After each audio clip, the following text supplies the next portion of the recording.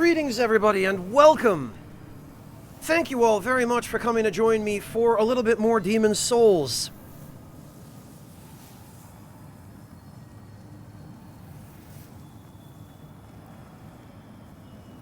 Yeah, Sam, Cyberpunk is frankly just not an investment I can justify making right now. Phone number, thank you so much for the resub. Welcome back. And welcome to everybody just joining us. 55 months phone number. I can't believe I've been streaming that long. I know I say that every time someone from way back in the day rolls in with like a 4.5 or 5 year resub, but it never ceases to impress me every time.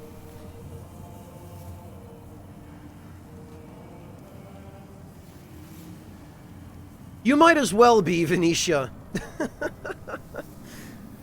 So, no, I was planning on playing Cyberpunk at launch, but after the things I've seen, and not only that, but after all the toxicity that has surrounded that game's launch, I kind of don't want anything to do with it until that stuff clears up and CD Projekt patches some of the major bugs.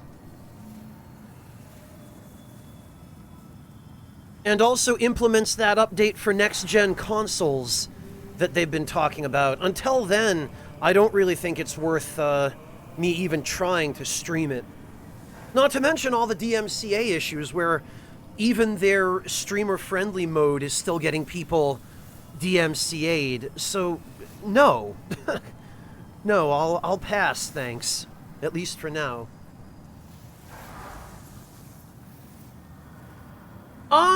You know, Tatsumi, I did look at Red Dead Redemption 2.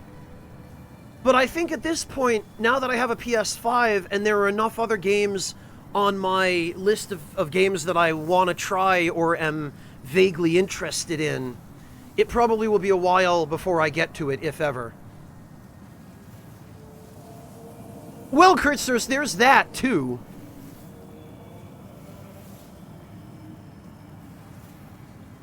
Yeah, Sam, the only problem is the people with the equipment to actually run that game well are essentially the ones who manage to get a 3080 or a 3090. And that's a very small subset of the people playing Cyberpunk 2077 right now. Well, yeah, Sam, they fixed those yesterday because those were lawsuit issues. Especially the epilepsy cutscenes. Like, that was litigation waiting to happen.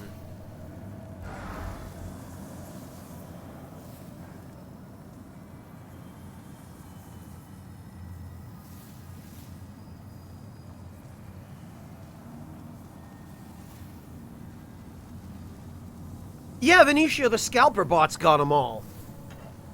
Which is what's been happening with the PS5s as well.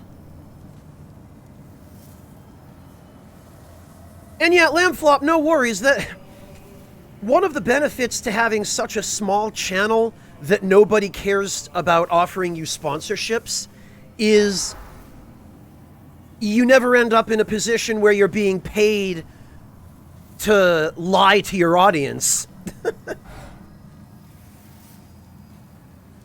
I mean, not that I would ever accept a sponsorship where I felt there were any expectation that I would lie to my viewers, because those of you who've been around for any length of time know me well enough to know that I probably am inclined to err in the opposite direction, where maybe I'm a little too honest sometimes about what I think.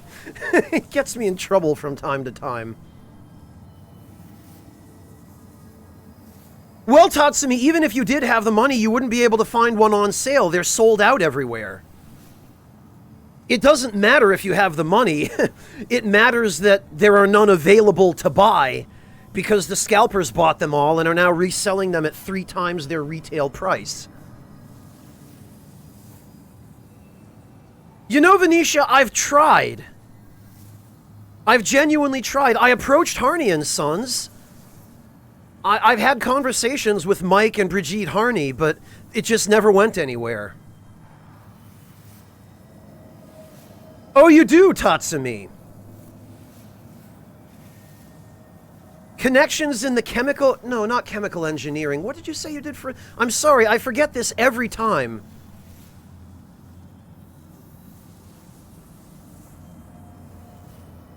But I know you don't work in a field where there'd be any way you'd have connections to someone selling a 3090.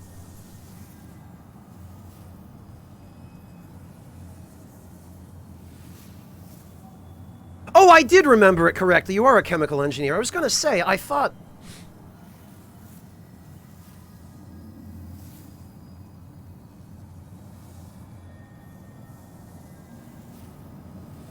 I see. Very curious then, Tatsumi. Oh, really, Lampflop? Can I ask what sort of place you work at? Yeah, Nix, the modern, like the 3000 series cards are pretty much impossible to get. Unless you're like Tatsumi and you have connections, I guess, but that's not most of us.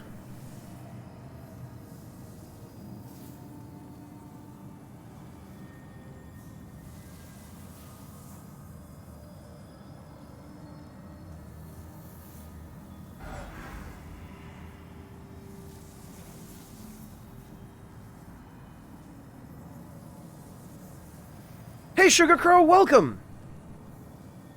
Oh, a breakfast place in Canada, Lampflop. I see.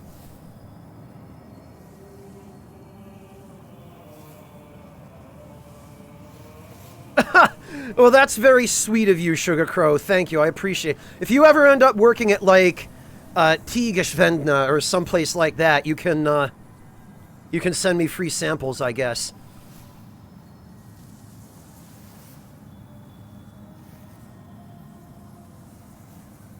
1200-ish USD.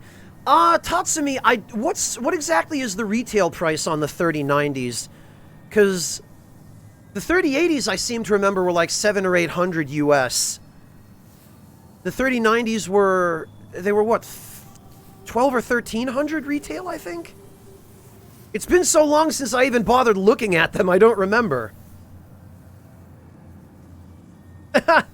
Hello, 8-Tracked. Welcome. I guess you must have found your way here from YouTube. Yeah, Lampflop, that's the scalpers at work. Well enough, thank you, Tea-Sipping Elf. How about yourself? How are you doing?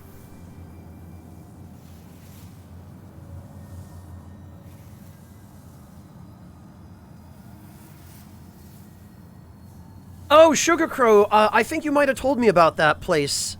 That's a small mom-and-pop tea store, isn't it? Like a one-off local business, I think, if I remember right. Venetia, I don't remember if you were here any of the times I told that story, but I guess you must not have been. Oh, yeah, Lampflop, that's Scalper Central. Hello, Souls at Zero, welcome. Yeah, Nix, I've got a 1080 Ti in my current PC, but even that's not enough to run Cyberpunk. Like, even a 1080 Ti would just catch fire and burn. Hero, thank you so much for the resub. Welcome back. And welcome once again to everybody just arriving. I hope you'll all forgive me for not diving into the gameplay right away, but for those who are new to the channel, chat interaction is generally my foremost priority, because without my community, I really would just be some guy sitting in his office playing video games alone. So, my community is of utmost importance to me, and, well, what can I say? You guys take priority, so we'll get to the gameplay soon, but I just want to make sure I've caught up with everyone.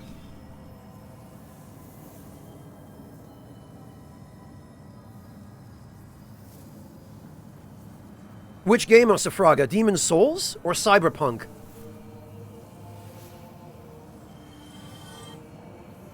No, Sam, that's what I meant about the next-gen update for Cyberpunk on, well, the current gen, the PS5. And Thalzamar, thank you so much for the 1,000 bits. I really appreciate that. Ah, don't worry about it, 8-Tracked. Life happens, believe me, I understand. I'm just glad you were able to find your way here. Thank you for dropping by. Yeah, Jack, you're not even able to manually choose the tags for your games anymore. You can add tags, but each game has its own pre-assigned tags. So for some reason, Twitch thinks Demon's Souls is horror. I think Dark Souls, for some reason, gets a Metroidvania tag from Twitch by default, which is pretty stupid. 8-Track, thank you so much for the sub. Welcome to the Ragtime Lounge. Hello, Soki. Welcome.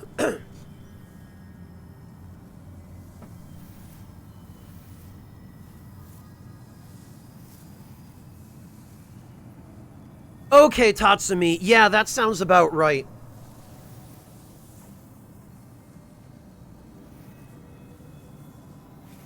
Yeah, I did add the cooking tag, Hiro, only because we always seem to end up, or I always seem to end up getting sidetracked talking about food. You guys know how it is.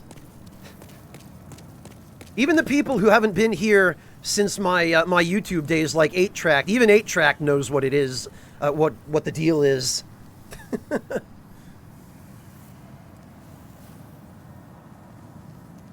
No, Log, it's not that Demon's Souls has anything to do with cooking. It's just that it ends up becoming a cooking stream because of the topics of discussion.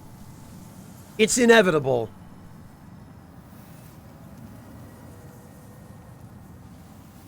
Well, that's kind of ironic, Samale, but it works, right?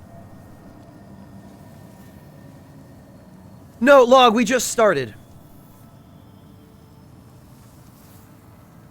Yeah, Sugar Crow, I always try to eat before the stream starts. I didn't have time to today, though, so sometime later I'll probably need to take a break to just eat something really quick. But fortunately, since I've already done my cooking for the week, I've got my meals already prepared, so when the time comes, I can just go heat something up and take some salad out of the refrigerator.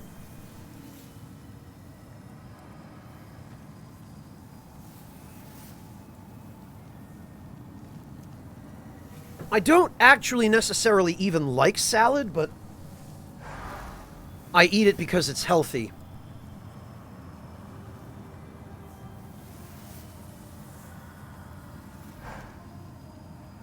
Bolitarian fried rice, Venetia. Now there's a recipe I'd be curious to try. I mean, I don't mind it, Sugar Crow. I just don't super love it, you know? It's not my favorite food. I just, you know, I eat some with every meal because I would like to live past the age of 50.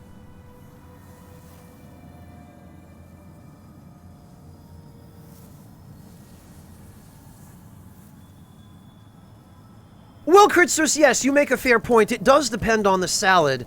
I am generally referring to just, you know, green salads. I think we still need... Well, we've got Latria and the Valley of Defilement left. There are certain kinds of salads I do like, but they're stretching the definition of salad. Like German-style potato salad, the kind that uses vinegar instead of mayonnaise. You know, that I enjoy. Or like a Japanese-style wakame salad, like the seaweed salad. Or, you know, those kinds of things. Those I like. But just standard green salads, they're just, I don't know, kind of boring to me. And I mean, I make my salad dressing at home. So I always make a really nice salad dressing to go with them. And that helps, but, you know. Hey, Ebawera! Yeah, Dan, I can appreciate that.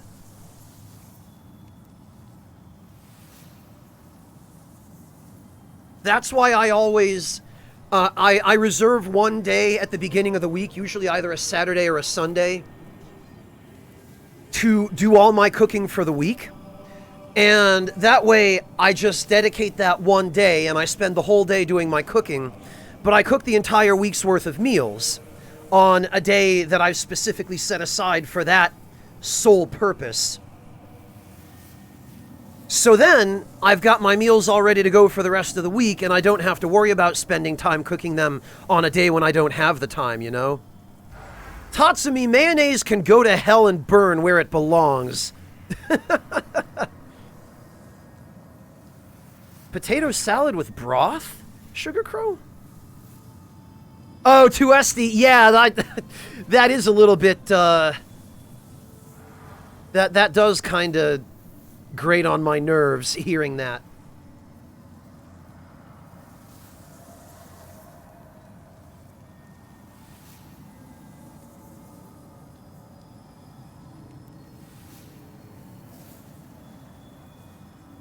Yeah, I used to call it that too, Mantis Man, until I found out that if I didn't start eating it, I probably wouldn't live to the age of 50, so...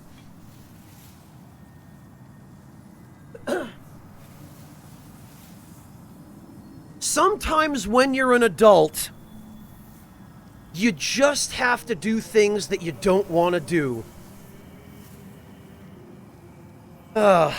Boy, I'm debating whether or not it's a good idea to tell the story of how I first learned that lesson. I probably shouldn't. It's kind of a crude story. Sugar Crow, what is this? What do we have here? M40 can confirm. Okay, thank you, Crooked Spiral. I'm glad it hasn't all been a waste then. Yeah, it might be a Bavarian thing, Sugar Crow. I've never heard of potato salad. Well, wait a minute. Oh, this is... Okay, you've just sent me a recipe. Oh, okay.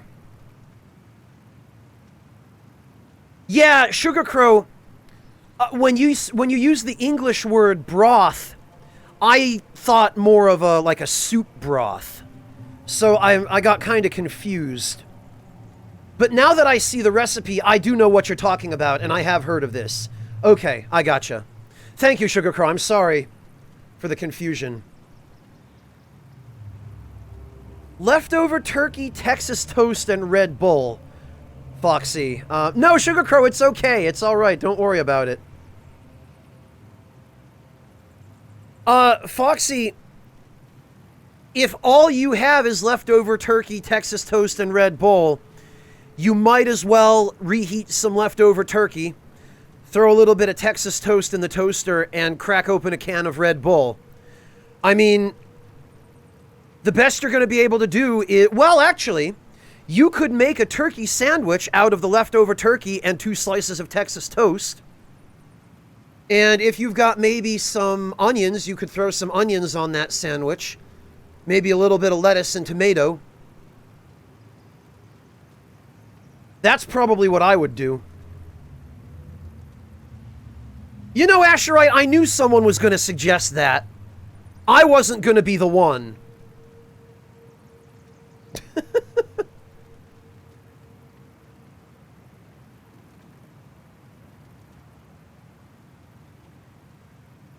Well, Mantis Man, I don't know if you're familiar with the comedian Gabriel Iglesias, also known as Fluffy. He had a bit in one of his routines where he essentially made the point, and I mean, he's a comedian, but it's a perfectly valid point that, well, if he doesn't go on a diet, he's probably not going to live as long as he could, but he has to make the choice between living longer eating stuff he hates eating, or living a shorter life but enjoying every meal. And, I mean, I guess that all boils down to a personal choice, doesn't it? Demon Times song, Asherite? I'm not sure I know that song. You'll have to forgive me.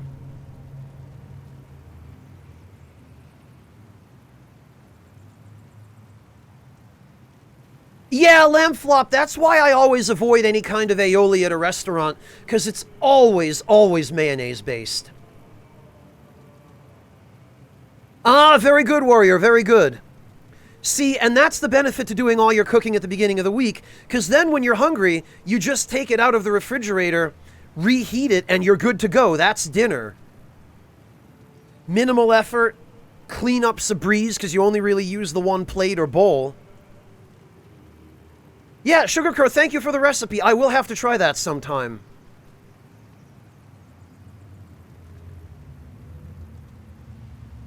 Yeah, Venetia, it's interesting that they never mention food in the lore for any of the different areas of Demon's Souls. But now that you mention it, it is interesting to think about what people eat or would have eaten in each area.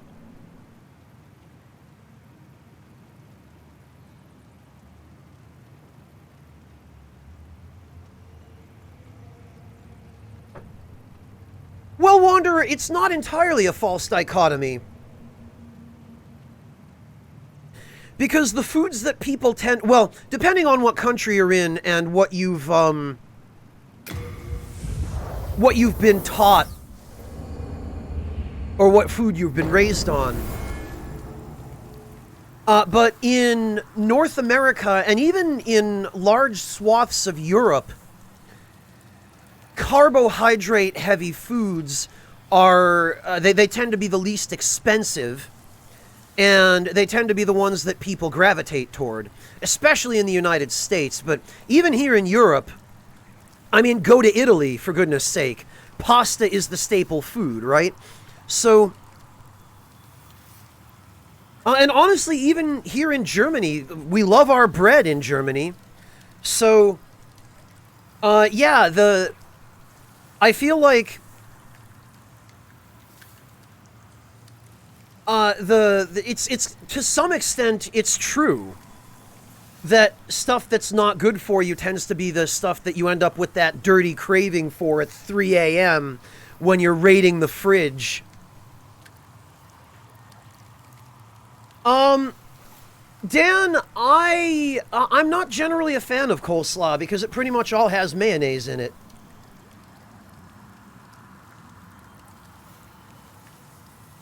Really, Sugar Crow? You're not a fan of bread? Well, don't worry. I won't tell anyone else.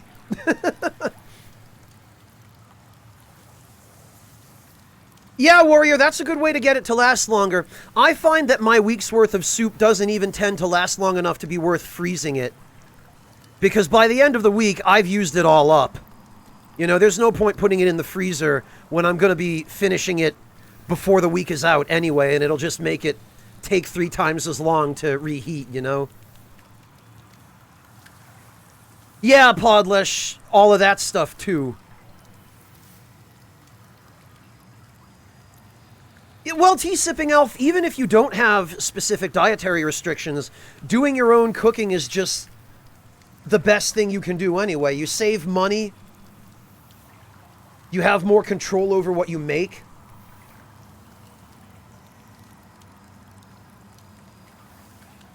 Oh, okay, Sugar Crow. Yeah, I've had stuff like this before.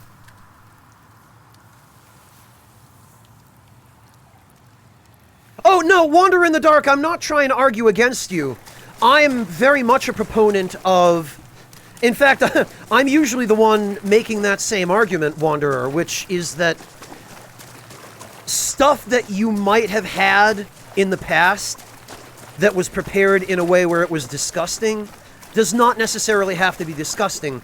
My big example of that is Brussels sprouts, right? Where I grew up in the 80s and the 90s, where my parents, anytime they would cook vegetables, they would make them as bland and mushy as possible. Like Brussels sprouts, asparagus, green beans, didn't matter what it would get steamed or boiled until it was basically mush. No seasoning, no flavor, nothing.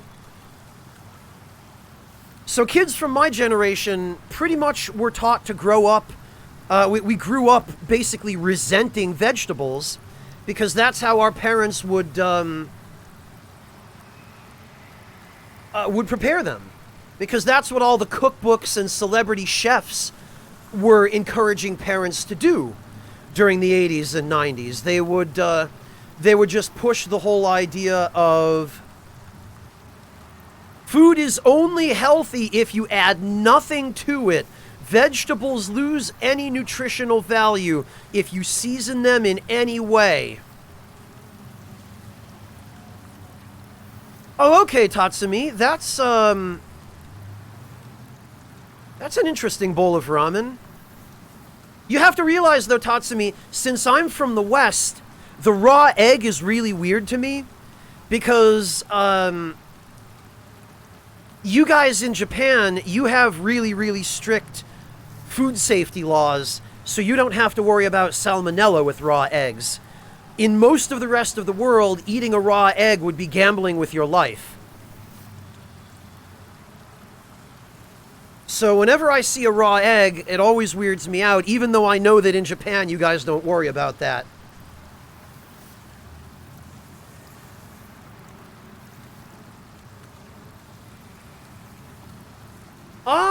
I don't know that for a fact, Wanderer in the Dark, but it'd be pretty neat if that were the case. Oh, Ebawera, no. No. Well, yeah, exactly, Log. That's just it, is preparation is well, preparation is probably 50% of it. Well, I guess that varies, but preparation and the quality of ingredients together are everything, I will say that.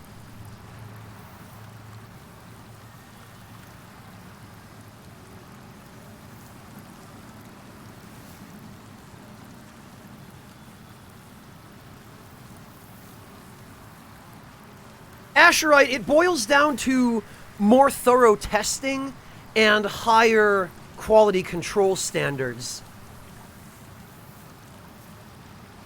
And also geographical isolation.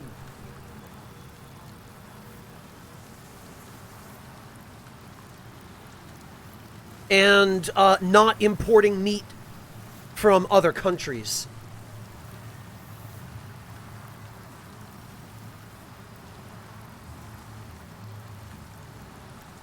Oh, okay, Wanderer. Well, that would explain why they're called Brussels sprouts.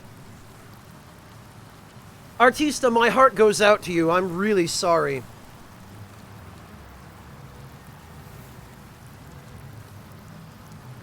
You take samples, Asherite. From a particular farm. It's like batch testing in other industrial food applications.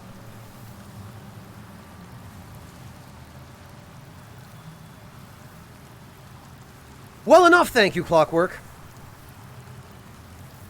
Yeah, karyotic, and that's really what it boils down to, is it's all about how you prepare it. Oh, and I need to switch over to the Dragon Longsword for this.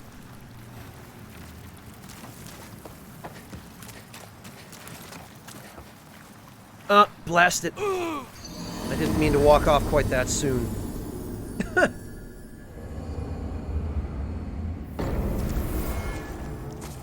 Yeah, Asherite, and we're talking about Japan here, not Korea. Oh, Venetia, I have avoided the Chalice dungeons so much. I hate them so much, I don't even think I could tell you what the ingredients for them are anymore.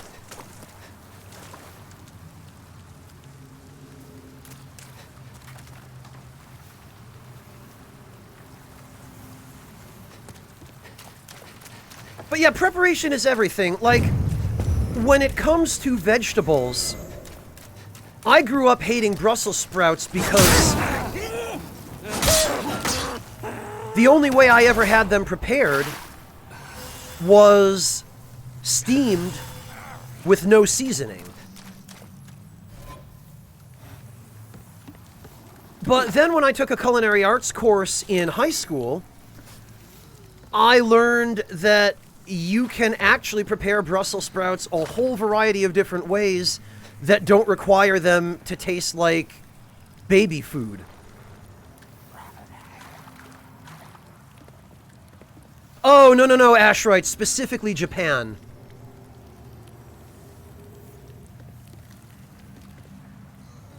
Alright, so there are 3 paths through this area.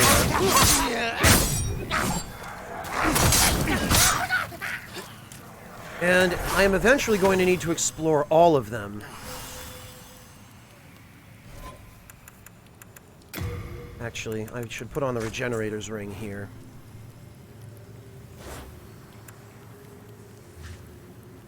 Wait a minute. Did they change the names of the,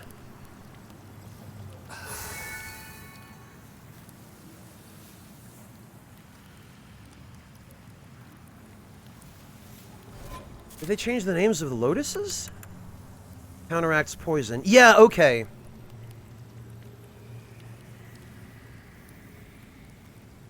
They did. This used to be, this used to be a soldier's lotus, I think.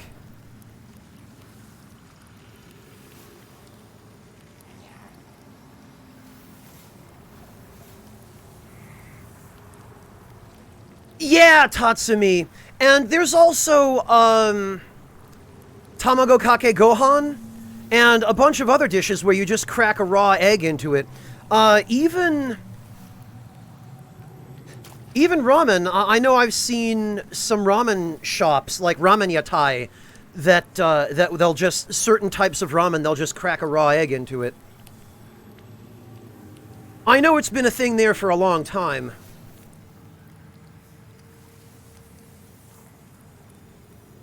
Well, Log, if you're going to do the Chalice dungeons, you're better off just using the False Depth dungeons.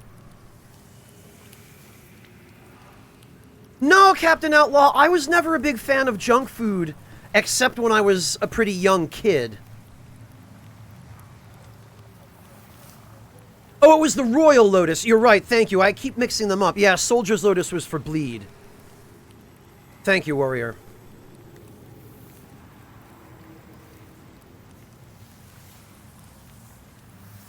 Yeah, Asherite, you kinda, in North America anyway, and even in Europe, I don't think I'd feel safe eating a raw egg. You do have to cook it at least a little.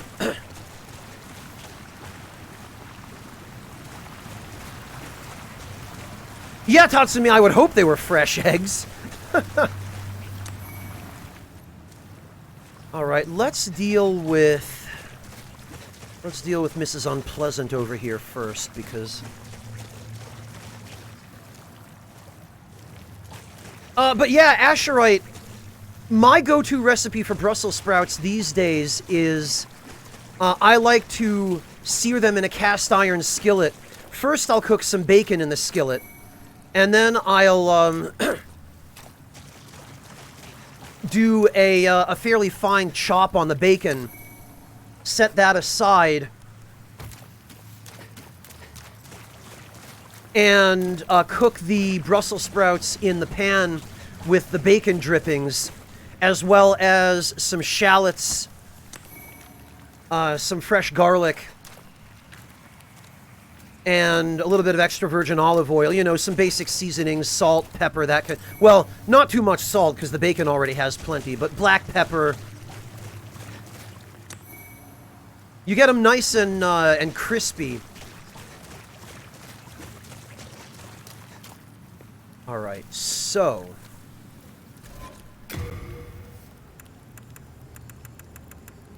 Oh, did I put back the Storm Ruler? Damn it. I guess I did. Alright, so Crazy Lady over there, we do have a way of dealing with her. Orthodox, Venetia? What do you mean, orthodox? Whoops, Clever Rat's Ring.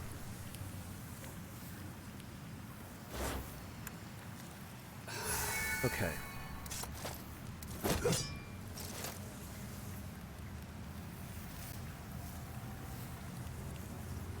Well, Captain Outlaw, usually what I like to do is I will make a balsamic reduction, and I'll drizzle that over the top after they're done cooking.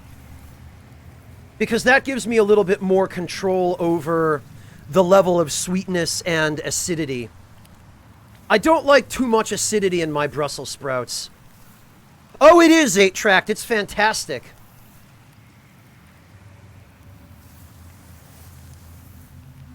Yeah, Mantis Man, but with carbonara, you're at least getting a little bit of heat, and yeah, I guess that's a fair point. Oh, Venetia, you mean Orthodox Jew? No, I'm not a practicing Jew at all. I am Jewish ethnically, but I do not practice. Oh, they gave the That's interesting. They gave the Morian Blade and the Clever Rat's ring... they gave them a red aura, more like the red Tearstone ring from Dark Souls. That's interesting.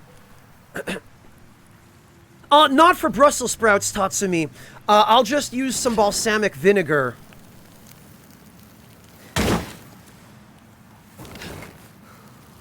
Go.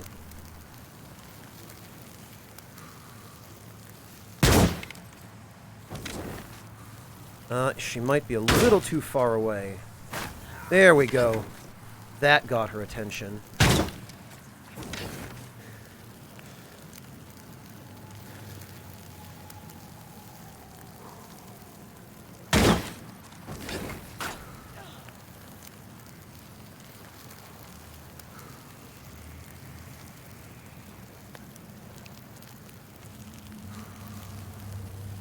She patrols between these three groups of islands, so...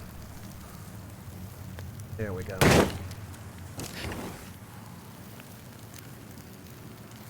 Since I have the Thief Ring on, it should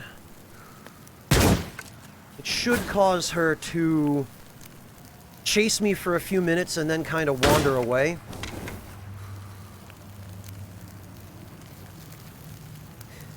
I would be using Rotten Arrows here, but she's immune to poison. Very good, Dan. Very good.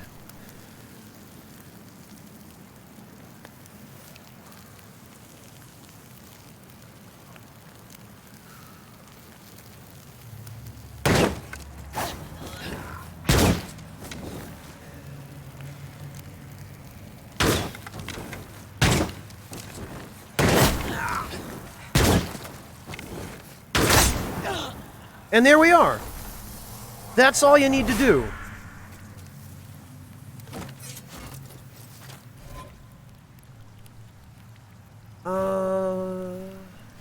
Right, I need to put this back on. Hey, Sagari, welcome! Yeah, Venetia, it is quite dark here. Renosoft, that's hyper mode at work.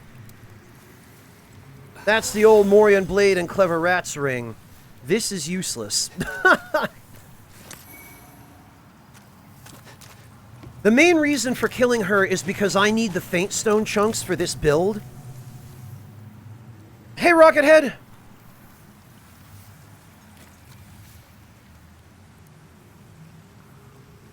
Oh, hey, Monotone! Monotone, if you want to post pictures of that schnoofy boy who just joined your family, if you want to throw a few of those in chat, you go right ahead.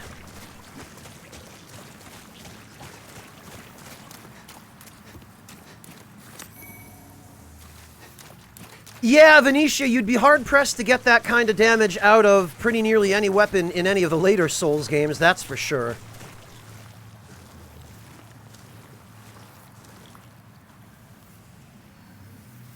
Oh no, Sagari, I'm sorry to hear that. Yeah, those are the kinds of things where you gotta act fast. Which is unfortunate, because it capitalizes on the fear of getting left out, or left behind.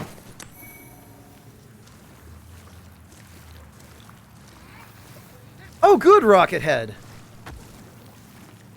Well, hey, that's a start, right? That's progress.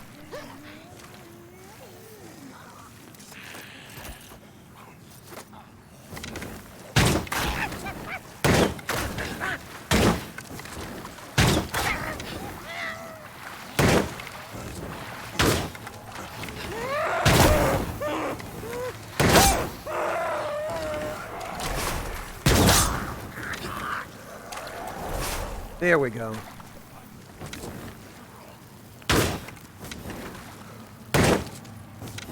What the? Come on.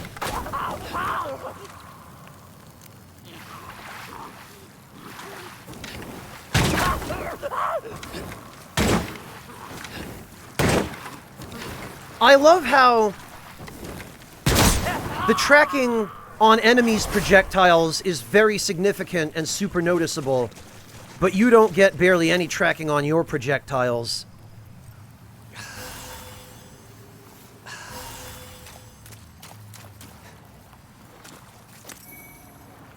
Actually...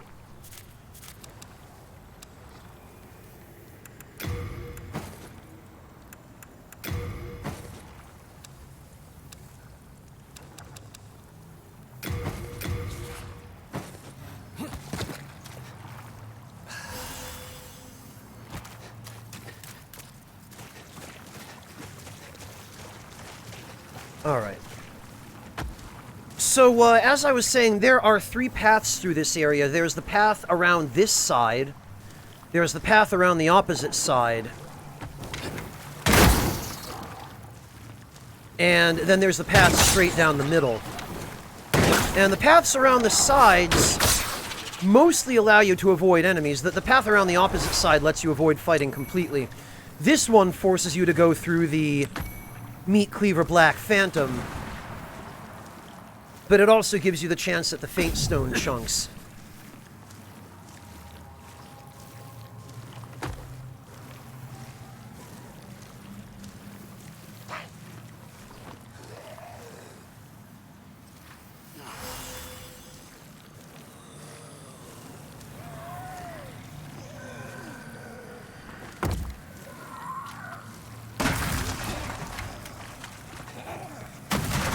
Ah.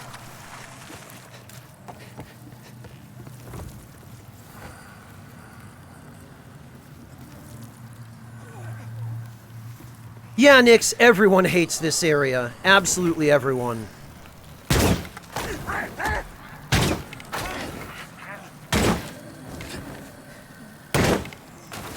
Oh, come on.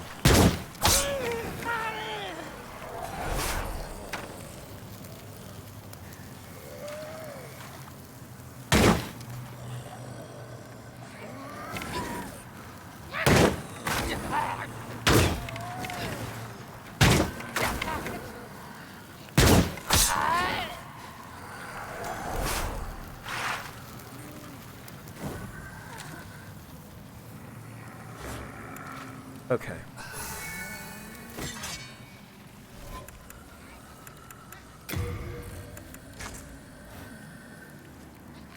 So...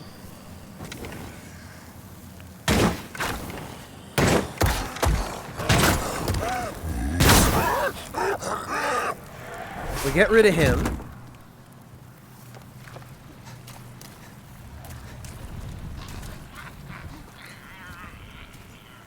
We get rid of anybody else. Okay, Mantis Man, have a good one.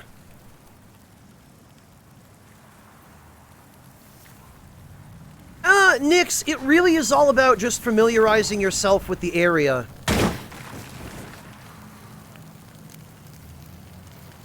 I've played this game so much, I know the layouts of these places like the back of my hand, so I don't get lost anymore. Although I do, when I'm streaming, tend to get distracted and forget where I am or which way I'm supposed to be going, but...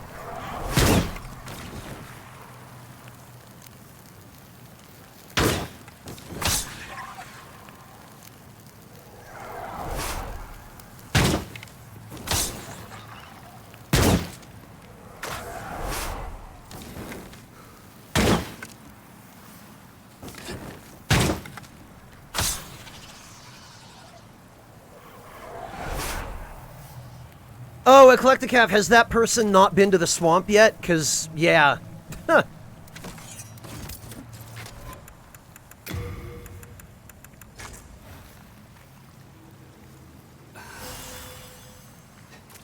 They didn't in the original Venetia. Whether or not that's still the case, I don't know.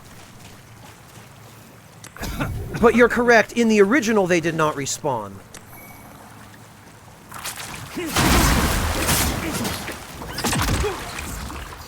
Well, that was my own fault. They do seem to be a little bit more aggressive here. They definitely start attacking a little bit sooner.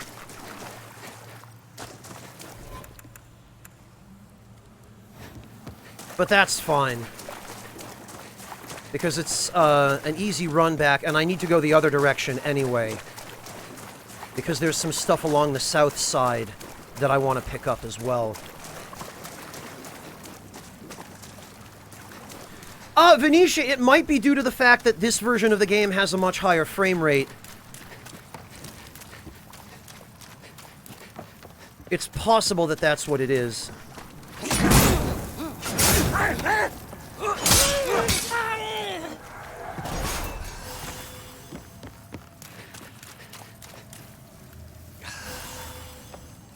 I definitely want to drop down here, because I do not want to scare away that crystal lizard.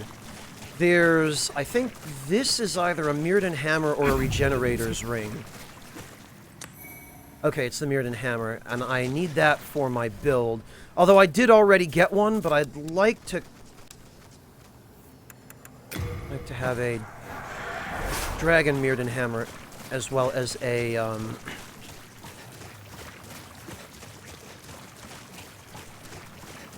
blessed one. That's the regenerator's ring, which I already have, so I don't need a second one. Oh, okay, Eclecticaf. Yeah, I mean, the biggest problem people seem to have with Latria is that it's so easy to get lost there.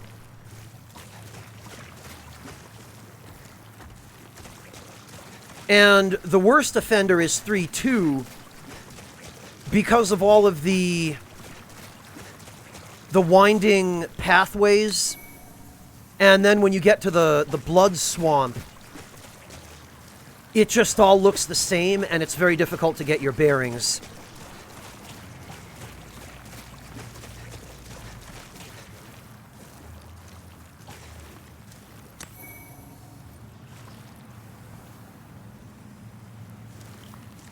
Really chaotic.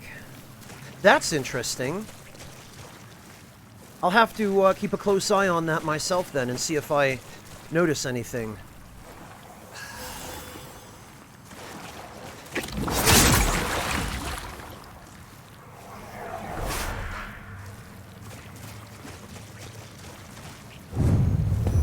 Alright, we'll grab that.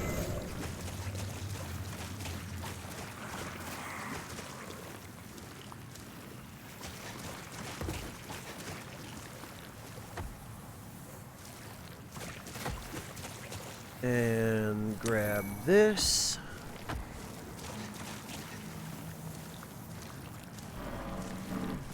Venetia, are you talking about the fact that you're no longer allowed to trade rings in online mode? Because I did hear about that. Somebody did mention it to me. And yeah, I think that's really stupid. There's no reason for them to block you from trading rings. Absolutely none.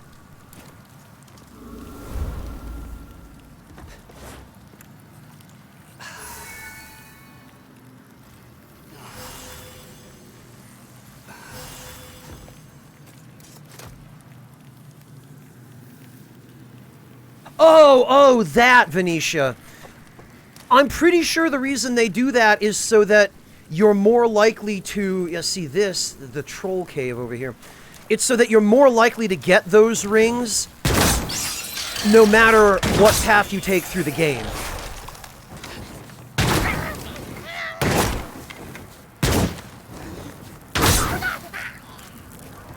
And yeah, Monotone Flame Toss works really well here. If you've gone to Stonefang first and gotten Fireball from the Dragon God's Soul, if you've had Sage Frey teach you that, then that works really well too.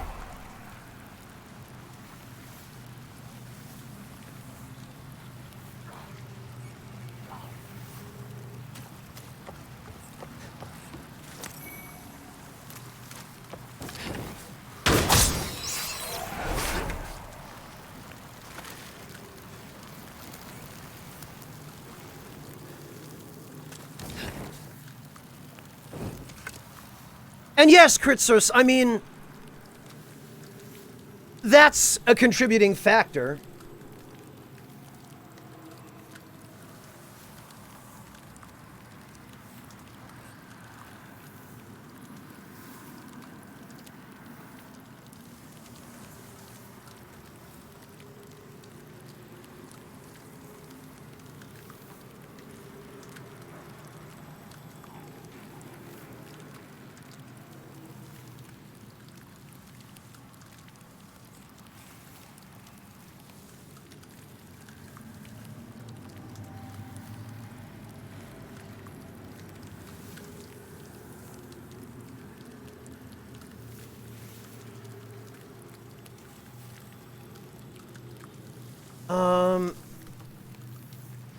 You did kill the armor spider. Okay, Monotone.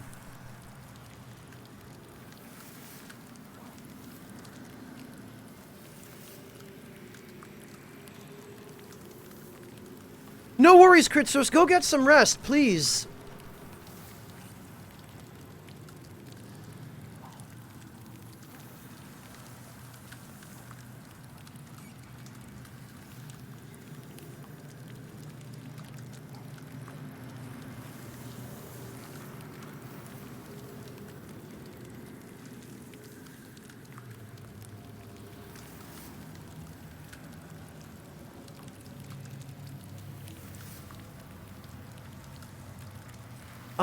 Is the adjudicator... I'm sorry, I'm trying to catch up on chat here, guys.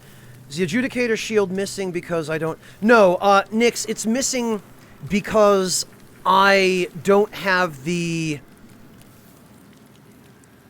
extra item burden for it. I need to carry all these arrows. What is this, Monotone? Let's see. Hello, Eben! How are you doing? It's been a while.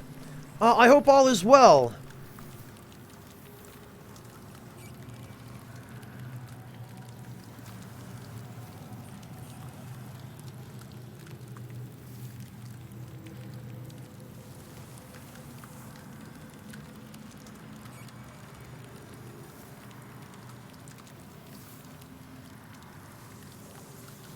Monotone, this is... Oh!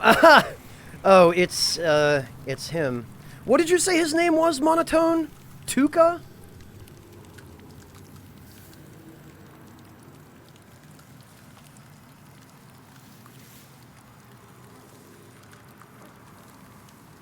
And yeah, Eben, I've been alright, thank you. I hope you've been okay, too. I hope you've been staying safe and well and all of that. And Nightshade, thank you so much for the resub. Welcome back.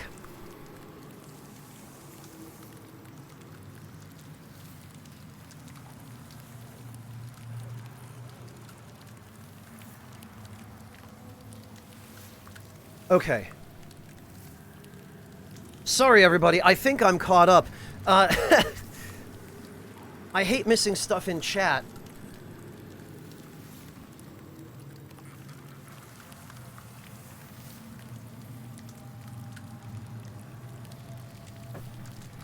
And now I need a little bit of tea, since we're, kind of sandbagged. Anyway, although, frankly, I'm surprised none of the 8,000 depraved ones in that cave have decided to start chasing me yet.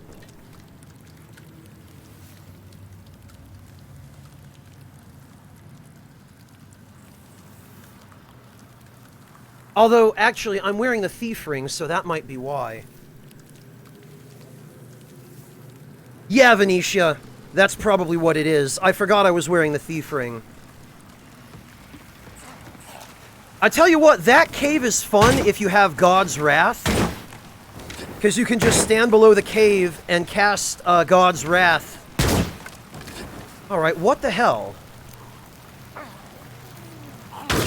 Why is Lock-On having so much trouble?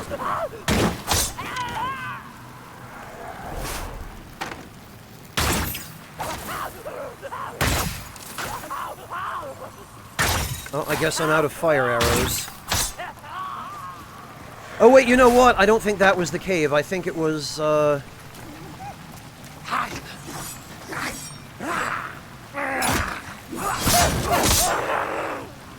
think it was up here. Yeah, there it is. It's this cave. It's the one that all this poo is coming out of. You can see dudes in there.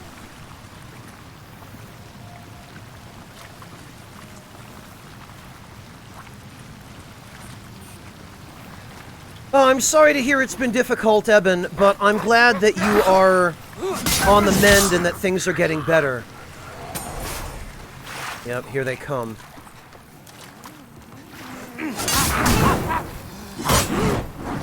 I was afraid of that. Yeah, Monotone, it didn't used to be literally oozing sewage, but...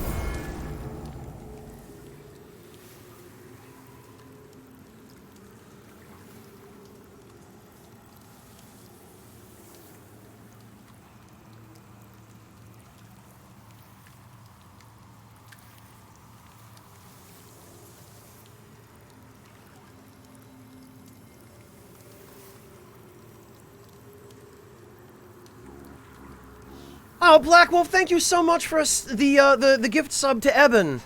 I really appreciate that.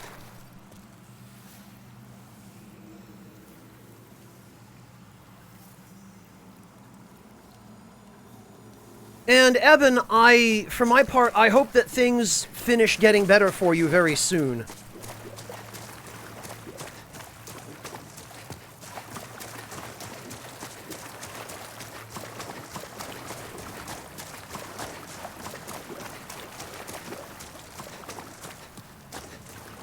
I haven't heard anybody go quite that far yet, Monotone.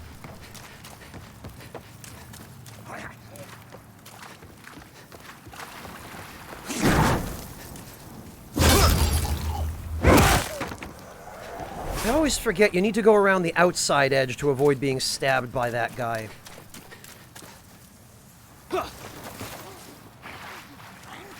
Alright.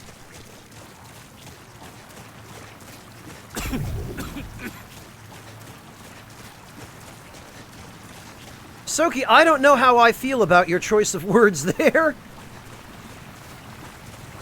But then again, it's certainly true that they've put quite a lot of graphical detail into the poo waterfall.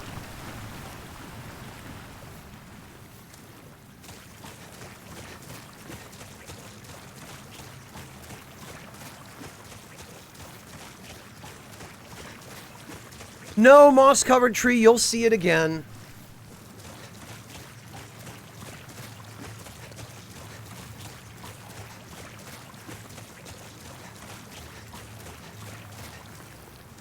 You know, it's true, though. I probably should go back and get the Adjudicator's shield, because that would totally nullify the poison. If I die again, maybe I'll do that.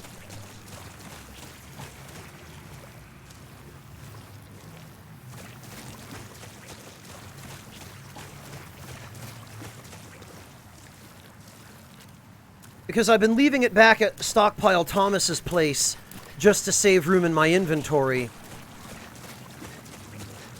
But I also keep forgetting that in the remake they've done the nice little quality of life change where you can just send stuff straight back to storage as soon as you find it.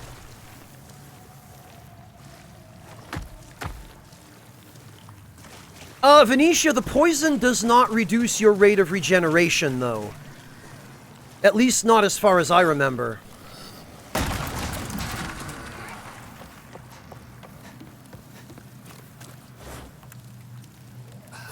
It reduces the effects of grass, but I believe that with the Regenerator's Ring and a partially upgraded Adjudicator's Shield, you can counteract the poison.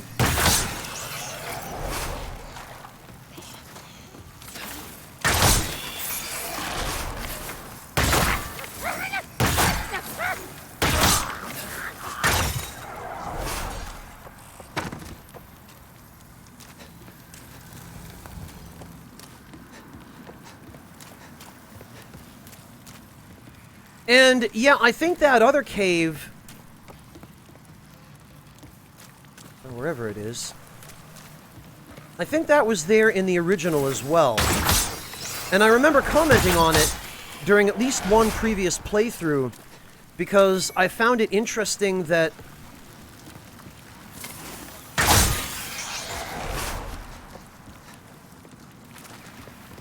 that it was a thing, you know, that there'd be that other cave where maybe they were planning on doing the same thing, on having two caves where enemies would just continuously spew out of them.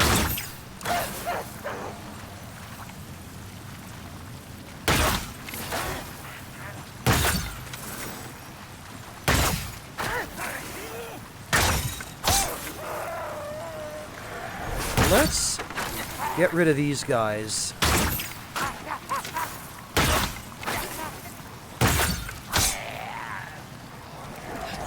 I see the Thief's Ring still screws with their AI just as much as ever. Yeah, man, that sure is a poo waterfall. Will they add the Moonlight Greatsword to Elden Ring? MRE player, there's a pretty high likelihood that they will. Because they seem to add it to all of their games. Actually, what am I doing sticking around here? This is foolish. I should leave.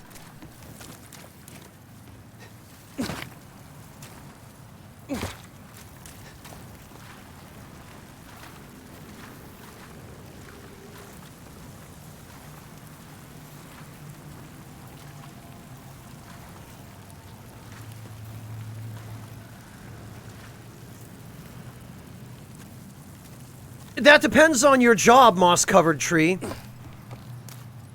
I guess if you're a sanitation worker, it's just another day, but...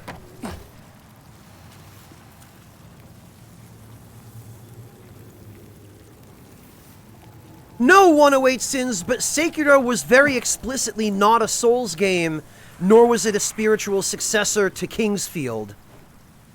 Sekiro, if anything, was a successor... or a nod, at least, to Tenchu.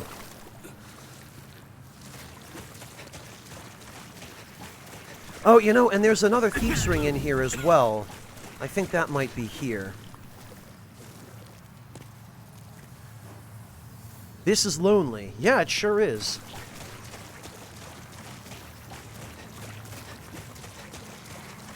And I think somewhere over this way...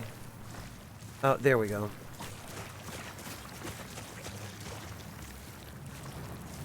Actually, this is where the Thief's Ring is. Because this is Selin Vinland's little spot. She hangs out here, yeah, in Pure White or Pure Black World Tendency. This, I think... Oh no, the Dull Gold Armor is somewhere else. This, I think, is, yeah, Dark Moongrass.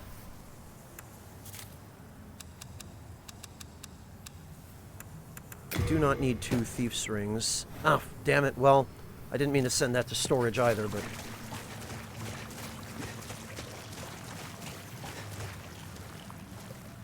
Well, Katamai, but Elden Ring is going to be, as far as we know, more like a Souls game, based on what they seem to have suggested.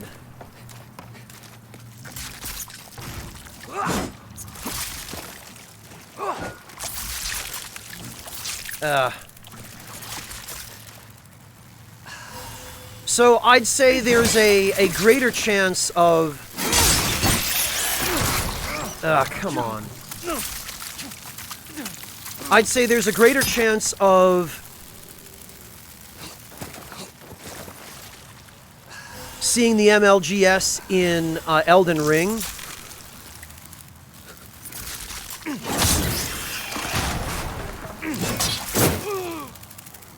Than there is, or than there would have been of seeing it in Sekiro.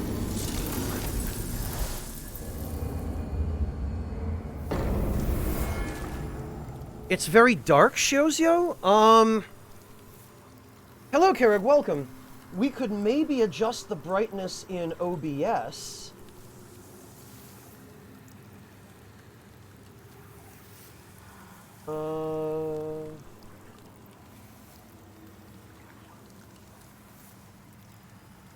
Alright, hang on.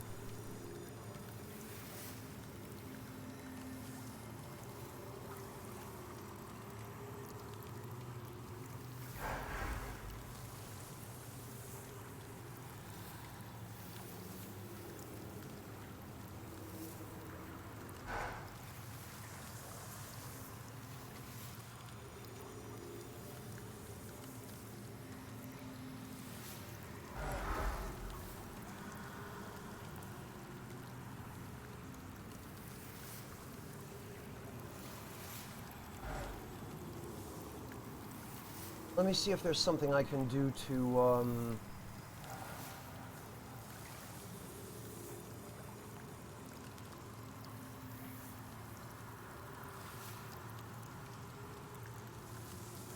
to adjust that.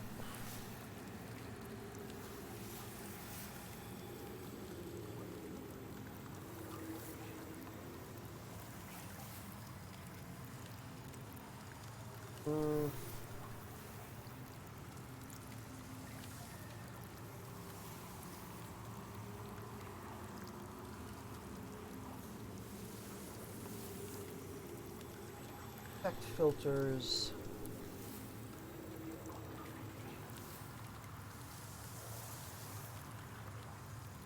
What, color correction maybe?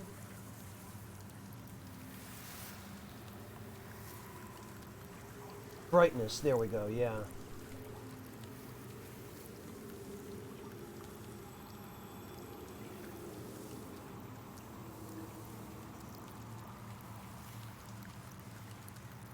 All right, how's this? Does that make it any...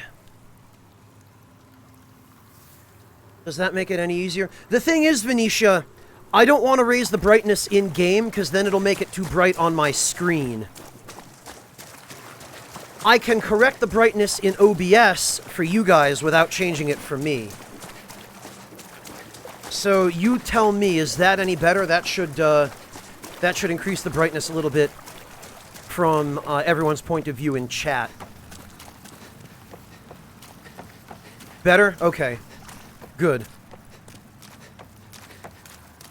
That's the problem with all of this is... damn it.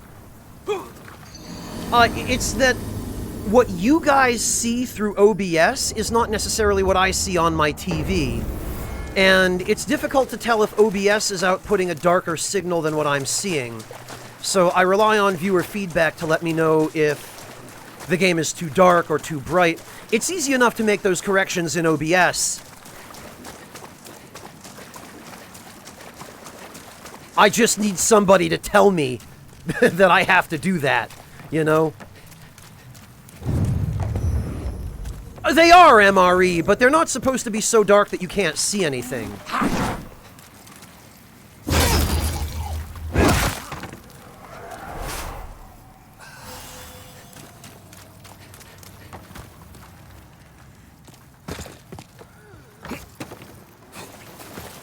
Oh, do you know, I think I said I was going to go back and get the Adjudicator's shield.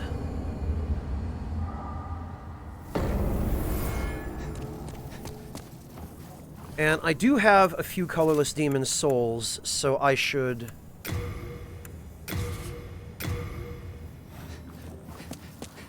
go upgrade it with those. Hello again. I'm keeping a close watch.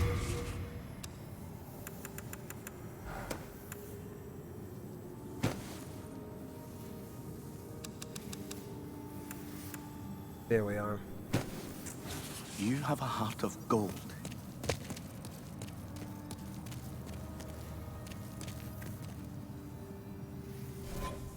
Okay, Venetia. Yeah, that goes back to a complaint that somebody voiced in chat yesterday, where Bluepoint does not seem to have done an entirely good job balancing stuff like the audio mixing or the light levels and some of the other aesthetic stuff. Hello, some guy. Welcome.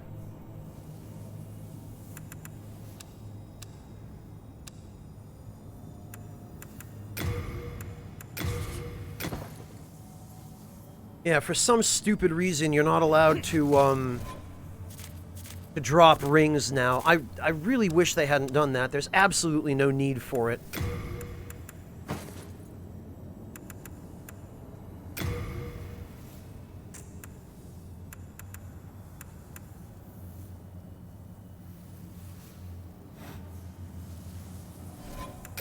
All right.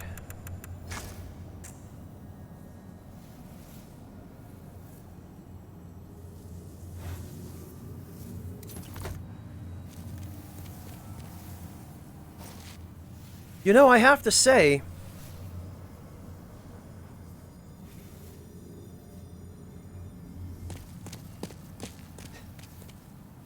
I do appreciate the level of detail that went into the Adjudicator's shield.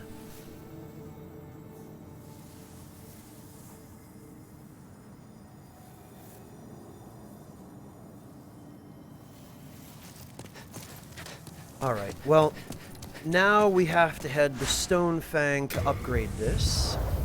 Hey, Shersha, welcome!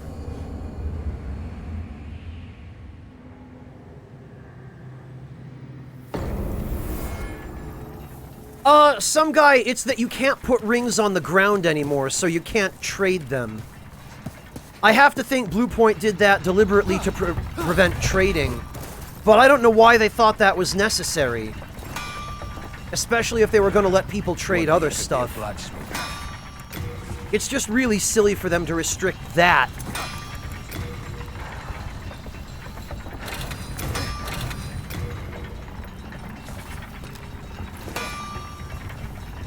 Okay,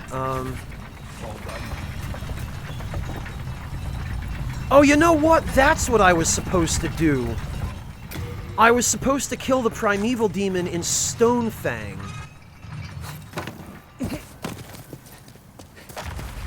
Because that would have been our third colorless demon's soul. That's what I was supposed to do before we went to the Valley of Defilement. Wow, Shersha, congrats! I hope you have a really powerful PC for Cyberpunk, though, Shersha.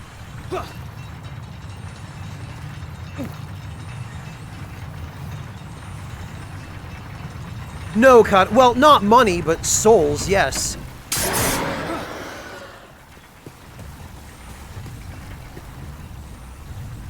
Look at this fat turd. Get out of here. They certainly did succeed in making these things more gross.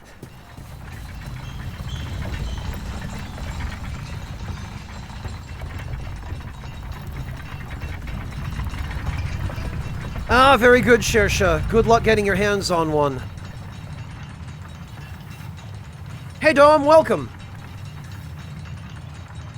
No, Venetia, that's the next order of business. I'm gonna have to get it before I leave Stonefang, because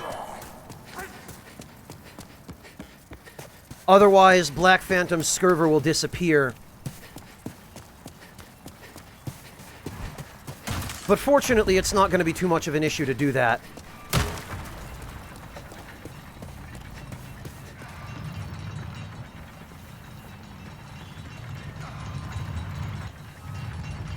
No, Katamai, it applies to every version of the game.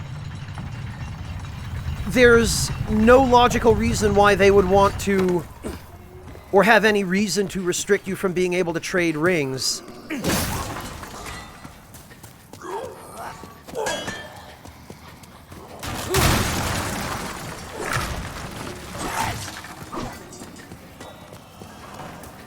Alright, these idiots we can just run past. Because we've cleared all this out now. Mr. Tsar, they've always been guaranteed to drop colorless demon souls.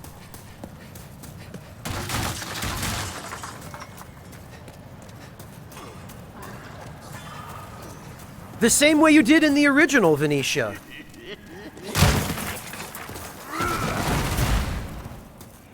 And frankly, Venetia, I think that the...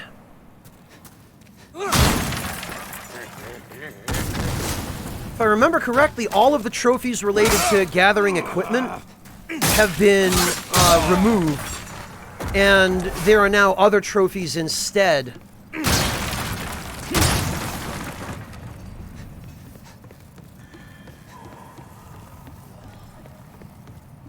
Oh, no, Katamai, there aren't.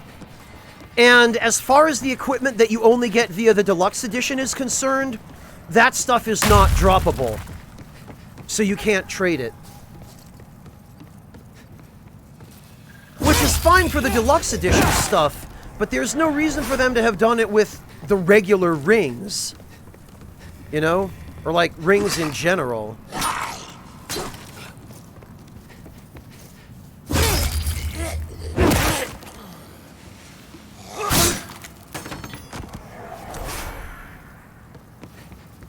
Alright.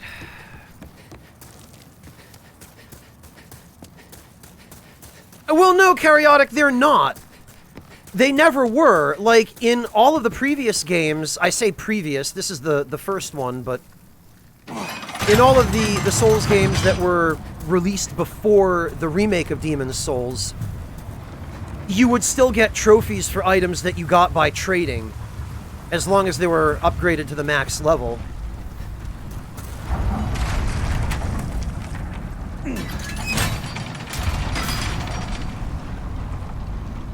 Samale, it's just because they made such an ambitious game, and they were probably developing it on super roided out PCs. In fact, they were certainly developing it on roided out PCs. Samale, they didn't develop that game with the realistic average end user in mind. They developed it so that it would run optimally on juiced up PCs. A lot of developers do that, Samale. That's just a thing they do. Hello, Wintermute. Welcome.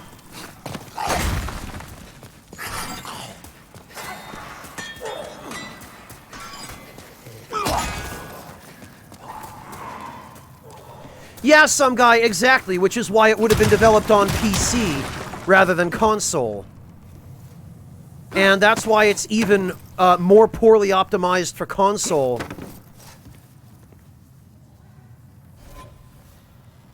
Alright, now... You know, I should have brought the Storm Ruler. But I guess headbutts will do.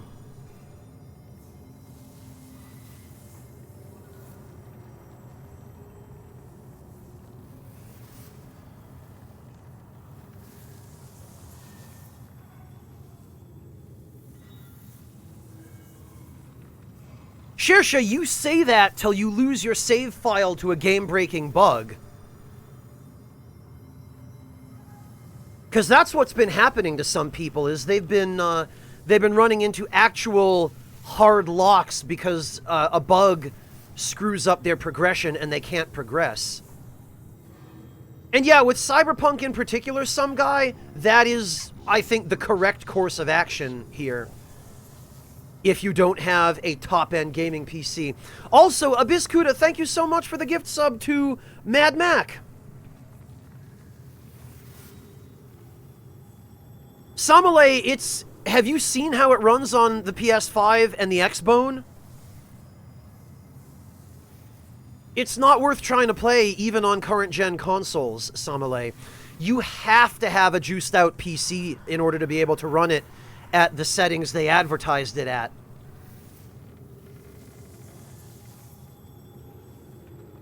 Like, that game looks like garbage on the PS5 and the Xbone.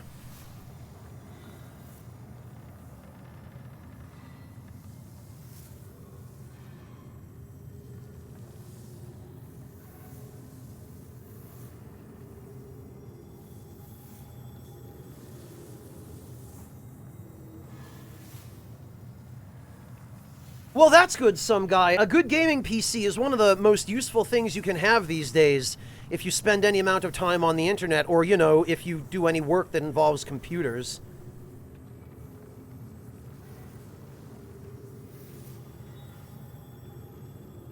That's correct, Shironori. So what ends up happening is, if you're playing Cyberpunk on the PS5 or the Xbox One X, you're essentially playing the PS4 version.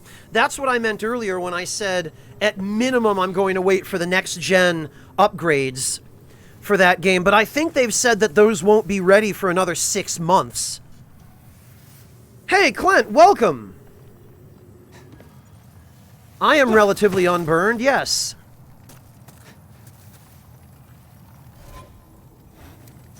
Alright, Scurver. Ah.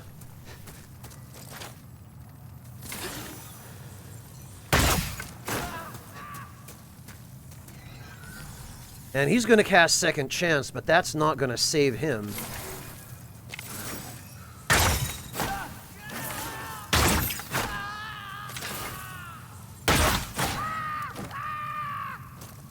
Come on, then.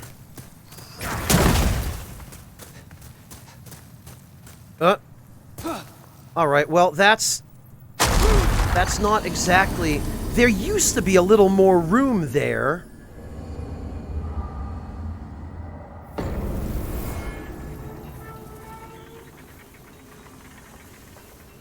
Yeah, Samale, that's... Oh, you know, it checkpointed me here?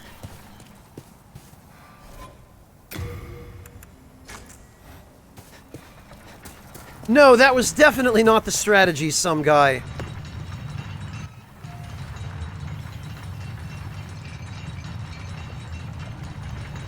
Well, Shersha, the game might be good once it actually runs correctly and doesn't experience game-breaking bugs, but they've clearly got some work to do on it before it gets to that point.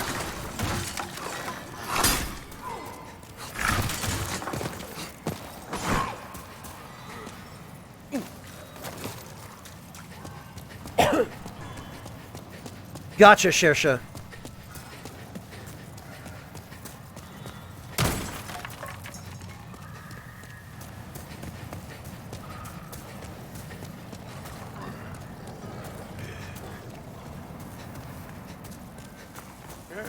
Yes, Amelie, and the whole crunch culture thing, I'm not happy about either.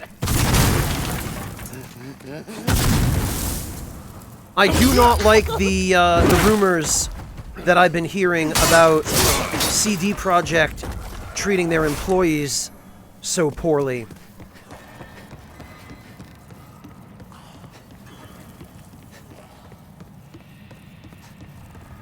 Well, Clint, I get the sense that this was even more buggy than Skyrim. I mean, the game that I hear Cyberpunk being compared to now is Fallout 76. And that's a bad sign. Because prior to Fallout 76, you only used to hear about bugs on that level from Bethesda games. Or else, you know, early access, indie, vaporware pieces of crap.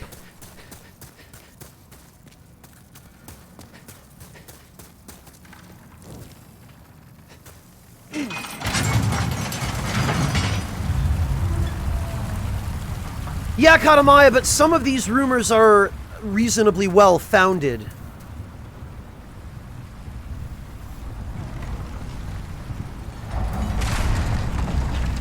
Clint, they mean Lance McDonald. He's a, well, I'll just...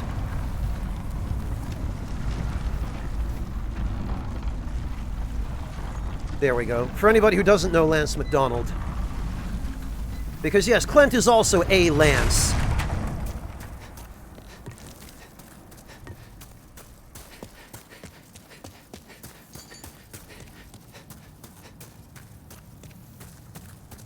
Oh, fair enough, Clint. Fair enough. Alright, I guess you have to actually examine the Archstone in order to set your respawn point here. It used to be that you would just default to the most recent Archstone that you passed. I guess we'll have a chance to test it now.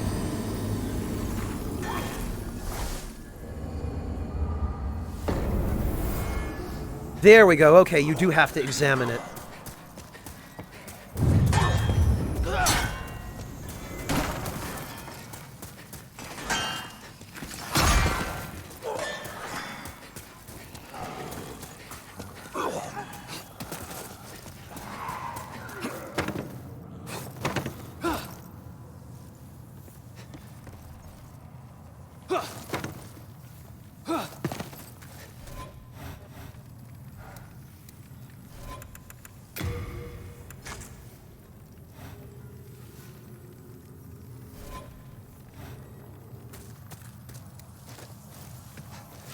Okay.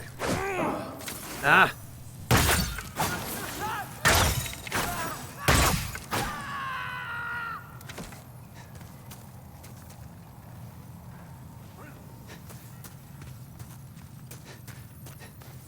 God, I hate this camera.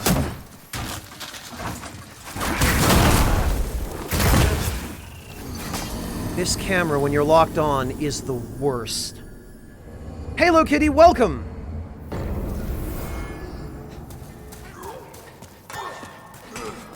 And it looks like there's now a delay on casting Fireball, which is why I got killed there. That's,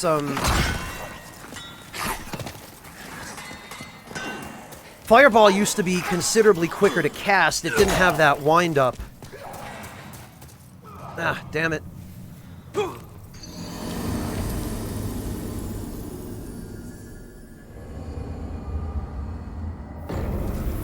Yeah, the screams definitely make it feel more like you're fighting something that's actually alive.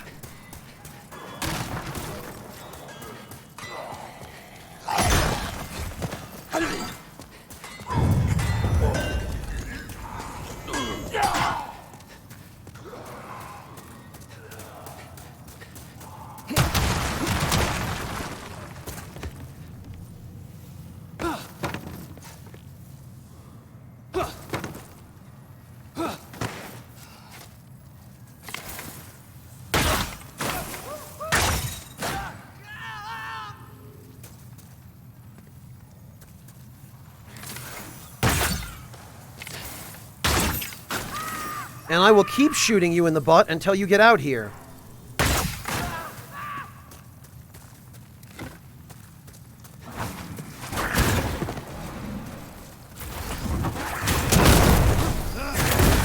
Well, I thought the wall was going to block that, but apparently not. Used to be that it would. So there are definitely some changes in this version resulting from different environmental collision. Because you used to be able to hug the wall there and his fireball would just collide with the wall. But I guess that's no longer the case.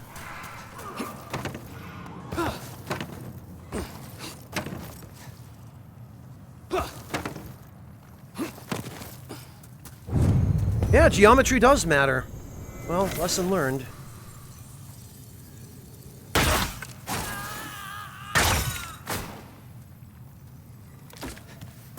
Alright, come on.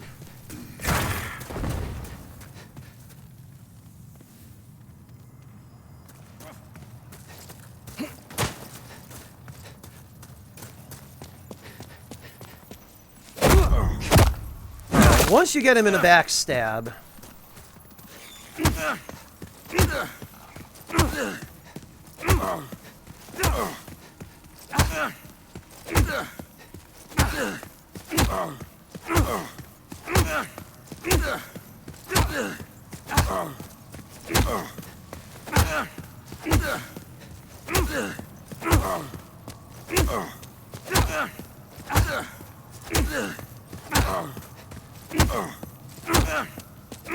Have a nice trip.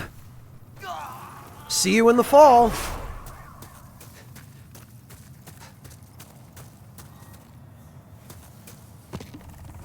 Now, I believe he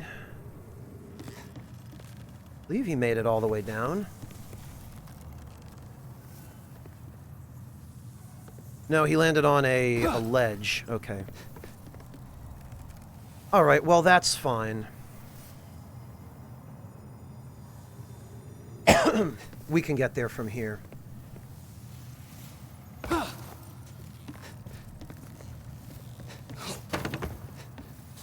And there's the Talisman of Beasts. So that's the strat for Black Phantom Scurver. It doesn't matter what level you are. It doesn't matter, you know, what equipment you have. Literally all you need to do is headbutt him off the edge. Hello, Jeruzik. Good morning to you as well. Dim sum. Oh, I'm jealous.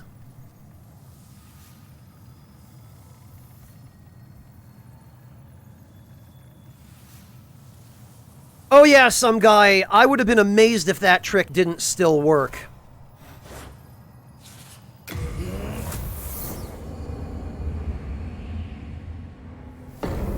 Jeruzik, no, I don't think so, because there are some things I like better about the original. There are some changes they've made in the remake that I'm not terribly fond of. I can forge weapons for you. Do come back alive.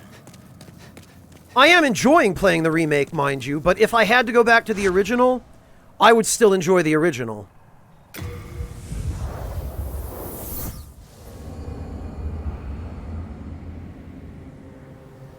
No, Venetia, probably not. There's no specific lore-related reason why he would have it.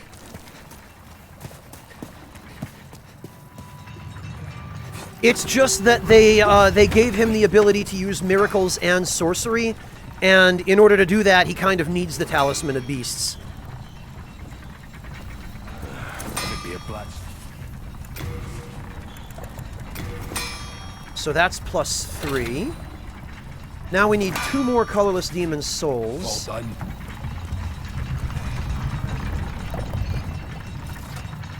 And we've got the Valley of Defilement and Boletaria left, so...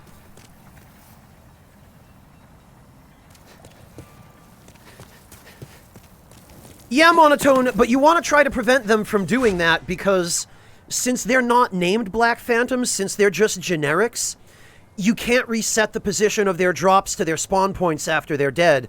So if they fall into the pit, you lose the stuff they drop permanently. Ragnarok, thank you so much for the resub. Welcome back. And yes, I did get my PS5. Well, Jeruzik, if the frame rate in the original is a concern to you, you can emulate it now. RPCS 3 will enable you to run the original Demon's Souls at 1080p 60. If your PC can support that, anyway. So, if you want, you can get the best of both worlds and just run the original game via RPCS 3.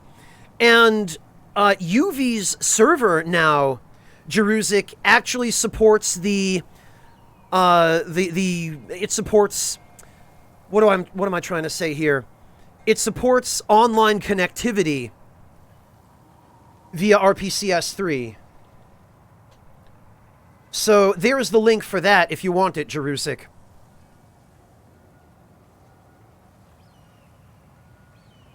Thank you, Ragnarok. Believe me, so am I.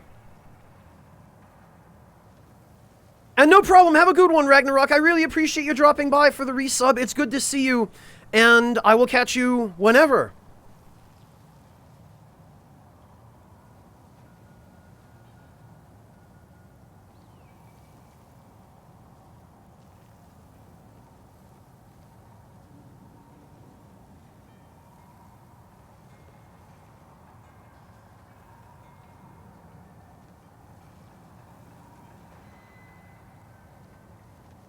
Okay.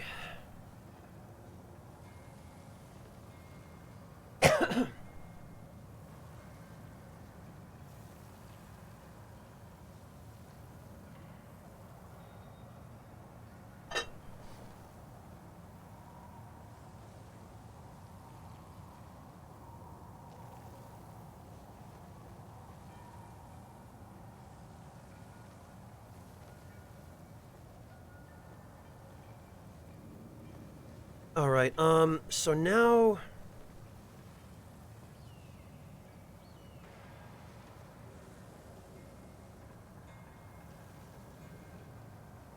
Venetia, those numbers are a little bit skewed, though. Because most people don't know about UV's server. And it tends only to be veterans of the series, well, veterans of Demon's Souls, specifically, who are actually still using it.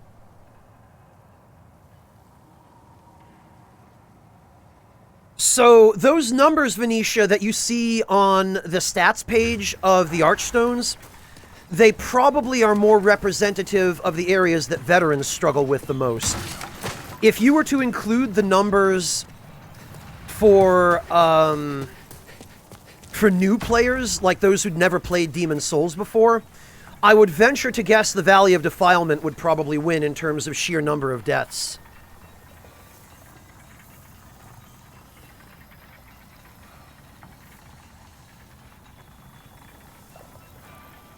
Oh no, not at all, Jeruzik. I don't think you've shot yourself in the foot at all.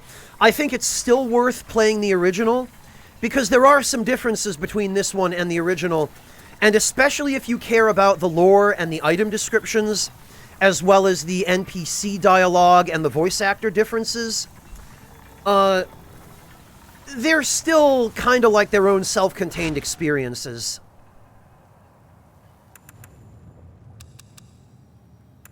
Okay,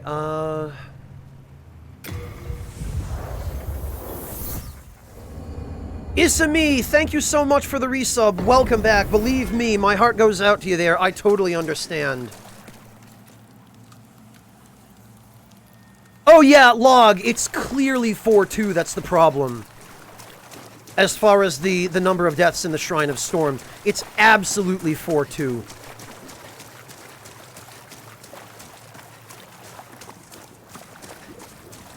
Oh, you know what, Zarek? That's a good point. Or even farming death runs that are just farming the Reapers or the Black Phantom Gold Skeletons in Pure Black World Tendency. You're right, Zarek. Venetia, that's a good point. A lot of the deaths in the Shrine of Storms are probably intentional from farming.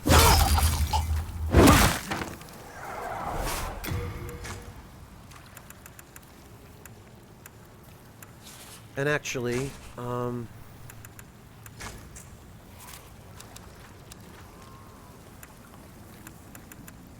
that can go back.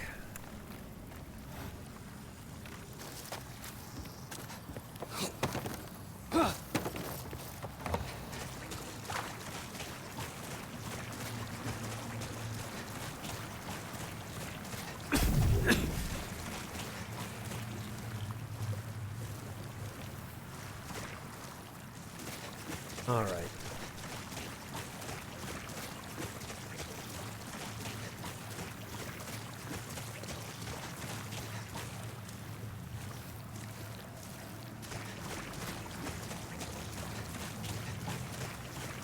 In some ways, it's kind of unfortunate that this is such an uneventful slog if you take this path, but in other ways, it's kind of nice that it is, so you don't have to deal with so much headache every time you want to go through here.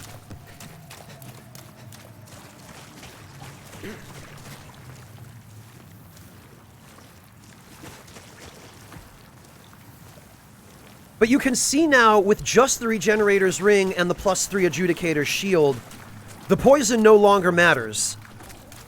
My regeneration is outpacing the poison.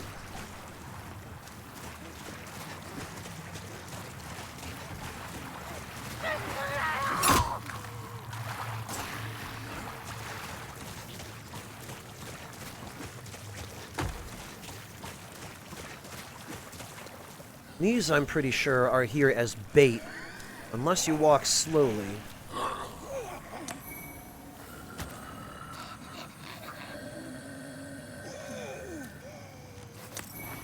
Yep, okay, we're good.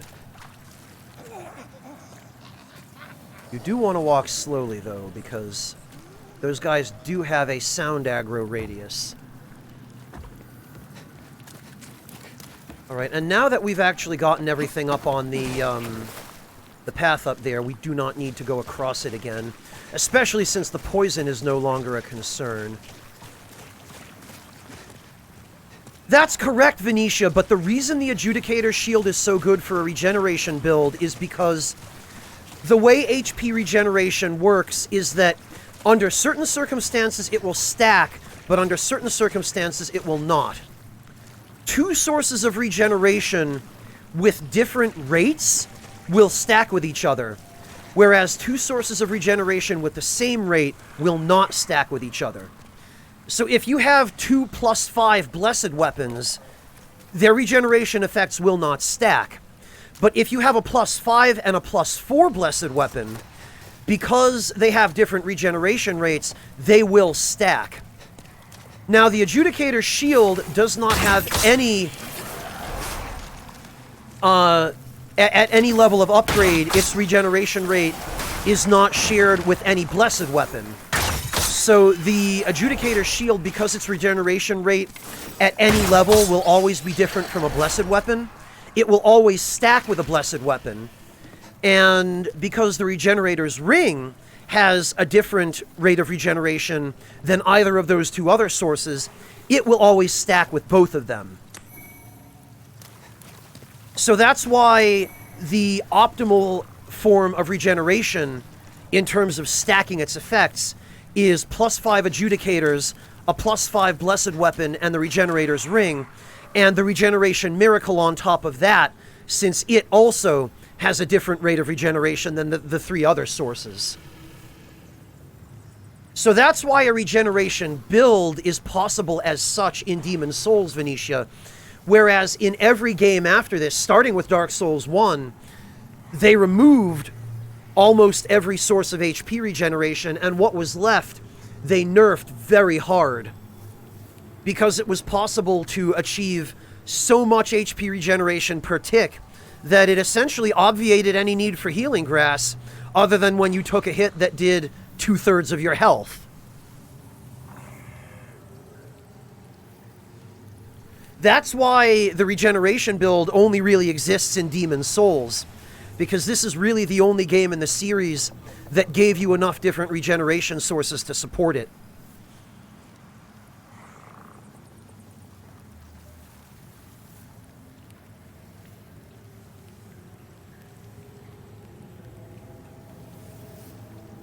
Yeah, Jim Bob, that's pretty much what it boils down to, is because it is busted.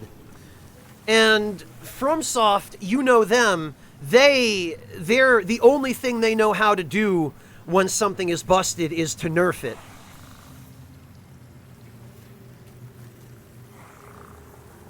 Yeah, Clint, I personally agree with you on that. I think they absolutely nailed Patch's facial animations in the remake.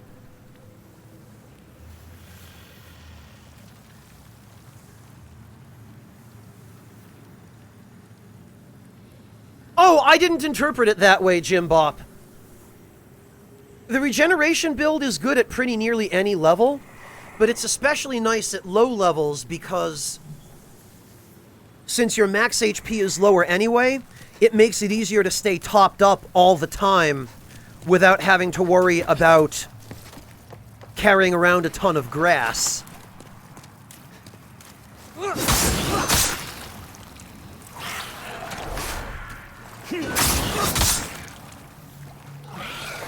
Alright, now...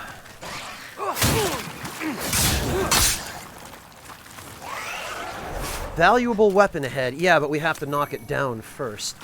So, first of all, I wish I'd thought to bring some fire bombs for this.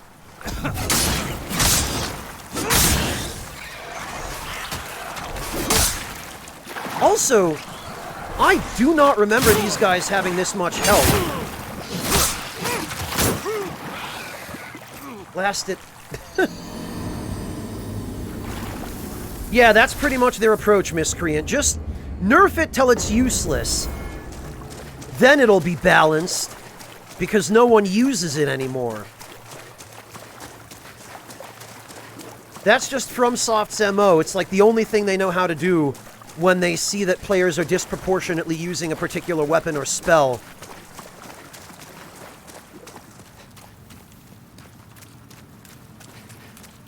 Well, or with ranged weapons in general, Clint, yeah. But I'm running low on ammunition. Well, that's not quite how I saw that going, but, okay. Looks like there are some wonky physics stuff going on in the remake as well, because that never used to happen.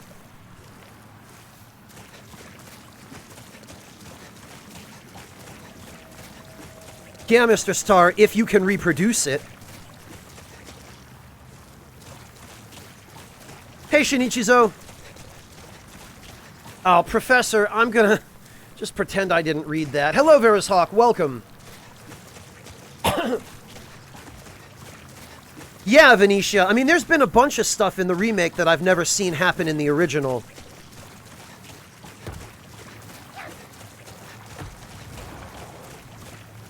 Yeah, Miscreant, and that just illustrates a point that I've made many times about Demon's Souls, which is that the jank in this game and the fact that everything is so overpowered means that nothing is overpowered. You know, when everything is broken, nothing is. It's all balanced because everything's good. You know, you don't have to worry about looking for something that's super duper optimized if you just want to play the game and have fun, because everything is viable. Yeah, there are some dominant strategies, and yes, there is some stuff that is more effective than others, but everything is viable. And that's the crux of what makes this game fun, because even though there was a lot less equipment, you know, the variety of equipment in Demon's Souls is far less than it was in Dark Souls 1, or especially in Dark Souls 2, where they really went crazy adding new equipment. A lot of the equipment that they added in Dark Souls 2 was just worthless. Because they went out of their way to nerf so much of it.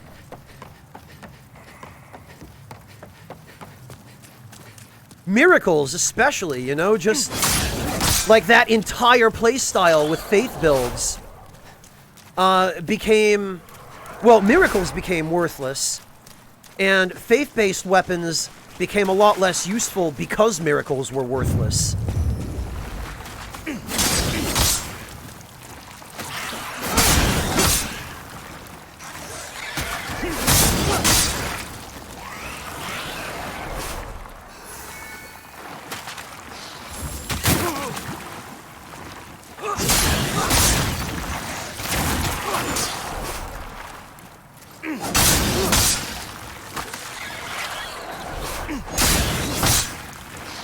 And it's all because FromSoft somehow got it into their heads that the only way to fix something overpowered is to nerf whatever is overpowered. Or even, not even overpowered, but just something good. You know, something that lots of players use because it's actually good. And not just an inferior version of something else. Which was one of the biggest problems Dark Souls 2 had after FromSoft was done nerfing everything, was a whole bunch of the weapons in that game that had been usable before just ended up essentially being worse versions of the optimal weapon of their class or their type. So FromSoft's obsession with just making things worse in response to players using them disproportionately. And it's not just FromSoft, there are a lot of other developers that do the same thing. And it's not the correct answer. The correct answer is to look at the stuff that players are ignoring because it's worthless and make that stuff better. You know, give players a reason to use that stuff. So that way there'll be a greater diversity of playstyles, people will have more options. Everybody wins, you know?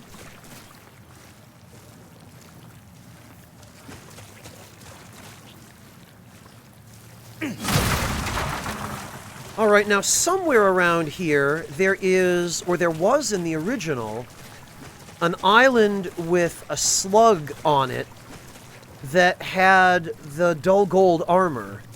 I don't see that anywhere here now.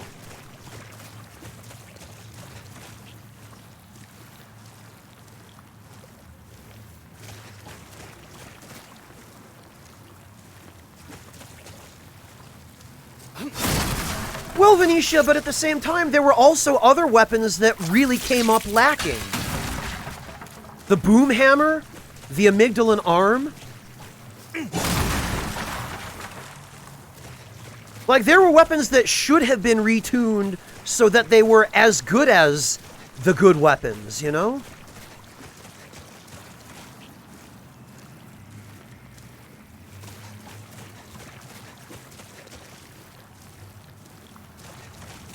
I don't know, Katamai. I don't think they started to understand it at all with Bloodborne.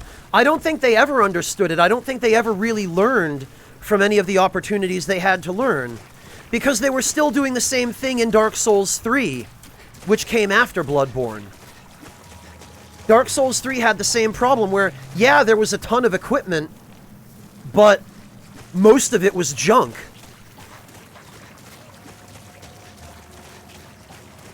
Did you start the game as the sellsword?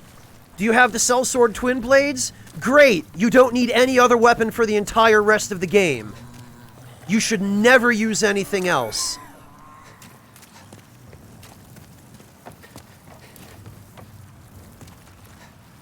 Alright, where the hell is that island with the slug?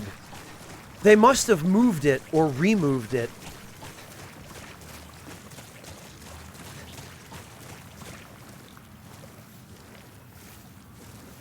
Well, Chiquita, I love that username. That's very clever. There it is. There used to be a candle on this island, which is why I had so much trouble finding it. But you kill this slug, and for some stupid reason, he has the dull gold armor set. I don't know what he was doing with it, but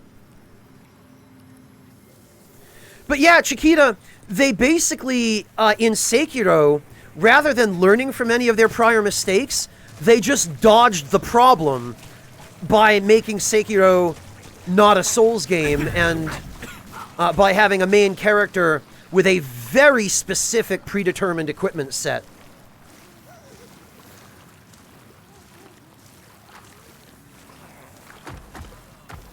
Yeah, Karyotic, I was about to say, and even some of the stuff in Sekiro, like, some of those ninja tools, as far as I know anyway, I mean, I've only played through Sekiro once, but a very close friend of mine, Charlie Bitme, whom I will give a shout out as soon as I have free hands, Sekiro is her favorite game ever, and I've watched her stream quite a lot of it, and it seems pretty clear to me that a lot of those ninja tools only exist to be used against a single boss. Or in a single situation. So, you know, FromSoft clearly never learned. Oh, Venetia, it's M-E-Y.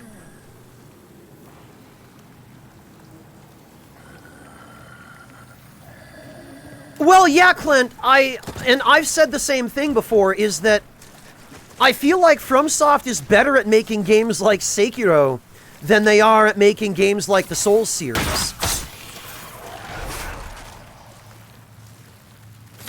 For that reason, among others.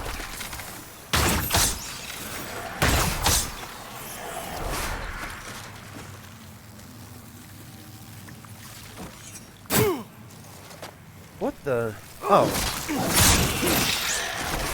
I missed one. Yeah, exactly, Chiquita. The feather tool, I don't think I've ever seen anybody use the feather tool. I don't think I've seen speedrunners use it. I don't think I've seen challenge runners use it. Like, there are tools in that game that just are worthless. So, it seems like the only thing FromSoft really learned about that type of game design is that they hadn't really learned anything about it. So, they just learned to avoid using it.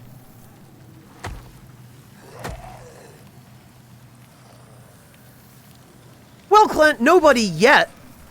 Maybe someday, Clint, maybe someday some company will make an homage to the Souls series that's perfect in every way, which will be impossible because people like different things about the Souls games. So even if someone does eventually release an objectively perfect Souls game, people will still complain about it because it's not what they liked about the series.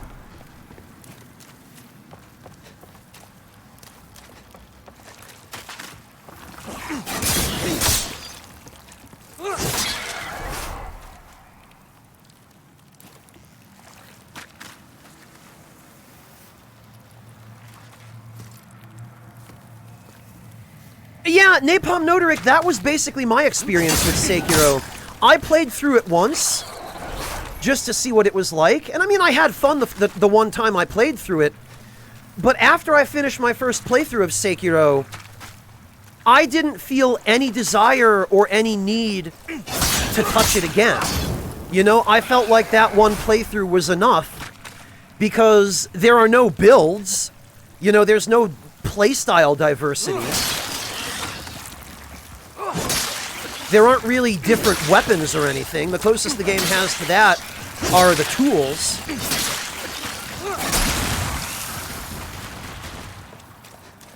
So I felt like one playthrough was enough for me to get the point.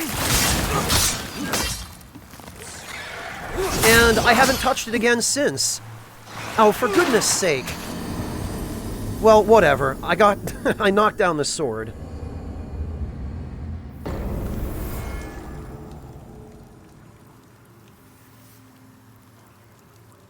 Well, Sinrekuto, to some extent that's true, but to the same extent, the industry is its own worst enemy as well.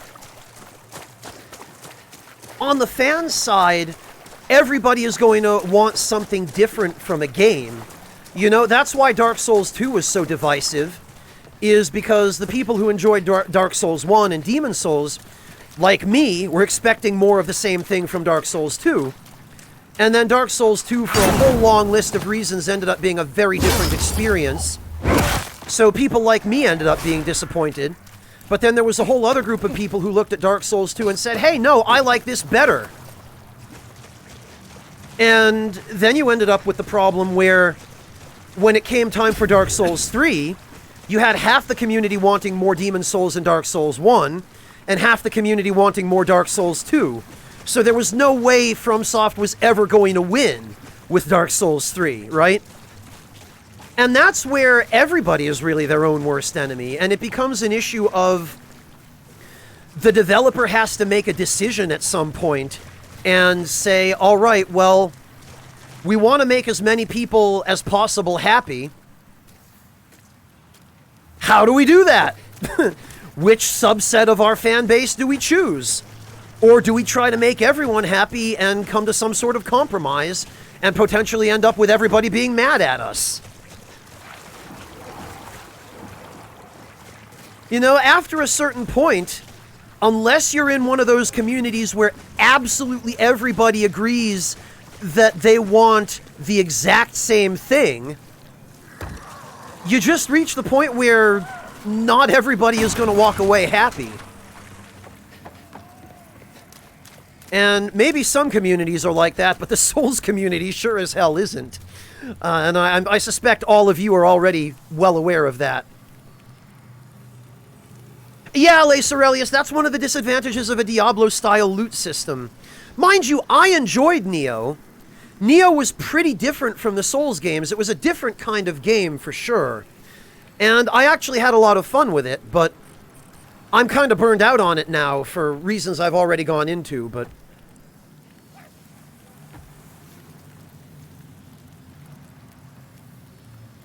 Jerusik, my favorite dim sum dish. I mean, I don't know that I have a particular favorite, but I like the steamed buns. I like anything with meat. You know, like I like the baozi. I like the fried dumplings and that kind of thing. I like shumai. I've never had an opportunity to try duck feet, but I've always wanted to try those. Hello, Buckets. Welcome.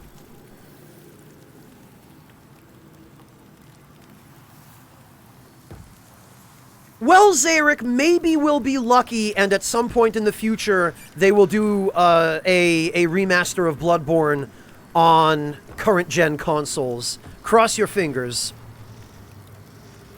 Neo 2 I have not played, Karyotic, so someone else in chat will have to weigh in on that.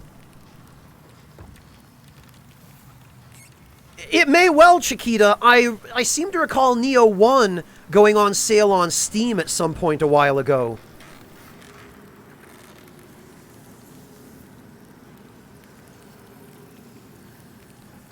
So it's possible.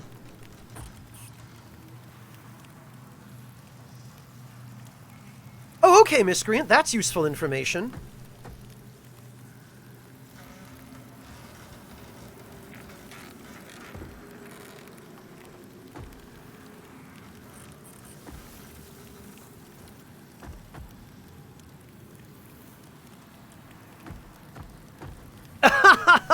Yeah, Jerusik, Asian ketchup, or what they call ketchup in Asia, tends to be a little bit different.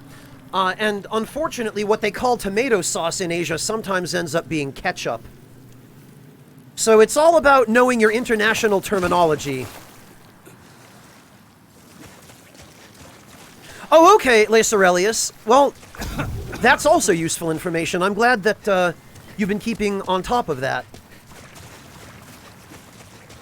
Thank you for sharing that, Lace. That'll be really helpful to anyone who wants to pick them up.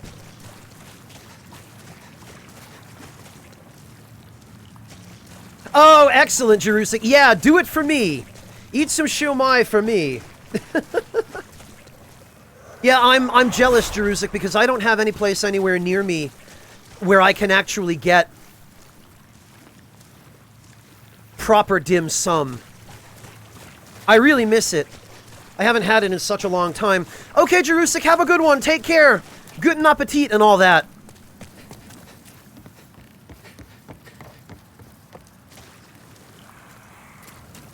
All right.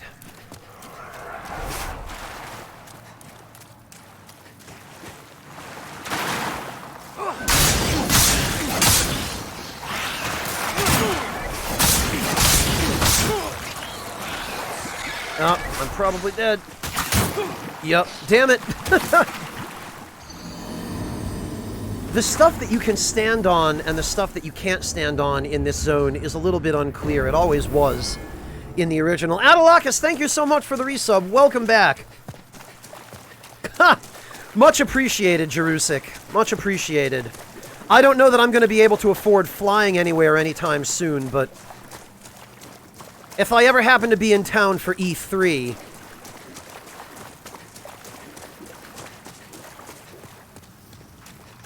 Assuming E3 even continues to exist as an in-person event, because after the pandemic and after so many companies pulling out of it, they may just decide to do away with it. PS2 Girl! Hello and welcome! Oh, I'm so sorry to hear that, PS2 Girl. That's... oh...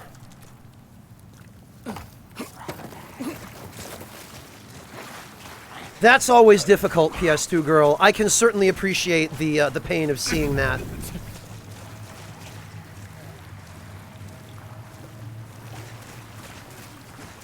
But look on the bright side, PS2 Girl. It saves you a little bit of inconvenience that you can't get one. Because if you did get one, you'd have to change your username to PS5 Girl.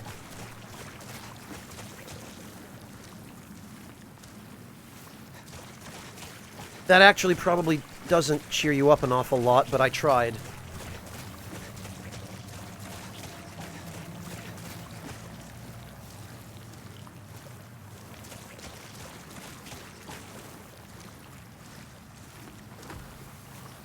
Don't say it, Metroid! Don't say it! Don't you dare!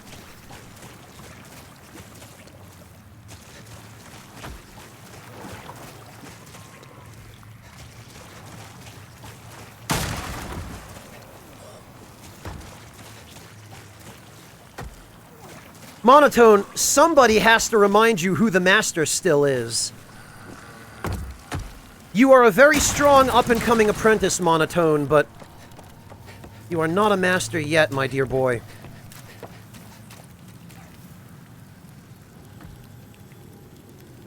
Do you know, Ed, I think you're the first person I've ever seen express a desire for a Kingsfield remake. That's an interesting idea.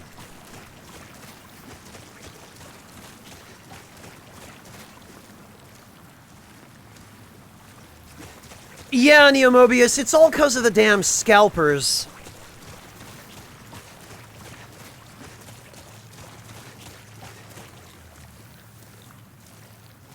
Well, you never told me that, Isami. You never mentioned that to me. So, okay, I guess that's now two people who I know are interested.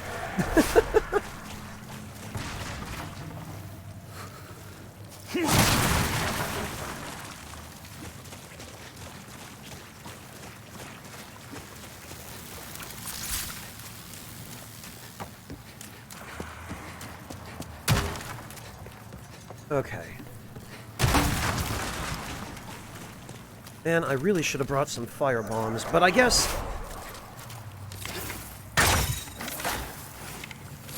Oh, this is gonna take a while.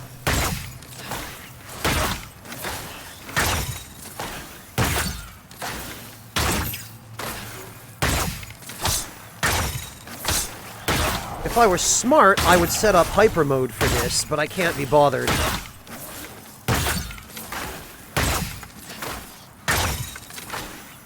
Horrible Hog, Demon's Souls was a spiritual successor to Kingsfield.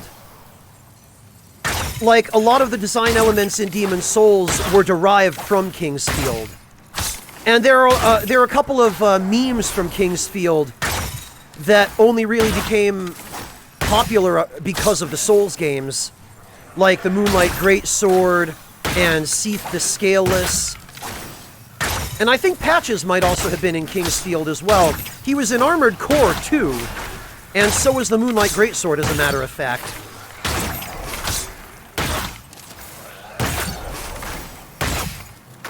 Yeah, Bitstorm, if only I had it.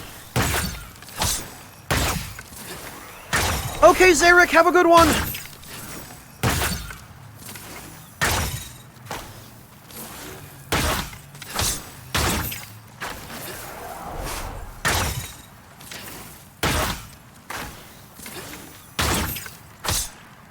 Alright, that should be enough, I hope.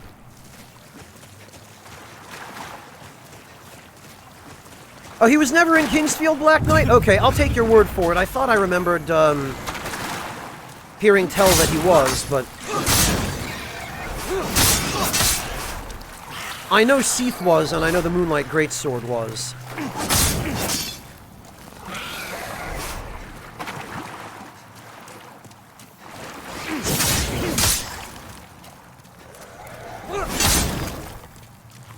And speaking of the Moonlight Greatsword...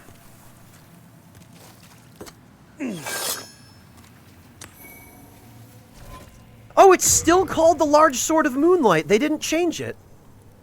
That's interesting. Also, guys, I want to point out a couple of really interesting things about the version of this weapon in Demon's Souls.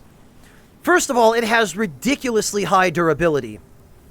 Second of all, its only stat requirement is faith. You do not need any strength or dexterity or intelligence for it. It was changed to an intelligence weapon in Dark Souls 1, and it stayed that way for the entire remainder of the series. Hey, AxisCom, thank you so much for the raid. Welcome. Yeah, it has only 2 weight, and uniquely in Demon's Souls, it has a property that it never had again in any game after this, where it completely ignores shields. If an enemy is trying to block, this weapon will totally go through their shield as though they had no shield at all. It won't rebound, it won't bounce off, it'll just go through them as though their shield weren't there. It is arguably one of the most overpowered weapons in this game, and probably one of the most overpowered weapons in the entire series because of the way it behaves in this game. Not to mention, I don't think it shows it here. No, it does. If you block with this sword held in both hands, it has 80% magic damage reduction. So it's actually a really good and viable way of blocking magical projectiles, because it will reduce the damage from magic projectiles more than most shields will, other than maybe the Dark Silver Shield.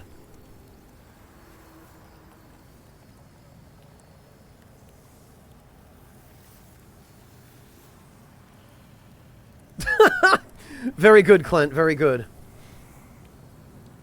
Yeah, mostly arcane. In every game after Demon's Souls, Neomobius, it required some combination of strength, dexterity, and intelligence, or whatever the intelligence equivalent stat was.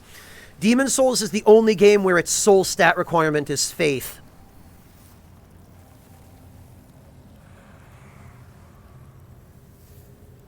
Oh yeah, for backstabs and riposts, Venetia.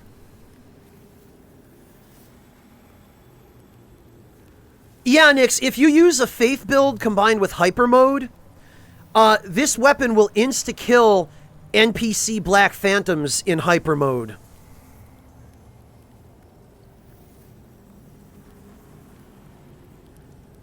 Yeah, but I'm talking about individual weapons and pieces of equipment specifically, Doyle.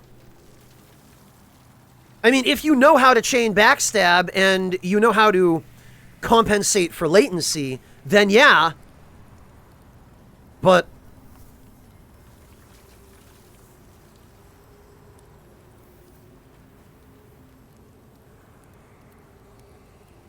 yeah, Ranarith, the reason it requires faith in this game is because of its alignment, which we can see here in the description.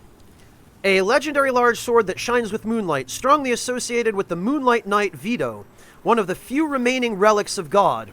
The blue crystal blade is composed entirely of light, making it impossible to block with a shield.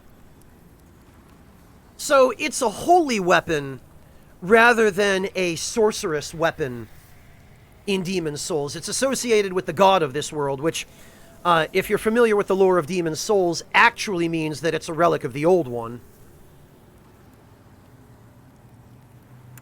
Because, oh right, I was going to say, we'll read the description of the Talisman of Beasts, but I sent it back to storage. So we can read it later.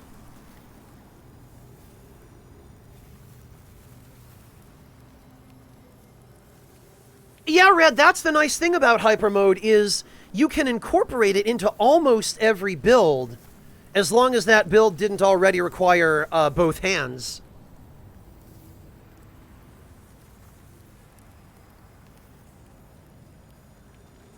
No, I know that, Venetia. The intro CG sequence explicitly implies that there is an actual god that put the old one on Earth. I'm aware of that. But the god that everybody is actually worshipping in the game, the thing they think is God, is actually the old one. And the description of the Talisman of Beasts makes that explicitly known.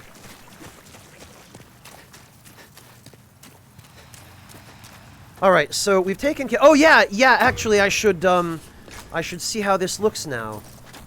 Yeah, okay. I was wondering if they would add a particle effect to it. This I like. This is really the only thing that was missing from the version of this in the original Demon Souls, was this cool particle effect.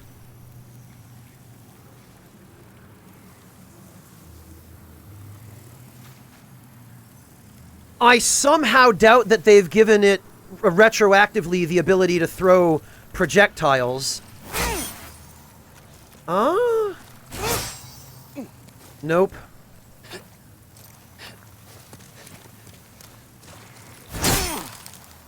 However, it does have a really cool trail effect on its attacks.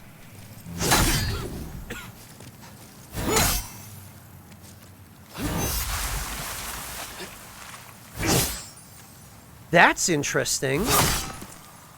Actually, that's kind of a neat way of going about it. Rather than giving it the magic wave, giving it that little after image.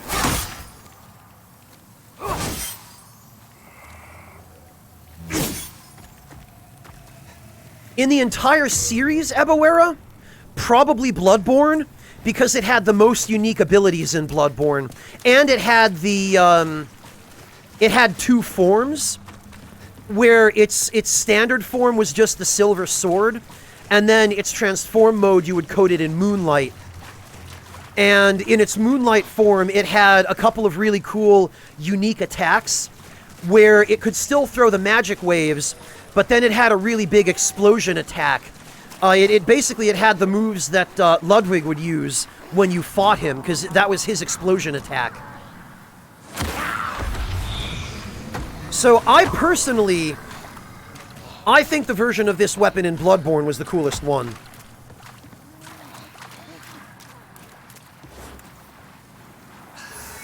Actually, I should probably put that over here where I won't accidentally trigger it. Oh. Hello. That's correct, Panliska. Yes, I guess you must have just gotten here, because we were just talking about that. Yes, it does scale with Faith in Demon Souls rather than Int in all the later games. Neomobius, it is not your screen. It is really, really dark here. And I've actually already ramped up the brightness in OBS for you guys. So... Hey, I know you. Won't you buy something, please? My poor child is sick. He needs your help. This place, it's a proper heap of rubbish. All the rot of the world, living or not, ends up here. My boy doesn't want for anything.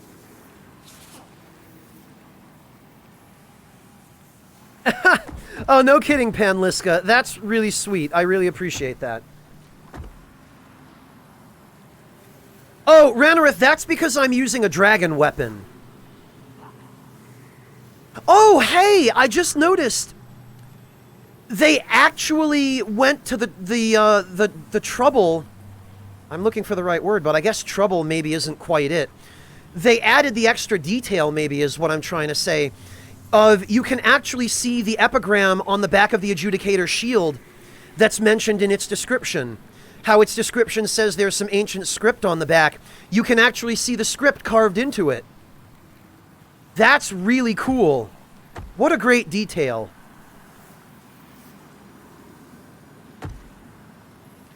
Yeah, Ebawera, you used to be able, in Dark Souls 2, before they patched it, you used to be able to int infuse the Moonlight Greatsword and then buff it with Great Magic Weapon.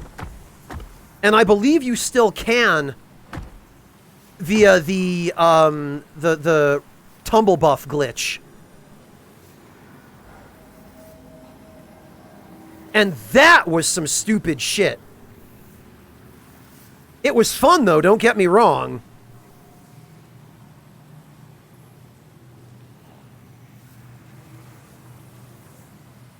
It was in the original, Venetia.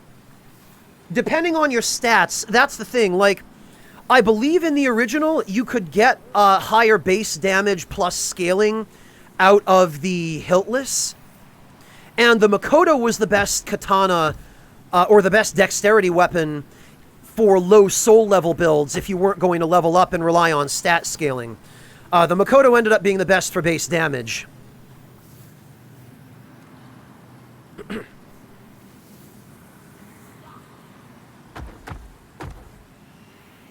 Yeah, Ebawera, that's why I really appreciate the ability in the Souls games for you to really diversify your build and do something different and unusual. Ever since that demoness came here, everything has turned foul. This was a much better place before she came. I was the apple of every man's eye. You're here to rid us of her, aren't you? Well, don't show her any mercy. My boy doesn't want for anything. That line of dialogue is new.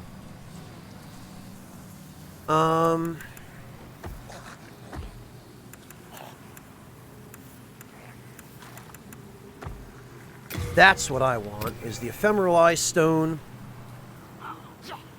And you can also buy a little bit of Dark Moongrass. I really appreciate that it now shows you what the exact limits are on what you can buy from her. I'm going to have to come back with some extra souls for the Faint Stone. And in her second location here, she sells the Mirrodin set as well, if you want that for some reason.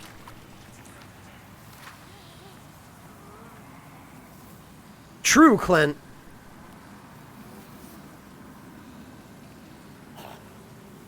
Yeah, with the penalty to lightning resistance from being waterlogged, you could do stupid damage with lightning weapons in Dark Souls 2.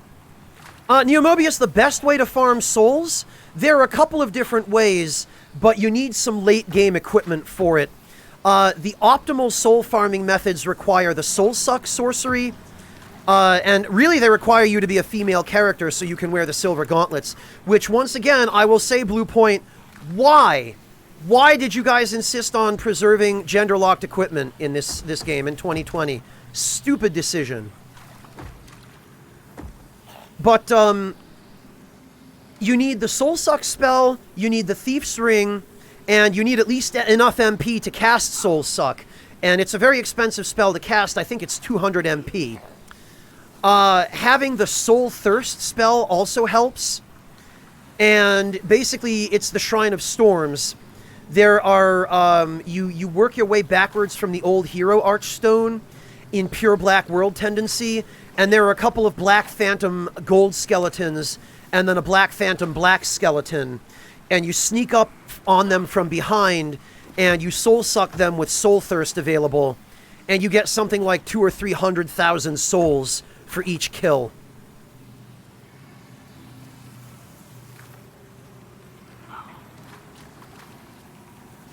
Oh, do they, Venetia? That's weird.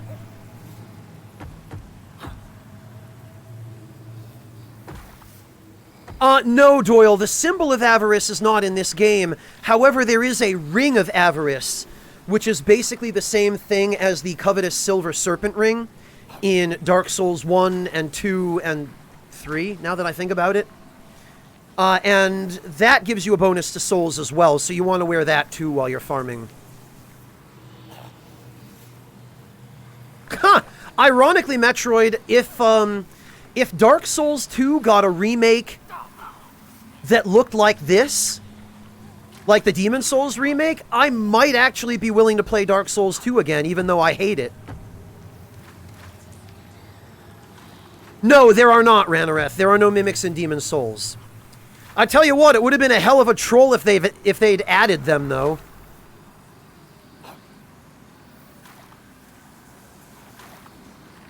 If only, Horrible Hog, but I don't think we'll ever see that much.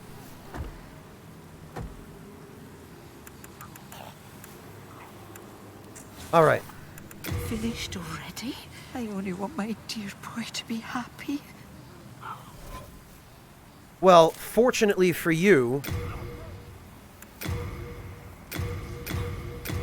Uncle Franz is about ready to make it rain because he needs some Faintstone shards.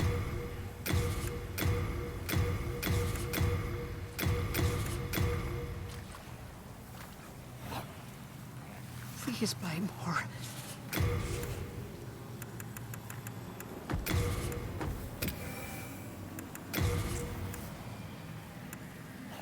And I guess maybe some grass jelly wouldn't hurt.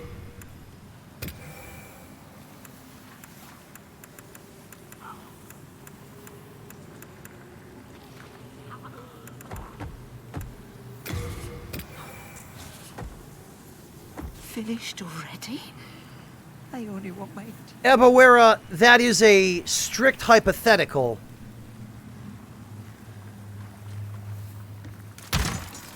Yeah, Metroid, it'd still probably be a disaster. I mean, I would want to play through it if they were to do a remake of Dark Souls 2 in this style, in this fashion. I would want to play through it just to see how much they actually fixed or made better. But I still probably would be miserable and complain the whole time, and everyone would be mad at me. I'm not even going to front. That's probably what would happen.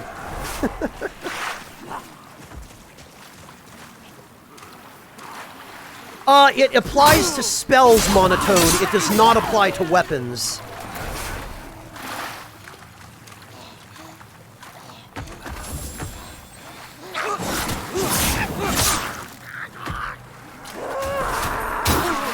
Alright, you know what? Did I take off the thief's ring somehow? No, I don't think so. Oh, for goodness sake.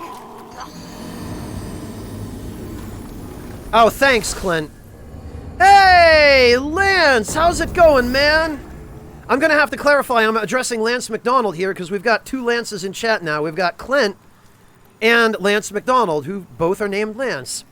Guys, Lance, we were actually talking about you earlier, but I'm gonna give you a shout out again because you're a cool guy. Hello, welcome to chat, guys. Head on over and follow Lance McDonald if you haven't already, because he's a cool guy. And if you enjoy cut content on the Souls series, he's somebody you very much want to be following. Yeah, Lance, I'm very, very lucky. I did manage to get a PS5. Thanks in no small part to an assist from my mother.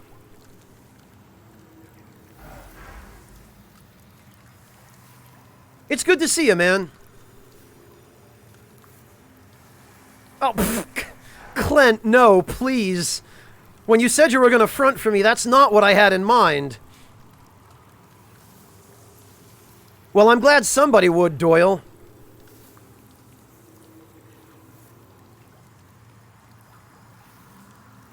No, Log, we were not talking about feet. Don't get him started on feet.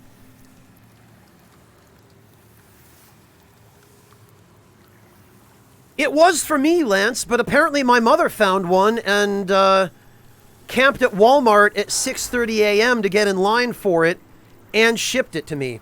No, Ebawera, we are not. We most certainly are not. If you want to talk about feet, head on over to Lance McDonald's stream, follow him, drop by his channel when he's streaming, and you can talk about feet all you want with Lance.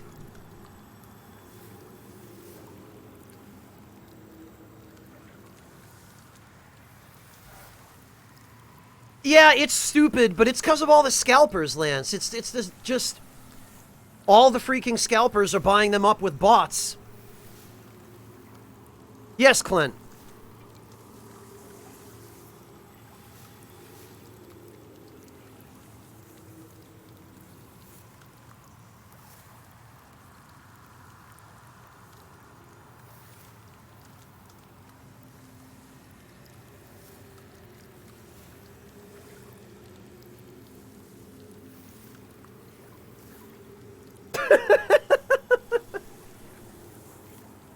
I'm sorry, Clint. I thought I made it sufficiently clear we were talking about the other Lance who is present here and not you.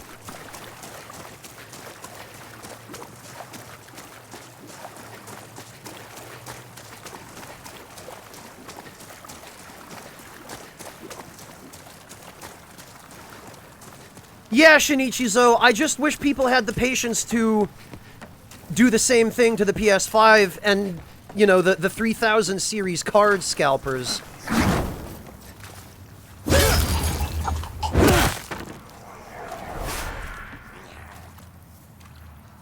Hello, Wheatley. You haven't actually missed all that much.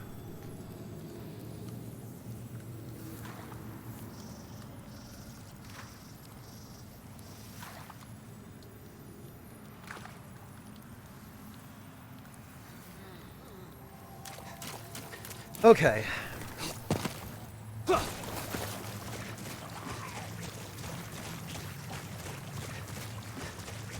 Well, now to speedrun the whole zone.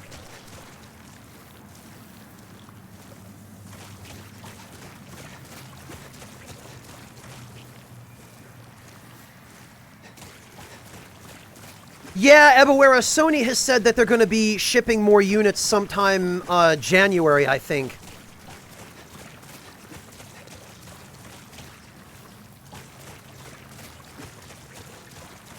They were during the early days of the pandemic, Loki, yeah. People were buying it because toilet paper was in such high demand, which was stupid, because a viral pandemic is not the sort of situation where you'd have any reason to stockpile toilet paper.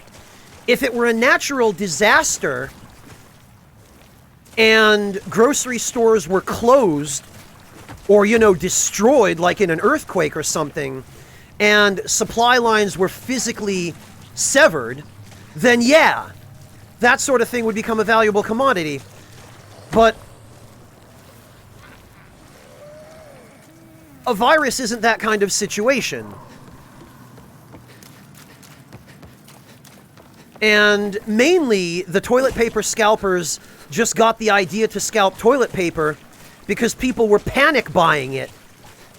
And somebody saw a financial opportunity to swindle some suckers, is basically what it amounted to. Yeah, Lance, I saw your tweet about that, about the fact that if you have it set to default matchmaking, it goes by your ping rather than your IP address. I don't know who thought that was a good idea.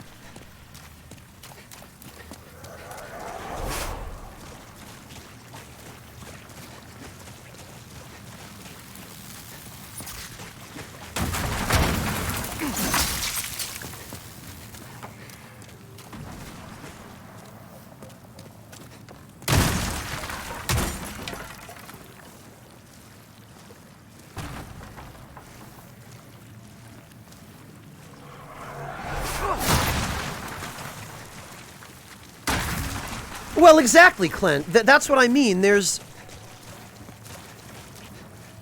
no reason for people to be panic buying toilet paper.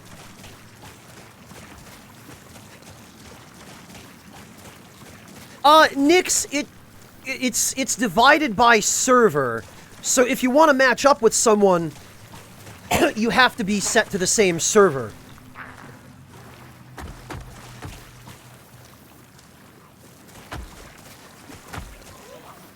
Soki, actually, it's funny you mentioned that, because my buddy Lance McDonald over here was doing the same thing with PS5s. He was doing it manually. What were you doing, Lance? You were creating throwaway eBay accounts and bidding like $20,000 on scalped PS5s. And then, of course, not paying. Lance McDonald is a true hero.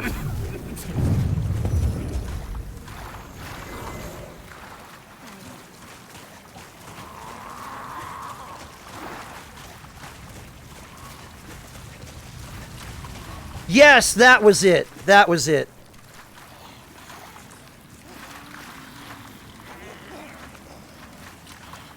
Thank you, Lance. We don't deserve more people like you, but goodness knows we need them.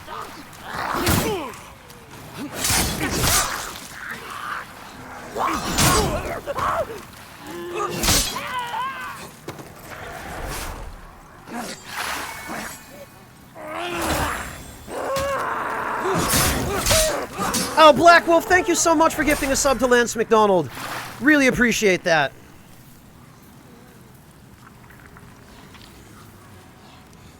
I hear somebody.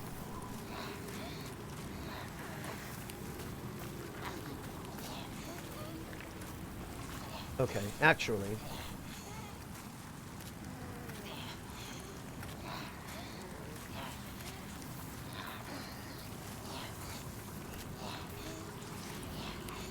Before I move on any further, since I seem to be in a fairly safe spot for the moment, I am not going to have any Lance unsubbed.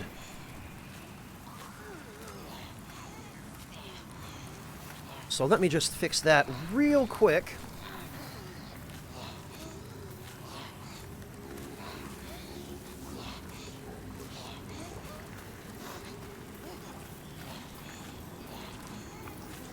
No Lance left behind. Hey,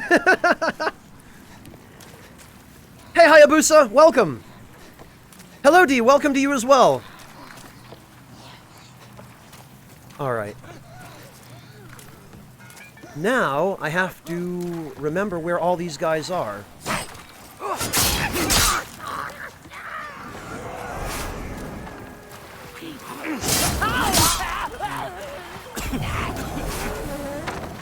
Oh, and Black Wolf, thank you so much for the 1,000 bits. I really appreciate that.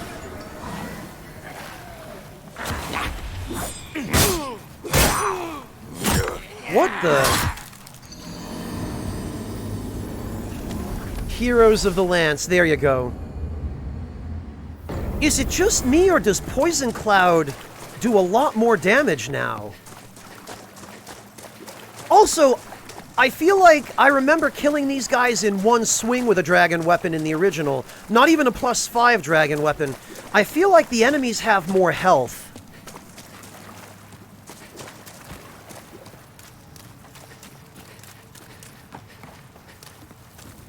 You know, Clint, I have very limited experience with Dragonlance, but I agree. I always, I owned the NES game, as a matter of fact, Clint, where you had the whole party. You know, you had Gold Moon, Raceland, Strum, all of those guys, like the whole party, the canon party. I do still have that game somewhere around, actually. That was where I first became familiar with that franchise, because I got it at a tag sale when I was like 7 for $5.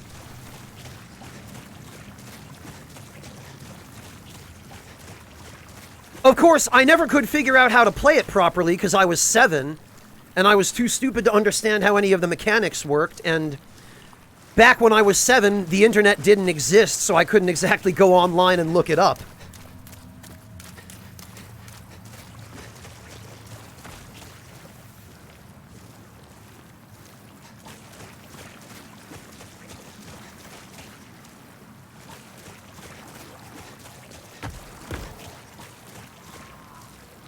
But I would always use Raceland in that game because he had the best projectiles. Because obviously he's the mage, and projectiles were the only way I could stay alive in that game for more than 5 minutes.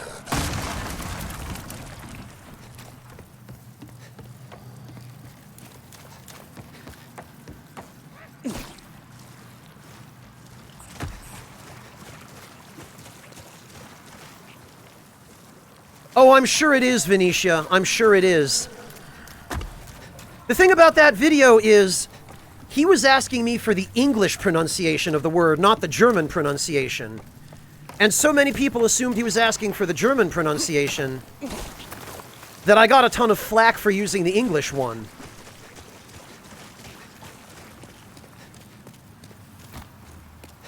But few enough people remember his old website that it shouldn't really matter anymore. Yeah, there is, Venetia. In the German pronunciation, the W is pronounced more like a hard V in English.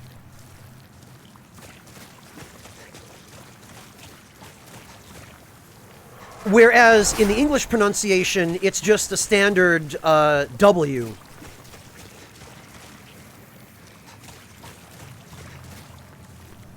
Oh, 108 Sins, I speak it and understand it, but I don't use it for streaming because I speak it with such a heavy New England accent, and I never get any end of flack for that. So, besides which, it's effectively a second language for me. I was raised speaking English ever since the age of about 4, so English is just a language that's easier for me for streaming.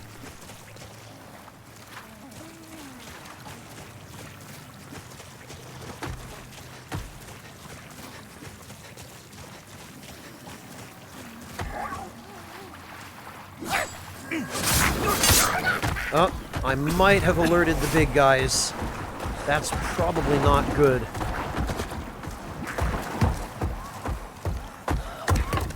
In fact, it is very explicitly not good. There we go. Oh, yeah, 108, you would laugh to hear my accent in German, which is why I don't use German on stream.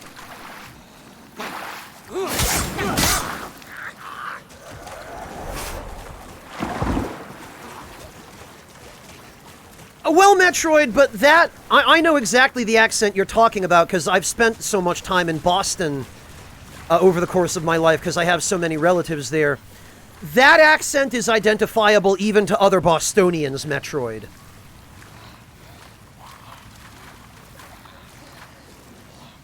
Oh no, it's fine, Clint.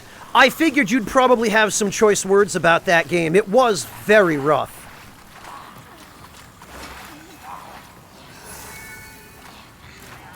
Like, as a 7-year-old,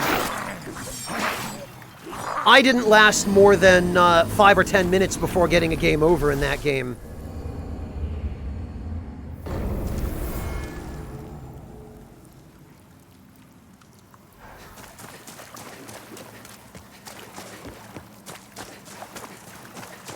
Well, 108, I am technically native. I was born in Dresden. But my parents and I moved to the United States when I was 4. And I grew up there. I didn't move back to Germany till I was 18, at which point I had to learn German as basically a second language. Because they wouldn't let me take it in high school. Because somehow they thought that would be cheating. That it would be too easy a grade. And there was actually another German student in my high school as well, a transfer student, who was doing a year abroad from Germany. And they wouldn't let her take German either, for the same reason.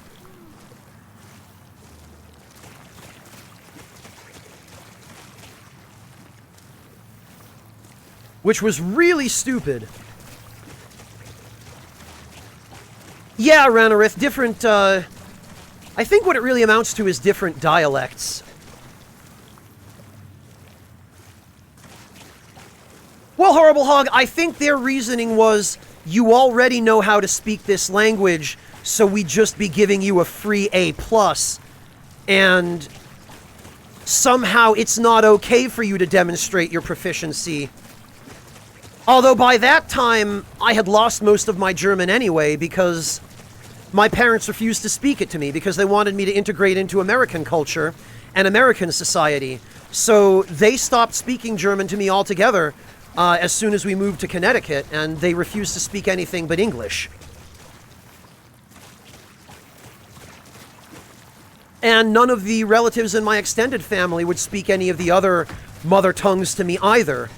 And they had a wide variety of languages. They had Yiddish, they had Hebrew, they had Russian, they had Ukrainian. They wouldn't speak any of that to me because they wanted to just erase their heritage and put the old country behind them. And no, we're American now.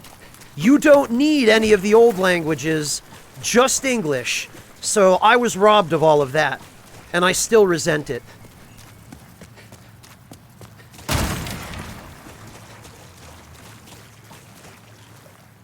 Yeah, Log, I always have.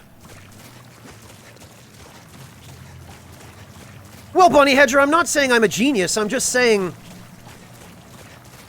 it's still stupid for the school to say, oh, that kid's German? Can't let him take German language class. That'd be cheating. Never mind the fact that, again, I had lost most of my fluency in German by that point. Yeah, exactly, Soki. And there you start to see why it's such a stupid reason for not letting me take that class, you know?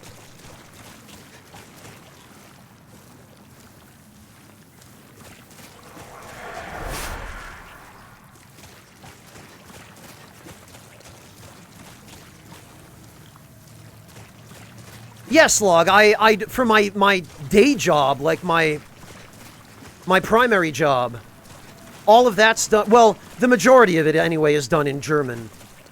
My proficiency in English is part of the reason I got hired to that position. So it's not like I don't use English at all, but...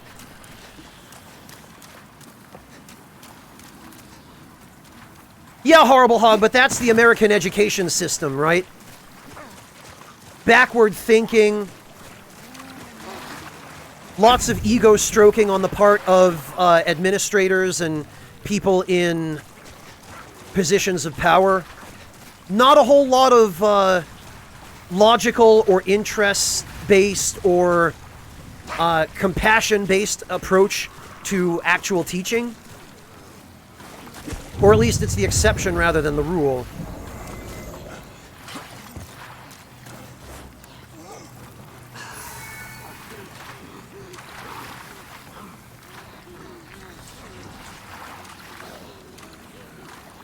Yeah, Clint, and I tried to make that argument, but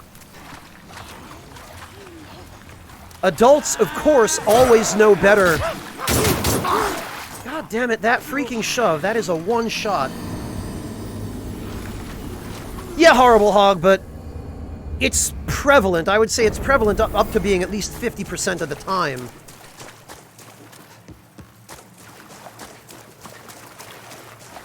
No, Log, I didn't start working on strategy guides until long after that.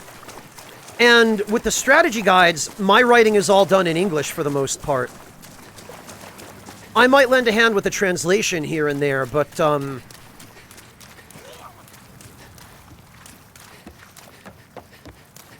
but the main writing I do is in English.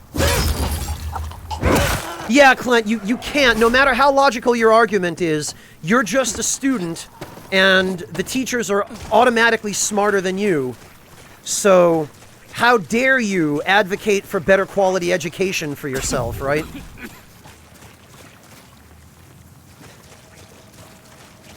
You know how it goes, Clint. Well, Artista, and it's not just American schools. We have a lot of the same problems here in Germany and even throughout Europe. So it's not unique to North America. But there are also some countries in Europe that have, I mean, not figured out how to do it perfectly, but at least found a decent balance.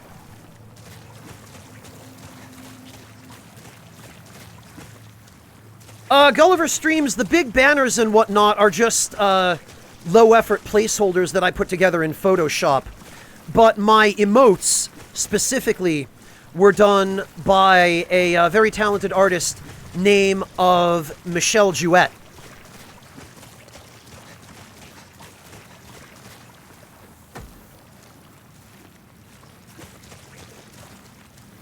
The only reason I haven't had her do the rest of my my art assets is because I want to be able to actually offer her a fair price. and I've been saving up for that, but I'm not quite there yet. That is right! She is Clint's sister.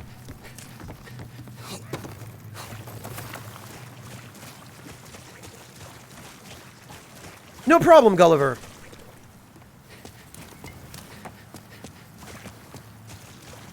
And actually, Clint, if you want to link her, what do you call it? Not DeviantArt, but the website where she posts her stuff, if you want to drop a link to that in chat, you're welcome to. Her portfolio, that's the word I'm looking for.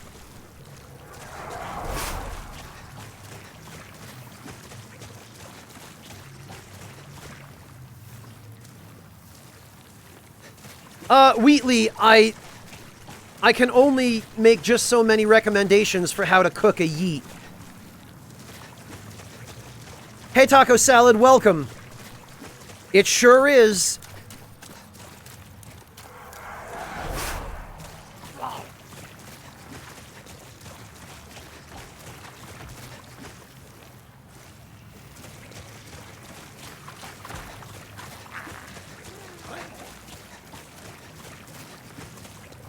Venetia, the person to ask that is Siegmeyer. He's the one with the recipe.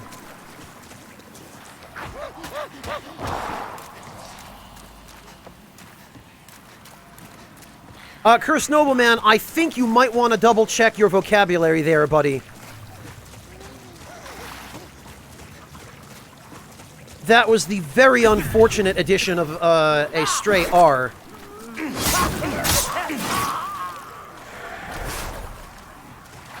Oh, you meant to beat Wheatley. Give me a second or two.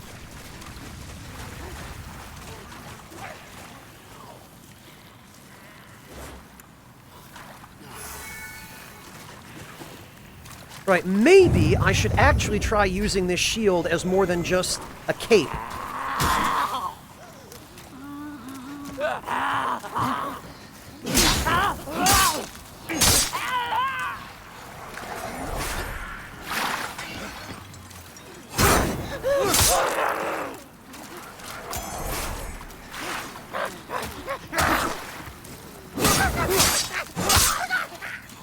There we go.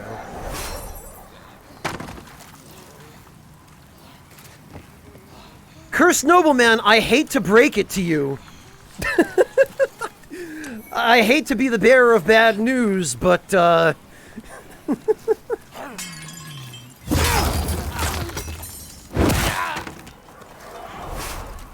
Log, if I had any ideas for that, believe me, you would know.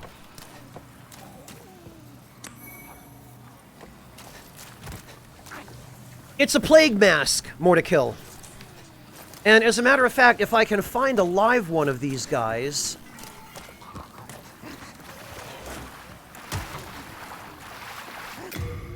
we can use photo mode to get a closer look. I think at one point they were supposed to have been human, but I guess for whatever reason living here has deformed them, or maybe they were already deformed to begin with. Because what it looks like is that they're wearing a leather mask that resembles a plague doctor mask. And goodness knows it makes sense they would be in a place like this. Black Knight Sprite, that I'm going to have to get back to you on. I'll have to message you on the Discord for that, because I do not have the ability to divide my attention to that extent and still be able to play the game and interact with chat. Making that stuff up would require my full focus and all of my brain power. Hello, Ginger, welcome! No, this is the same character, Ginger. I've just started to collect the equipment I'm actually going to be using on my final build. And yes, Acting King, this is going to be a regeneration build.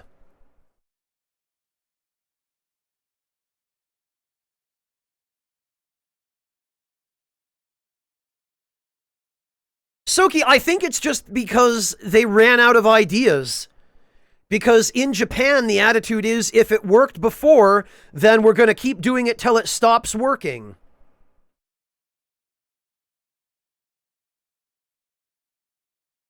And, Wheatley, if you want a recipe for beets...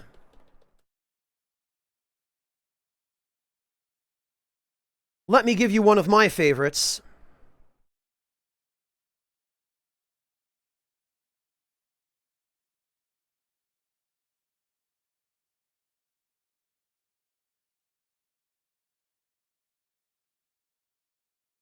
Let me just pull that up here. I've got a couple of variations of it, actually, but,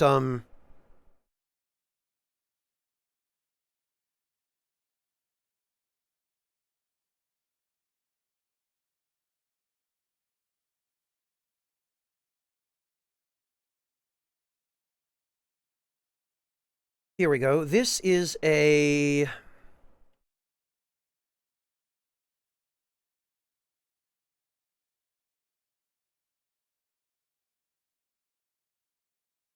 this is a beet shallot dill salad.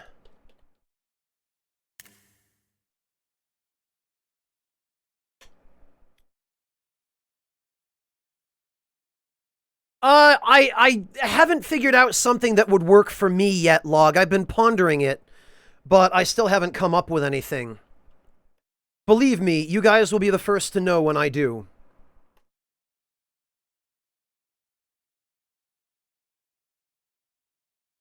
And here is the recipe for that, Wheatley.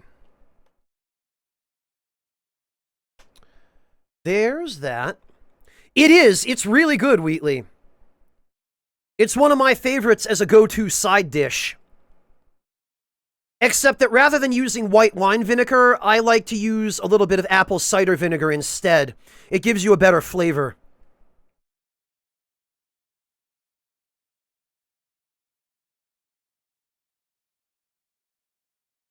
Well, more to kill, that's exactly it, and it'll have to be something that I can just respond to on stream and not have to sandbag the stream in order to do. So I'm still pondering it, and believe me, as soon as I come up with something that I think would work, you guys will find out about it.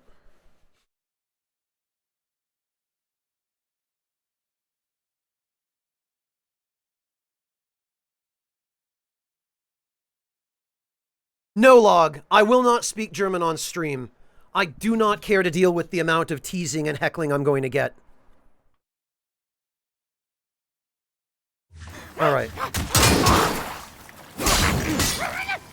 Wow, actually, the Adjudicator's shield seems to be better at deflecting these guys' shove than it used to be. I kind of want to open the menu to check, but I kind of don't want to open the menu. Right, first, let's deal with that. This jerk.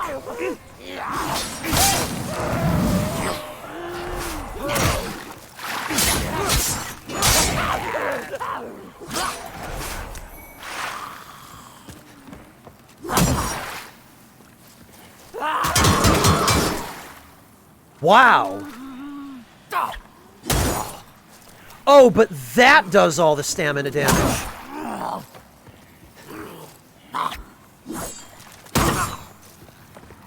Huh. It used to be that their shove attack would break your guard on the first hit, and every subsequent hit would then land.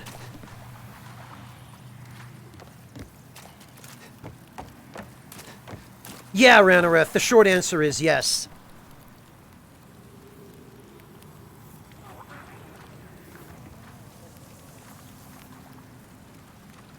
No, that's fine, Acting King. I'm really glad that anybody remembers the collab I did with those guys.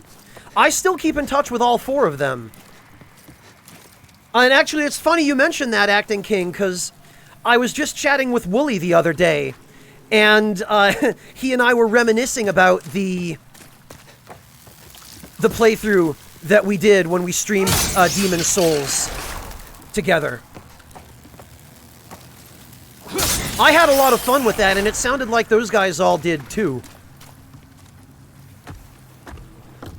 In DS3, Doyle, you either repair them at Andre, or I think you can repair them at bonfires as well.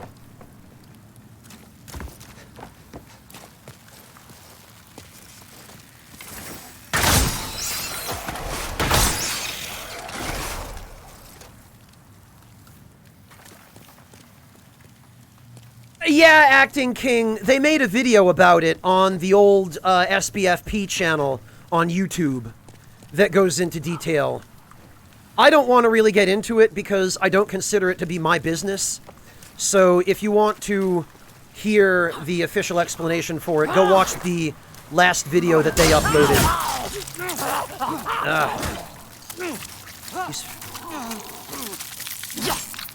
Oh, that's not good.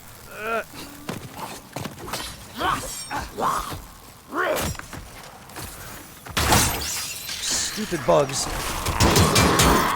Yeah, okay.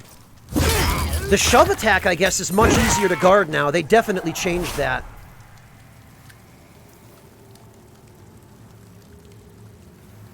Well, fortunately, Ranarith, they uploaded the whole thing to YouTube, so it's still there. Oh, yeah, I really appreciate that, Acting King. I appreciate knowing that.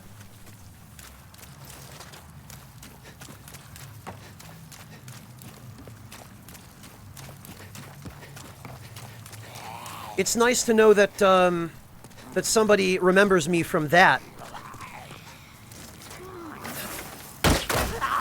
This guy right here. Come on, man. He's just gonna keep running into the wall. Oh, for God's sake. Right near the shortcut.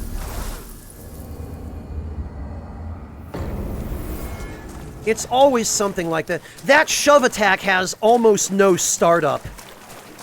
So you almost can't get close to those guys safely.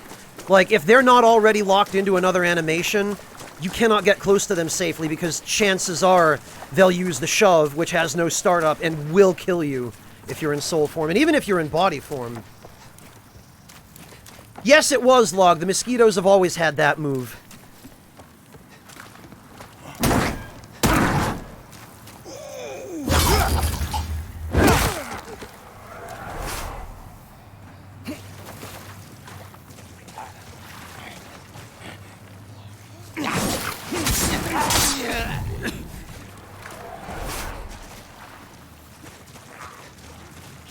My only serious complaint about the remake of Demon's Souls so far, and it is a very serious one, is that the camera angle when locked on is worthless. In the original version of the game, in the PS3 version, when you were locked onto an enemy, the camera would hover about 30 or 40 degrees over your character's shoulder, so you could see over your character to the enemy that you were fighting. For some stupid reason, every camera angle that you can select in the Demon's Souls remake puts the camera directly behind your character and doesn't raise it off the ground at all, which means that your character is always obstructing your view of the enemy you're trying to fight, and it's impossible to see the enemy's actions or their attacks and respond to them correctly. The video I linked there in chat is a reference to the original Demon's Souls and the locked-on camera angle. And none of the camera angles that you can select in the remake reproduce the original. I've tried them all, and none of them achieve that. And it's really annoying because I've had to basically fight almost everything locked off. And in the situations where I've absolutely, where like it's a really small enemy, where you have to lock on, the camera just goes right behind your character and obscures your view of what you're fighting. I hate it. It is the one major complaint I have about the remake so far. Yeah, Mortakill, it's too bad you can't do that in this game. Because it would solve that problem.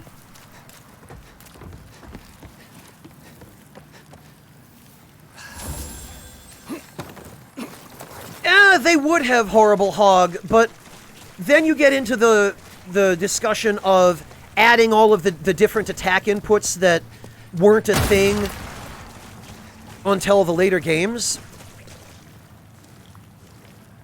Acting King, I know it's available now, but it sounds like it's a real pain to get. Maybe if I ever do a Penetrator cosplay build, I'll use it, but it's not something I see myself really making a high priority of.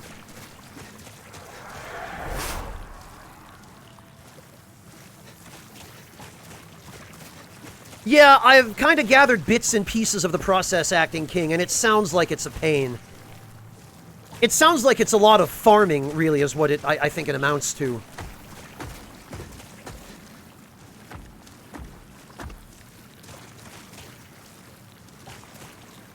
Well, Tyler, I've been investing money that I've earned from being a content creator back into being a content creator, you know?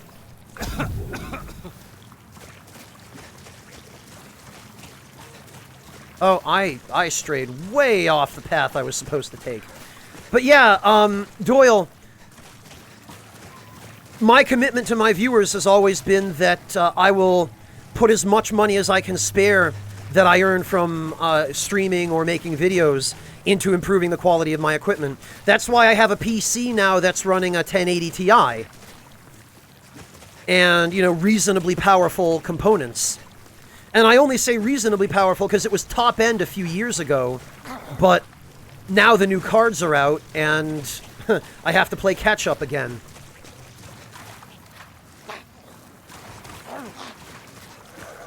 That I don't know, PS2 girl. Do you?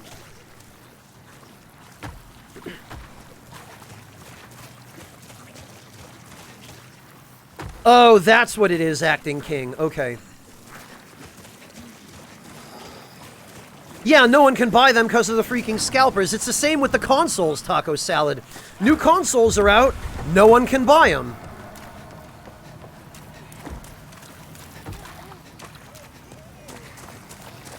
You've got one, Log. Just click the link I just posted in chat, and then look at what you're watching on stream here.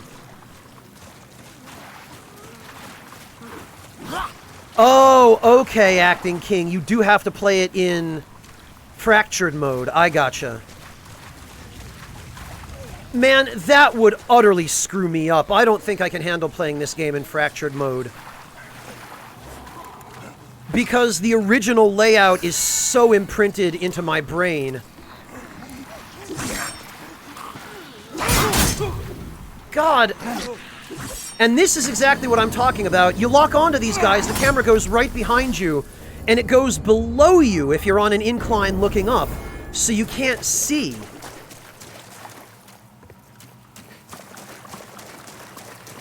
Yeah, Taco Salad, I don't see myself getting a 3080 anytime soon. And even if I did, I wouldn't be able to afford the rest of the parts to build a new PC anyway.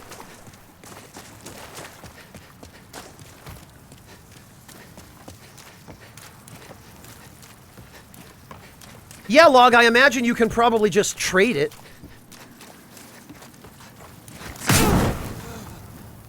Well, that's nice.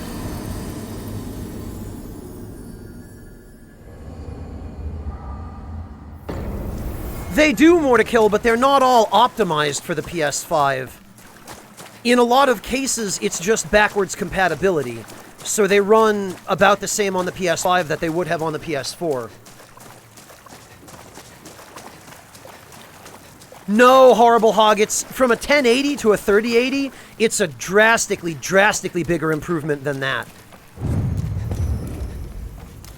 Or that, Soki, assuming the coins are even droppable.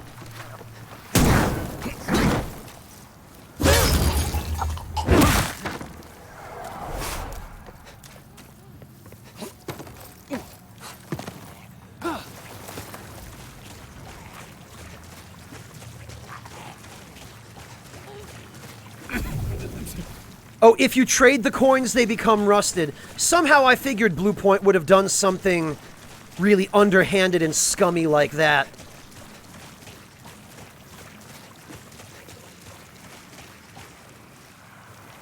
Oh, okay, Log. Good.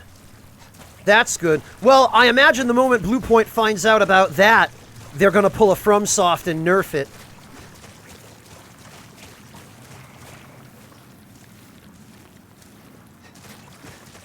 Of all the things they had to try to reproduce, FromSoft's backward, outdated, ignorant attitude toward nerfing stuff did not need to be one of those things.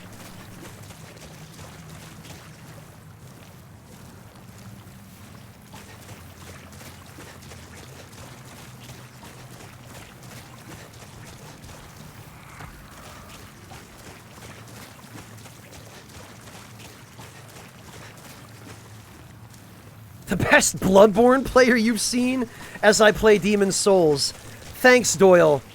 But I have to think you must not have watched too many streams of Bloodborne if I'm the best player you've ever seen. Yeah, more to kill. Eat shit. What can I say, man? You asked for it.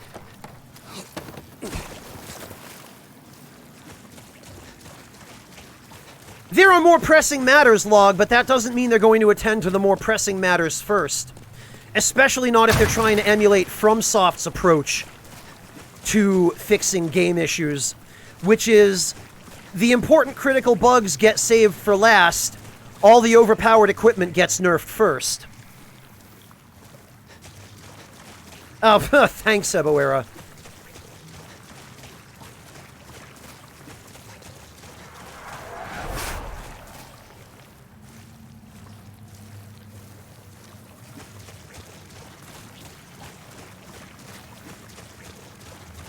Yeah, more to kill, exactly.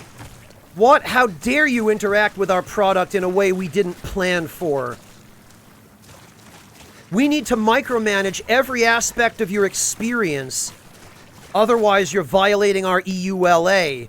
You're only allowed to play the game the way we say you can. In fact, if you don't let us come over to your house and play the game for you, you're in violation of our terms of service. That's basically FromSoft.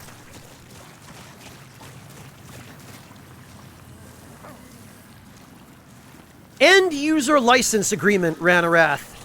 It's the thing you always skip when you first boot a game up that you never read. That isn't legally binding anyway because it can't really be legally enforced by the companies that write it.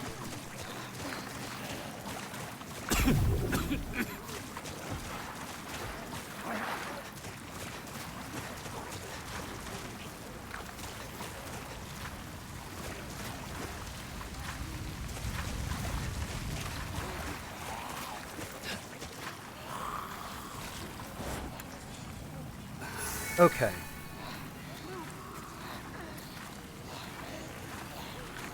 I do still have the thief ring on.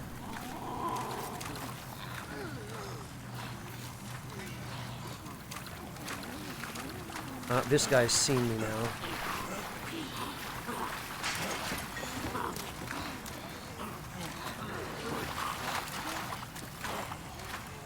Oh, see, and now these guys don't want to... They're trying to force me to go to them, which I don't want to do, because the minute I do, I'm going to get ganked.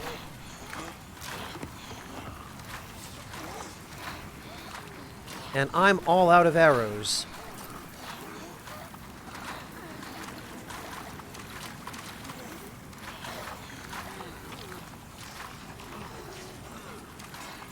Alright, you know what? So help me. Screw you, losers. Like I'm gonna wait around for that.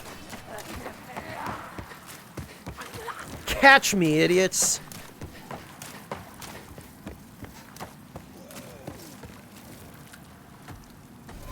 Alright, now...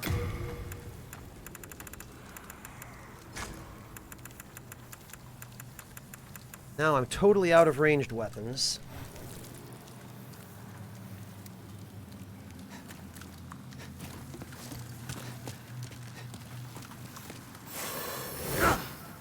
So we're gonna throw some soul remains. Oh, alright.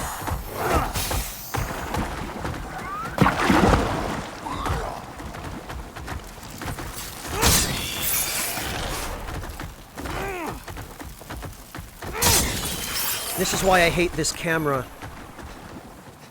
When you're locked on, you can't see a damn thing. Alright.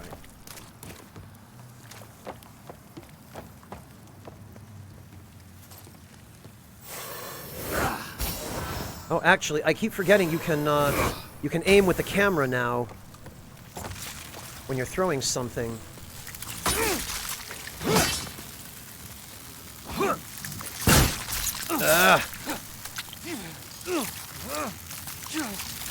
Then there's this crap.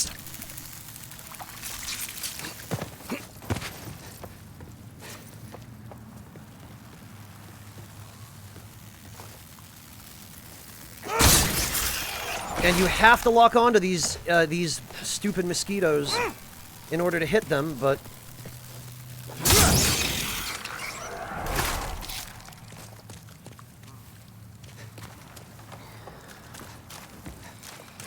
Alright.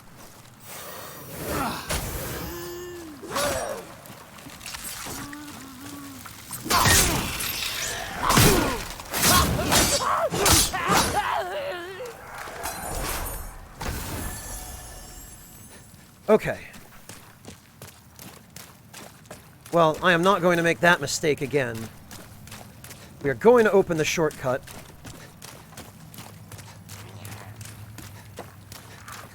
And this jerkwad right here can get backstabbed. And so can this one.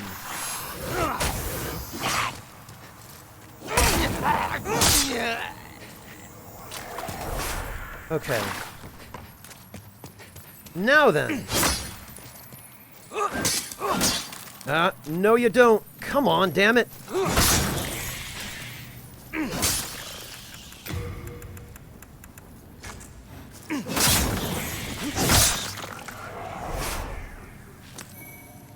Oh good, a faint stone chunk. We do need those. They actually seem to have made it easier to catch this lizard. Because it used to be that even if you had the thief ring on, he would see you if you tried to approach the guys guarding the path.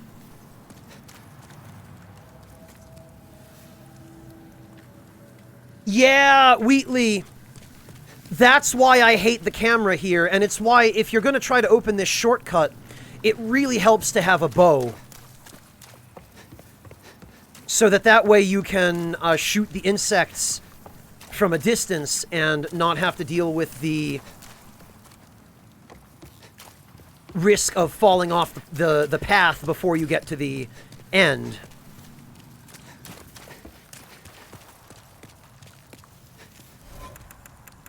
Alright, the regenerator's ring can go back on. Now, the most important part is done. We've opened the shortcut. That's the crucial bit.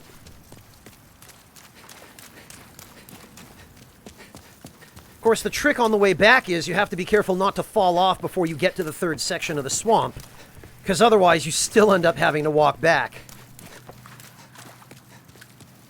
That guy down there has the shaman's attire set.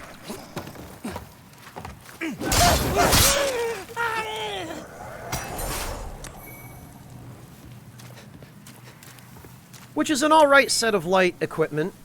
Good for fashion. Hivarius, the camera is always a pain in the remake, unfortunately. It was already wonky in the original, because you guys know how FromSoft's camera is, but... in the remake, Bluepoint has somehow managed to make the camera even worse.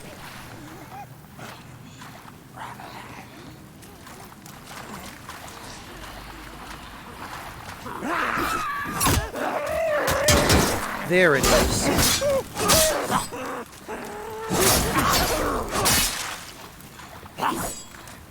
Oh, he's not dead.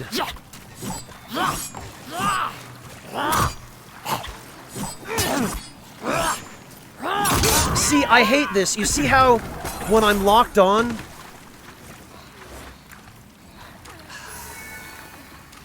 the camera defaults to behind me rather than above me? which is where it should be.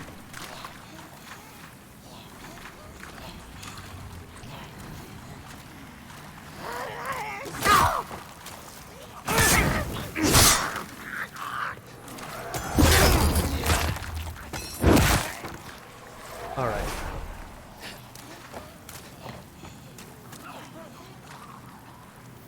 No, Doyle, they don't. It seems to be just one of the only things FromSoft knows how to do.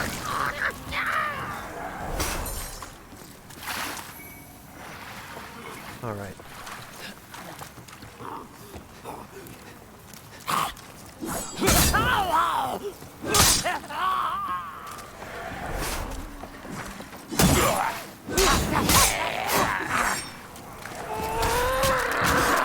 There he goes.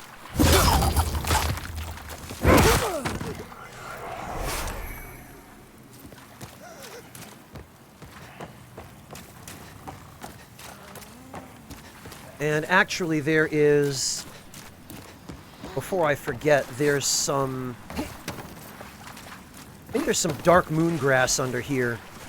Or maybe it's more faint stone, I don't exactly remember. Yep, it's dark moon grass, and I think this one might be faint stone. No, it's more dark moon grass. Okay, cool. Welcome home, Sugar Crow.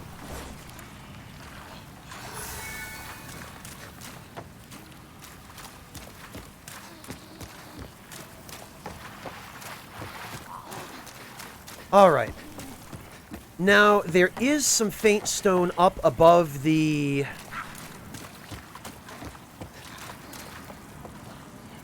big building here. And a lot of people miss this. It's easy to,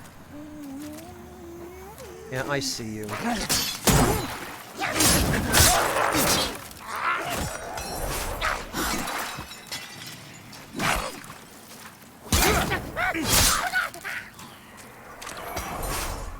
It's easy to miss that you can do this, but actually right here, there's a little ramp that you can kind of climb up.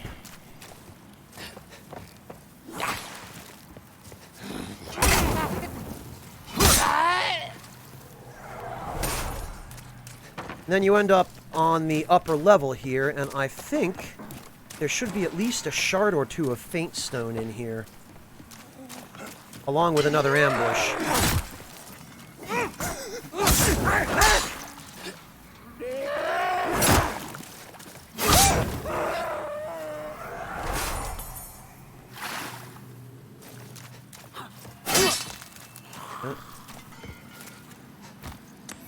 There it is, a faint stone chunk. And between that and what we will hopefully get from... And some shards, very good.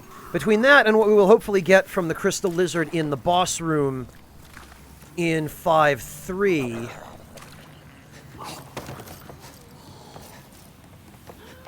we should have enough to fully upgrade the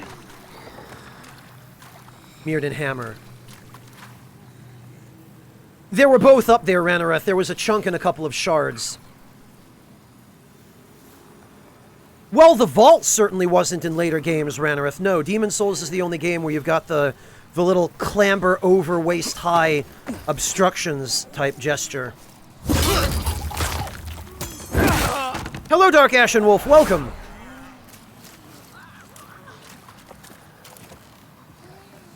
And Amateur, welcome back. Thank you so much for the resub. Okay, that's an unknown hero's soul. That's a storied hero's soul. And I think there should be some Widow's Lotuses over here.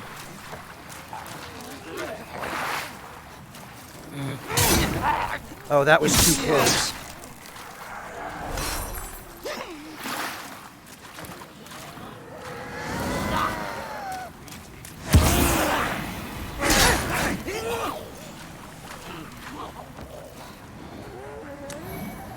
Oh, okay, there's the Shotel right here.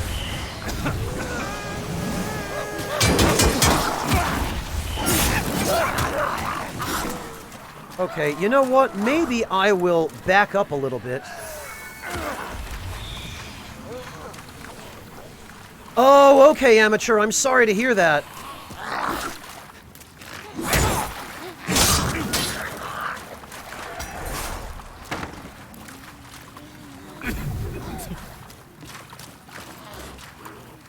Alright, I don't know what I'm even bothering with these guys for. There is no need for me to be here. God damn it! The minute you think you're safe. Well, that's why we opened the shortcut. That's correct, Doyle. I have worked on both strategy guides for Bloodborne, the official ones. The original one for the base game and the one for Old Hunters. This is what I was going to do. I was going to send that to storage. But I guess I should have waited.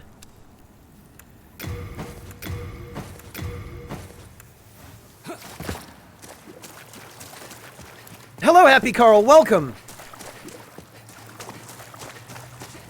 Yeah, amateur. At the very least, laptop RAM isn't all that expensive.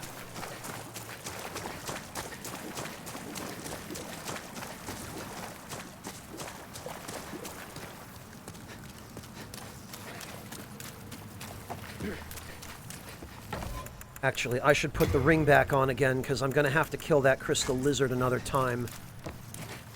On my way through the shortcut. Wow. You know what?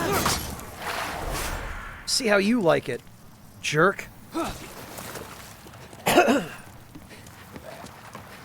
For the most part, so far so good, amateur. My one major issue is with the camera. And I don't hold out much hope that they're going to change or fix that, but...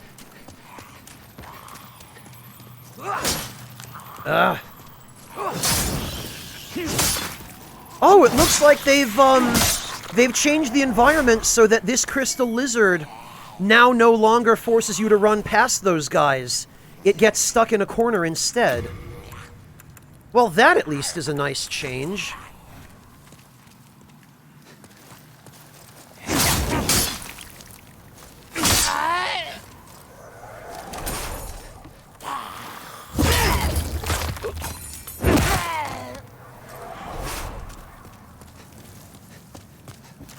Alright, the bugs I'm not going to bother with. I'm just going to ignore them.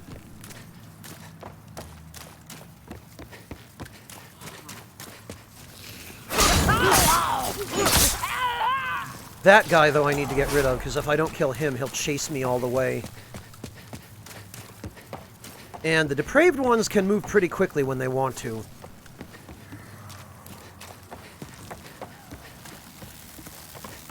And I do not need that. Oh, come on. Renera, thank you so much for the resub. Welcome back. Really appreciate that.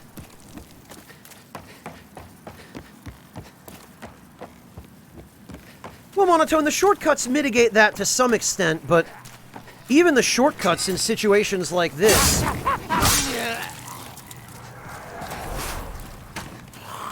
they'll only help just so much.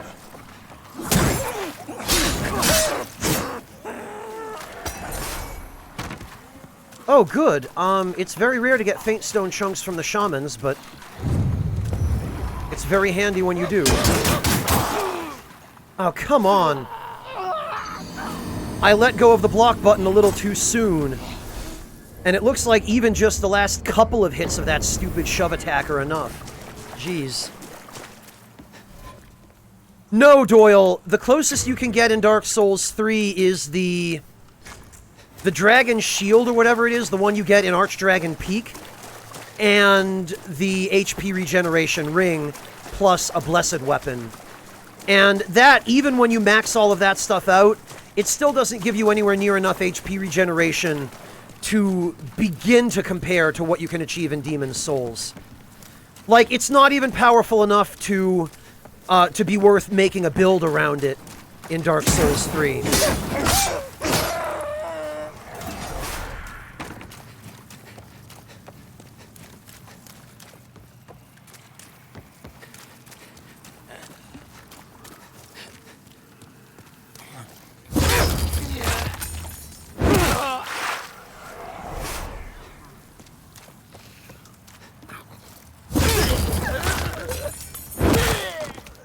Okay.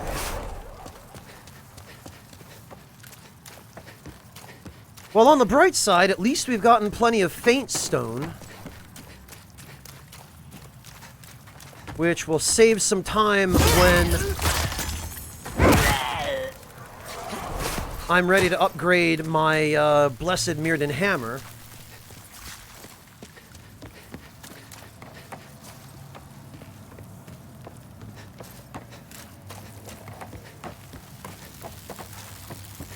Ah, I hate this.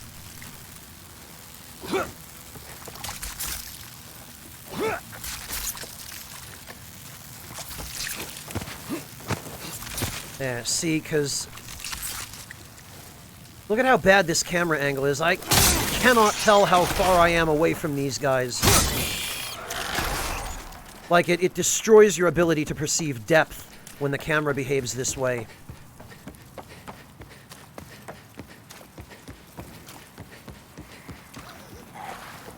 All right.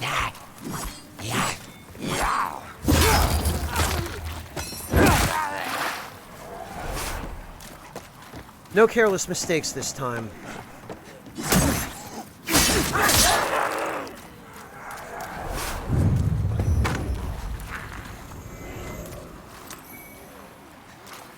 We are going straight to the boss. We are not screwing around with anything else. Yeah, no problem, Doyle. It would definitely be a waste of time. Believe me, I've tried it. It's just not worth it.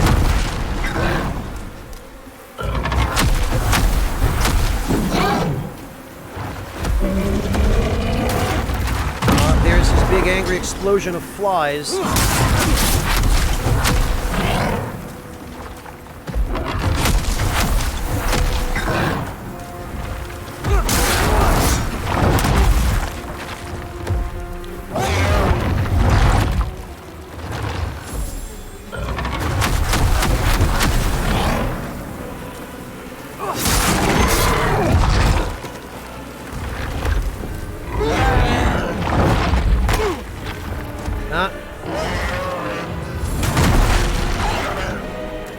And if you do get covered in flies, you can walk into one of the torches to get them off of you.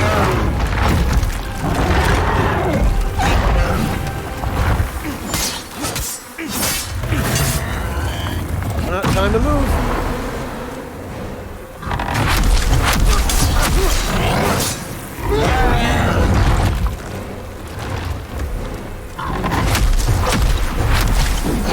As with most other bosses in Demon's Souls, the strategy here is to just kind of stay behind him.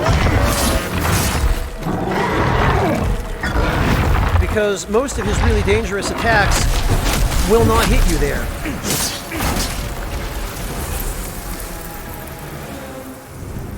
I'm going to go ahead and chalk this guy up as one of the easiest bosses in the game, possibly tied with Phalanx as a matter of opinion.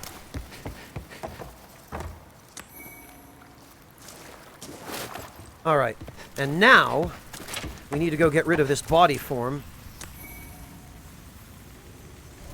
So where do I need... Okay, the Shrine of Storms is still pure black, and we're done there, so it'll stay pure black. I need to... Stonefang. That's right. Well, actually, I might be done in Stonefang, because we're done farming Spider Stone. Well, actually, I probably should, yeah, I should do Stonefang anyway, because there's the Crystal Lizard Nest. Heverius, it's all about learning the moves and the patterns. Once you know those things, or even just when you know where to stand is what it really boils down to in a lot of the fights in Demon's Souls.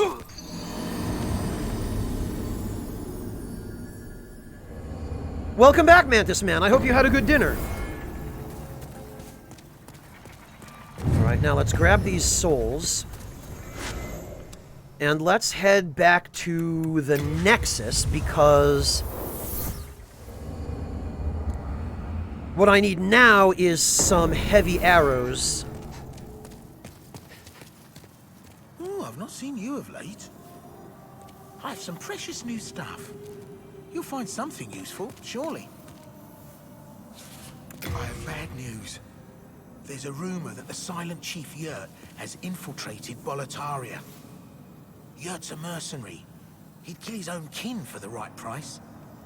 Now, I'm not a saint, but compared to Yurt, I'm as saintly as they come. So, I implore you to stay away from Yurt, the assassin in black.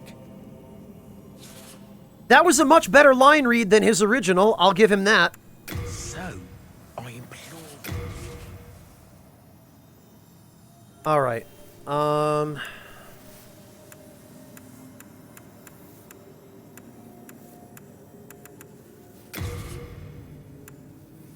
Wait, what? Oh, right. Yeah. Hey, Regita, welcome! I was worried sick. Okay. First things first.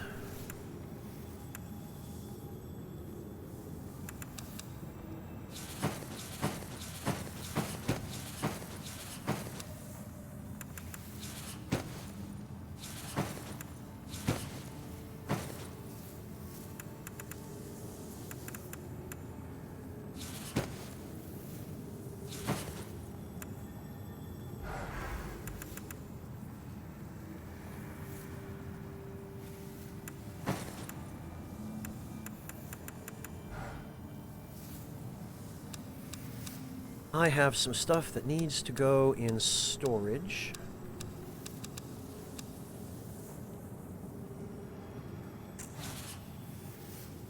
We are indebted to you. Ranareth, sticky white slime is still almost as Some bad, precious new stuff. and in some ways maybe even worse. There we go. Also, is it just me, or did heavy arrows get cheaper? I seem to remember them being more expensive. Good gear, huh? You won't find it anywhere else. I ain't.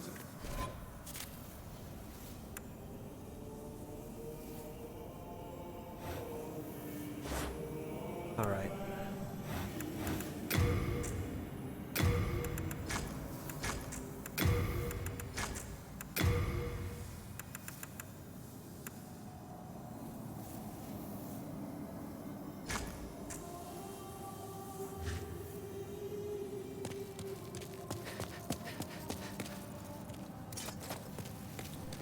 So what we are going to do for Made in Astraea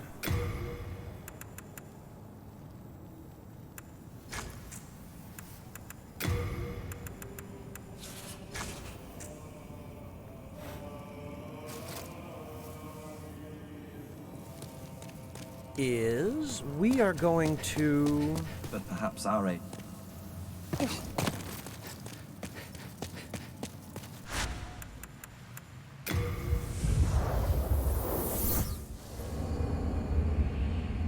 Going to use our old friend.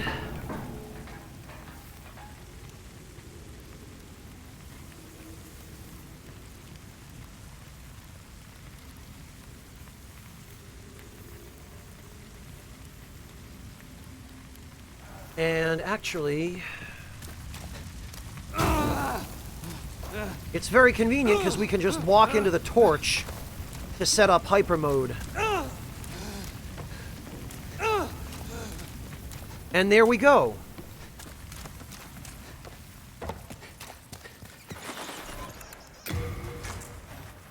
All right. Let us see.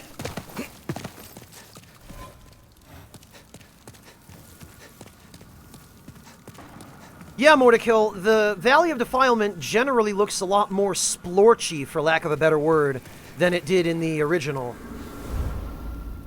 Here we go! I hope you guys are ready for the big feels. Because I've got some bad news for you about Garl Vinland and Maiden Estraya.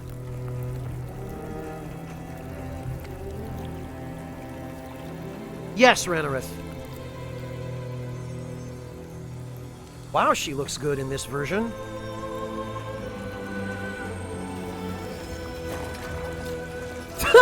He was just sitting under a pile of corpses. Amazing. In the original, he was sitting on it, but...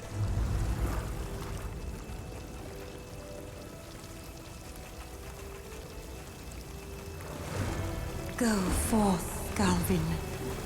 May you be unharmed. Oh, it's still her original voice actress, too.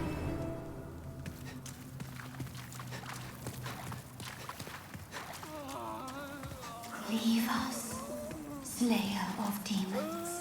Fat chance. This is a sanctuary for the lost and wretched. There is nothing here for you to pillage or plunder. Please, leave quietly. Oh, the music doesn't start till you walk a little ways in.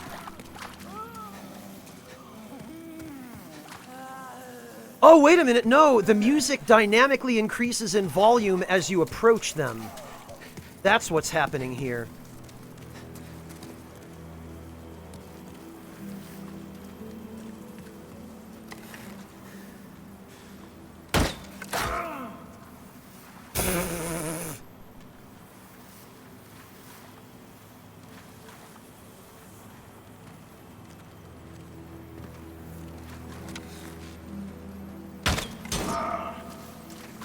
Ah, right, that frontal hitbox of the shield. Holding up a shield? It'll protect your feet. No problem.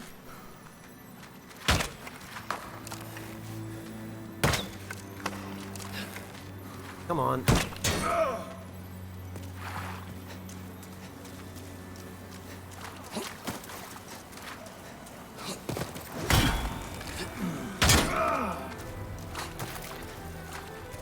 Oh, now it starts.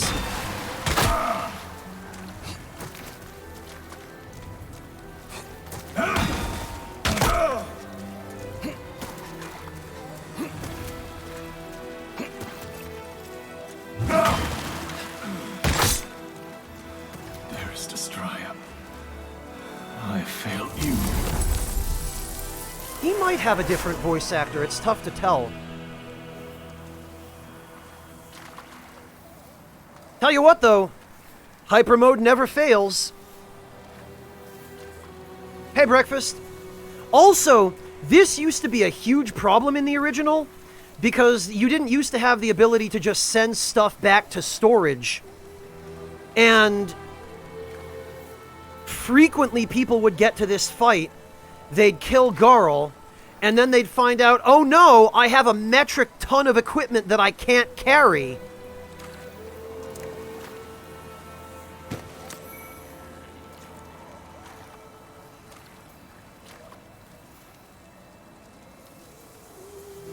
That's what I thought, Log, yeah.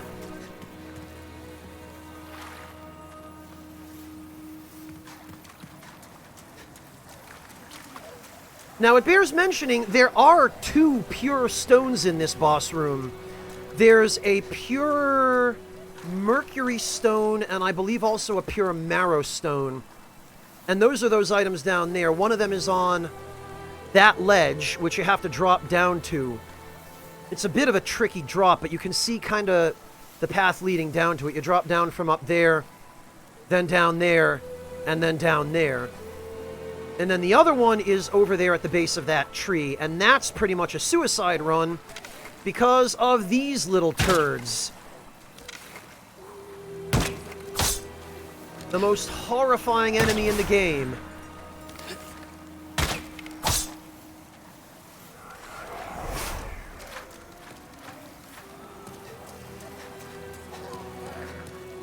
And it sounds like the music might actually have changed after we killed Garl.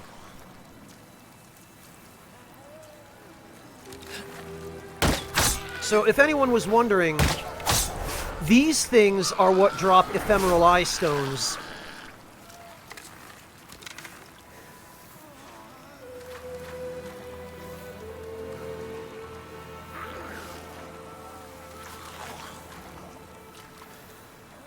Well, I say might, Clint, because I didn't really get to hear much of the actual proper boss theme, because I killed him so quickly.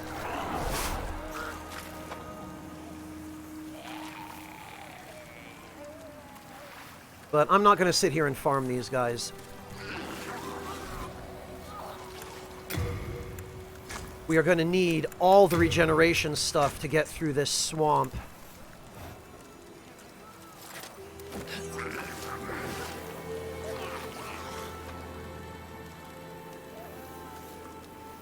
Yeah, more to kill. I wonder if it changes in the same way if you kill Astraea first, because there is a strat for that. What I could have done, in order to bypass having to fight Garl completely, is you can go up to the ledge up there. You see where those guys are on the outcropping? You can go up there, and you can just snipe Astraea with a bow, and then there's nothing Garl can do. And if you kill her first, and you come and talk to him, he just basically gives up and kills himself.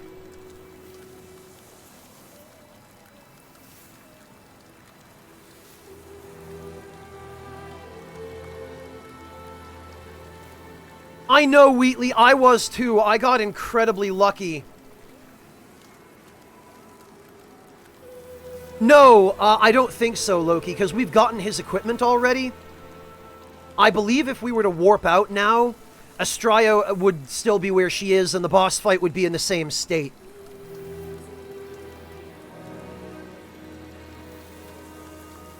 Yeah, Log, I'm sure it does. I'm sure whoever designed the transitions of the music in this fight did not count on anybody using hyper mode to kill Garl the way I just did. Hiverius, you need to get a regular upgradable bow up to plus, I want to say 7 or 8, and then you kill the Flame Lurker and give his soul to Blacksmith Ed, and then you go to Blacksmith Ed and use the Armor Spider's soul to turn your generic bow into the lava bow.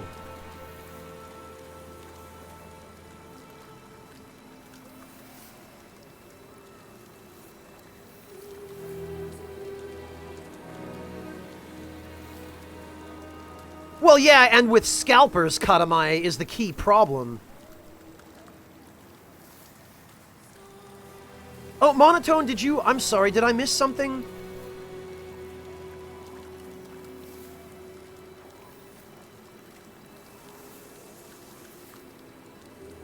Oh, okay, Monotone. Yeah, it looks like people have already answered that for you. I'm sorry I missed it.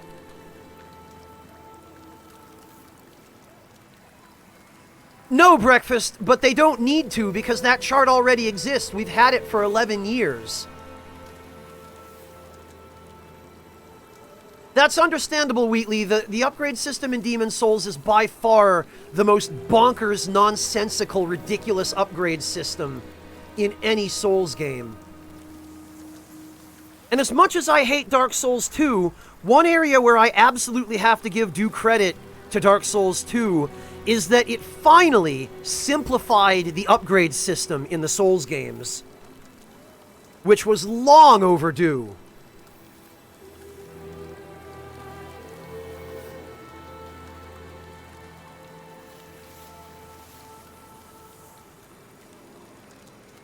No, Ebuera, I said one thing. Don't you dare do that. Yeah, Monotone, I have a feeling that if you're going to be looking for recipes for that stuff, no two recipes you look for or that you find are going to be the same. Well, yeah, Slime King Mike, I think that was one of the few cases of FromSoft actually learning a lesson and applying that lesson in a later game.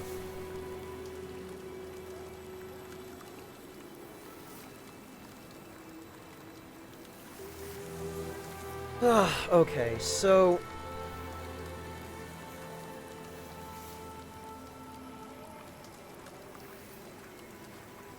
I want to make sure I leave that crystal lizard in the corner of the boss room up there alone for now.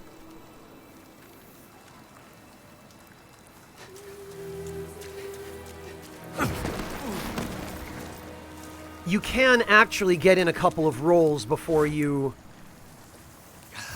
get stuck in the swamp. And then if you stand here...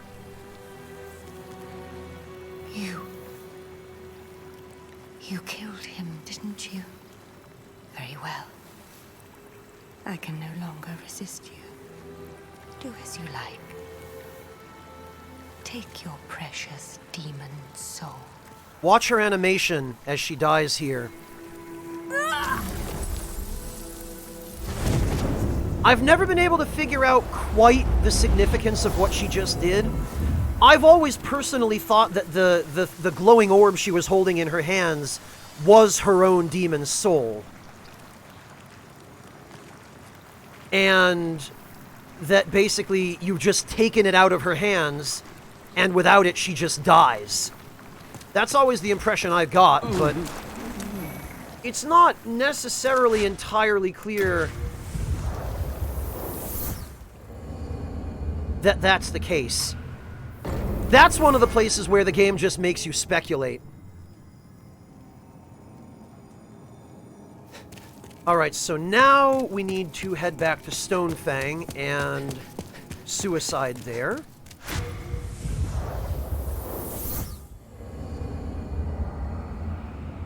Yeah, where in the beginning, the first time I did the fight in the original version of the game, it looks like she just squishes it into her face and disperses it and dies.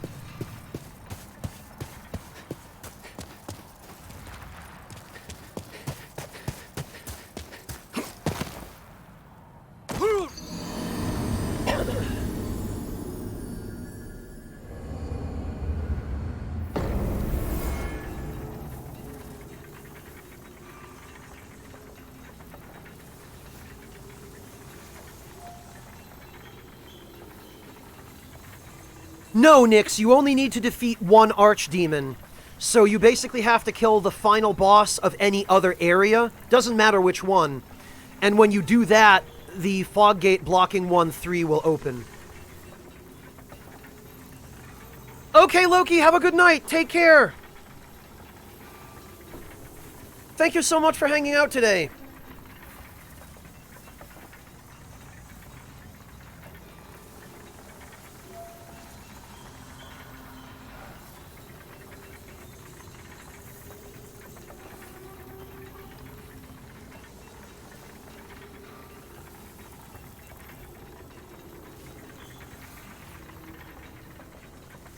Well, Log, it's never actually explicitly stated that that's what Astraya's doing. People just assume that based on the flavor text for the Valley of Defilement checkpoint areas. And it's possible that that's actually what's going on, but...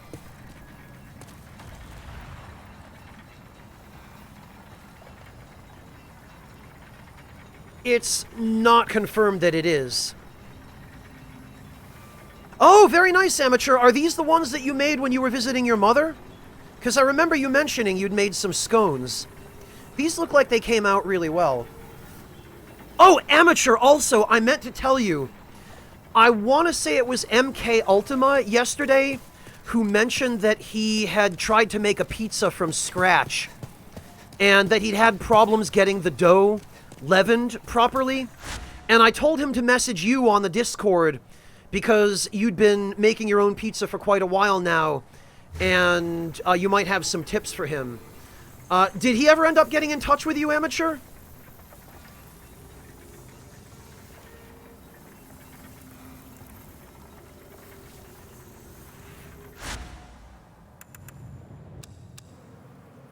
Alright, I also need to go to the merchant and buy some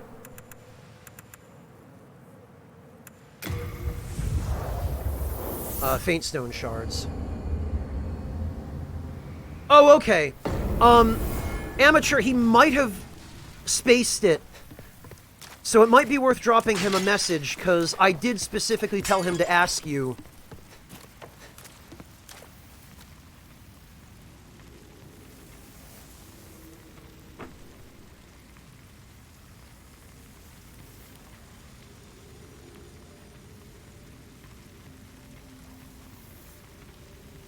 That one, amateur.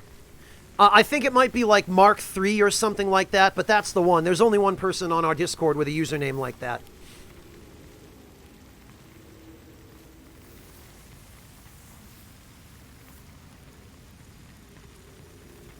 You should breakfast. Really, the trickiest part is the dough.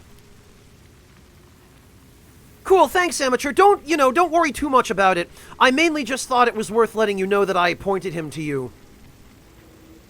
Hello, Mihawk. Welcome. I am glad to hear that, Mihawk. Congratulations.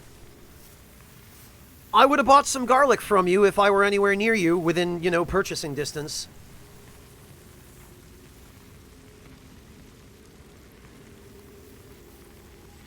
No worries, Hjalti. You've been here for a while, so...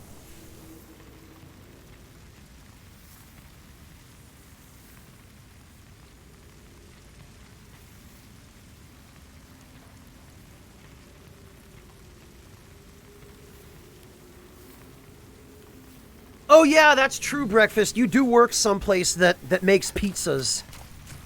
I forgot that is the case. Alright, actually, it'll be a little easier to go through this area if I go about it this way.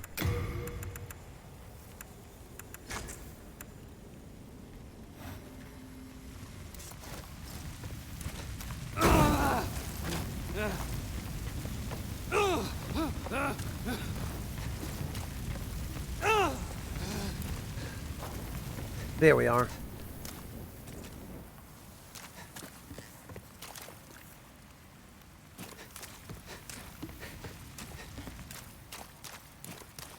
The hell? Where is the... Oh, there it is. I was gonna say, the visuals of the environment have changed so much, I couldn't find the exit.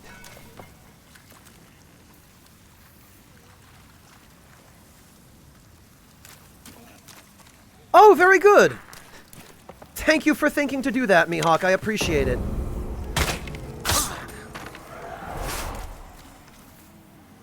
See, this is the nice thing about hyper mode is if you have a bow, you don't have to get close to anyone.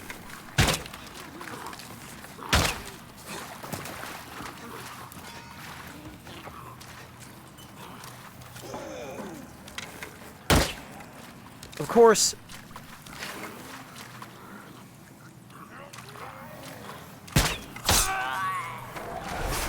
since the player character's projectiles have no tracking whatsoever,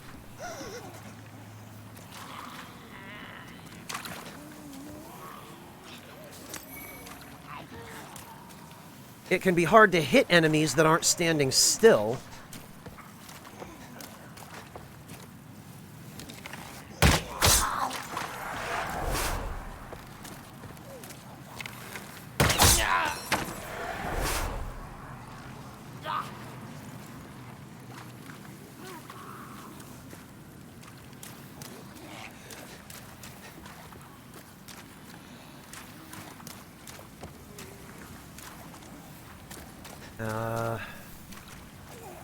I don't think they can get up this way, so I should be alright.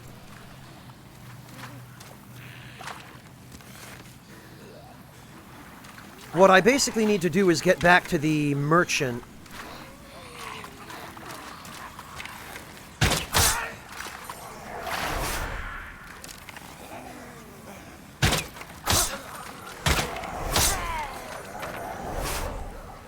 I would like to do it with as little interference as possible.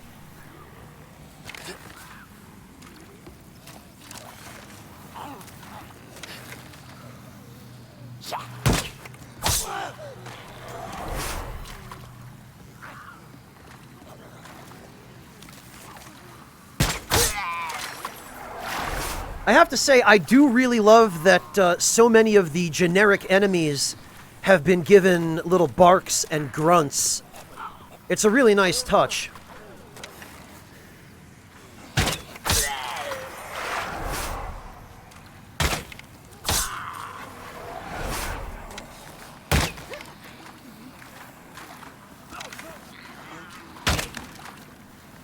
And this, kids, is why it's always a good idea to carry a bow. Oh, come on. There we go. Oh. No, you don't. So help me, I am not having that.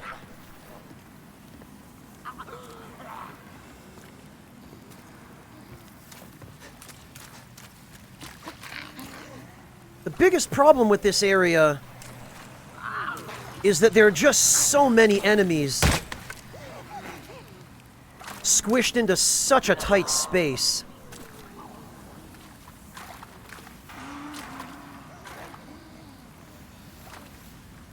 No, Log, nobody's robbing each other of souls. I haven't actually done any multiplayer in the remake yet, but the biggest problem with multiplayer from where I'm standing is what Lance McDonald described to you guys earlier in chat, where for some asinine reason, Bluepoint thought it would be a good idea to cause your matchmaking region to default to the region with your lowest ping, rather than the region with the nearest IP address. Which is why people in Australia, like Lance and Vadi, are getting matched up with people in North America, so their connections are terrible. Yeah, Jalti, I'm doing fine, thank you. I barely leave my house. I have the luxury of being able to work from home and not really having to worry about going out other than to buy groceries. So I'm doing all right. I truly cannot complain over much.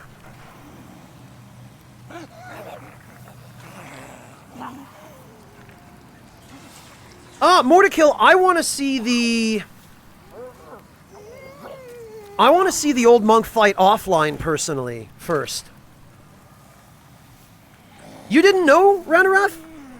You couldn't tell from his accent?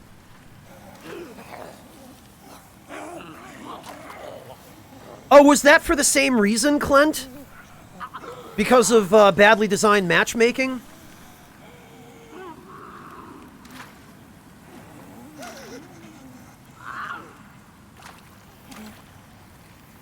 Yeah, Halcyon, but Australian internet notwithstanding, that's a lot of latency connecting from Australia to North America under the best of circumstances.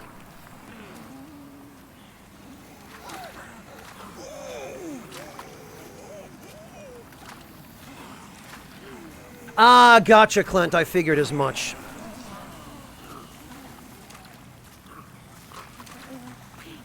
Alright, I know there are still dudes alive.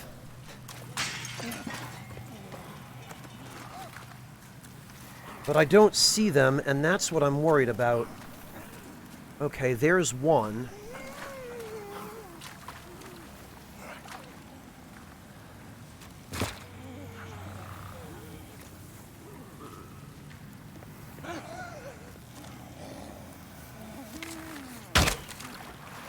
Ah, come on. There we go.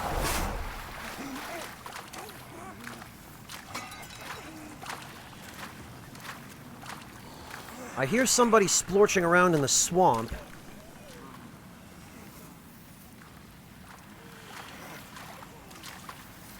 Oh, there he is.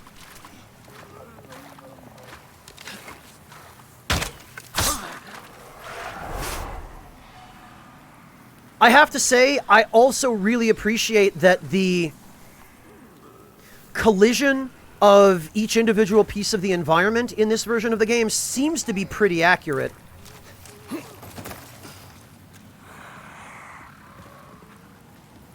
Like, you can actually shoot through this stuff now, whereas in the original version of the game, your arrows would get stuck on invisible walls in thin air.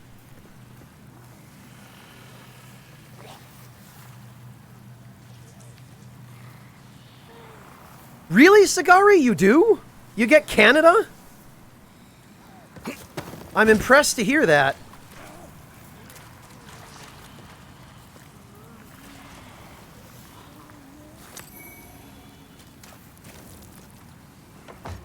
Okay.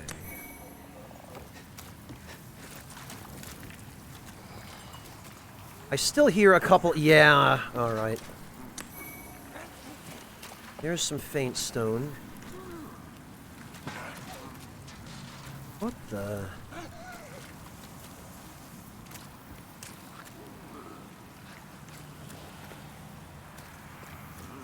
Okay, well, honestly, we're probably close enough. Most of the enemies are out of the way now.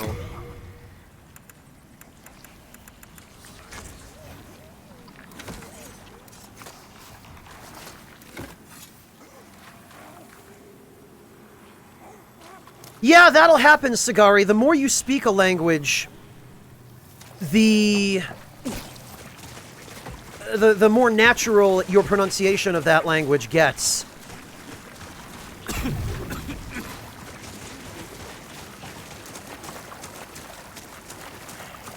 I definitely would not have pegged your accent as Canadian, though, Sagari.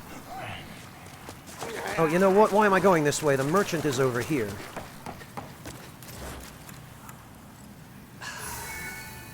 Okay, I think we're good. Please buy more for the poor child. You're here to rid us of, aren't you? Alright, so I need faint stone shards. Oh, is somebody chasing me? I hear footsteps on wood.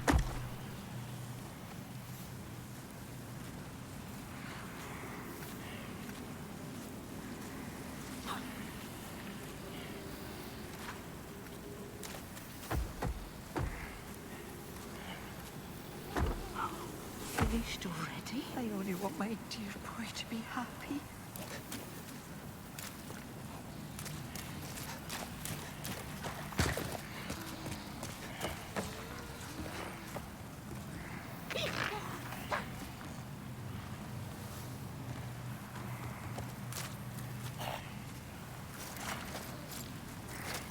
Okay, well, maybe it was him.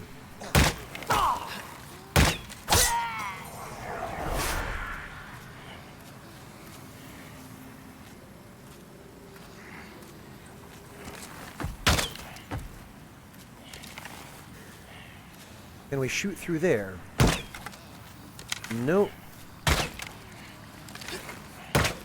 Okay, I guess the collision isn't quite that accurate then.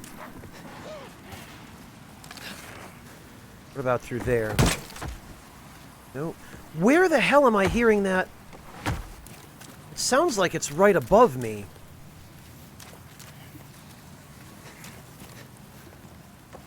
Well, whatever. I guess it's fine. If he hasn't attacked me by now, he probably won't.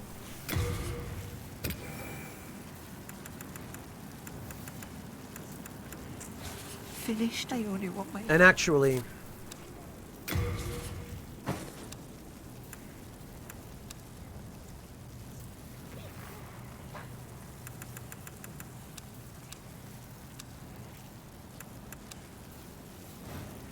Please buy more.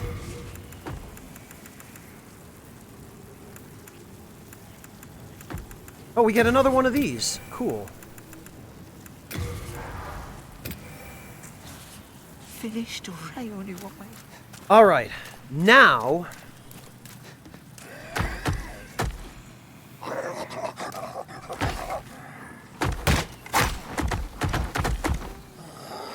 Now let's get rid of this guy.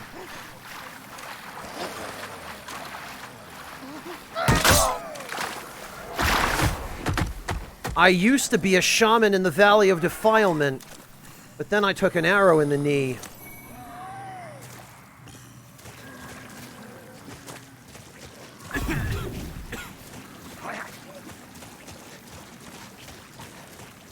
Alright, let's go find Selen.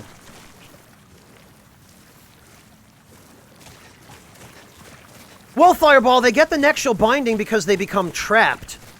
The nexual binding is a shackle if you look closely at it, and it's still the case in Demon Souls Remake. And now we get a better view of it because it actually has a 3D model. But if you look closely at it, it is a shackle. It goes around your ankle. The Maiden in Black wears one, in fact, because she's also trapped in the Nexus. And the Nexual Binding is, as its name suggests, it is what binds you to the Nexus. Oh, well, Fireball Oscar chooses one person and bestows his flask, but the Crestfallen Warrior, when you get to Firelink Shrine, is like, yeah, I've seen so many people come through here on that supposed mission. Good luck, idiot, you're gonna need it. So, you might be the only person Oscar entrusts his mission to, but you're definitely not the first or the only one to get sent to Lordran, because it's that whole racket that the Anor Londo gods have going on, right? Of, yeah, let's just make up this bullshit legend so that they'll keep sending us more dudes to throw in the fire.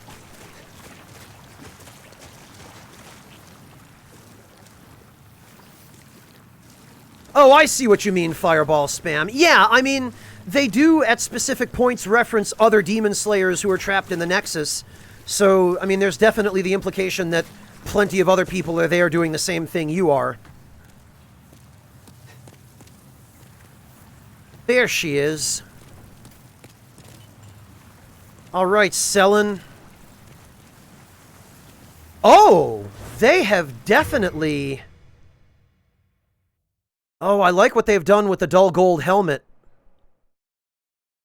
That's correct, Amateur, yes.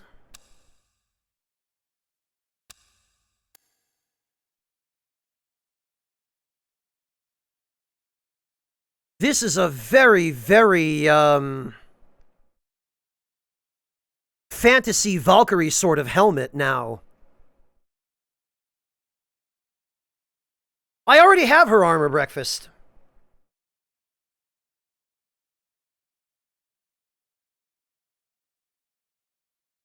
Cool, Amateur, thanks. I'm sure he'll really appreciate it. Because he accidentally posted in my chat yesterday, I guess he meant to post it in a different chat, that he'd ruined a pizza he was trying to make. And I was like, oh, we have someone in our community who's been doing that for a while and getting good results. I should connect the two of them together to get him some help. Much appreciated, Amateur. And I'm sure Ultima will appreciate it too. Yeah, honestly, normally if I'm using a female character, I'll go with the gold mask as an alternate headpiece for the dull gold set, but actually, I really like what they've done with it here. I really like the new design of the helmet.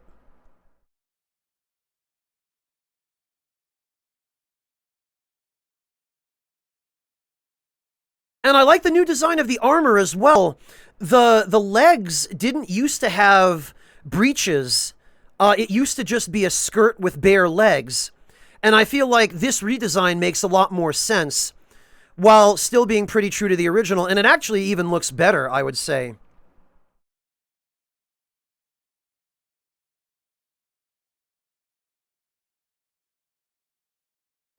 Yeah, go ahead and throw me under the bus, Clint. I'm sure I deserve it. Why? You are one of the sane ones, are you not? It's her original voice actress. I am Selen of the West. I seek my brother, Garl Vinland. This is Jenny Funnel, I the think. knight who accompanied Saint Estraya on her travels. I believe they settled here.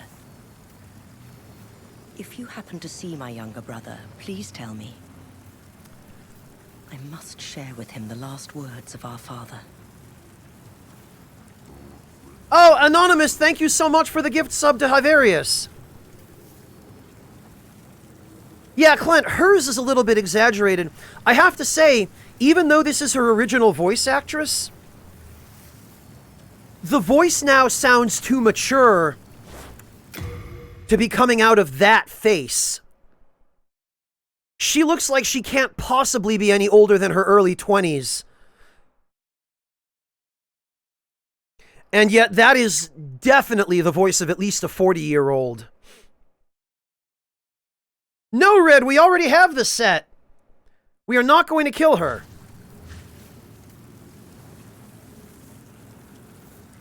I heard an unflattering rumor about Saint Estraya. It was that herb peddler. She believes that Astraya is herself a demon. Can confirm. She has no reason to lie, but surely she must be mistaken. Well, yeah, Firebam, Fireball Spam, Firebam, well, close enough. Because Jenny Funnel was 11 years younger when the original version of the game came out. I know, it's hard to believe it's been 11 years.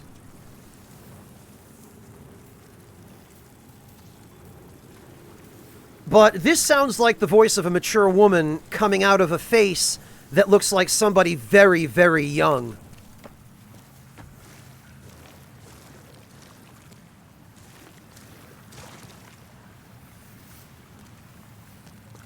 Alright, so now we need to go back to the boss room and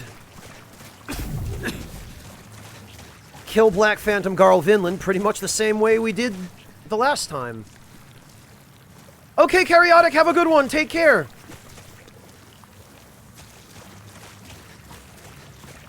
Clint, I've also met quite a few 30-something redhead women, and none of them have ever looked quite that young.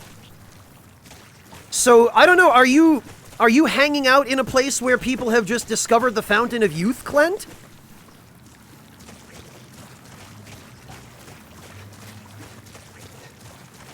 Because I don't think I've ever met a redhead who looked quite that youthful.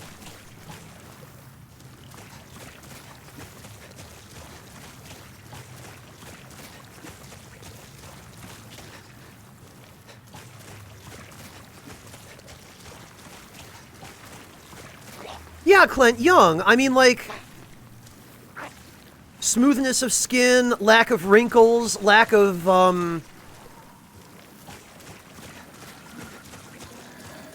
lack of wear, I guess, you know, just the general wear that anybody accumulates with age.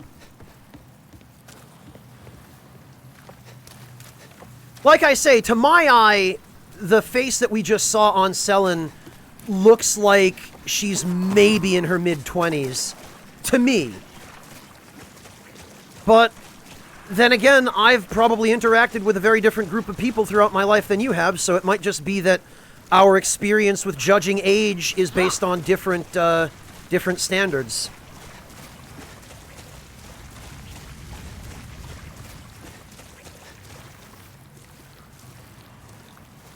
I'm not saying they do, Clint.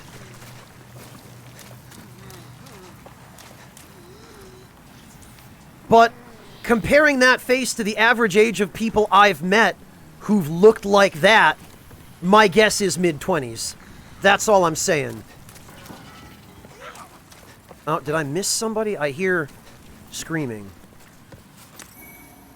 No, well, so much the better. I'm out of here. Ah, come on. That was my own fault. Jade Princess, I'd love to be able to come back with a wise-ass reply, but I can't even fight you. I am an old man.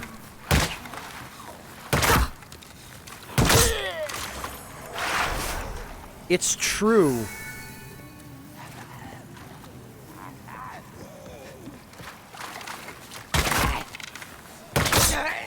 Well, Clint, that's probably just because you're about my age, I think, right? And as millennials, we have a social obligation to just be tired of living and weary from life. At least that's what I always tell people.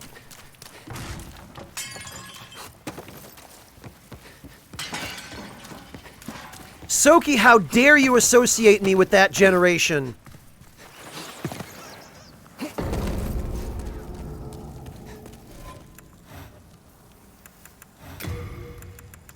Alright, we're going to need the Clever Rat's Ring, and we're going to need the Morian Blade again. Oh, you know what? And I forgot to, No, Bunny Hedger, only until I get the equipment I want for the actual build I'm working on.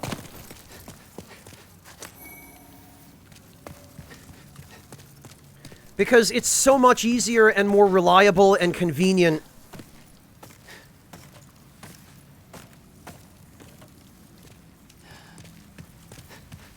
to do these fights from a safe distance. Come on. There we go.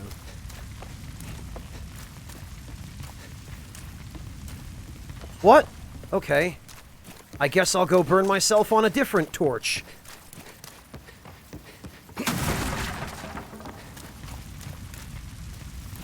Really? What am I doing wrong? I just want to get toasted. Just need to warm up my buns a little bit.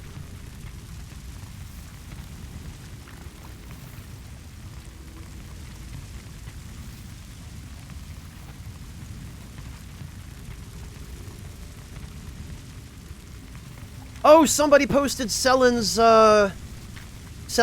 concept art from the manual.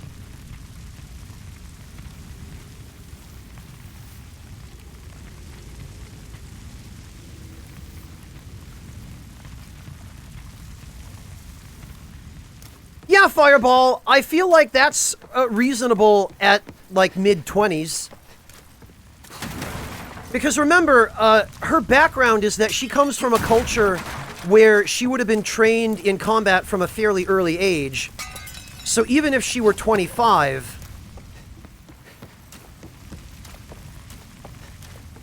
What the hell? Why are... Did the fire effects on these torches just despawn? This has to be a bug. From the instruction manual log.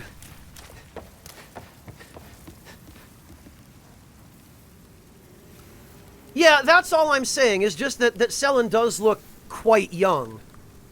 And actually, Fireball, her face in the remake is closer to her original concept art than it was in the PS3 version of the game.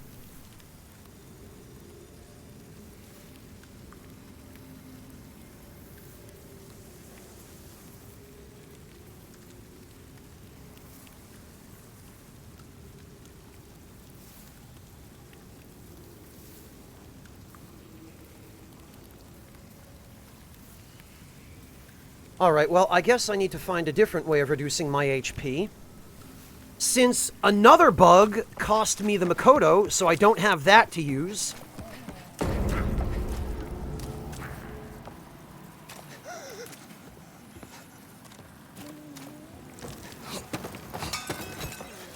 I guess I'll just go get poisoned in the swamp.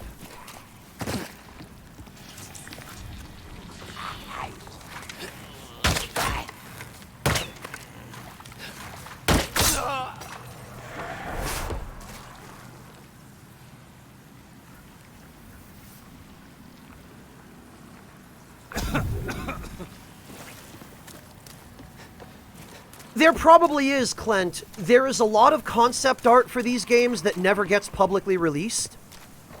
And as a matter of fact, over the course of my work on the official strategy guides for Souls games that I've contributed to, something I often found was that when we were sent art assets to include in the guide, we would occasionally be sent art that had previously never been released publicly, or that had only been released in physical print in, like, a Japanese art book that was sold maybe, like, 5,000 copies.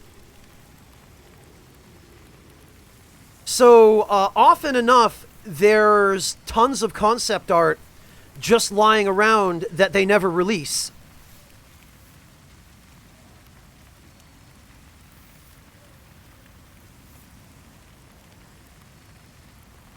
Yeah, Clint, it is. But that's how we found out that the Fang Boar from Dark Souls 1 was originally supposed to have, like, a, Oh, you know, I forgot to unpoison myself. It was originally supposed to have a fat minister-type enemy riding it. But that was cut from the game, and the only reason we know it was ever a thing... Oh, there, now the torches work again. The only reason we know it was ever a thing is because there was some concept art released years after the original game of what that enemy was originally supposed to look like.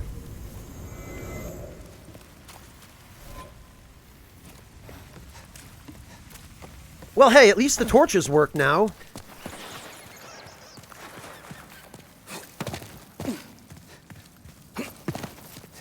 But yeah, I agree. It is criminal to withhold that stuff and not release it.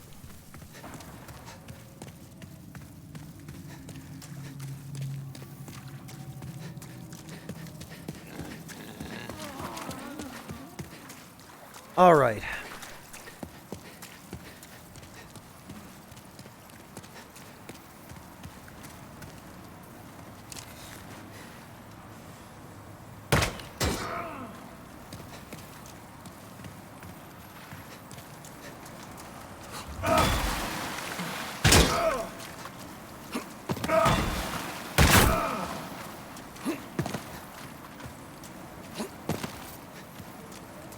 Yeah, come on.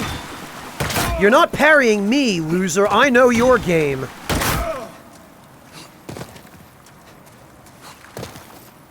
Actually, though, I probably should equip this, because I know he's going to try to heal eventually. He's immune to it, Acting King. It doesn't work on him.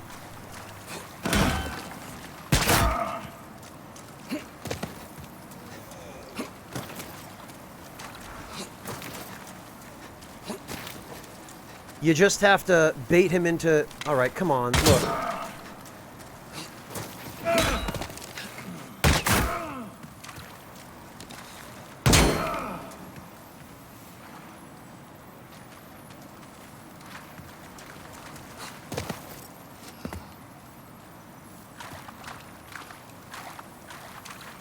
Yeah, Clint, again, that goes back to the attitude that Japan, and that other Asian countries as well, have toward things that are no longer new, but that are not old enough to be considered traditional.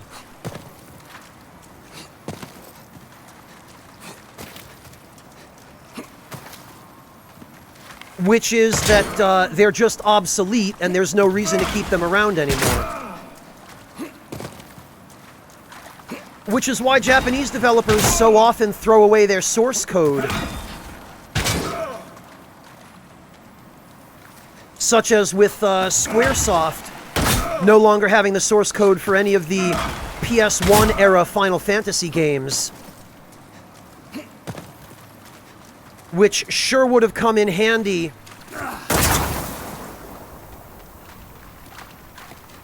when it came time for them to do all those remasters and ports. But no, we don't need it anymore. Why would we ever keep the source code for games that old?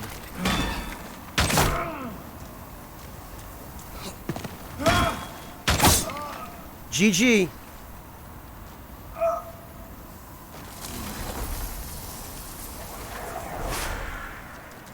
And there's his weapon, which I probably can't carry. Yup. 36 units this thing weighs.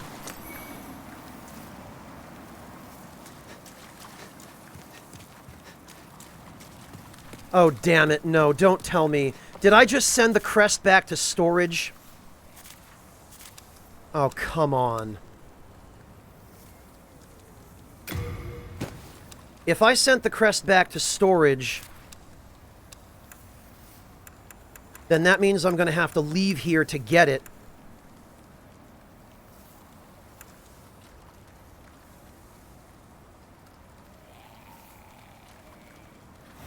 I don't know that she will, Fireball, or at least she didn't in the original, but maybe they'll have changed it.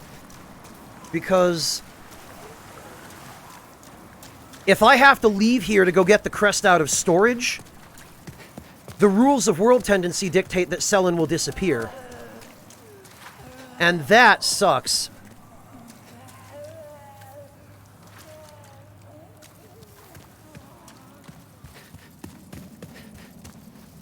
Oh, is that so, Fireball Spam? Okay. Because it's easy to get black world tendency, but it's very, very difficult to get white world tendency. Then again, since we did just kill a Black Phantom, technically, it should just it should just move the world toward white tendency anyway, which we're already maxed out in, so hopefully it won't matter. The only unfortunate thing is now I'm going to have to... Well, I guess I could just speedrun past all of the enemies on the way back from this checkpoint. We'll find out as soon as we get back to the Nexus. And check world tendency. Yeah, okay. It is still pure white. Very good, then we're safe.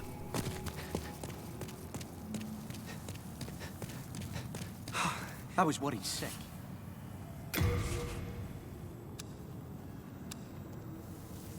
Oh, right. As for the Talisman of Beasts, an old wooden amulet featuring a symbolic depiction of the Old One can be used to cast both miracles and magic. What was considered a depiction of God was in fact an image of the Old One, portrayed as a force of feral chaos. I do too, Wheatley, but thanks to guys like Lance McDonald and Rick Jibbed, we now at least have some idea of what it was going to be. Alright. Small, intricately decorated Vinland family crest. Oh, now we actually get to see the crest clearly. It appears to be a... Oh, it appears to be a brooch. And it looks like their family crest is a... Oh, that could be a maple tree, I guess. We are indebted to you for you fighting our behalf. Yeah, Wheatley, if it had been in the final game, it would have been Zone 4. Because we've got Boletaria, which, going around the clockwise numbering scheme, Boletaria is Zone 1, Stonefang is 2, Latria is 3, and then the Northern Limit, which is this Broken Arch Stone, would have been 4. So the Shrine of Storms would have been 5, and the Valley of Defilement would have been 6. Oh, a clasp? Clint, for... Yeah. I know the ones you mean. And I'm drawing a blank on the word, too. But yeah, it could be for a cloak.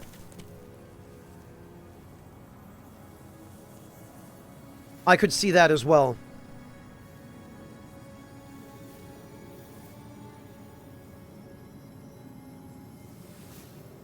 Well, Fireball, I don't think you were actually supposed to fight any giants in that area. I'm pretty sure they were supposed to have all been gone by then. As I understand it, the plan for that area was that this is where the giants used to live, but it's been abandoned for centuries. And the giants are long gone.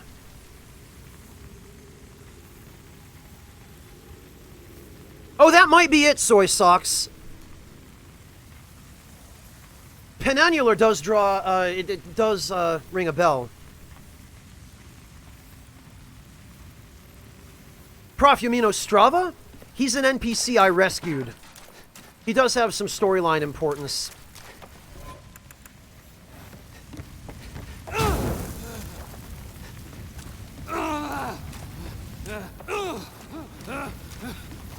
There we go.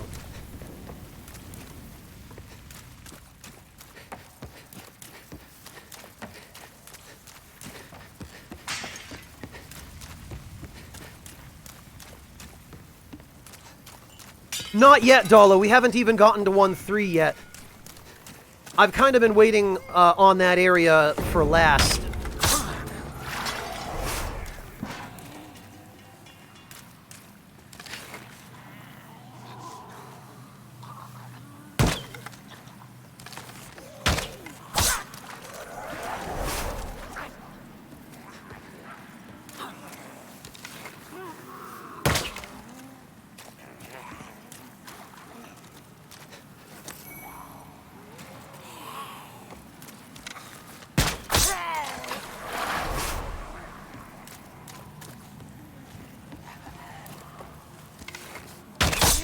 All right.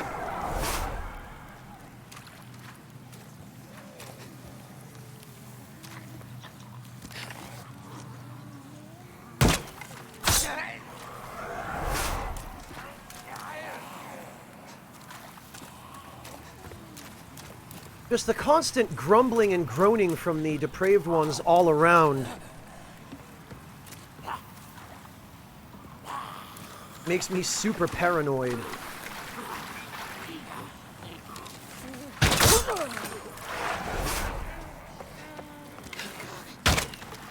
And that kind of thing is why.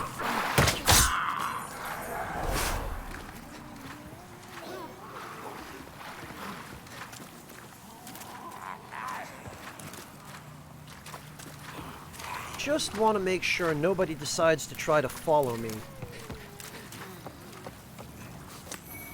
Well, good, some healing grass.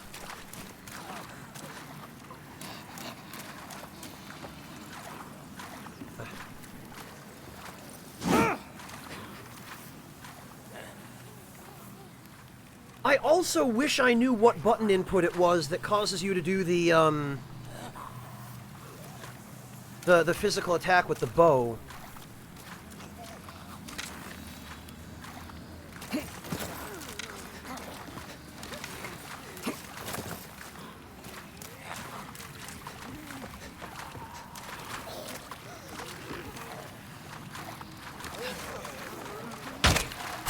You get shot. Oh, he saw me.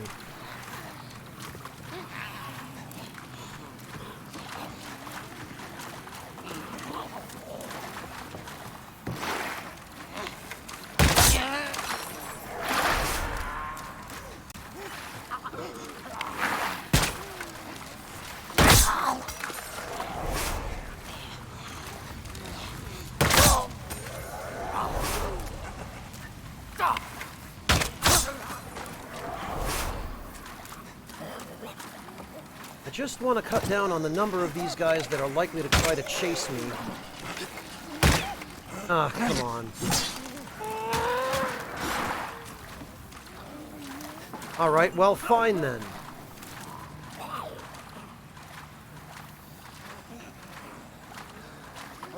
Oh, Fireball! Are you sure? 'Cause... No, not with the bow. No, there's a different input for the bow.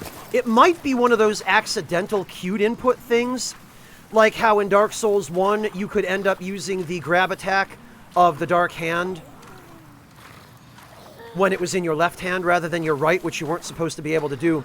I think it's that same thing because it was the same sort of bug that happened with a bow, where if you had the Dark Hand equipped in your left hand, and you had a bow in your right hand, and you were holding your bow in two hands, if you equipped something else in place of your bow, like if you were to just go do this, you would get a weird input bug where it would cue the right-handed input for your left hand. That's correct, Raz, yes. This is going to be a regeneration build, but this character is staying base level. He is a Temple Knight.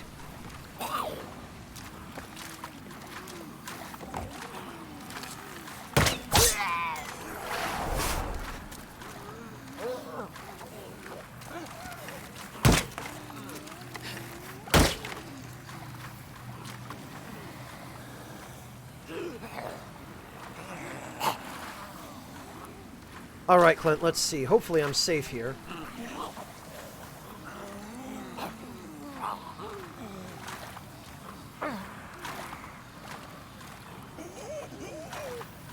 Fireball, I don't know if this is specifically the Land of Giants, because these things are more like demons, and I'm pretty sure this is supposed to be the first time the Old One awakened. This is the forces of humanity fighting the demons to banish the Old One. Because if you look at the pillars and the ruined buildings in this piece of concept art, Fireball, they are identical to the ones below the Nexus in the destroyed area of the world that was eroded by the fog. Oh, for goodness sake.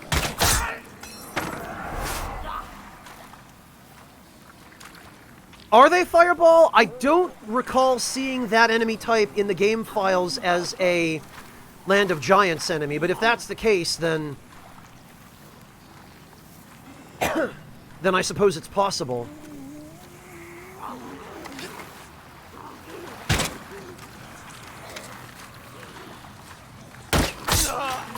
Because I've seen most of the cut stuff that was in the game files, like the owl men and the statue mimics and a bunch of the other enemies that were supposed to be in the Northern Limit area, but I don't remember ever seeing the giant guys from that piece of concept art. Well, the Yeti with the stomach mouth is something different, I think, Fireball. He was supposed to be the boss of the third zone, I think, of the Northern Limit.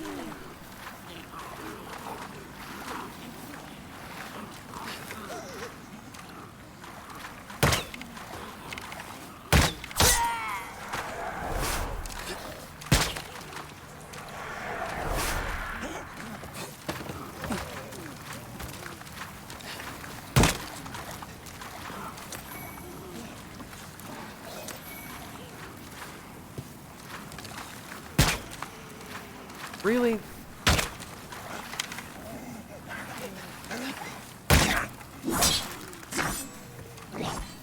All right, look.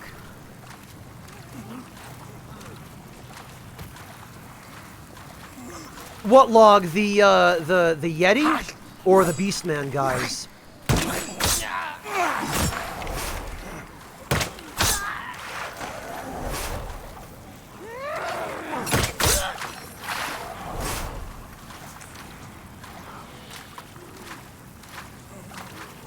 Yeah, Fireball, as do I. Jib was the first one that I started following for that kind of thing. Lance ended up getting into it a little bit later and kind of carrying on Jib's work.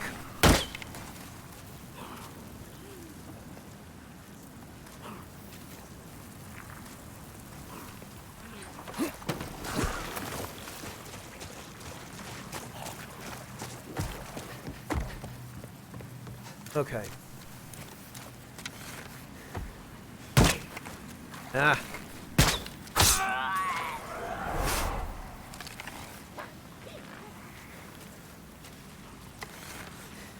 Okay, I don't think anybody is left who is going to try to follow me, so...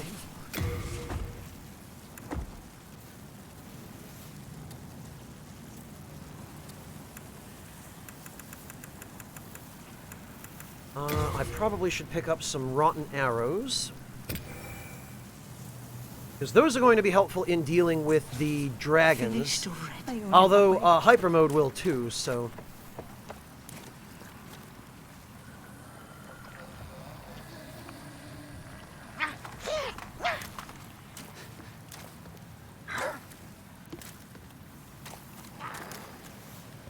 Yeah, Fireball, Lance's self-done content stuff is mostly, Bloodborne.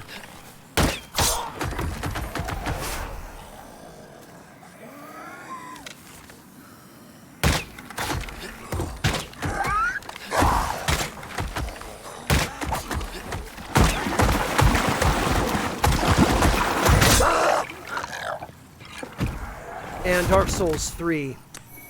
Sorry, I can't even focus on,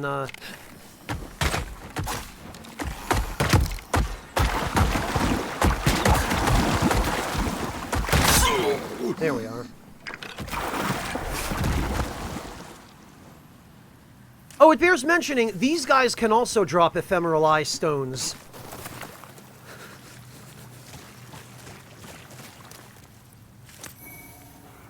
They're, a little bit more dangerous and less convenient to farm than the plague babies, though.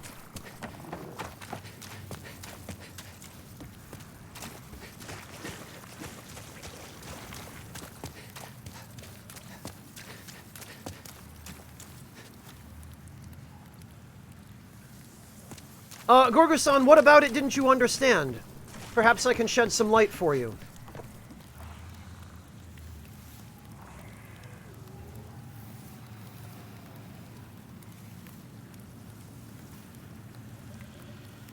Oh, yeah, no worries, Jerusik. Actually, oh, somebody died. I think that's, slugs or depraved ones falling off the pathway up there.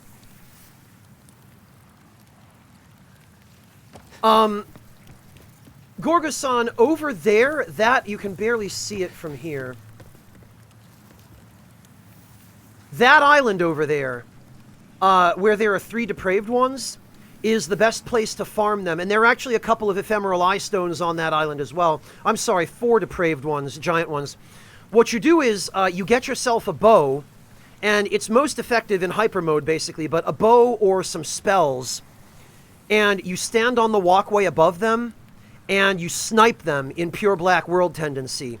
And that's your best chance of farming ephemeral eye stones.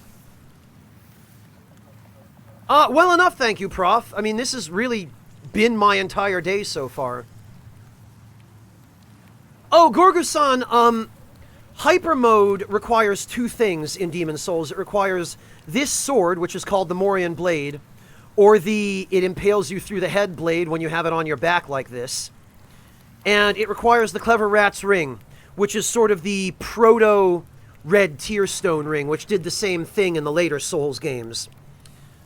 These 2 items have a cumulative effect which stacks multiplicatively with each other, which is they drastically boost your attack power from every damage source when your HP is below, I want to say 20 or 30%. I think it's below like 30%, something like that. And the damage boost that you end up getting out of it is ridiculous. It ends up being something like a quintuple damage boost by the time all is said and done. It's absolutely ridiculous. And it's very popular with ranged builds because it allows you to deal massive amounts of damage from a safe distance. Because if you had to get in close with a hyper mode build, you die if something sneezes on you because you have to run around at near death levels of HP in order for it to work. And in Demon Souls, that became known as hyper mode because there were 2 specific items that stacked with each other to achieve that synergy. Whereas in the later games, up until Dark Souls 3, where they added the Morian Blade back in, it was only the red Tearstone ring that had that effect. So people just abbreviated it RTSR. But then in Dark Souls 3, the Morian Blade no longer gives you anywhere near such a significant attack boost, nor does the red Tearstone ring. They got nerfed really hard in Dark Souls 3.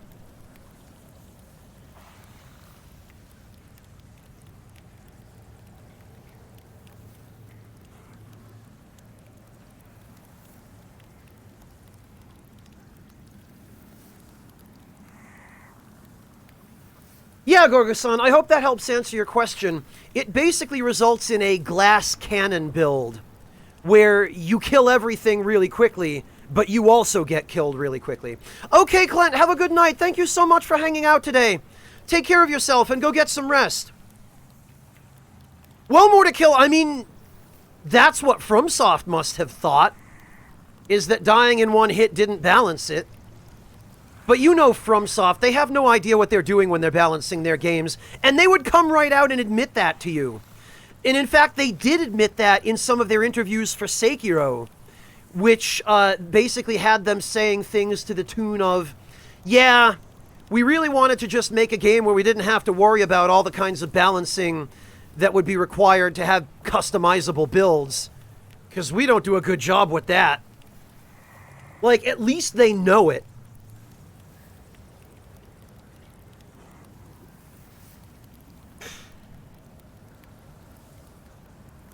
No problem, Gorgusan. I hope it helped.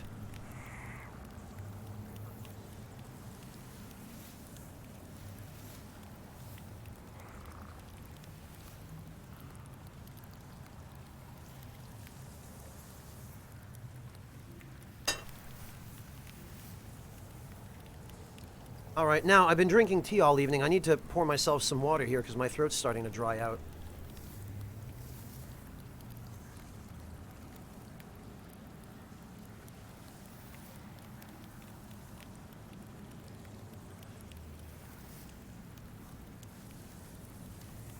Log, there were all kinds of things that were considered for Bloodborne but scrapped.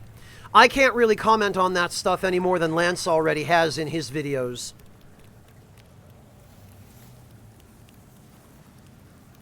Like, I wouldn't be able to tell you anything new.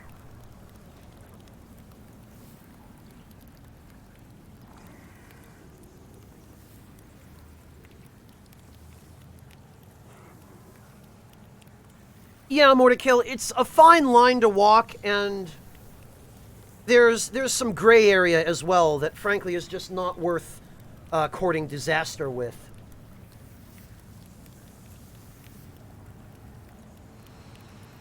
Ugh.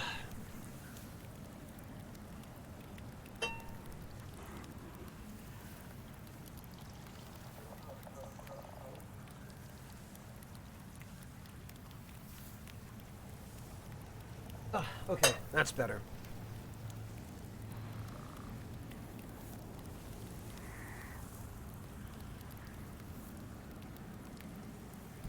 Yeah, Deadshot, heat sinks.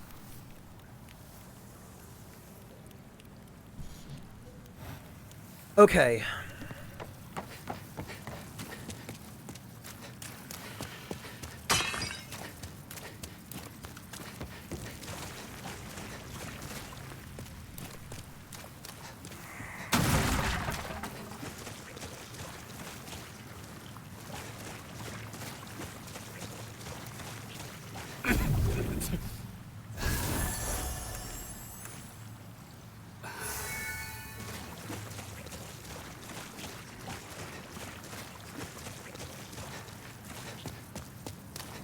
Okay, there we are. I got what you wanted. That crest. A Vinland heirloom meant for my younger brother.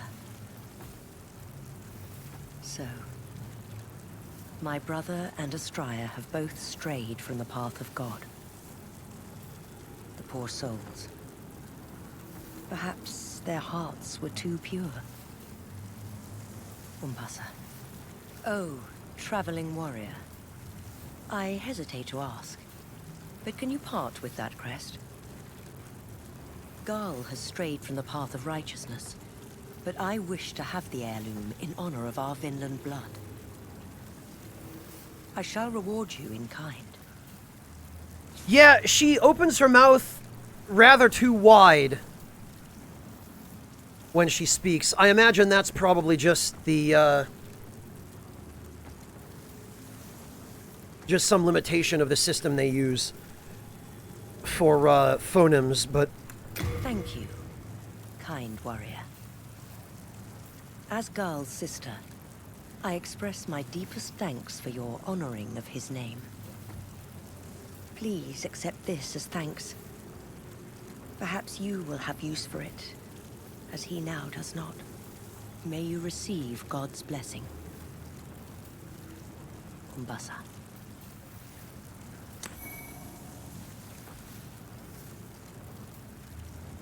Ebawera, I haven't watched any VTubers at all, ever. May you receive God's blessing. Umbasa. Alright, so one of those rings... Okay, we got from her the one that increases capacity. The Ring of Sincere Prayer, then, is the one that, raises power and casting time. So here's something kind of neat about the Ring of Sincere Prayer, is that its casting animation was later reused as a certain gesture that some of you might recognize.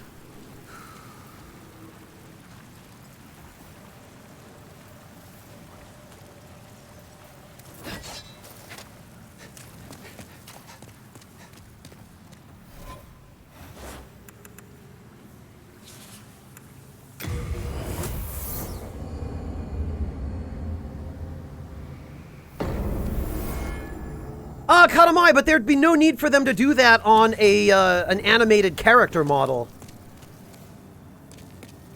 It'd be one thing if this were live action, but...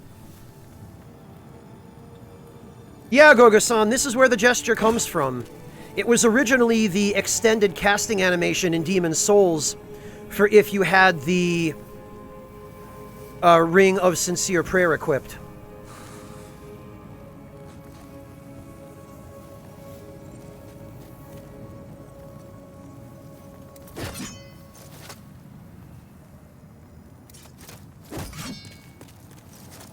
Okay, now...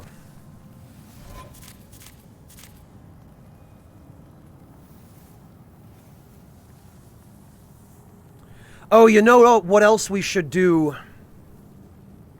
in the Valley of Defilement before we start moving it toward pure Black World tendency, is we should go get Istarel. Hello again. I'm keeping a close watch. Not that I'm ever going to use Istarel on this character, but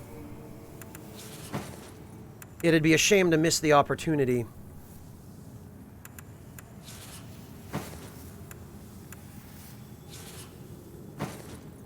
Actually, I've been meaning to check out the Augites of Guidance in this game and see if they look any different.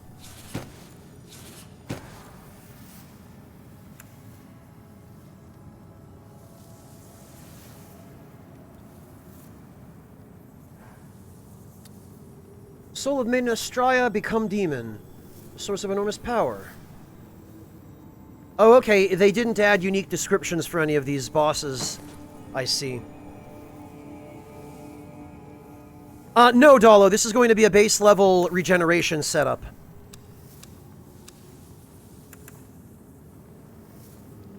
And actually, it might finally be time to retire the Crescent Falchion.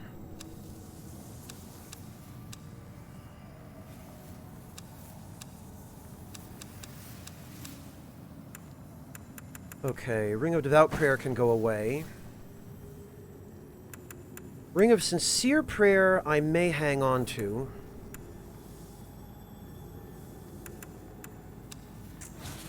You have a heart of gold. Alright. First of all, let's fill back up on arrows. I've not seen you of late. Have I got some gear for you? No, don't mention it. It's the least I can do for a dear friend. But, do pay for it. This guy... Have you ever visited the Valley of Defilement? Funny you ask. The bog there is filled with the corpses of honorable knights, too foolish to stay out of harm's way. Well, you may have heard of some of them. Vito the Moonlight Knight, Rizaya of Istarel, and many more. I reckon they left behind some fine armor and weapons. Why not have a look and see what you can find? In the original version of the game, Will Vanderpuy screwed up his line read on the line about Vito the Moonlight Knight. He read it something like, Vito the Moonlight Knight, Rizaya of Istarel? Like, they clearly sent him a weird script. Which just goes to show how wonky localization gets in these kinds of games.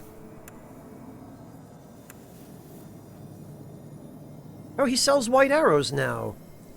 Interestingly, there also seems to be no limit on them, which is probably not the case.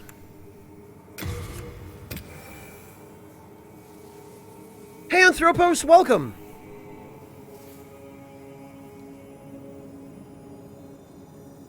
Well, Fireball, I mean, you could hand wave it as, yeah, Patches is just a goofball. Oh, Patches, you didn't even bother learning the pronunciations of these names.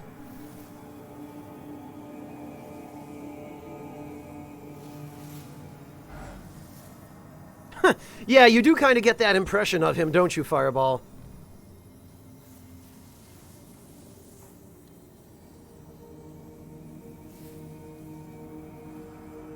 Oh, it was clearly an actual issue, Fireball. It was just a bum line read, really, but it worked out that it was a line read by him, of all people. Because, again, it ended up being a little easier to ignore. Yeah, Basil, because he's gone and wandered off a third time, and now you have to save him again.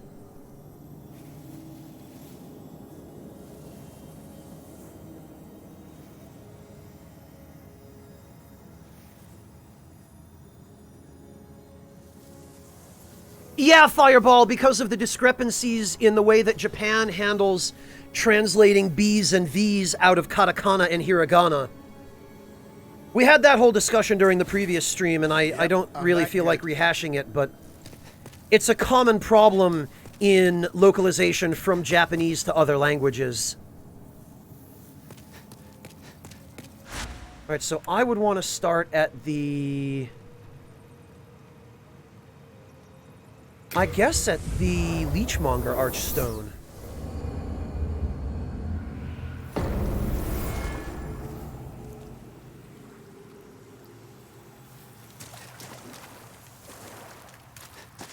Oh, Deadshot, I don't remember off the top of my head. It might be an M class, but you're better off looking that up rather than asking me. I don't remember.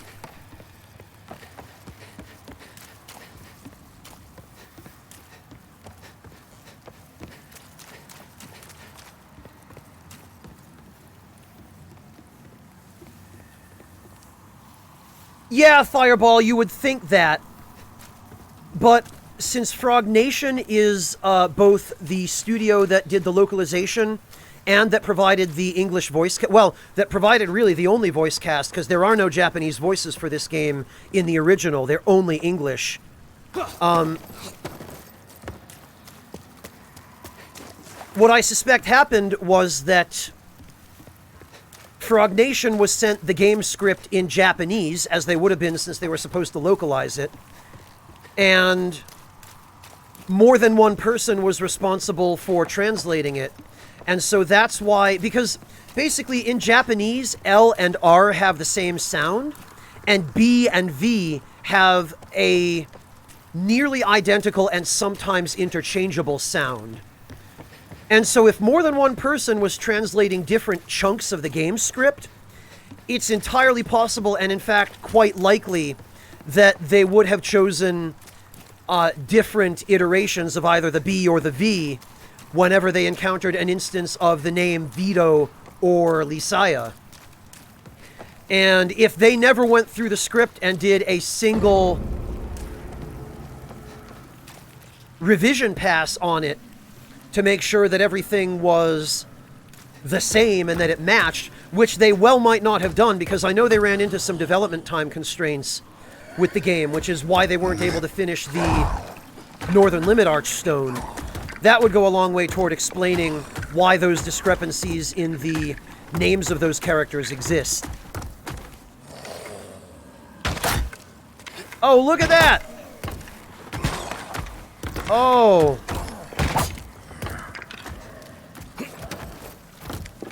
Oh, that's good.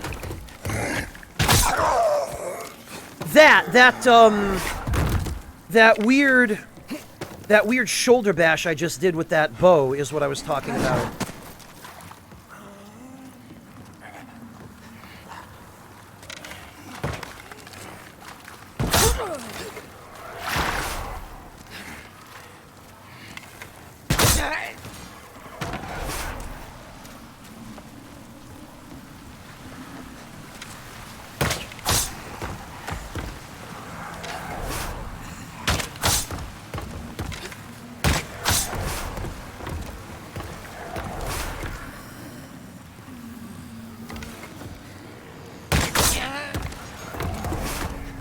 There you go. Shooting around corners is a very valuable skill in this game.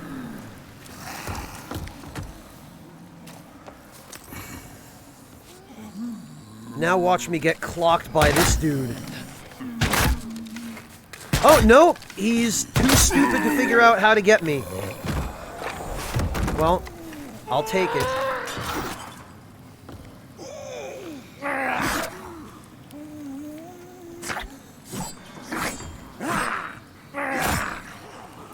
Alright, where the... Oh.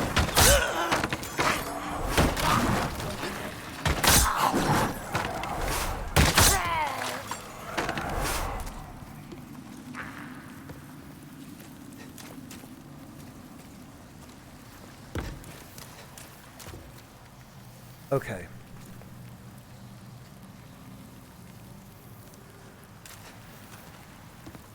Yeah, Jeruzik, I don't know why they didn't think to add that in Demon's Souls. Alright, there it is. And actually, in the original version of the game, once this ladder appears, it stays here even if the area's world tendency falls below pure white.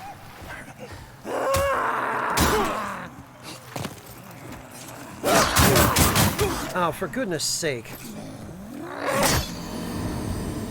I should have just had my sword equipped from the start. This is why this area is not the best camera-wise, even in the original, where the camera is not as big a problem. But actually, since I guess now I know I can do enough damage without hyper mode, we might as well go back to the regen setup.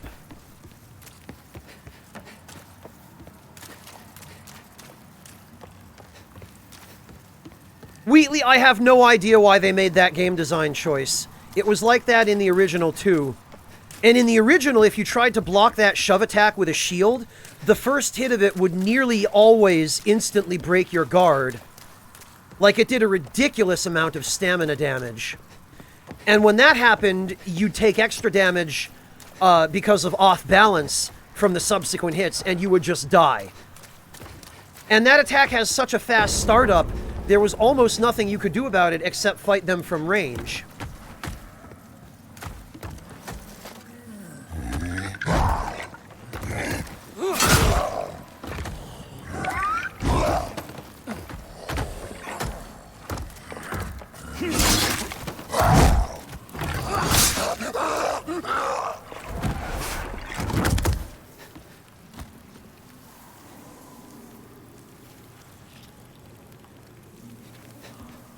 Without changing your world tendency that happened, Fireball Spam, that was probably a bug. There are some weird issues with world tendency not updating when it's supposed to, or updating when it's not supposed to. That is something that occasionally happened in the original version of the game as well. But yes, as for the ladder that goes to Istarel, once it shows up, once you've achieved pure white world tendency in the valley, that ladder is not supposed to disappear.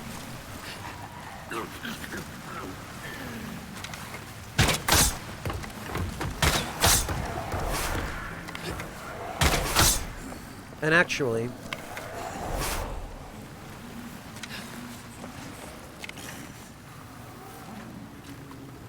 where are those jerks?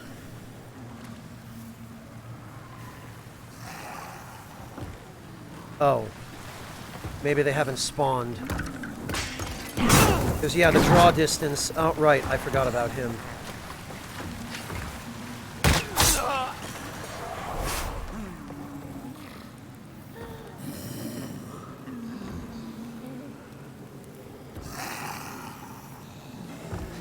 Yeah, okay, Fireball, did you log into the servers in between when you went to sleep and when you came back to go get Istarel?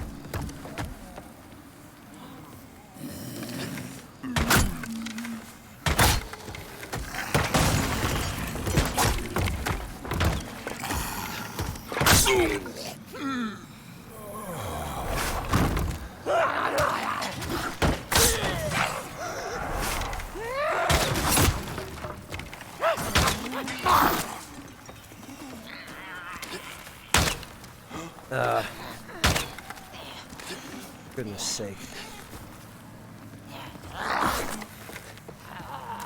Alright, sure, make it a little harder for me, why don't you?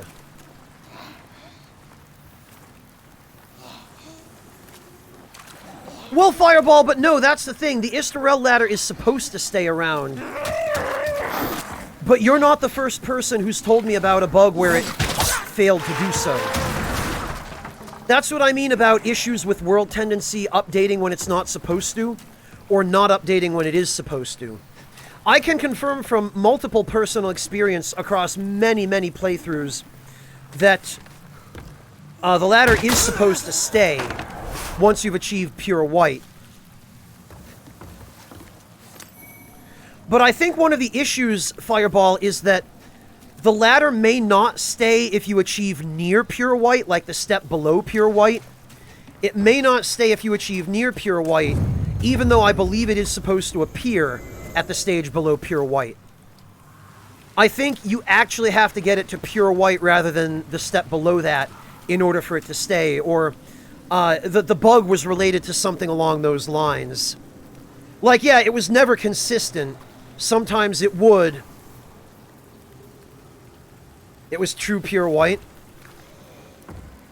Okay, yeah, if Black Phantom Garl appeared, then it was definitely true pure white.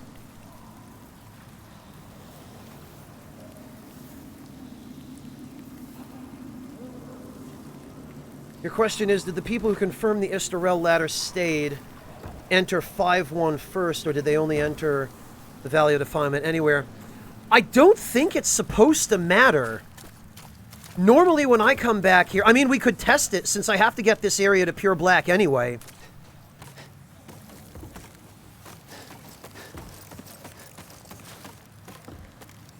We could test it,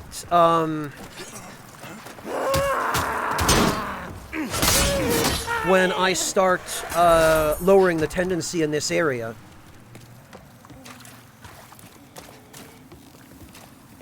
Because it's possible that which way you enter the valley makes a difference. I don't remember that ever being the case, though. Then again, you guys know what I say about my memory.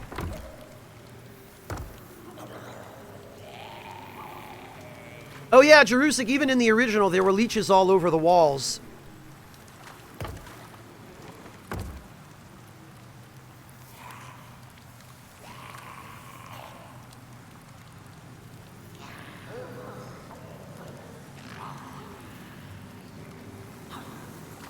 Yeah, Katamai, but the S is kind of implied.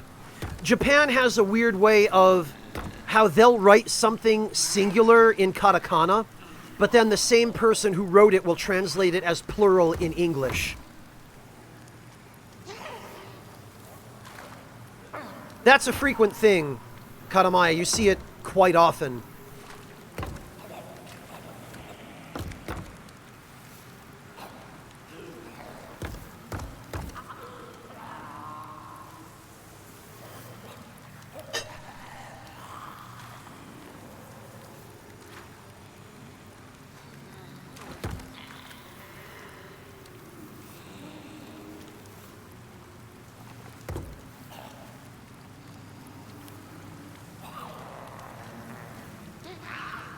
That's the most frequent situation I've seen it used in, Fireball, but it's not the only situation.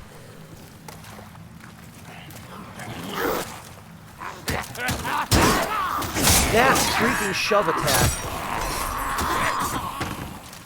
Alright.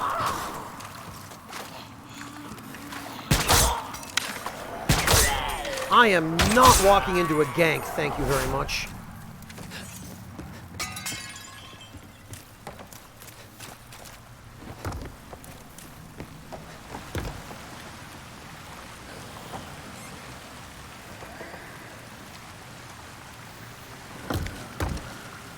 After Soul Fireball. The katakana that Katamaya just posted says Demonzu Souru. So demons plural, or rather demons possessive, soul singular.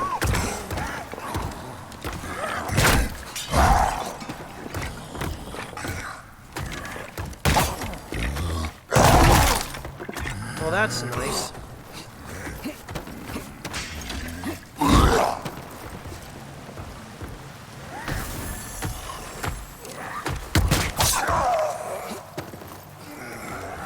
There we go. That's correct. That's the literal translation of the katakana, Fireball. And yeah, my point was that Japan does not treat plural the same way in Japanese that we do in English in the West. Like, there are certain devices and grammatical constructs that cannot be translated directly between the two languages.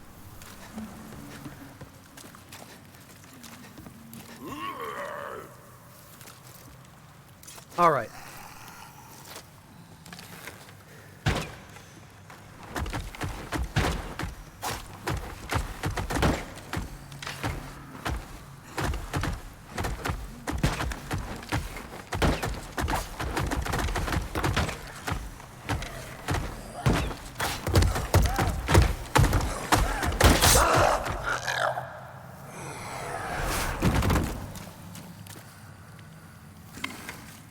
Next. see, these guys, they can move very quickly when they want to.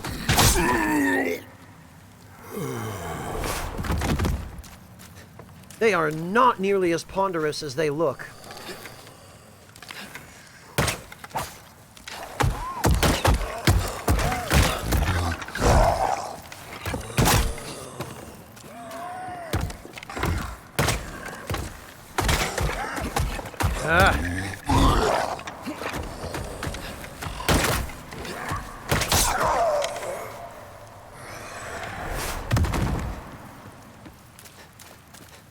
Fortunately, however, there are only 3 of them, quote-unquote, only 3 of them up here.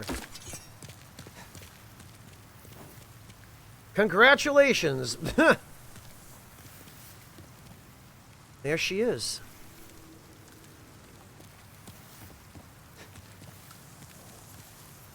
Come on. I love how it makes a metal sound, even though Istarel is supposed to be made out of wood.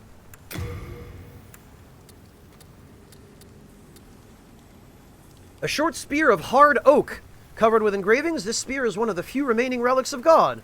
Once belonged to the holy knight Risaya. The divine nature of the spear increases the wielder's resistance to plague and poison.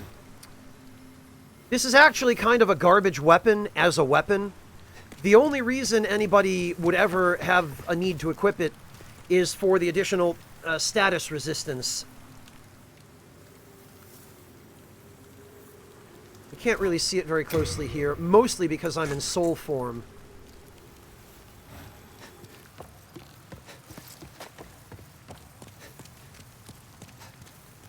Alright, well, we got what we came for.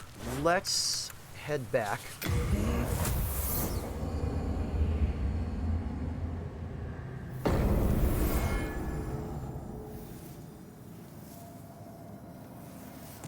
Well, they specified oak, Mantis Man.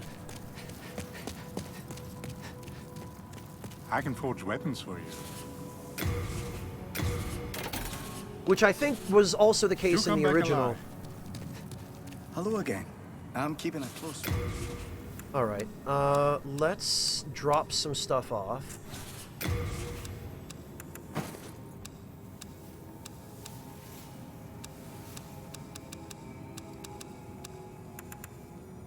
And actually, I think now it's finally time. Where is my Mirrodin hammer? There we go.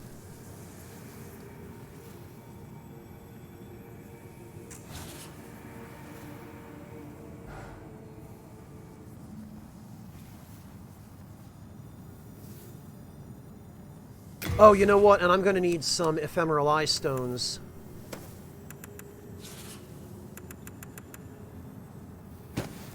I believe 7 You from have a pure heart of white. gold.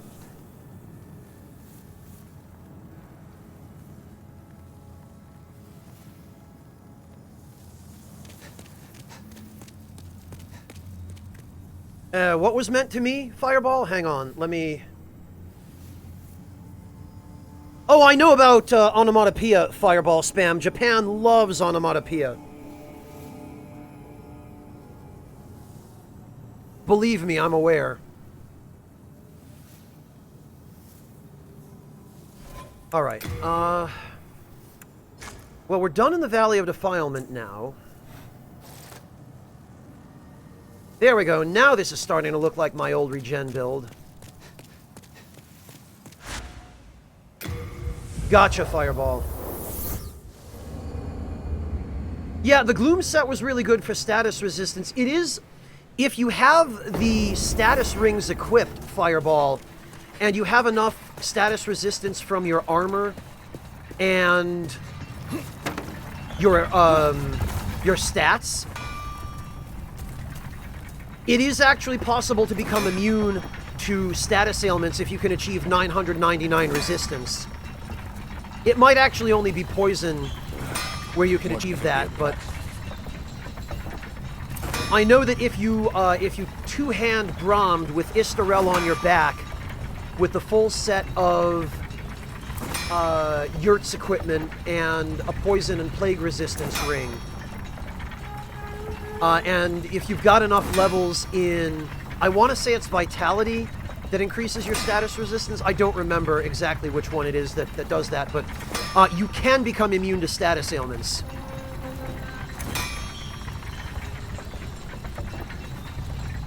Oh, you are? Okay, Fireball, you neglected to mention that to me. I didn't realize that was the case. Alright, so this...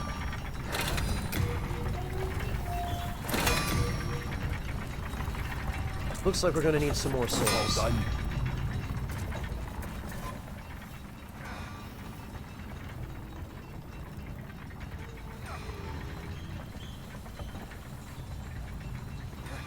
Well, that was Dark Souls, though, Fireball. The resistances work a little bit differently between games. Stove, thank you so much for the resub. Welcome back. I really appreciate that. Omnipotent Skull Knight, are you asking about the weapon that later was called the Zweihander in Dark Souls 1 onward?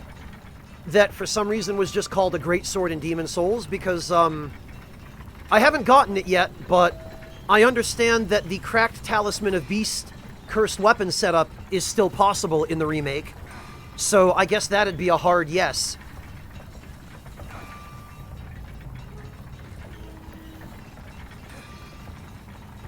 Okay, what am I looking for here? Right, souls.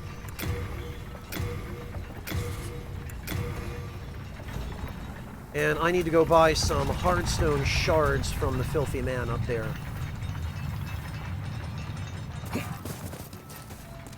Yeah, I haven't gotten it yet, Omnipotent Skull Knight, but I probably will do a strength build with it eventually.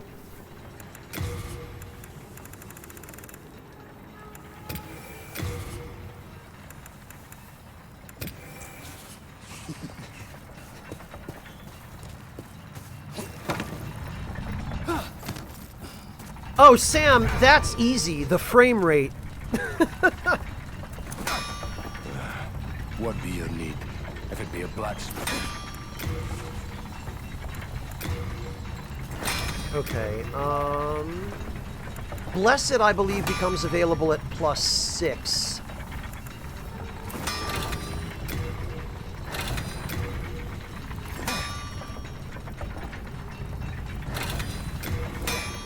There we go.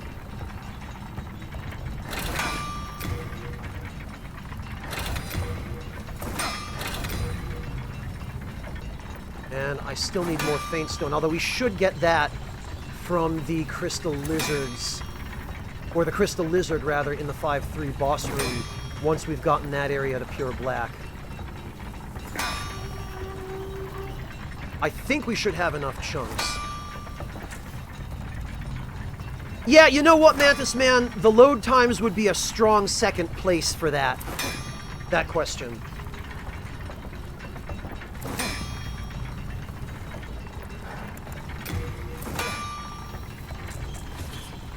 All done.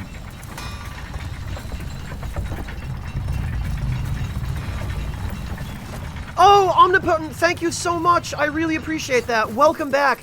And I hope you have a great Christmas as well. Stay safe. And stay warm.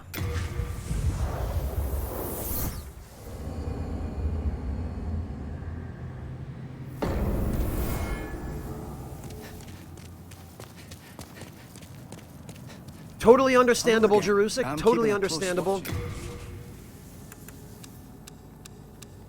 Actually, I can put away the Dragon Longsword now.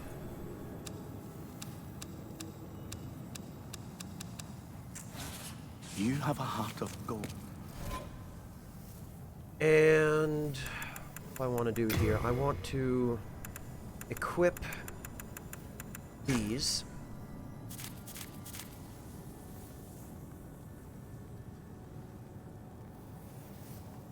And actually, I guess the easiest place to suicide in the Valley of Defilement is the entrance.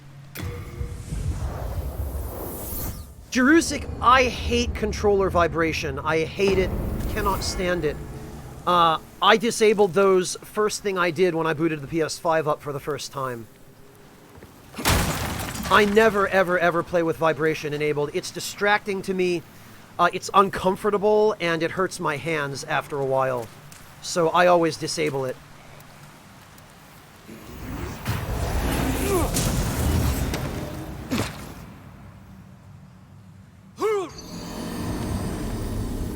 Manga Hero, my heart goes out to you, and I absolutely agree on the scalpers. However, you might be pleased to know that community servers for the original game do exist, and they are now even available if you want to play the original on your PC via RPCS3. That link down in chat there, that Mubot just posted, Manga Hero, links to UV's community servers. Head on over there and read up, because you'll be very pleased. There are still people who use them.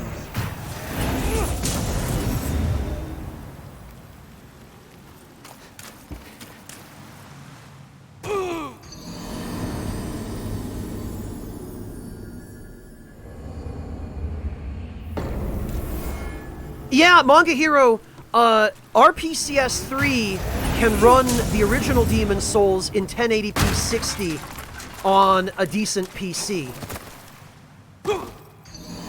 And UV recently got the online functionality working again in the emulated version. So just follow the instructions he has on his website for setting it up.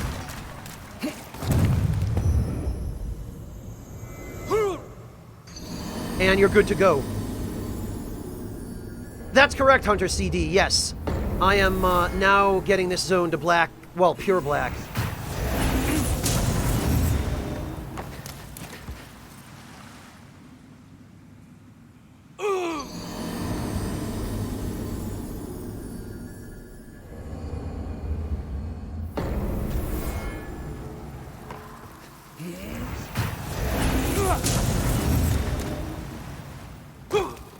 I have to say, actually, a pretty strong runner-up to answer your question, Sam, would be I'm really glad that server-based world tendency modification no longer exists in the remake. Because it is so much easier to manage your world tendency in this version of the game now that you don't have to worry about screwing it up if you accidentally forget not to log into the servers. Oh yeah, you should be fine with that GPU, Manga Hero. As long as you have a decent processor, you should be all set to go. Acting King, I have no feelings in particular on the game. And my feelings in general toward Nintendo for many years have been contempt and antipathy. So I won't be touching anything Nintendo until they get their shit together. And I don't see that happening for a long time.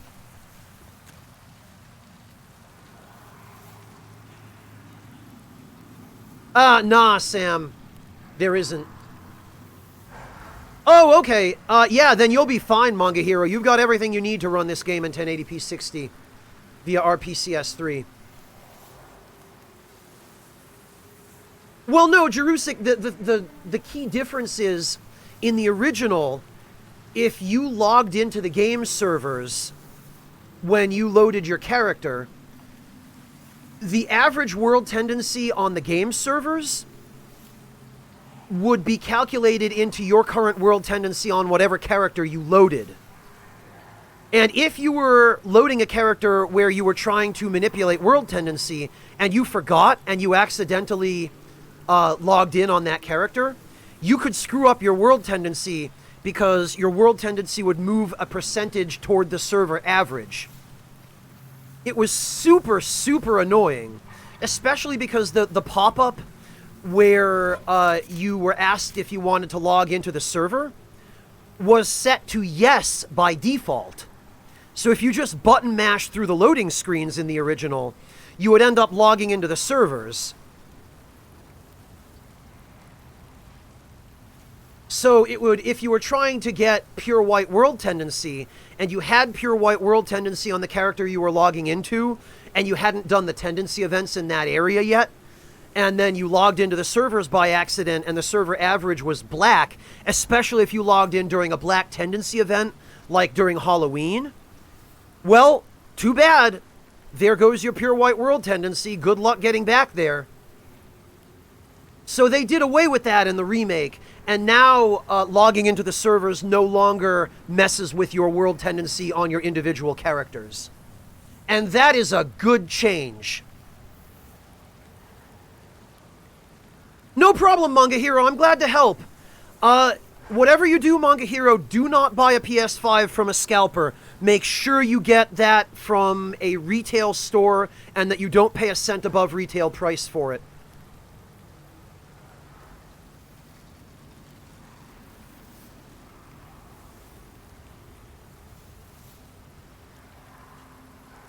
It's one of the reasons, Jerusik. One of the reasons. No problem, Sugar Crow. I know it's late. Go get some rest. Thank you so much for hanging out today. And I'll catch you next time. Sleep well, Sugar Crow. Good, Manga Hero. That's what I like to hear. I know there are people who don't have the patience to wait and who have money to spare and will buy from scalpers, but I always discourage people from buying from scalpers. We need to put the scalpers out of business. Have a good one, Sugar Crow. Rest well.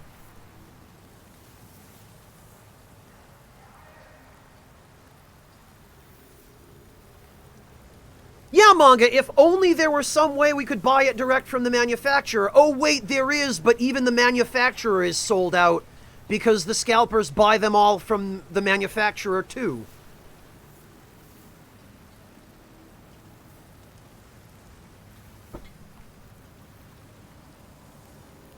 The most shameful thing about this whole fiasco so far, Manga Hero, is that at this point, enough of the consoles have gone to scalpers, and the scalpers are earning such a tremendous markup for those consoles that they've probably made more money on the PS5 by now than Sony has. And that is just... What's that Miles Edgeworth quote? Sony is not a clown, they are the entire circus.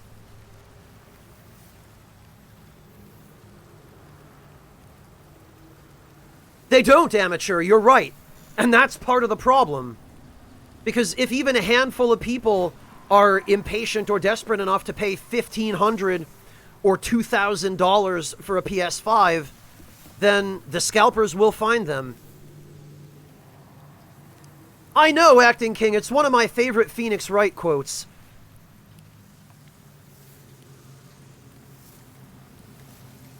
And it's so applicable. You can use it everywhere, because idiots are everywhere, right? You can use it everywhere. Okay, so now we have got to... We've got to go kill the Crystal Lizard in the 5-3 boss room and get a pure Faint Stone. So that's going to mean we need this ring. Oh! Wow, no, this is terrible. This isn't the Archstone I meant to go to at all. Oh, okay, Acting King. Yeah, I mean, I wouldn't be surprised. Yeah, Manga Hero, that's exactly the problem, is the reason PvP is pretty dead in Demon's Souls Remake is because no one can get a damn PS5. And nobody is taking back orders or you know, reserve orders on PS5s. If they would just take reserves, and if Sony had just manufactured enough stock to be able to meet demand, which they've never learned to do, then we wouldn't be in this situation.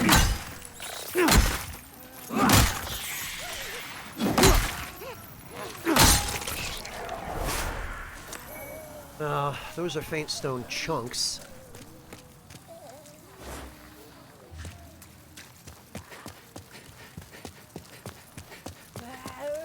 Actually, you know what? It probably would be worth getting the pure stones that are down here. Not like I'm ever going to use them on this character, but I think this is the pure Mercury Stone. Oh, no, it's not. Welcome to the party. Cool.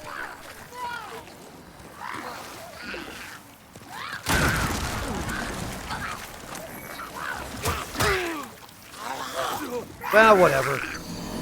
This is why you use up all your souls. Yeah, Manga Hero, this has happened every console generation before COVID existed. So, COVID is a convenient excuse for Sony, but I don't buy that. It's not just because of COVID, and it's not even primarily because of COVID. It's because Sony refuses to learn their lesson and manufacture enough stock to meet the initial demand for a new console.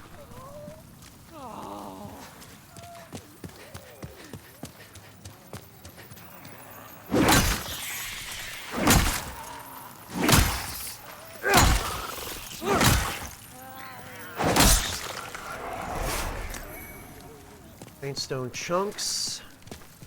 This isn't looking good. We're already at 2 out of 4. And no pure faint stone. I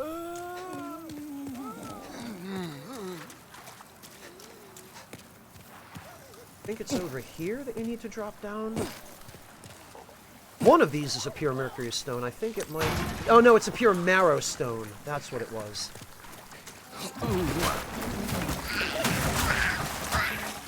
Oh, okay, the pure mercury stone was just in the poison. I need a pure fate stone, Acting King. Yeah, Knieblers, they do. Nintendo has been doing it for the past 40 years. But it's a very anti-consumer practice, Ken. And scalpers have figured out that because manufacturers are greedy enough to pull this stunt, scalpers can cheat and use bots to buy all of the consoles that go on sale during the first artificially restricted supply run, and then they can turn around and sell the consoles for 3 times what they're worth or more. And people will actually pay it. And it's the manufacturer's fault for enabling that. There it is, the pure faint stone. I was getting worried for a minute there. Alright, this should just... We'll just get back to the archstone this way. No third impact, the regeneration rates appear to be identical in the remake to what they were in the original. So the regen build is absolutely just as viable.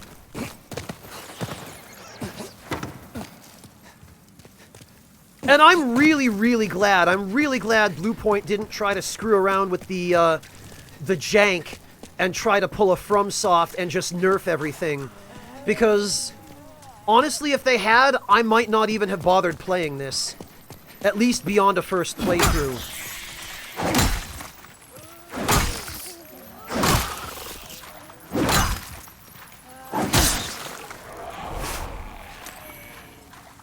Alright, there we go. Now, however, we need faint stone chunks.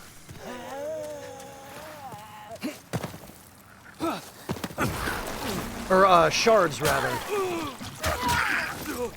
So we're gonna have to go back to the Crystal Lizard in 5-2 for those.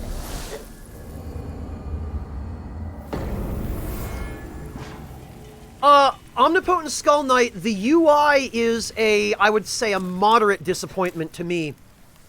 The one major disappointment I've run into so far is the camera behavior, and the fact that the camera when you're locked on in the remake is objectively significantly worse. And here's footage of the original lock-on behavior for reference. In the remake, when you're locked onto an enemy, the camera sits directly behind your character, so your character obstructs your view of the enemy and makes it impossible to see what the enemy's doing. In the original, the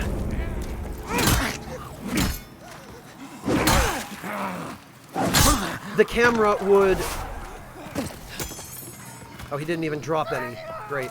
In the original, the camera, when you were locked onto an enemy, would hover about 30 or 40 degrees above and behind your character, so you could see over your character to the enemy, and you had a better view of what was going on. I don't know how they missed that, but it's a really, really serious handicap in the remake, and it makes it much harder to play locked on.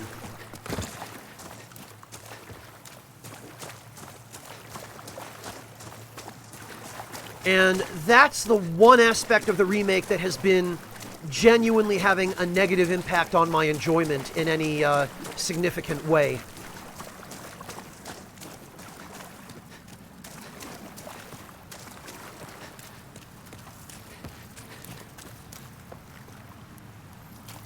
Yeah, Knieblers, that's why I will never advise anybody to get a Blue Yeti. Mind you, I also didn't know how to edit my audio. But the quality of that mic was... ugh.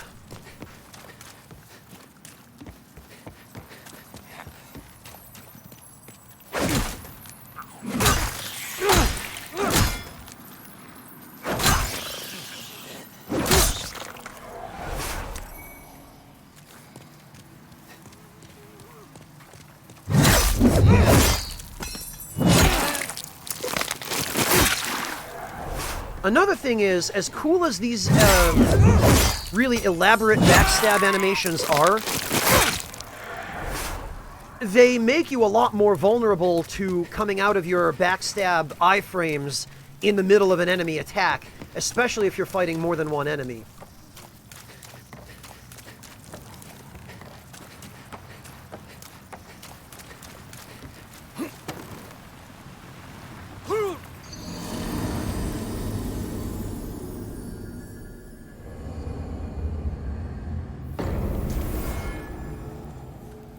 Well, Jerusik, the solution I've seen people using on eBay is they post listings of a printed 8.5 by 11 image of a PS5, and then they post the listings with titles and descriptions that very deliberately and clearly warn human bidders not to bid on them. But bots that scalpers use to bid snipe real PS5s on eBay get tricked into bidding on the fake listings, and so scalper bots end up paying for a piece of paper with a picture of a PS5 on it.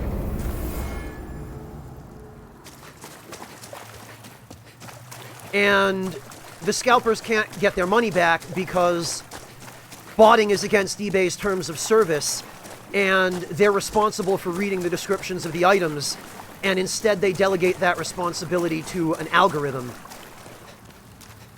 I thought about trying to get in on that myself to make a quick buck.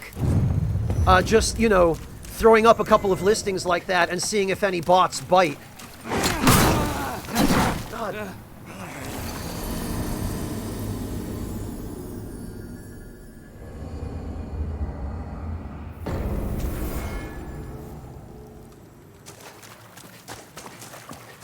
Yeah, Manga Hero, there are no consumer protection laws against scalping, which essentially leaves it to consumers to take matters into our own hands. Right? If the law's not going to protect us...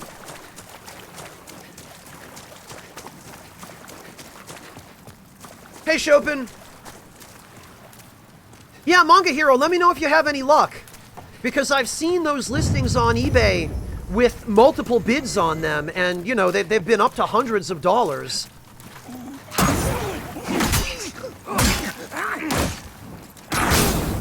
Damn it.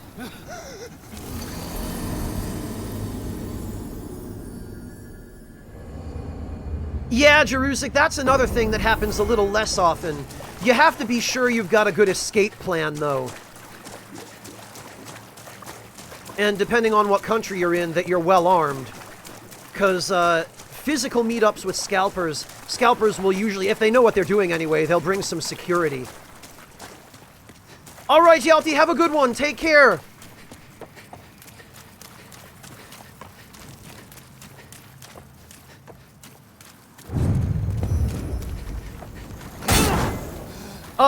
Pleasure at somebody else's pain, Ranarith.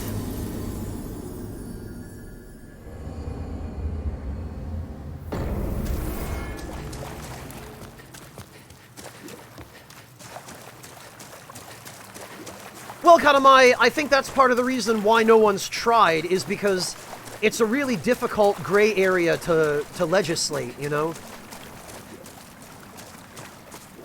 Yeah, Ronareth, go figure. A country like Germany has a word like that.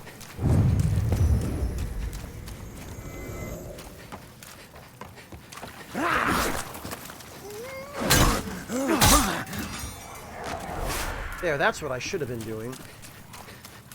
Now, I just need some shards. I really would like to avoid having to pay 10,000 souls each for them at the merchant.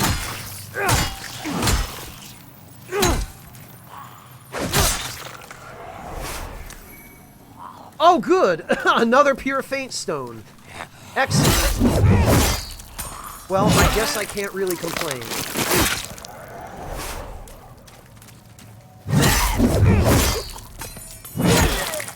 I tell you what, that's another nice thing Bluepoint has done, is they've increased the drop rates on pure stones,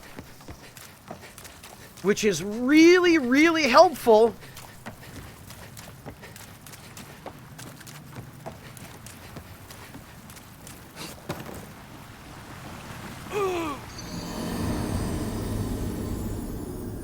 Nah, Manga Hero, I just needed to pay attention. Usually if I get killed in one of these games, it's because I'm not paying my full attention to what I'm doing or where I'm going.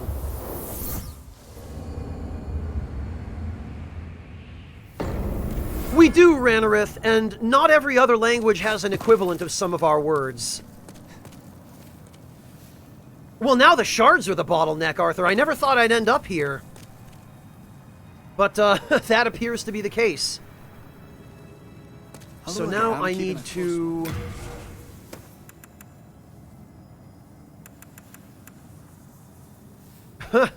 Now I need to go get some souls. You have a heart of gold. Don't... And actually, the best way of doing that will be... You know, the best way of doing that will be, I'm gonna... Hello, I'm keeping a close watch. Where's my old friend? I don't have enough room. Oh, that's why. Because I'm carrying around all that crap. Okay. Anyway, as I was saying, my old friend. There she is. You have a heart of gold. So, let's see. Let's see if I can pull off the old soul farm. Now, ideally, you would want Soul Suck and Soul Thirst for this. I don't have either one, and I'm not going to ever be able to use them on this build. So we're going to have to improvise. But I think even the improvisation should more than suffice.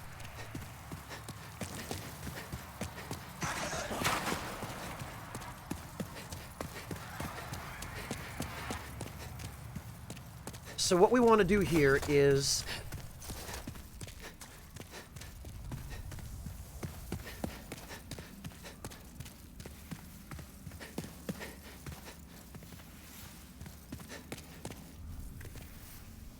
We want to snipe this loser.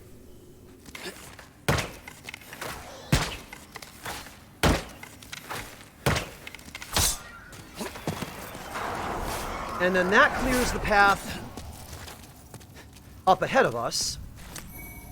And potentially also gets us some Dark Moonstone. God, Moonshade Stone. I can't believe they changed the name of that material. And in pure Black World tendency, what will happen here is there's this guy.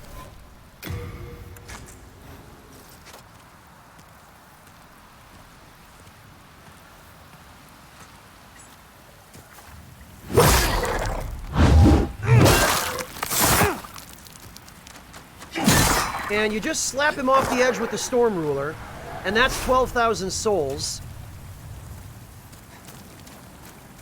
What you're supposed to do is soul suck him, though, and if you soul suck him, you get far, far more.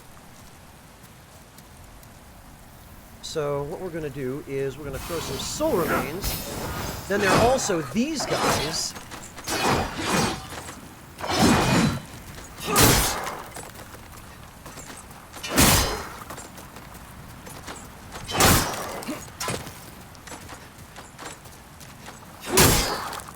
And you just slap them off the edge too.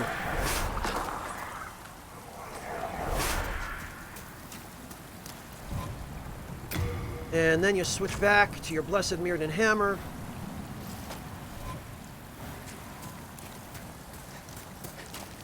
And you run straight through here, because this is some bullshit. Oh, alright, fine.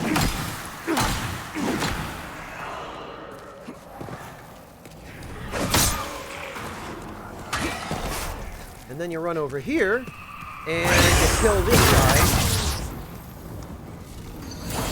Or you lock on and you're too far away because of the way the camera behaves in this game. Thanks, Blue Point. That's exactly what I'm talking about. Is when you're locked onto an enemy in this game, the camera defaults directly behind you. You can't see how far you are away from the enemy, so you can't judge whether your attacks will land. It's just the worst. I need to go yell at them on Twitter because it's,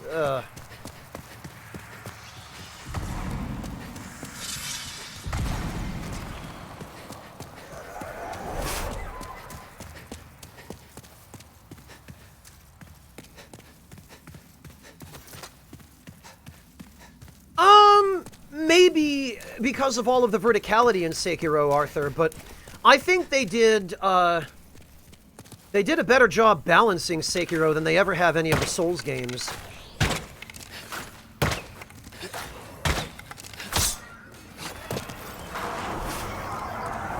Yeah, Acting King, they desperately need one. Like, the exact original camera behavior. I've heard people claim that Bluepoint said they added one, but I've used every camera option in the game that's available, and none of them behave the way the original camera did.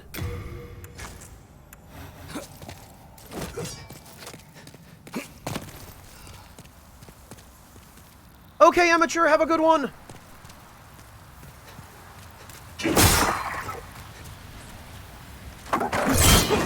Oh, well that's nice. No standing up animation at all, just transition right into the attack. Okay, got it.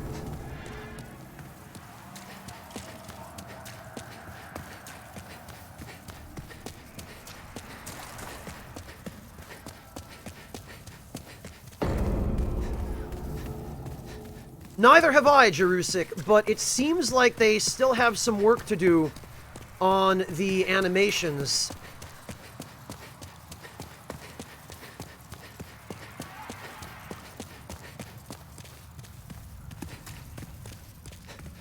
Manga Hero, it's not a respec option. I think it just lets you modify your appearance, is what I heard people saying.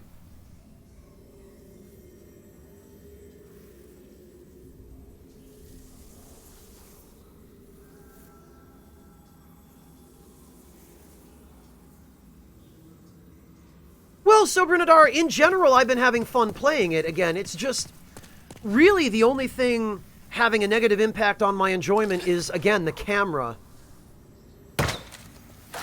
But then every now and then there's some weird bug like the animation we just saw.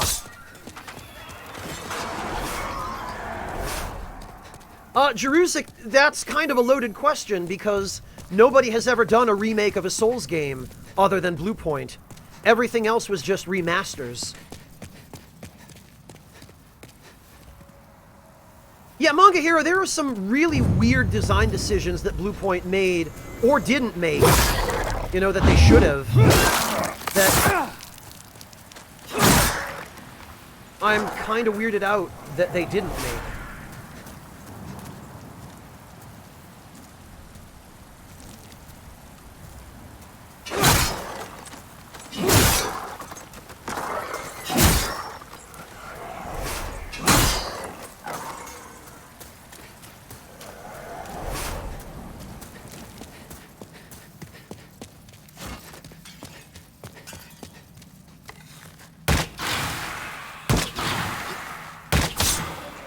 I wonder if I could snipe the Reaper from down here. I don't think I've ever tried doing that. Looks like maybe I could. I sure can. Oh, he didn't like that very much, though. That's fine.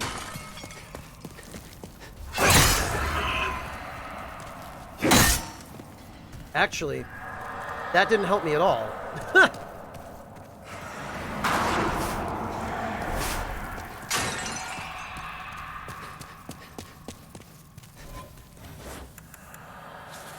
we go.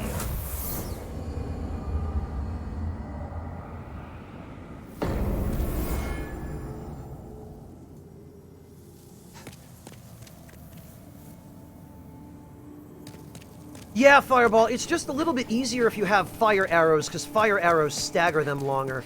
And as a matter of fact, I should go buy some. Oh, yeah, Ranarith, people have done all sorts of challenge runs of the Souls games. People have beaten these games with DDR pads. Charlie, actually, my friend Charlie Bit Me, is doing a playthrough of Dark Souls 2 right now with a steering wheel controller. So if anyone is interested in that, head on over there and follow her. You guys will like her a lot. She's really sweet. And very, very skilled. I've heard of people playing these games with Guitar Hero controllers. I've heard of them being played with the DK bongo drums, although I don't know if that's true. I haven't personally been able to verify that. Yeah, Acting King, and then there are all of the more standard challenge runs where you do a no-hit run or a no-leveling up run or a no-damage run, that kind of thing, or just the speed runs. Text-to-speech Fireball? That's a new one. I haven't heard of that.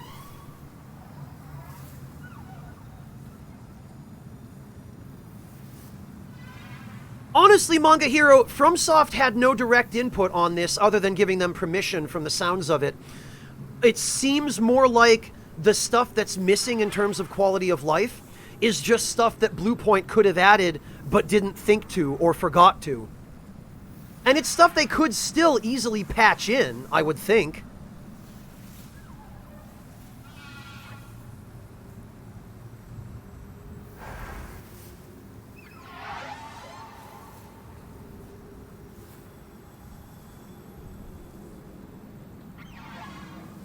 Oh no, Fireball. That was... yeah, that...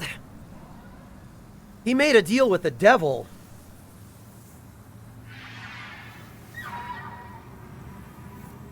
What does he get out of it, Fireball, dare I ask? If he actually pulls it off, what does he get out of it?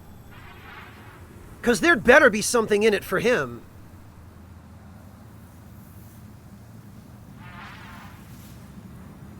Like, if he just agreed to do that with no conditions, Oh, hello. then... I mean, I feel bad for the guy, but he kind of deserves if he loses the consequences.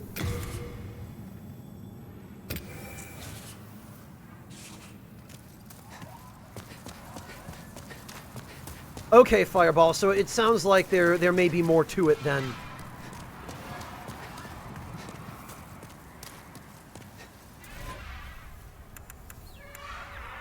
That's crazy if it's true, Log.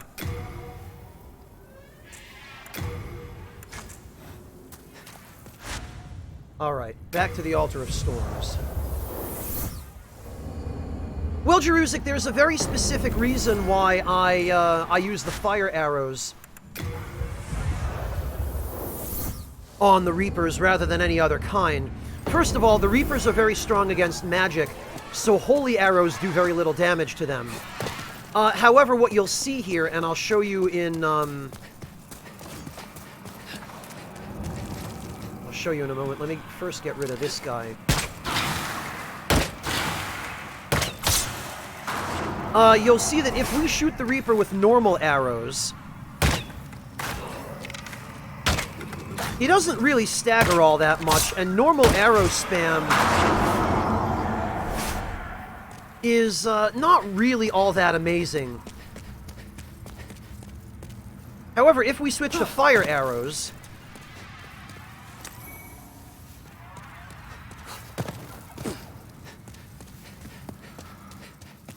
And I'll have to go back up here again to respawn him, but...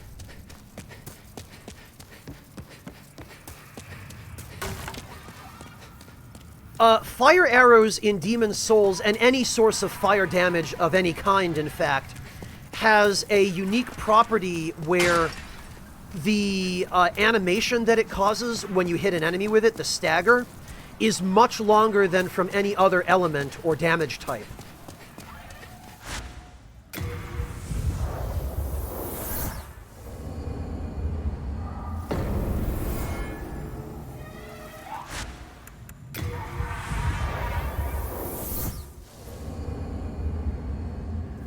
So, what ends up happening is that fire arrows, especially if you're shooting them from the lava bow, which on its own innately adds fire damage to any arrows that you shoot out of it. If you use fire arrows, you'll see that the stagger animation from those is much longer, much heavier, and it immobilizes enemies for a considerably longer time than any of the other types of arrows. So if you're trying to snipe an enemy and you don't want that enemy moving from where it's standing, fire arrows are the best way of keeping it locked down in place. Yeah, Acid Martyr, of course, just not on this character.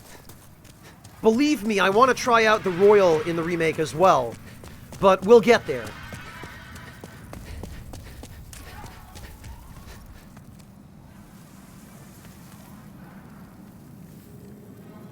No, Manga Hero, I'm not using an item that results in additional souls gain, but what happens is, when you kill the Reapers in this area, each Reaper has a set of minion enemies called Shadow Lurkers that are attached to it.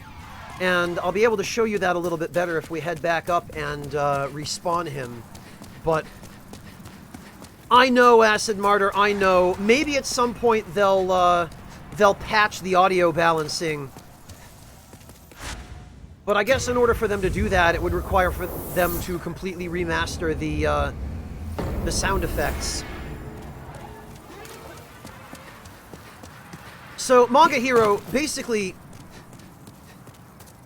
there's no poise in this game, Manga Hero. Poise does not exist in Demon's Souls. There is very limited hyper armor that enemies have on certain attacks, and that certain weapons the player can use have on certain attacks. But you see these guys right here, these glowing dudes. These are Shadow Lurkers. And whenever you kill a Reaper,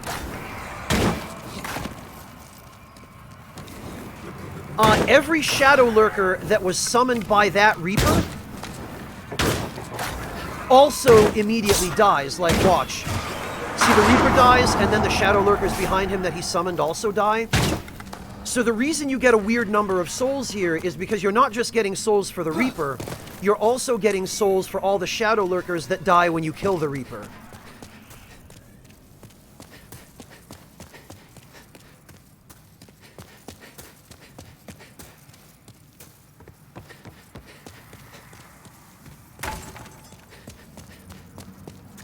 And this little farm that I've just shown is the preferred early game farm, because all you need is a bow. And you don't even really need a bow, it's just more efficient if you have one. If you don't have a bow, you just run over here and drop off the upper platform and land down where the Reaper is, and zerg him with a dragon weapon, which you can get in Zone 2-2 in Stonefang.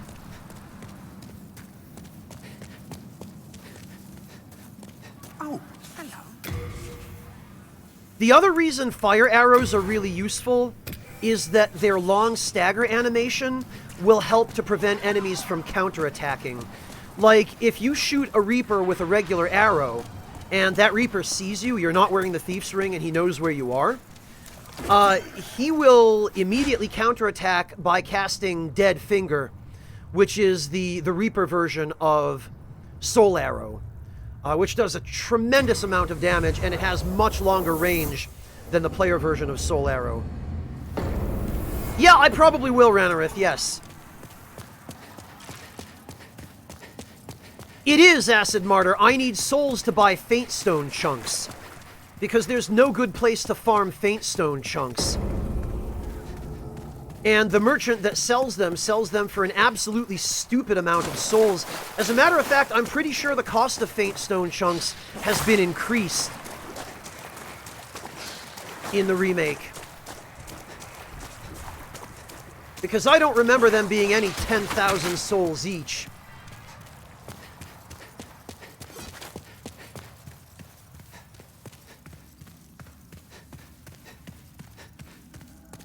No, Fireball Spam. Soul Ray goes through multiple enemies. Technically, the spell, in the original version of Demon Souls Fireball Spam, the spell that the Reapers cast was just a recolored version of Flame Toss, which with much longer range, and it would do magic elemental damage instead of fire. In the remake, it appears to have its own unique particle effect, but in the original, it was just a color-swapped version of Flame Toss.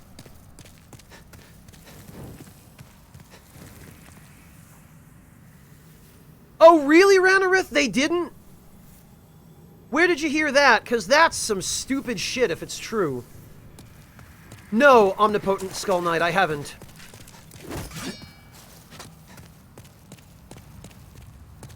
See, I don't have the time for that, Manga Hero, and I don't, frankly, have the patience either. I'd rather not spend tons of time grinding.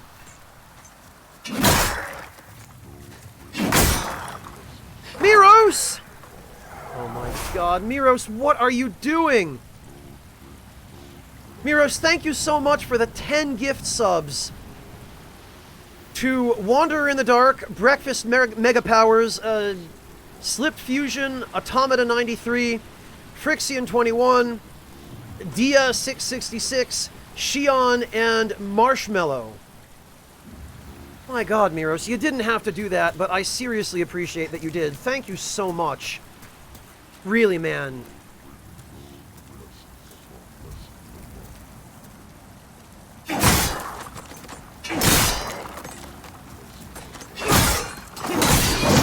Ah!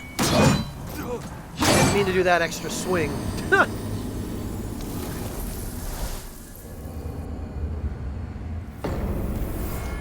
Well, Miros, if it makes you feel any better, the platinum for this version of the game will be much easier to get, because they got rid of most of the bullshit, collect this type of weapon, or upgrade this weapon type to +5 trophies.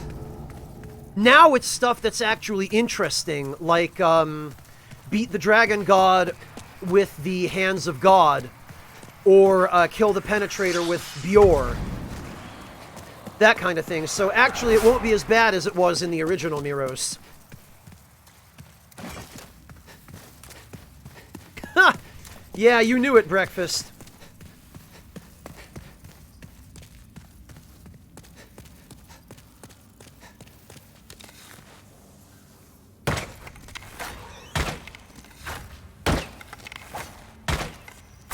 It still amazes me how little HP the Reapers have in pure Black World tendency.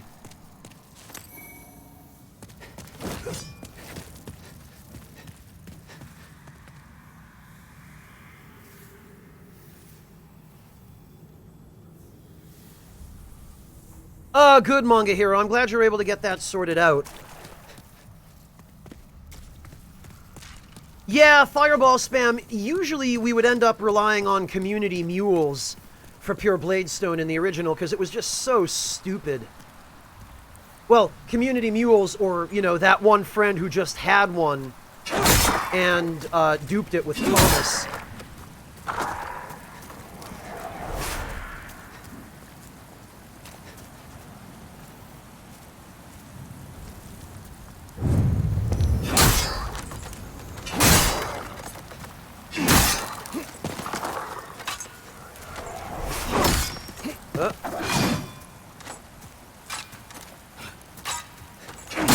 God, I love the Storm Ruler. It's so bad, lol.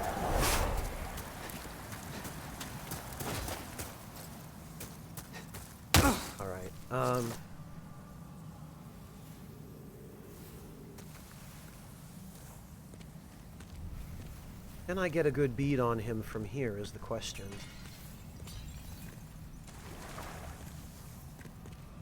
Really even see him.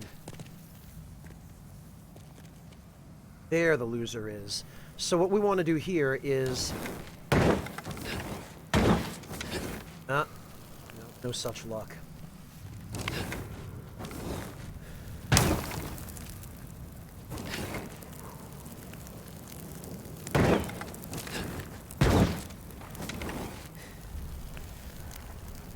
Yeah, it doesn't work so well with this one because he just starts walking away.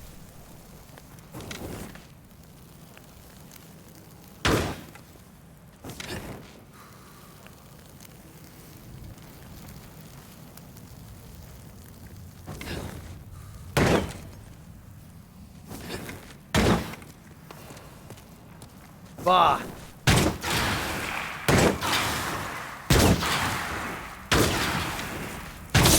The weird thing about the Shadow Lurkers is you would think they'd be weak against elemental damage of some kind, but actually they're weakest against physical.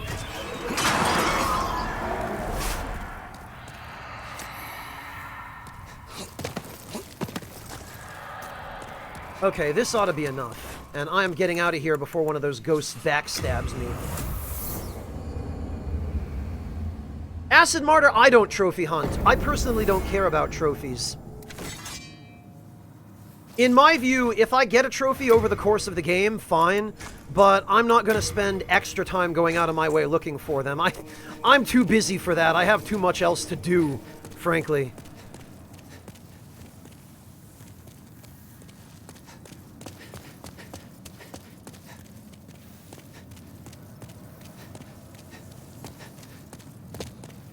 I can forge weapons for you. Do come back Okay. alive. I was worried sick. So Storm Ruler Chan can go back in for the moment.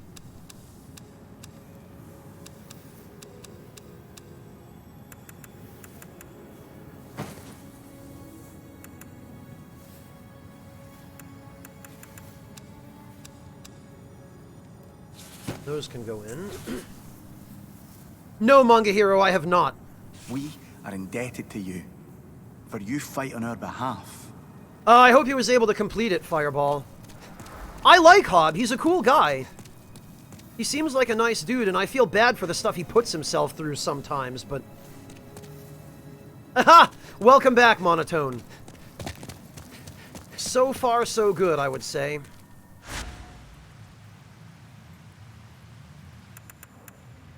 Now I'm just going to have to speed run the merchant and buy her out.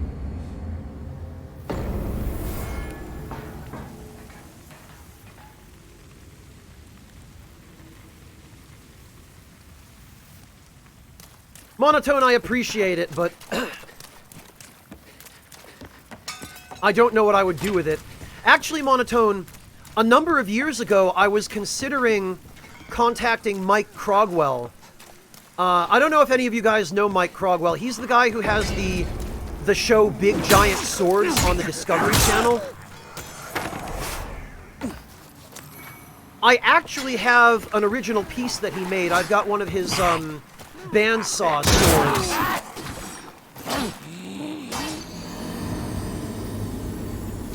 And I thought about commissioning him to make a Storm Ruler, like a full-size Storm Ruler.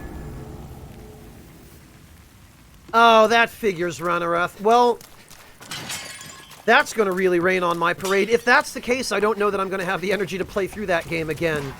If you can't choose the skills your demons inherit.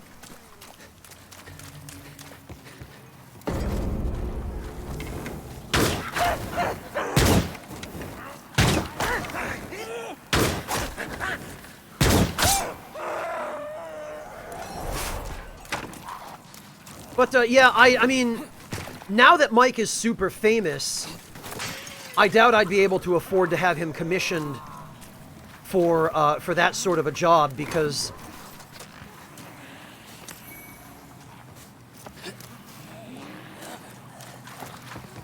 because he's super famous now, and when I commissioned him for the bandsaw blade,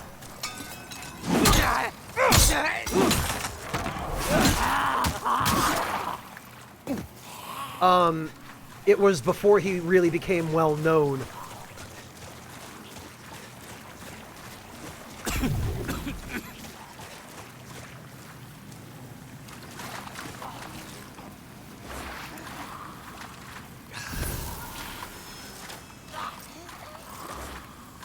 A young blacksmith, maybe, but one skilled enough to make a storm ruler, that's a different matter.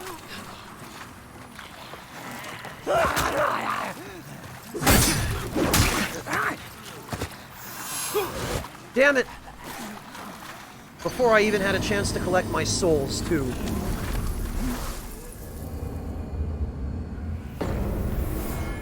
Yeah, Monotone, there's no way. You would need to be a very skilled blacksmith to be able to make a storm ruler.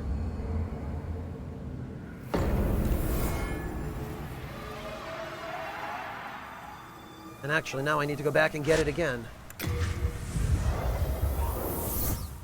That's the problem with the freaking Valley of Defilement merchant, is she is so far out of the way, you have to deal with a bunch of enemies to get to her.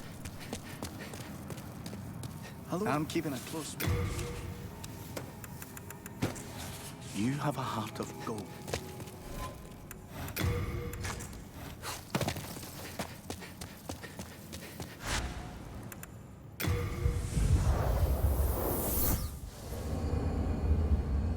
I have not, Zarek, if you were directing that at me.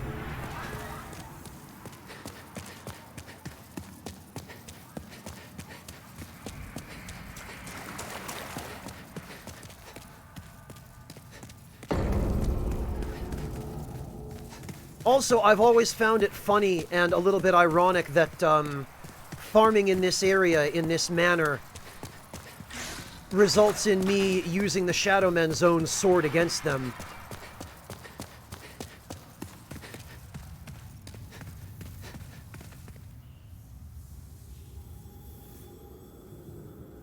All right.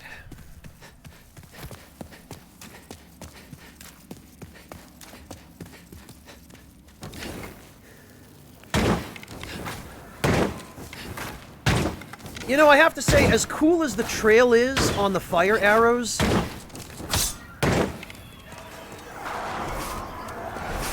it does make it a little bit harder to see exactly where they're flying.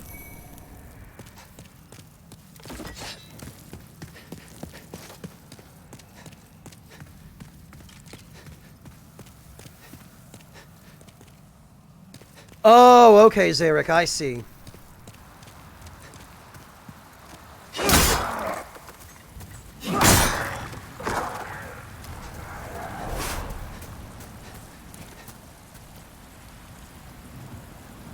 No, Elk River Dog, I haven't.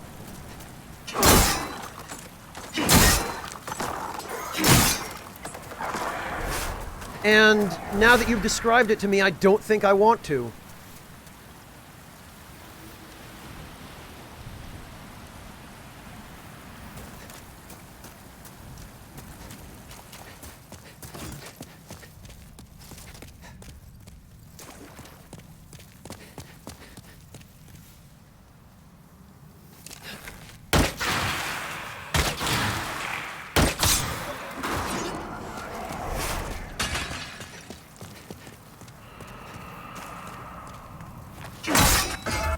Get out of here.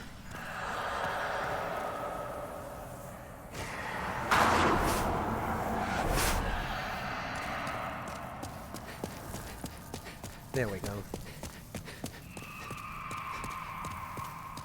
Actually, I wonder whether it would be worth knocking the regular gold skeletons up here off the cliff.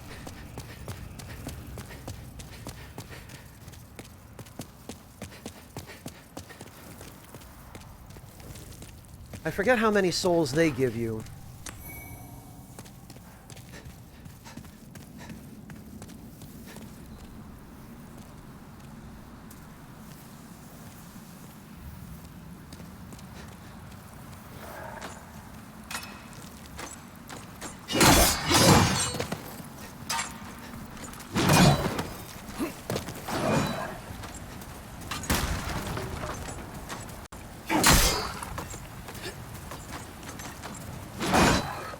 Alright, come on, guys, come on.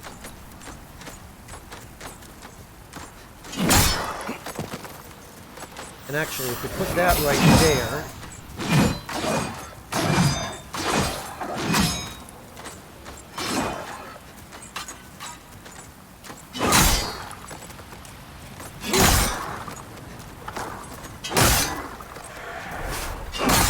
There we go. 3,000. Probably not worth it.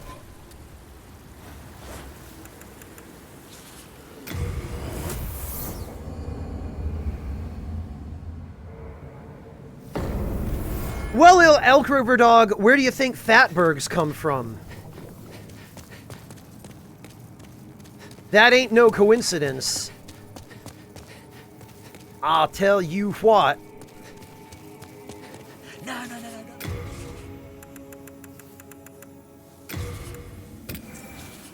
Yep, I'm that good. Man, freaking patches.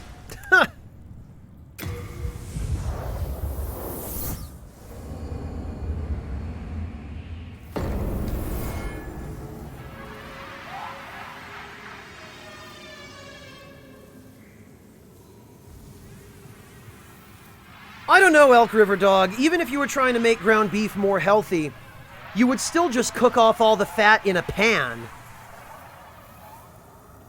Like, washing it when it's raw, that doesn't even accomplish anything. That just waterlogs it. It doesn't get rid of any of the fat, because the fat has to render out with heat.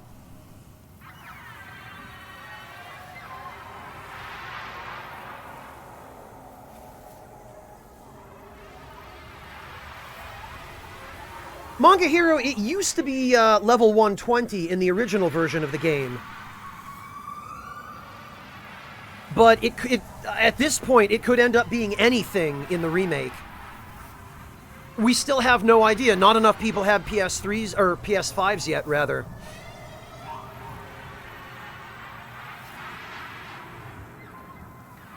Oh, fully cooked and then rinsed after being cooked. Huh.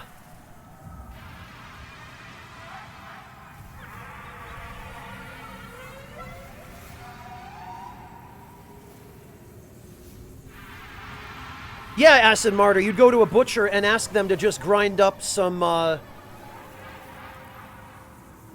don't know, like 5% fat hamburger for you.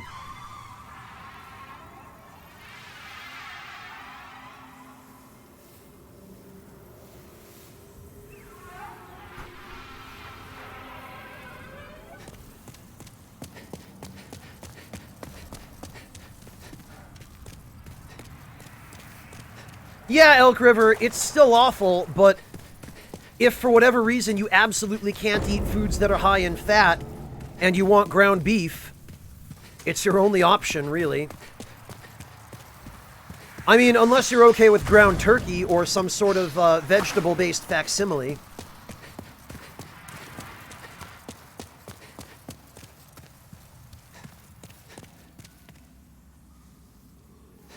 Well, Manga Hero, chances are, because so little of the back-end stuff has changed in terms of the weapon damage and the game balance and all of that, there's a fairly decent chance... What am I even doing? I'm not supposed to be running up here. There's a fairly decent chance that the meta in the remake will also end up being 120 again.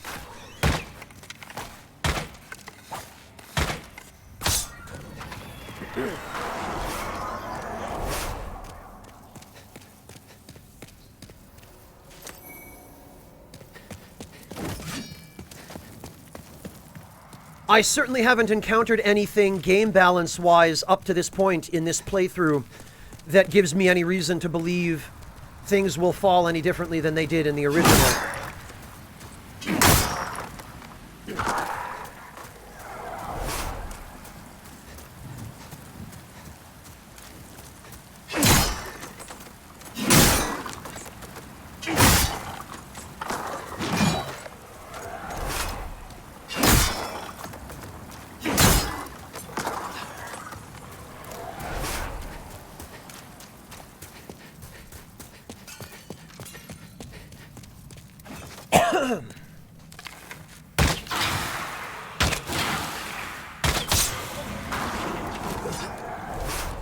Oh, very good, Luds. I like facsimile. It's a good word. That's actually where fax machines got their name, is the word facsimile.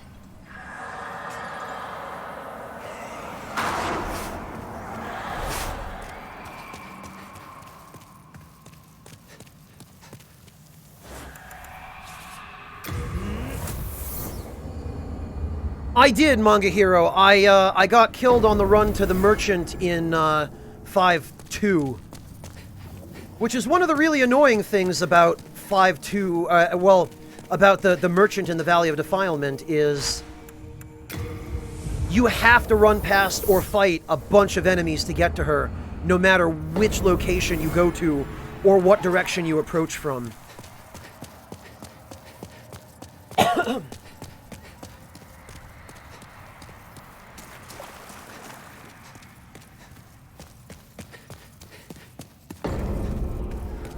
Literal garbage, Manga Hero. Yeah, Jerusik, I suspect it's... Alright, I will say one thing that probably is going to have the biggest impact on what soul level the meta ends up being is the fact that the Stockpile Thomas dupe is gone. Because what used to happen is people would use the Stockpile Thomas dupe to duplicate Legendary Heroes' souls. And they would use Legendary Heroes' souls to get up to level 120.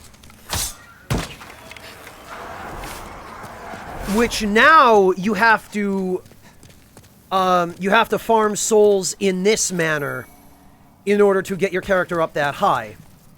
And in order to do that, you need Soul Suck and Soul Thirst in order to make it the most efficient, and very few builds can support those spells. So, the greater difficulty of reaching the original meta level may be the one really significant factor in changing that meta level in the remake. Yeah, Manga Hero, it was everyone's favorite exploit because it made it much more convenient to start a new build if you wanted to try a new build without forcing you to go all the way through the game first.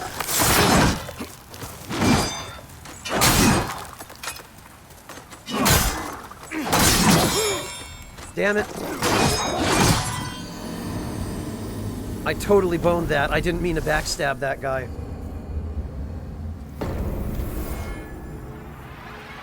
Warrior, yes, and you have to get the good ending.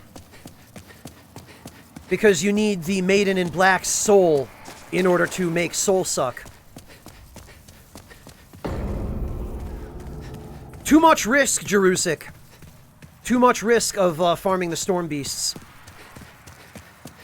And it's not as efficient. They give you a lot less in terms of souls than this approach does.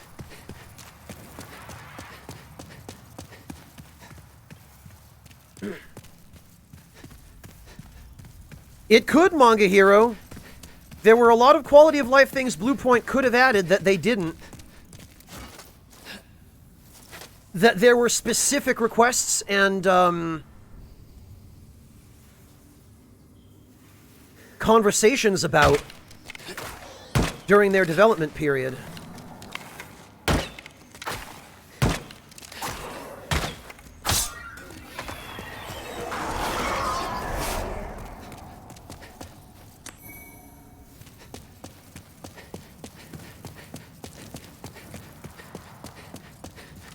Well, Manga Hero, the more feedback they hear, the more likely they are to actually implement some of that stuff.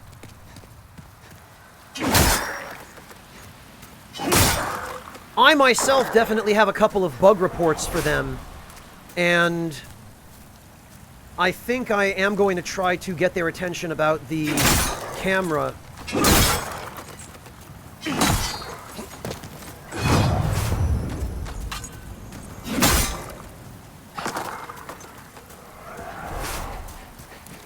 Because I am having serious issues with the way the game's camera behaves.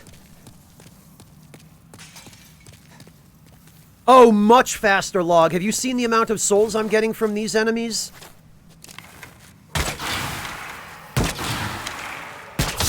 It's faster and it doesn't require me to teleport back to the Archstone as often. And that's a big consideration, too. Of course, if that guy catches sight of you...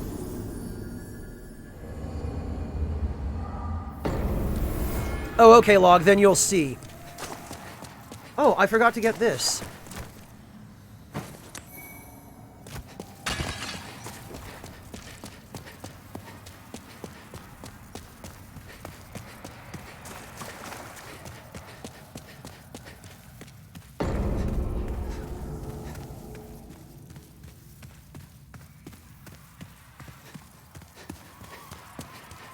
One more run and I should have all I need.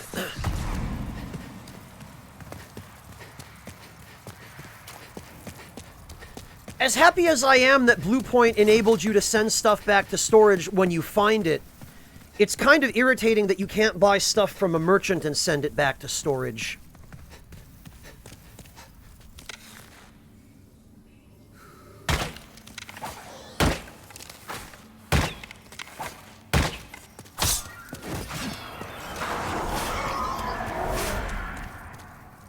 They could have taken the next step of convenience there, but...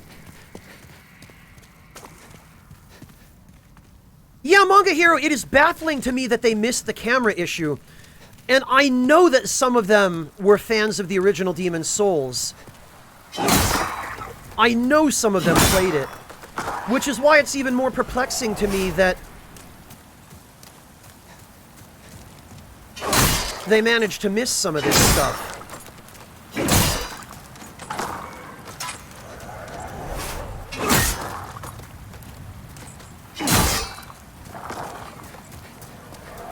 Okay, Jerusik, good night. Thank you for joining us. Have a good one. Take care.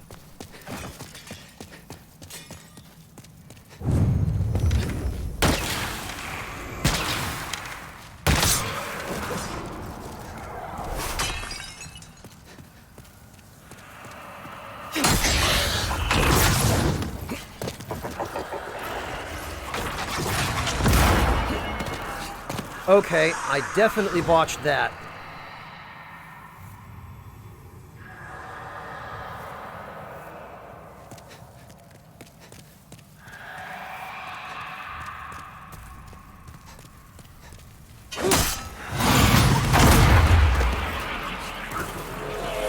And that. Come on, damn it.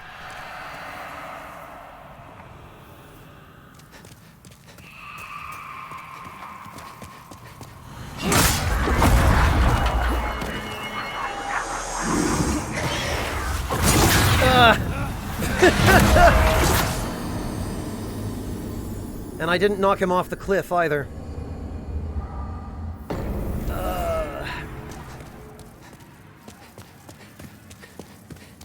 Yeah, it was Manga Hero. I was expecting it to be much further ahead, but guaranteed it will be this time. Yeah, Mantis Man, it's much different than the original one. The original one was just a cylinder of blue light. This one looks more like a bolt of electricity.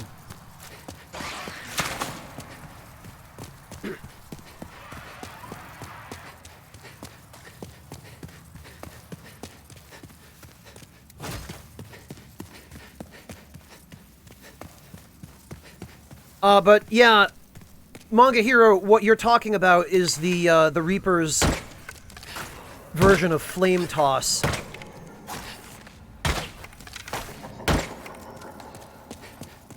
What? Come on. Sometimes arrows just go right through this enemy, and I'm not sure why. Oh good, a War Scythe.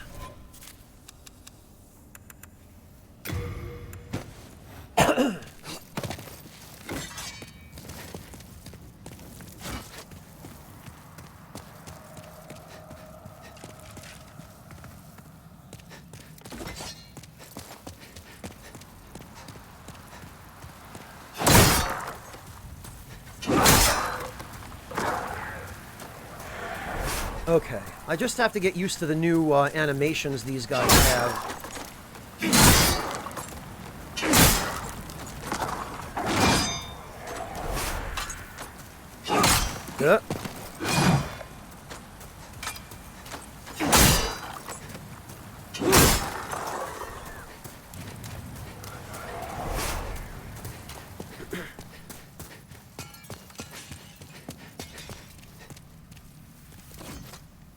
It's a rejigged scythe, Manga Hero, and in fact, Demon Souls is the only game in the Souls series where the war scythe is actually shown correctly. Because what peasants would have done is they would have just taken their regular scythes and rejigged them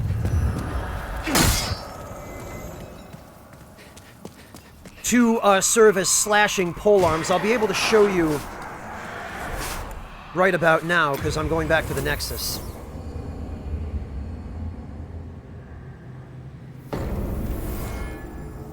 Acid Martyr, I'm only doing this to explain it to Manga Hero. You and I are already well aware of the tirade. I don't think there's any need to rehash it any further, but, let me just withdraw that, actually. We are indebted. I can forge weapons. You come back alive.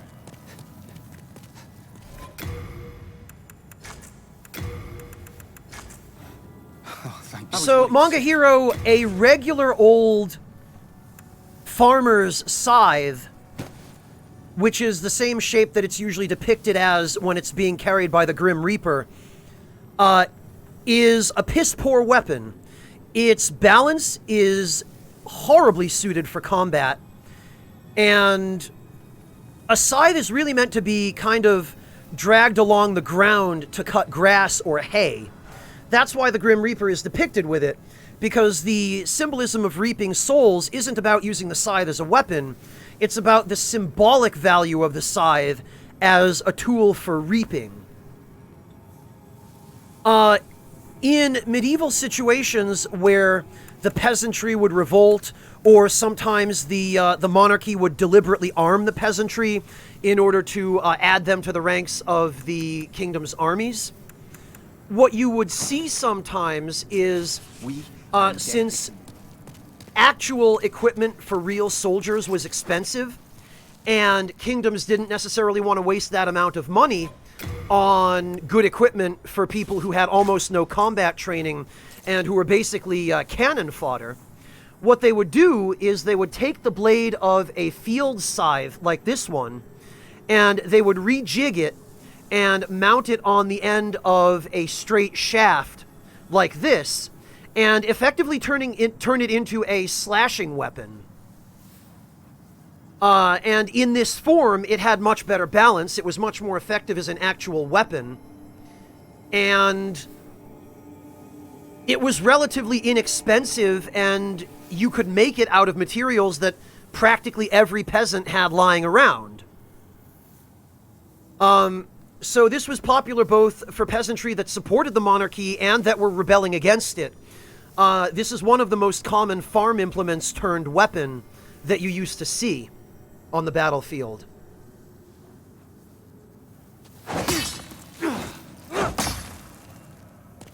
So, in every Souls game after this, pretty nearly all of the scythe-type weapons are depicted with the perpendicular blade, as you would see on a regular farm scythe. And that works fine for video games when there's not really too much expectation of realism. However, it's a little bit goofy to look at for anyone who maybe studies actual weapons of history and that kind of thing. Another interesting note, if we're talking about historic weapons, is that the weapon that's called a Mirden hammer in this game, this is actually just a Lucerne hammer.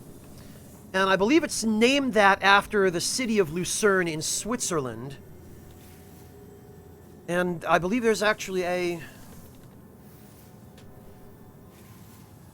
there is a specific... Yeah, I believe this weapon originated in the armies of Switzerland, and I guess it was...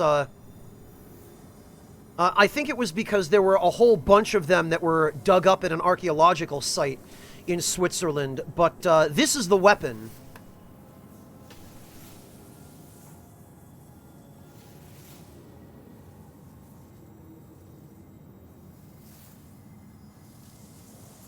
It definitely would not be as useful as a mace or a, like a thrusting spear against heavy armor, Manga Hero.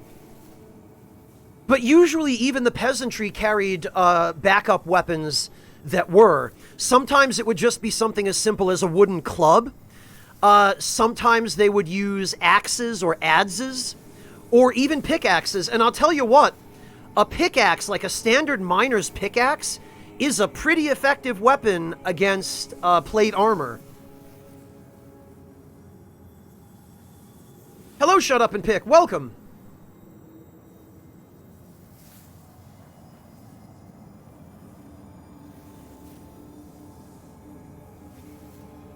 Go for it, Elk River Dog.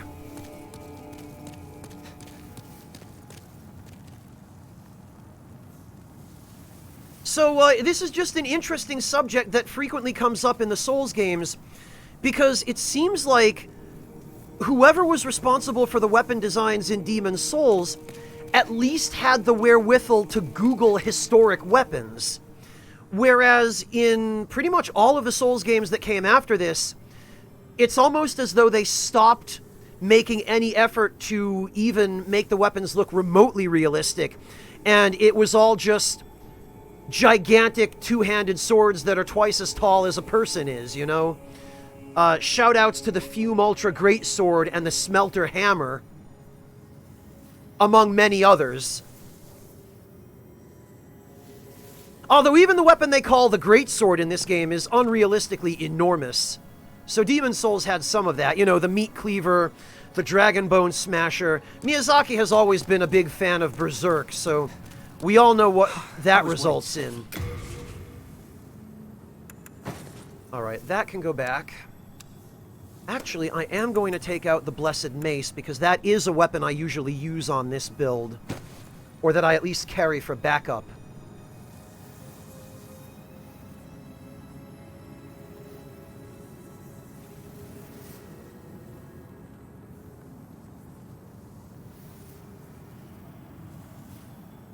Yeah, Stark Realm, unfortunately that just goes with the territory in video games, and unless it's a major element of the game's plot that it is historically accurate, usually most developers don't bother, it seems like.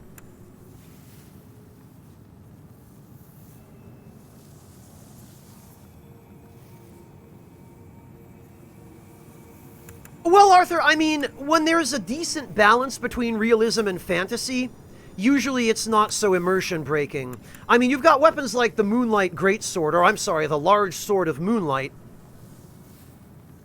in the same game as you've got historically accurate stuff like the War Scythe. And that's fine, right? I can buy that. I can suspend my disbelief. On the other hand, if you're playing Dark Souls 2 and you run into that one guy, because there's always that one guy dual-wielding Smelter Demon Great Hammer, or not Smelter, what do you call it? Smelter Hammers or whatever they were, the gigantic chicken leg hammer. And some guy is dual-wielding those and power-stancing them, then it's like, yeah, okay, they've thrown any pretense of realism totally out the window.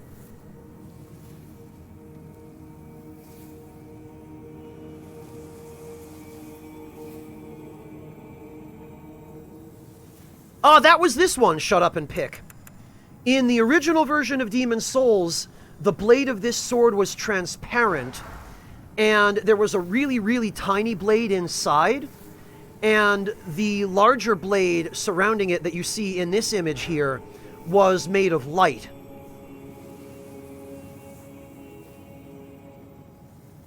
Yeah, NPCs do, Manga Hero. Never player characters, though, no matter how many souls you get or how much you level up.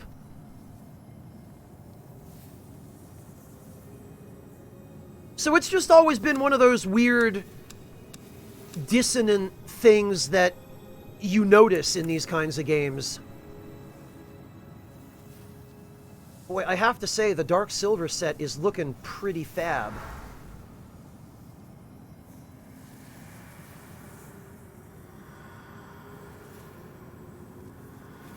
Oh, Acid, are you talking about the Great Mace from Vort's weapon? Because I tell you what,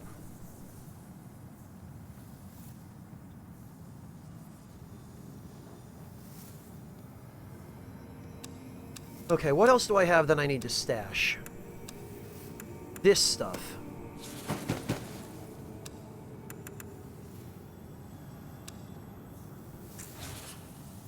We are indebted to you. Okay. Now, let's see if I can make it to the freaking merchant. Oh, you know what? Actually, I didn't even think of this before, but I bet I could. Without too much trouble at all. I just need to pay a visit to my good buddy Grave Robber Blige. And I need to pick up a few little commodities. Oh, Blige, my man, I do believe I need some soul remains. Thank you, sir. You know what, and while I'm here, I guess I might as well go kill the Reaper to make those souls back.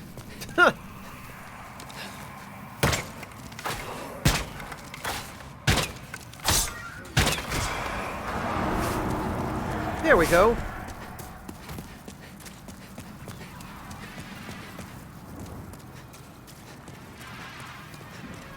Yeah, Anthropos. Normally, if I were going to use a shield on most other builds, it would be the Dark Silver Shield.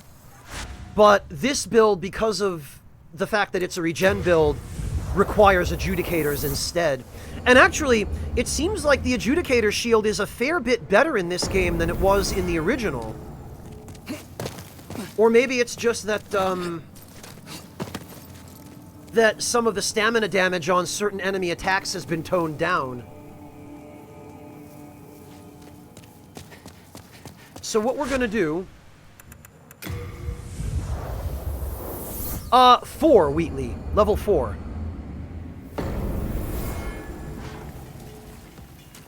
What we're gonna do is, we've got the Thief's Ring on. I'm also going to put on the Cling Ring, so maybe I'll be able to survive a little bit more. Because I won't need the Providential Ring. Yeah, Acid Martyr, I guess you missed that discussion earlier, where, I talked about how Demon Souls is the best balanced of any of the Souls games, because FromSoft put the least effort into balancing it. And everything is viable. It's like, the more FromSoft tries to mess around with game balance, the worse they make it, you know?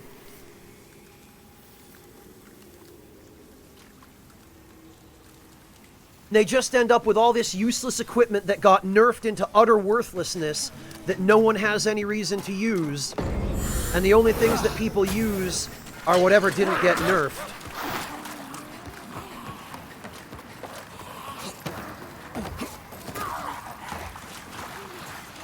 So we'll throw these guys some soul remains to keep them busy.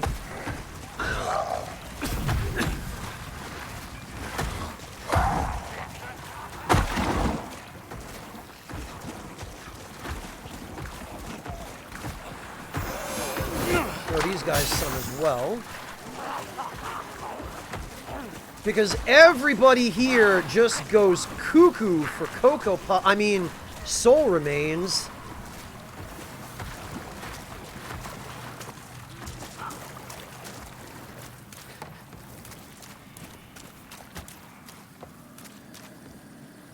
Oh yeah, Wheatley, it doesn't take much regen to outpace the poison here.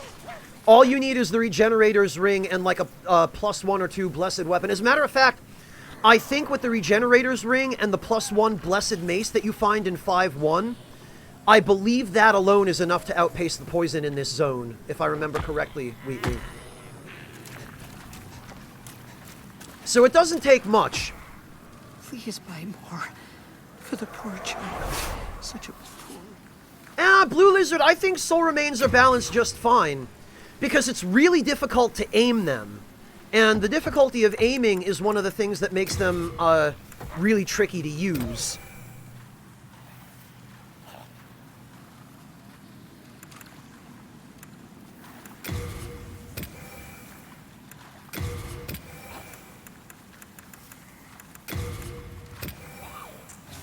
Finished? Okay. What might you? Your dear boy better be happy. I just gave him enough souls to reach level 50. And actually, now that I've done that, there's no reason why I can't just use the Nexial Binding.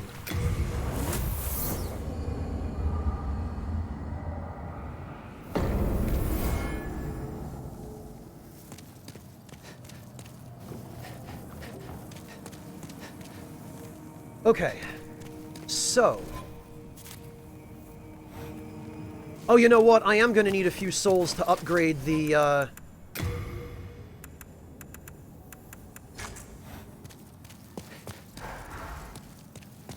the remaining weapons I have to upgrade. But that'll be easy enough. We can just go shoot the Reaper a couple of times.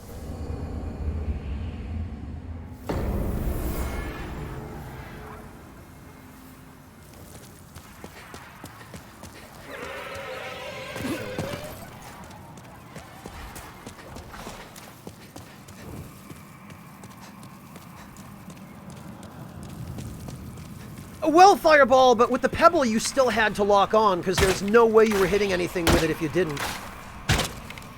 That's the biggest problem with Bloodborne, is that the thrown weapons in that game, the fire bombs, the poison throwing knives and whatnot, first of all, they were so ridiculously expensive. Second of all, you could only ever carry sometimes as few as 10 of them at a time. And FromSoft just went too far out of their way to nerf the usefulness of those items, which again goes back to the point that the more FromSoft messes with it, the worse they end up making it. Hey Fontez, welcome! Okay, Wheatley, have a good one. Good luck with D&D. Thank you so much for dropping by. 12k ought to do.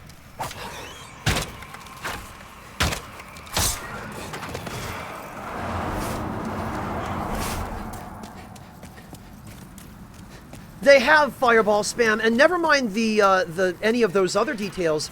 The animation and the arc of thrown weapons in Bloodborne limited their usefulness so much that there were only really a few situations in which they were even worth having.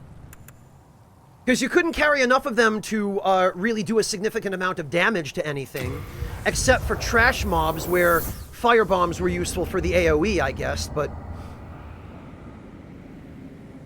the throwing animations were usually so slow, like with the numbing mist, you wouldn't even be able to hit anything with them in the first place. Like, numbing mist was worthless. It was really meant as a PvP item, but you could only carry 5 of them, I think 5, and they were really difficult to get. They were really expensive. You had to get them at the Insight shop, and then the throwing arc for them was so slow that they would just never hit what you threw them at, especially if you were throwing them at another player in PvP, because they just spam quick step and, well, good luck hitting them with that, you know? So FromSoft just does not have any clue how to balance their games. They just don't. But yeah, Mantis Man, it was good for Amelia because Amelia was like 20 feet tall and moved like a slug. It was like hitting the broadside of a barn. But try to hit anything player size, even normal enemies, and you'd have your work cut out for you with thrown weapons. Alright. +4. +5.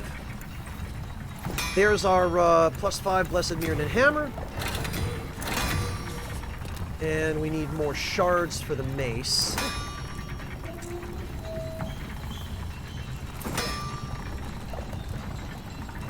So I'll just do that farming off camera, I think, for the rest of the Faintstone shards. Because there's no reason to subject you guys to any more of that. All done. The important thing is we've got our +5 Mirrodin Hammer now. That's going to be the main weapon on this build. Now I need 2 more Colorless Demon Souls.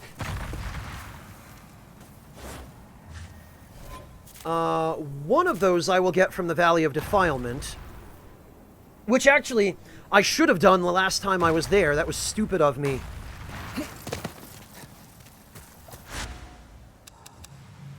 Because the merchant's second location is right around the corner from the Primeval Demon. I should have just done that while I was there.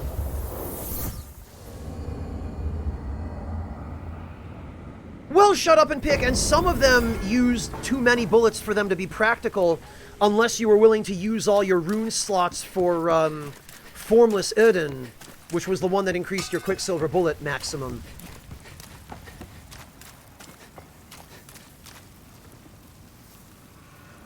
What do you mean, Kratos?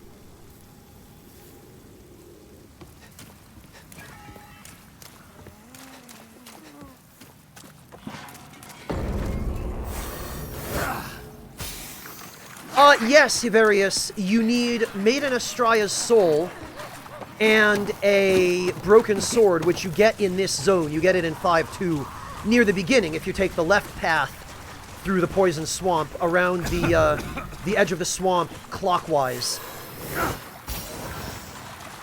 And all you do is upgrade. It's a direct upgrade. You don't have to upgrade to like +1 or 2 or 3.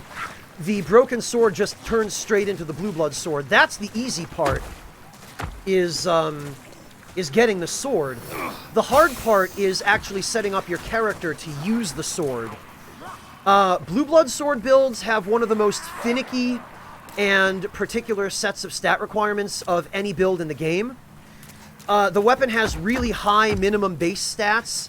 You need 18 strength, dex, magic, and faith in order to even be able to use it. And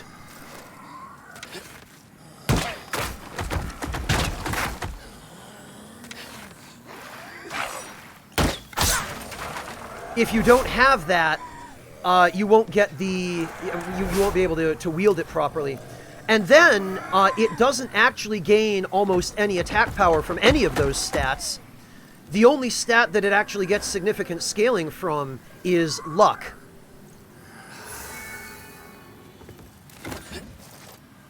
And even with luck, most blue blood sword builds only bring luck to either 25 or 35, depending upon how many stat points you can spare.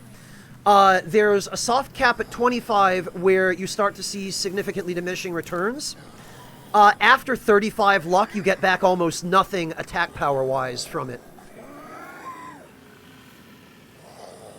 No, Hiverius, the blue blood sword cannot be upgraded at all. But you don't need to upgrade it as long as you have the correct stats to take advantage of it. The blue blood sword absolutely requires stats for scaling. Which really means it requires luck. Because luck is the only stat that it really scales with, or that's worth investing into for scaling with.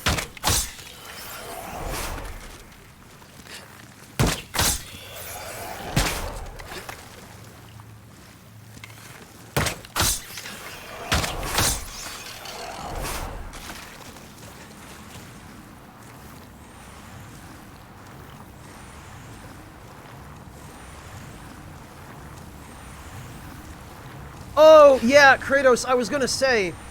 Yeah, just shoot a couple of arrows down this guy's throat.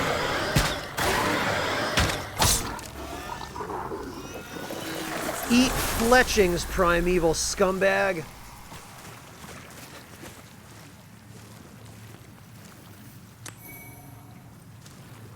That's number 4.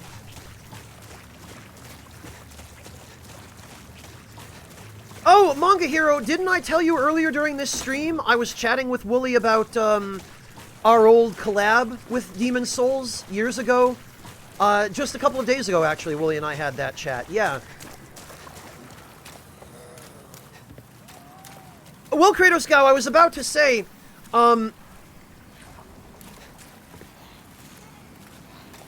you also kind of do need magic for a blue blood sword build, because you get the optimal damage out of it by buffing it with light weapon, and at that, you really are better off using the Insanity Catalyst for the extra magic adjust. So, the blue blood sword is really specific, and it does rely on...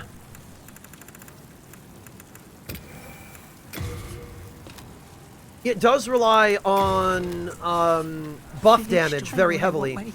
Black Turpentine is an acceptable alternative, but light weapon via the Insanity Catalyst is optimal.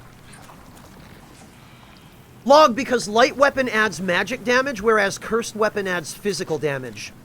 And the Blue Blood Sword is better with magic damage than physical. It's a split damage type weapon. It does split physical and magic, and it does considerably more magic damage than physical. And also because more enemies are weak against magic, and magic, especially in PvP, very, very few opponents that you will fight in PvP will have any real defense against magic. Whereas a lot of people in PvP will use the warding spell that you get from the Tower Knight's Soul, which significantly decreases physical damage taken and is a hard counter to cursed weapon builds. Also, Log, light weapon scales with your magic adjust, whereas cursed weapon is a flat 50% of your base physical damage value. So cursed weapon is better if you've got like a pure strength build and a crushing greatsword or something. Cursed weapon will give you more damage that way, but it's physical damage. So if you're fighting a warding user, then you're going to have trouble dealing damage to them because warding is going to cut a lot of that physical damage.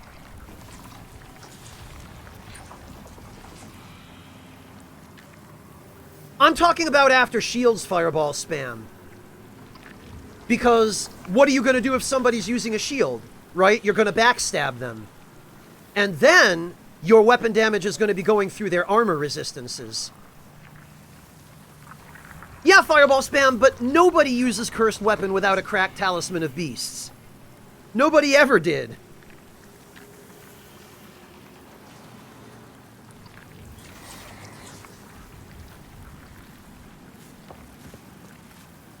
Alright, I guess we can oh, you know what? I should put these back here. I guess we can just Nextial Binding again.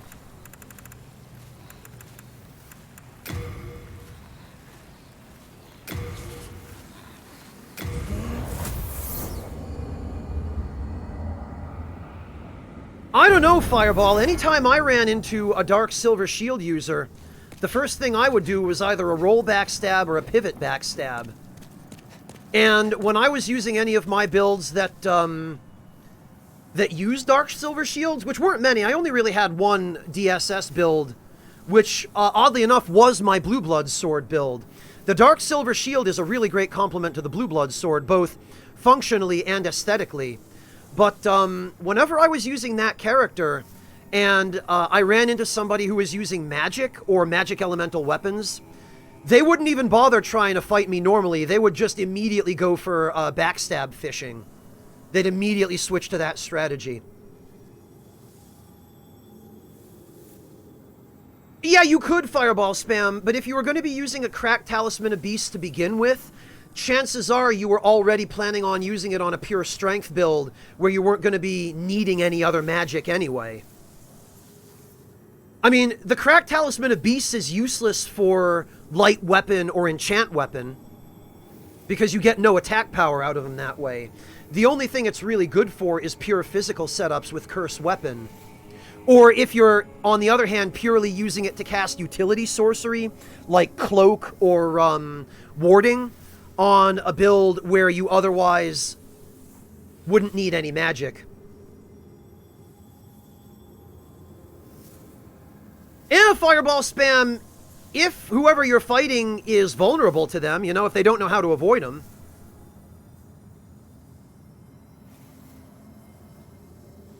No, Hivarius, there was another way in the original version of the game to de-level. It was a little more annoying and you needed an internet connection for it, but if you invaded somebody as a Black Phantom and then used the White Eye Stone to warp out without killing the host, you would be penalized by losing one soul level.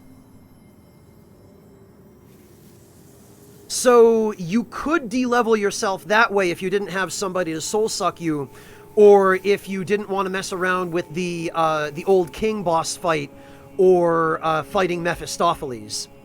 That was actually the most reliable way to do it. Yeah, okay, Arthur, that was going to be my next question, was I don't know if that still works in the remake, but I don't see why they would have changed it. Then again, they did change a couple of weird things I didn't expect them to, and they didn't change a few things that I could have sworn they would, so... With your soul. I never know what to expect with this game. Well, the remake of this game, anyway. No, interesting. I can tell you're not going to last. Yeah, dying as an invader to anything other than being killed by the host or one of the host phantoms would also cause you to lose a level. As I recall, Fireball. Yeah, Wabi, you always could. It was always a thing you could do.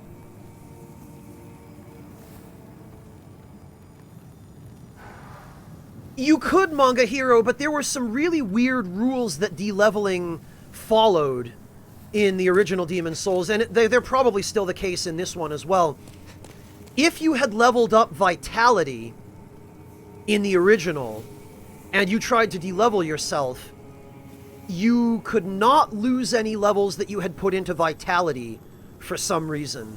If you'd put your stat points into any other stat than Vitality, then you would be able to de-level and lose those points. But for some reason, you couldn't lose Vitality by de-leveling.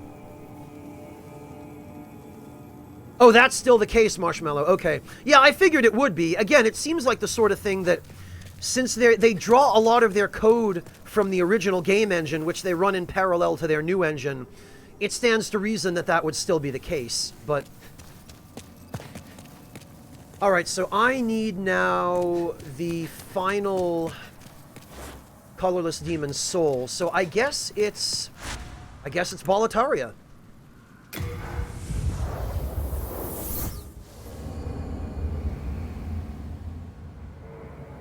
Oh, you know what, Kratos? That does make a certain amount of sense.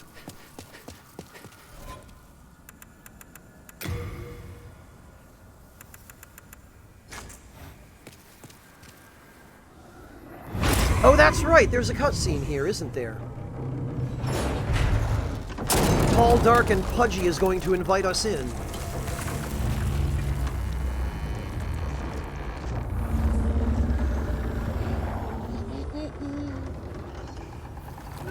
Man,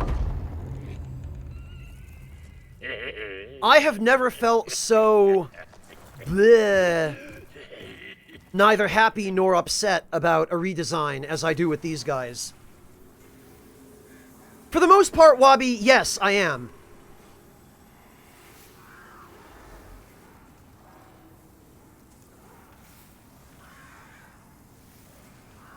Alright.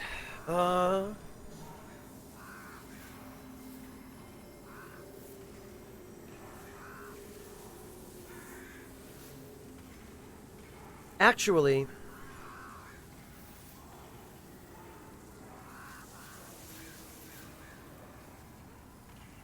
Well, Manga Hero, I don't think the original Fat Ministers were deliberately blackface. Their skin was more of a purple tone. It's just... they looked a little bit more intimidating in the original. Actually, and I'm not sure I even really need the Thief's Ring for this. I'm going to put on the Cling Ring for the extra health. And look at how fast that HP regenerates.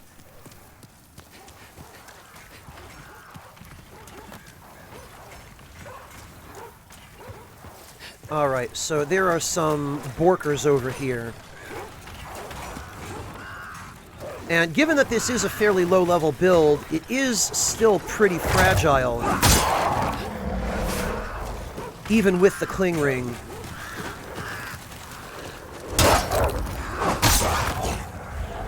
So it is nice to have the shield. It's far from the best shield in the game, of course, but it actually is a decent shield for what it is. It's just not good at stopping attacks that are not physical. Yeah, to hit good, I agree. Which is kind of why in the old DC cartoons in, like, Batman the Animated Series, whenever the Joker would kill somebody with Joker Venom, it was more horrifying than anything that that you would see any of the other villains do. And also, this guy, if you shoot him in his big dumb face, you immediately trigger the cutscene. I really wish that if you shoot him with an arrow, the arrow were still visible during the cutscene, so that this cutscene would play, but he just have an arrow sticking out of his face. I really wish they had left it so that that could happen.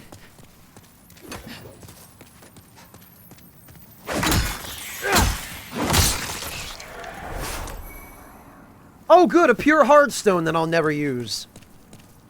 Yeah, Carrie, it is. The Joker was, like, legit one of the best villains in Batman's universe, because he didn't even just kill people. What he did to them was arguably even worse. Like a fate worse than death is going out like that.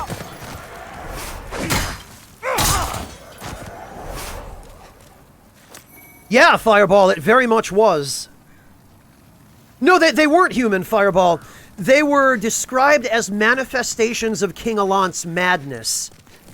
So not only were they not human, they were kind of like shadows of King Allant.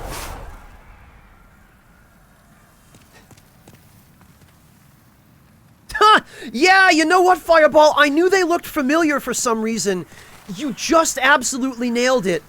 They look like the big fat zombies in Left 4 Dead. What are they called? Boomers?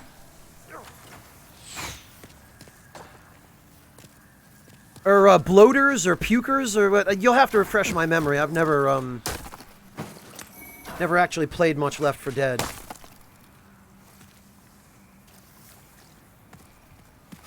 Boomers, okay. I was right.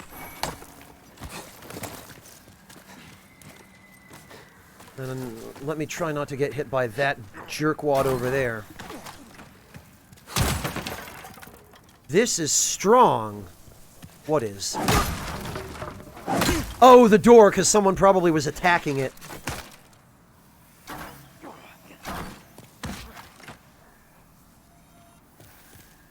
Well, no, Fireball, he brought them back. There's dialogue from the Umbasa woman in the Nexus where, she talks about how King Allant left on some strange business and returned with horrible demons in tow. You know what, dude?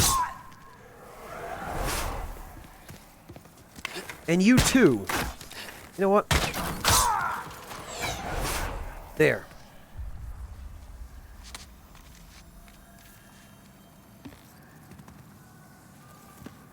There's never any hard confirmation of that, Fireball spam. My interpretation of the description of the fat ministers was that they were actually demons born from King Allant's madness. It seemed like it was meant to be more literal than figurative, especially considering how demons in this universe seem to be created. But again, I don't have any hard evidence that I can point to back up the claim that it was absolutely 100% literal. In the end, it just all comes down to interpretation and speculation. Oh, okay, good.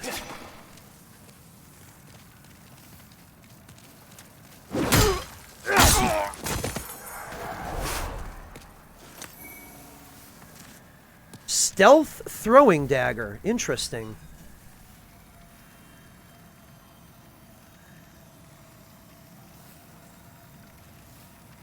Fireball spam, that is something I've talked about at length in many previous playthroughs, are all of the signs throughout Boletaria that the Boletarian soldiers were fighting against the demons.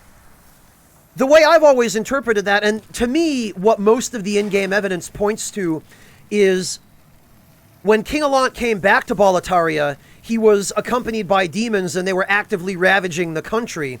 And the Boletarian soldiers that were already there, that were just guarding the country, were fighting back against the demon invasion that King Allant brought with him. I always love watching this happen. This idiot always jumps the gun. Gun jumper Boletarian spy.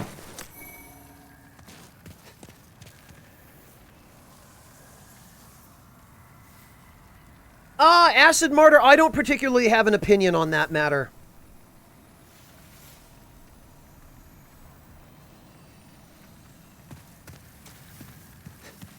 But yes, Fireball Spam, it's absolutely very, very heavily alluded to that, that the Boletarian soldiers were fighting back against the encroaching demons.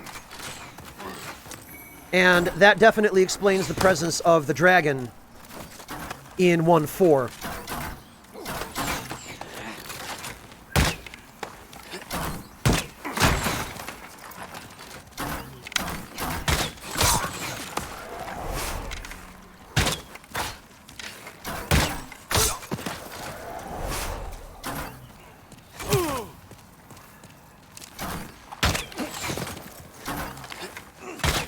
This is a little easier with the thief ring on.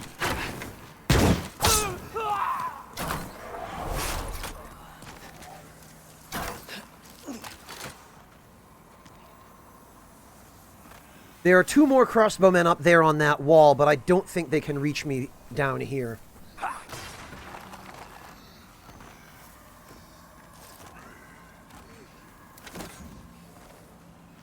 Fireball, some of the lore does contradict itself, though. Because, yeah, what you're referring to is a description of the official's cap, where it says the fat officials oppress the masses with sly grins and those caps.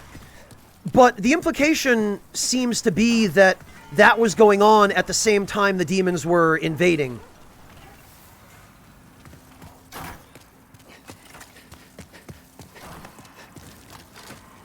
Alright, now, here comes the fun part.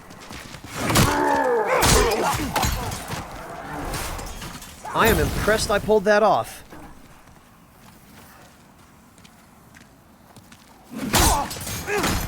Because that Red-Eye Knight, if you're not really quick, he can get the drop on you and stun lock you pretty much to death. Oh, this is interesting also. This door used to be totally hidden behind a set of shelves. Whereas now, it's right out in the open, it's just blocked off by some debris.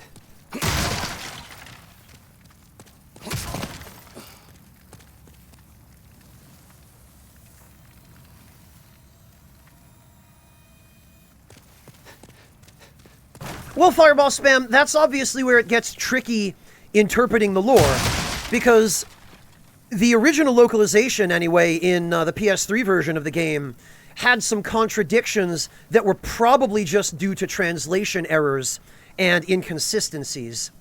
So it was hard to speculate because, on the one hand, you have the opening narration that says Valorfax slipped through the fissure and warned the rest of the world of Boletaria's plight. And then when you talk to Ostrava, he says, no, it was Bjor who slipped through the fissure and Valorfax was lost.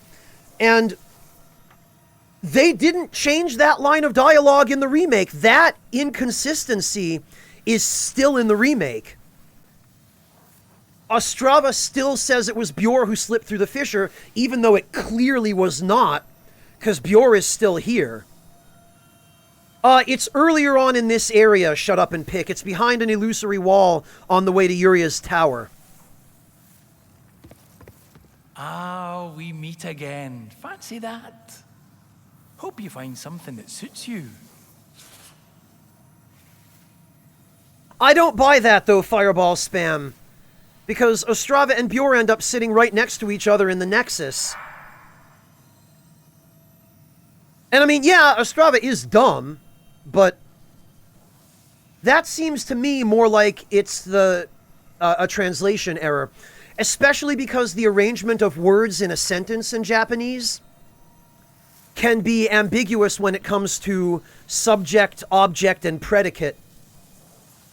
And again, context is a lot more important for Japanese than it is for English. And it's important enough for English, but if you're sent a game script in Japanese and you're expected to translate it into English with no context, with just the script and no build of the game, and nothing else to tell you any history on the game or what it is that you're translating, you end up with some wonky inconsistencies, and a lot of the stuff in the original Demon Souls was clearly due to that, where those inconsistencies happened. Oh, the king.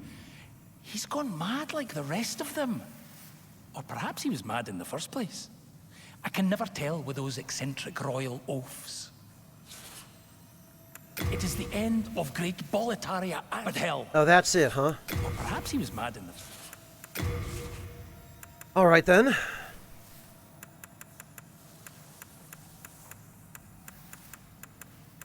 I believe we can buy the Knight Sword and Shield here now as well.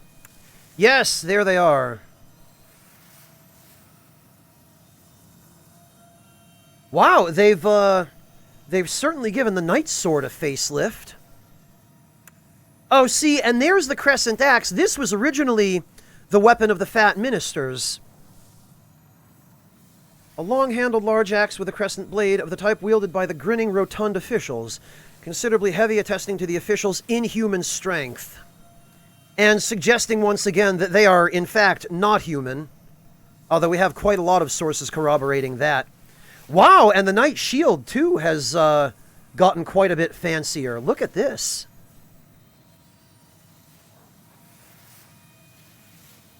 Maybe a little bit, Hiverius. I know, Monotone. Believe me, I know. You get them for free in the next zone. I know that. Remember who you're talking to.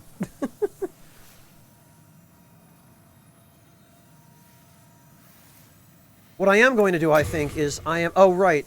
I don't have enough room. Okay, I guess I'm not going to buy some firebombs. Hard times, eh? I'm sure you'll turn things around. Appreciate the vote of confidence, buddy.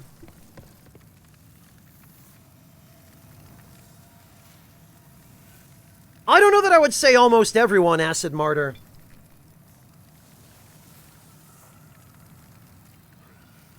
It's certainly a huge headache for content creators who focus on the lore of the Souls games. Because when everything is inconsistent, there can never really be any consensus on what is or isn't true or canon. So it leads to these pointless, unwinnable debates over people trying to justify their asinine fan theories. Whereas, for those few of us who actually care about properly researching our claims and corroborating them with in-game sources that are verifiable, it's a huge pain when you're trying to make a lore video and the lore you're trying to talk about contradicts itself. I mean, granted, people like me are absolutely the minority, but I'm sure it's not just content creators who have that problem.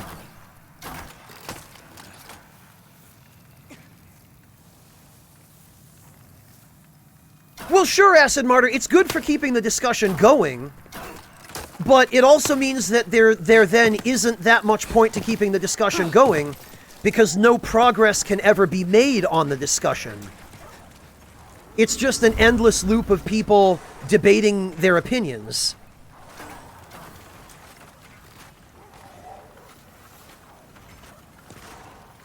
Not to the extent it ended up being in the later Souls games, Acid Martyr.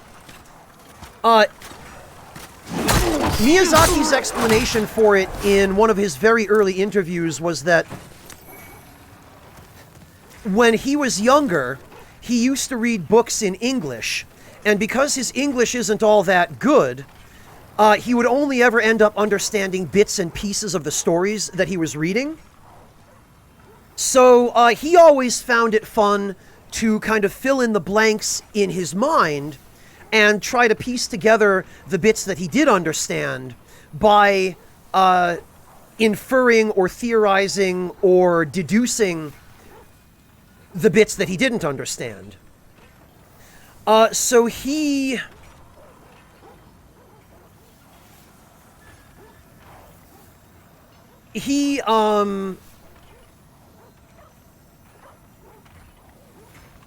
His design philosophy on Demon's Souls and Dark Souls 1 was to have a story all written out, like he had the concrete idea in his mind of what it was going to be, but he designed the games so that they didn't just shovel the story into your face.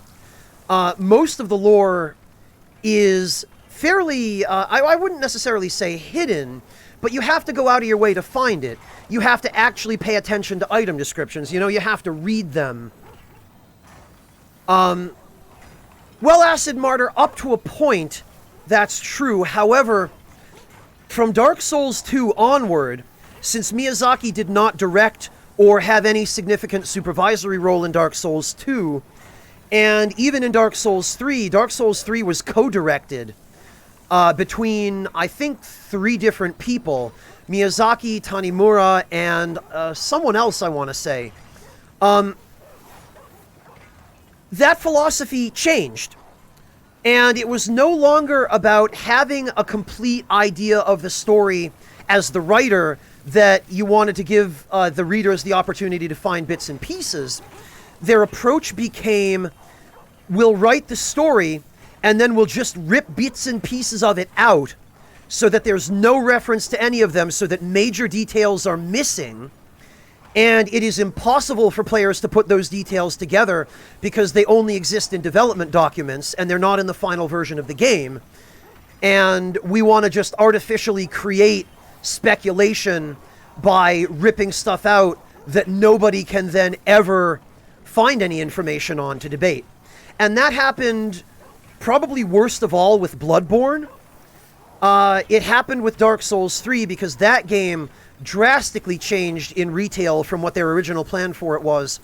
And Dark Souls 2, they fired the director halfway through its development, and then they had half a development cycle to use the assets they'd already made and somehow create a functioning game out of it with the remaining time they had left to deliver on the community's astronomical expectations. So the design philosophy changed really after Dark Souls 1, Acid Martyr, because it was no longer just Miyazaki in the kitchen, as it were.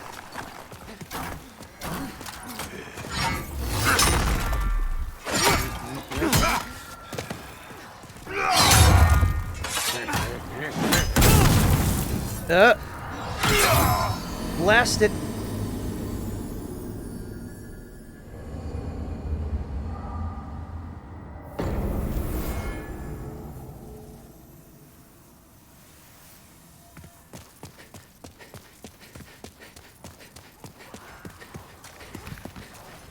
Alright, well, let's try that again. I'm looking forward to being able to open the shortcut.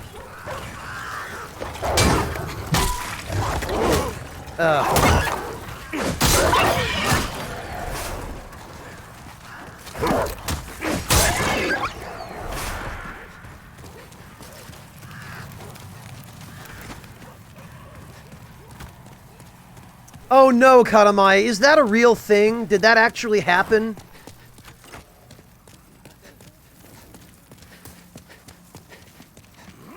Because most of me doesn't believe that, but there's a part of me that, knowing Peeves' community, it might actually be real. Alright, Katamai, I'm gonna need a link for that. I'm gonna need you to drop that in chat so I can check it out after the stream. He can stay there. I don't need anything he drops.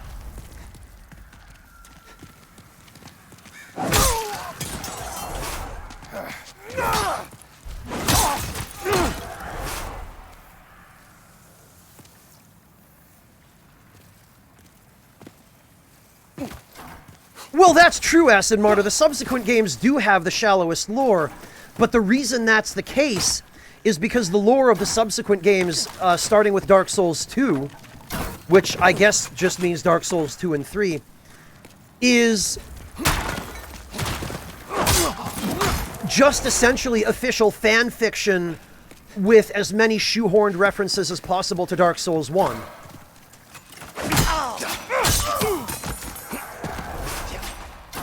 And that's why it makes no sense, because they weren't trying to write lore that made sense. They were trying to just squeeze in as many Dark Souls 1 references as they could, because that's what was expected to sell the best. Because clearly we have to capitalize on the success of Dark Souls 1 and keep doing the same thing, right? Once again, it comes back to that Japanese attitude of, if it's worked in the past, there's no reason to change it. Alright, Katamai. I won't be able to watch it right away. Actually, there's going to be a Red-Eye Knight waltzing in here in just a moment.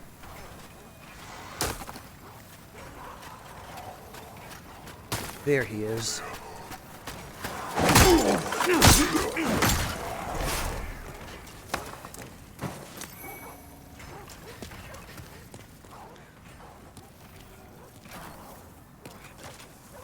Yeah, so was Champion Gundyr, Fireball. Gundyr was supposed to be the king of Lothric.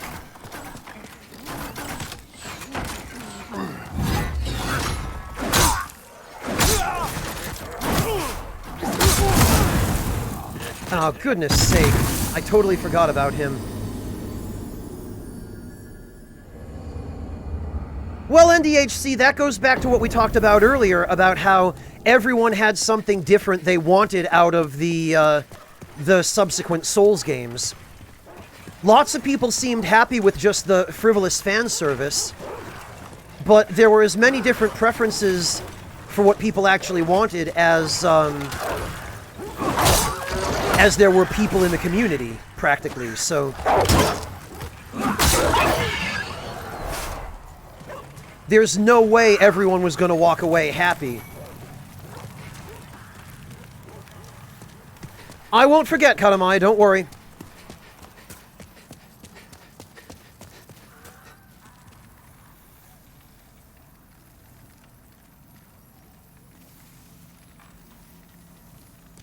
Well, Fireball, there's a good reason for that, and the reason is because the Souls games don't...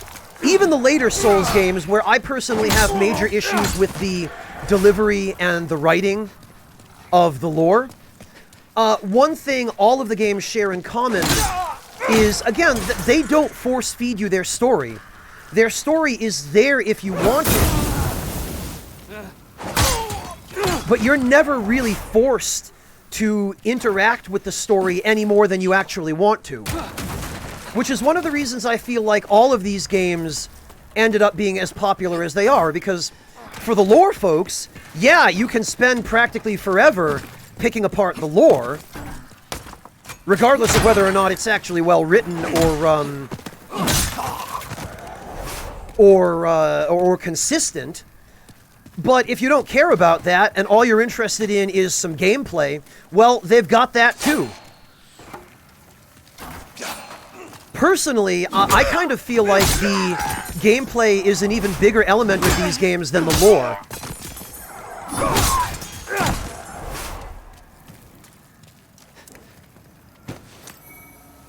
It certainly is for me personally. Although, as far as Demon Souls and Dark Souls 1 are concerned, I do still enjoy looking at different lore references now and again and seeing if I can piece anything together that I haven't already figured out, you know? Yeah, Wabi, that kind of thing is just, hey, we heard you guys like Dark Souls 1. We thought we'd be able to sell more copies of this game if we made more references to Dark Souls 1. So the hell with it, Andre's here. Why? Oh, hey, look. Ornstein's randomly in some far-flung area of Dark Souls 2. Why? We heard you guys like Dark Souls 1. Man, I need to not just rush in here.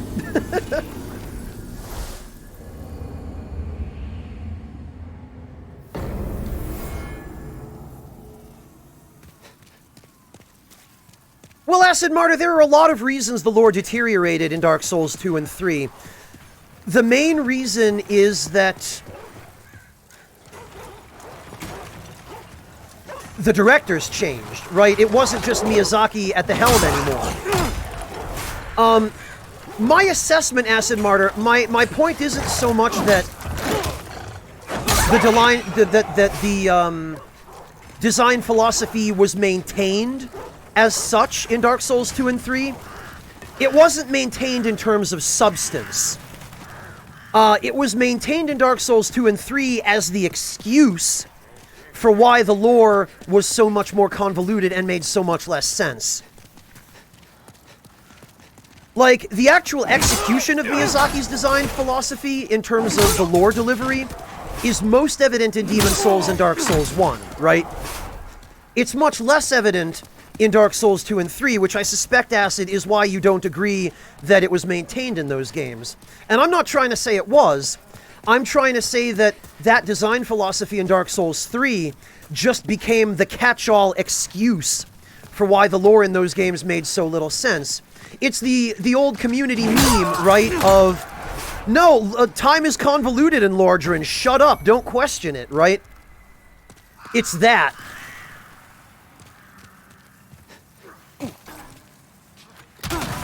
There was absolutely less priority put on the lore in the later games, Acid Martyr. You're absolutely correct about that. And there were a number of reasons for that. In the case of Dark Souls 2, those reasons are mostly related to the fact that, again, that game had such a troubled development cycle. And they fired the director halfway through because they weren't happy with the job he was doing.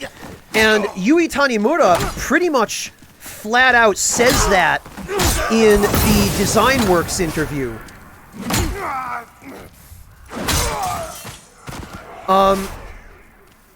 And then what they had to do to fix the game, or to salvage it into a functional game. Baron91, thank you so much for the Prime sub. Really appreciate that. They basically had half a development cycle to turn what Tomohiro Shibuya had directed into something halfway functional and playable. And that is why riding the elevator from the top of Earth in Peak brings you upward to the bottom of a lake of lava. Because they had to repurpose all those areas and just fit them together in whatever way made the most sense for their development timetable, so that they could finish the game on schedule. Because not finishing a game on schedule is very, very bad news for a developer. It means hundreds of thousands, if not millions of dollars of lost revenue. It means angry shareholders. It means angry customers. Although at the same time, we also we all know what happens when a game company releases a game too soon. Cyberpunk, among many other both recent and not so recent examples. Well, and I was about to say, Fireball Spam, Bandai Namco absolutely interfered in the creative process of Dark Souls 2 and 3. They absolutely interfered.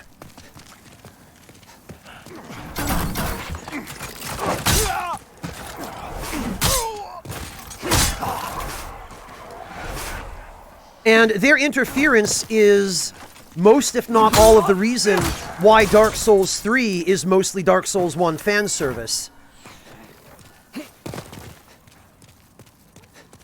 And if you want to know what sort of ill-advised decisions might have motivated them to do that, look no further than the deluxe edition of the Dark Souls 3 official strategy guide by Prima.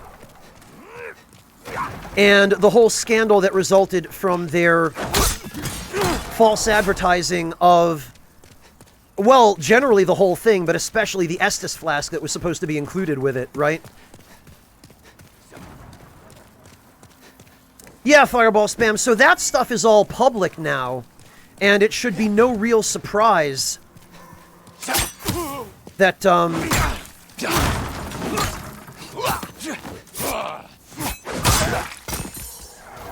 that the later games ended up being the quality that they were, because so much happened, you know? Demon's Souls, as janky as it is, ended up being a good game because it was pretty much just Miyazaki and a small team that was assigned to him to make it. And Miyazaki had total creative freedom over it. Demon Souls was originally, it was a scrapped project. It was going to be something completely different. I believe it was actually going to be King's Field 5. And that got thrown out. And the game was on the cutting room floor, and Miyazaki, who was fairly new to FromSoft at that time, was handed the project and said, well, we're not expecting anything, but if you can turn this into something that actually makes money, GG, dude. And that's exactly what he did. They gave it to him with pretty much no restrictions, not all that much of a budget, but the game was in some state of completion when he was handed it. And under his direction, with relatively minimal resources and not all that much in the way of interference, even from the FromSoft staff, upper management, he basically was given the creative freedom to do with it what he did. And you can see that as a pretty clear pattern over the course of the Souls series, where the more outside influence that other companies like publishers and second or third party developers had over the creative process of the Souls games, the more the games suffered. It was that way with Bloodborne because Sony had a lot of control, and Sony did a lot of meddling. As a matter of fact, in the official strategy guide for Bloodborne, for the base game, when we interviewed the devs, somebody asked Miyazaki a question about why more of the characters in Bloodborne didn't survive, like why so many of the characters died. And Miyazaki's answer to us was basically that Sony wouldn't let him allow them to live. Sony had stepped in and said, no, this game needs to be dark and depressing, these characters need to die.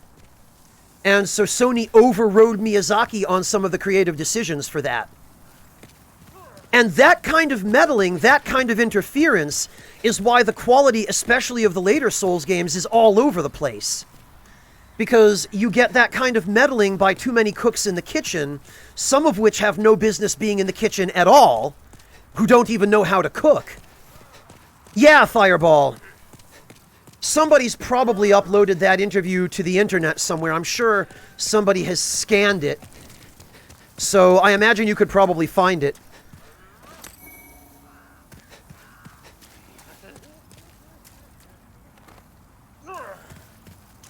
Also, there didn't used to be this this roofed section over this part of the battlement. The roof here is new. Oh, and another neat little side note for anyone who doesn't know about it, because for some reason a lot of people still don't.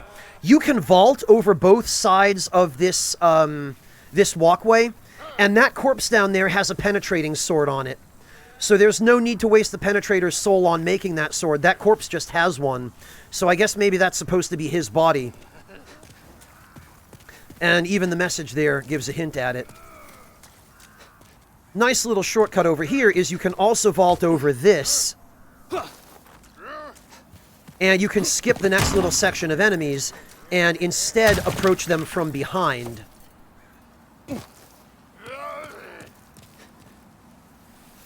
Look at that idiot taunting.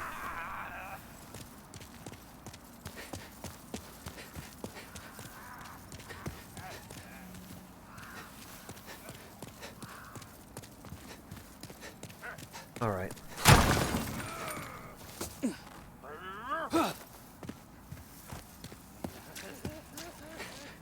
Yeah, come on.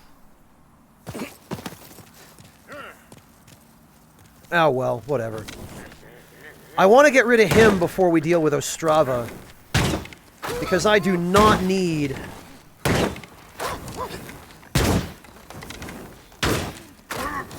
I do not need him messing around when we've already got a bunch of Red-Eye Knights. And all sorts of other enemies trying to chase us.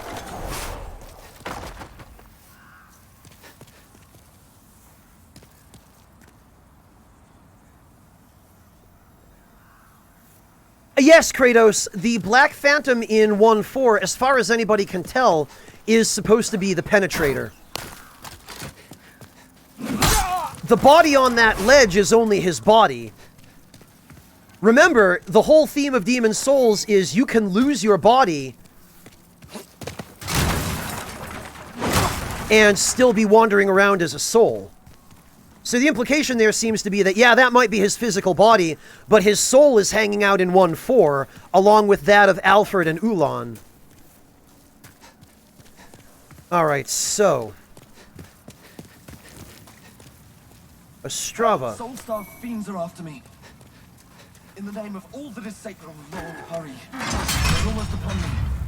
Get in here, idiot! Hurry! Alright, let's distract them a little. And this, more than anywhere else, is one of the places where, boy, is it good to have some soul remains.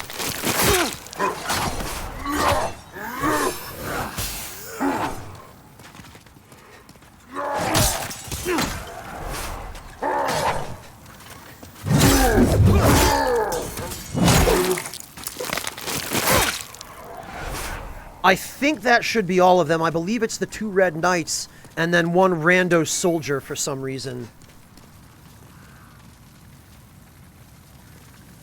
I agree, Manga Hero. I think the vault is a really nice touch. It's not a really big mechanic. Like, there aren't too many places where you use... Oh, good, we got a kite shield that I don't need. There aren't really too many places where you use it, but...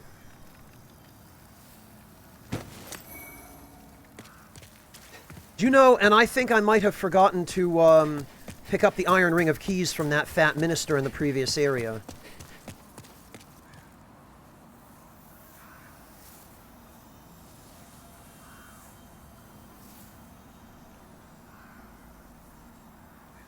Yeah, Fireball. I always used to use them to distract her if I had to fight her on a melee build, where... I'd have to lure her to one of the bigger islands and backstab her to death.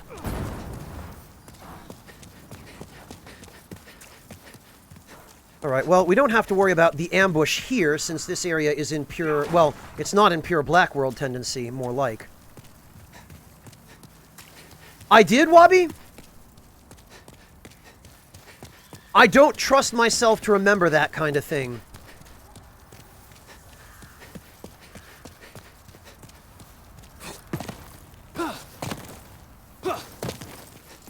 Because, as you probably all know by now, my memory is, not incredibly good.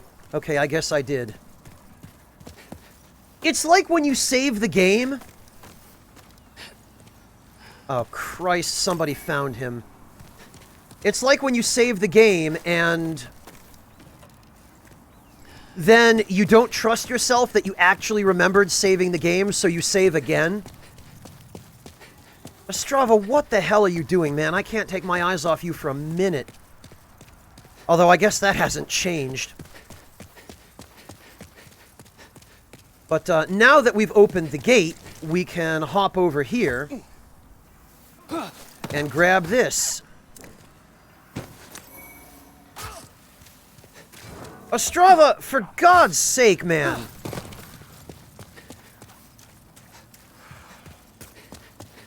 What are you even doing?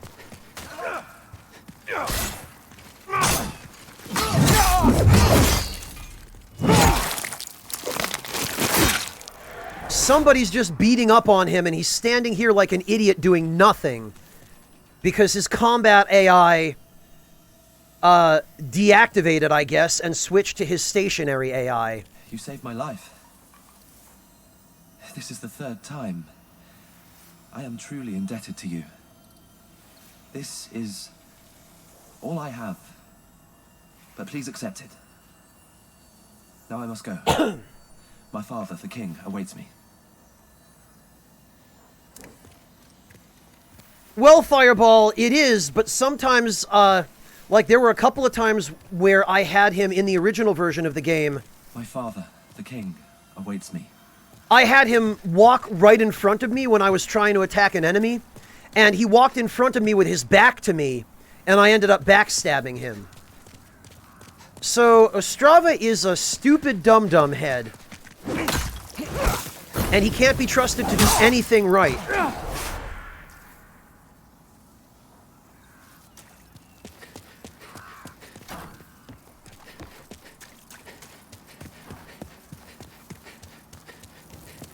Okay, so...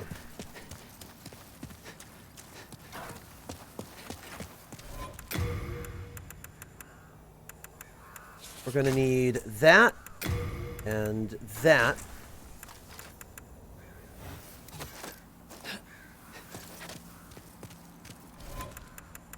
And... where is it? This.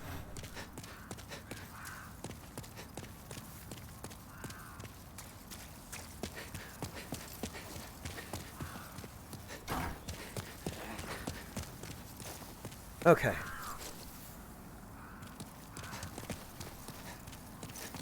We can set up hyper mode here by blocking. Yeah, come on. Please, sir, may I have another?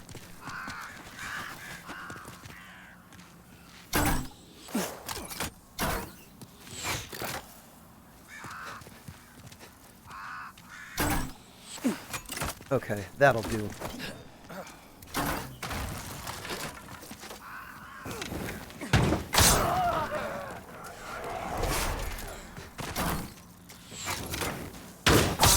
Kratos, were you not here? I lost it. I knocked Satsuki off the edge with the Storm Ruler, and he never dropped the Makoto. The game bugged out, and the drop never appeared when I reloaded. There's a tunnel ahead. No, there isn't.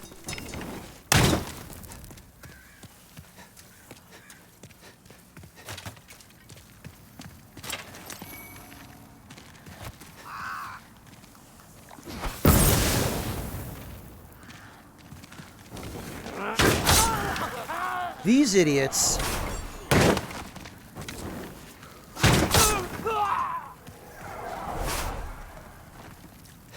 Okay. Now.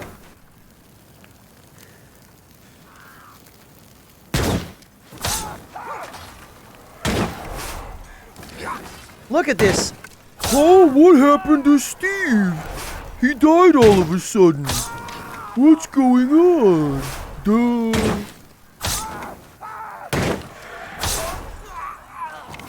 Look at this crossbow guy just standing there going, yup, everyone's dead, just a normal day.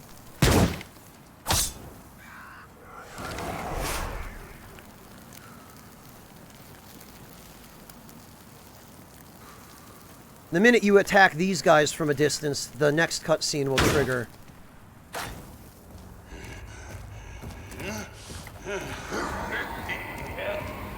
There he goes.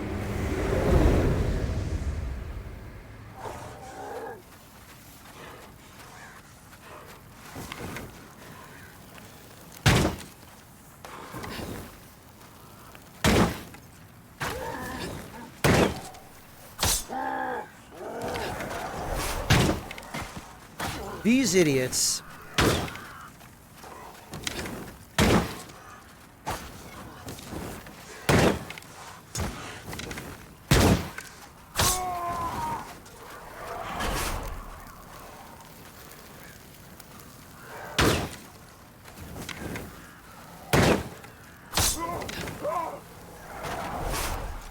Okay.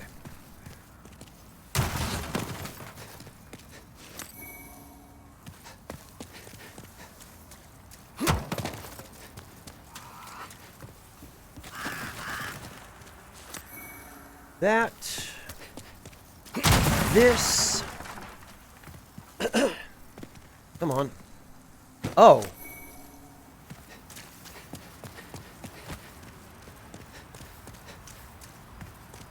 Oh, nice, Venny. Nice.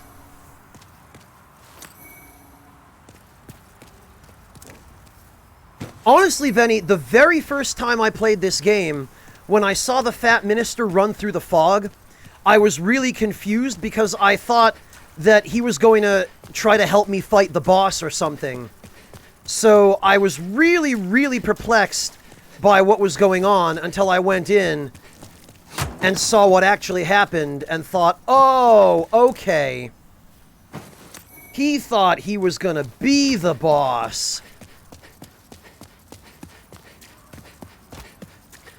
Yeah, Hiverius, the lava bow plus fire arrows. I'm telling you. Great combination.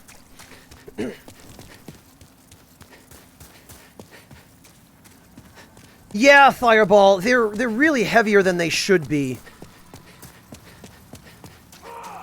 The maximum carry limit of 25 would have been fine if they weren't as heavy.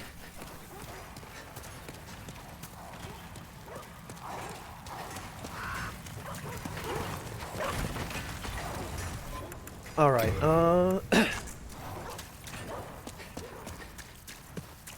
let's go deal with Bjorn.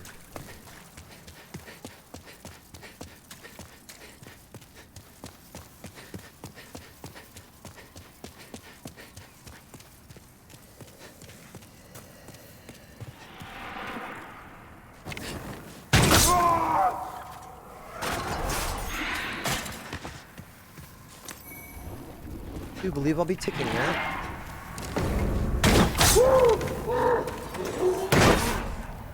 Right between them. Amazing. Couldn't have aimed worse if I tried.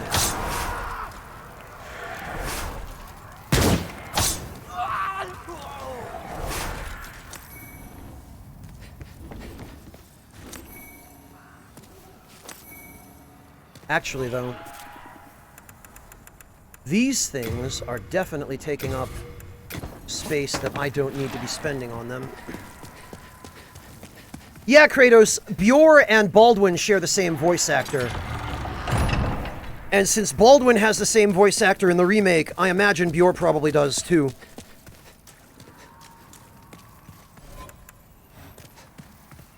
Alright, so check this out.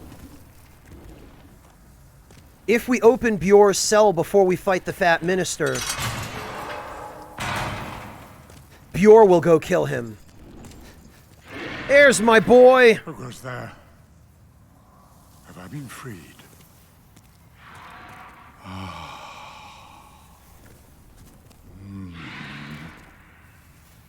That's it. The vile slob! I shall tear him limb from limb! Get him, Bjorn! Oh, wow, look at this guy. You bloated flatterer. Groveling, soul-starved abomination.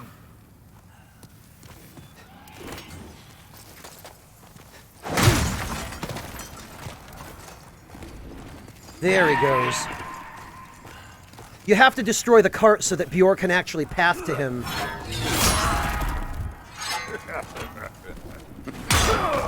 Oh, Bjorn even has little barks and grunts. That's great.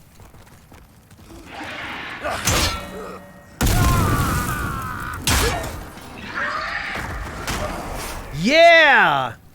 Boletaria, bitches!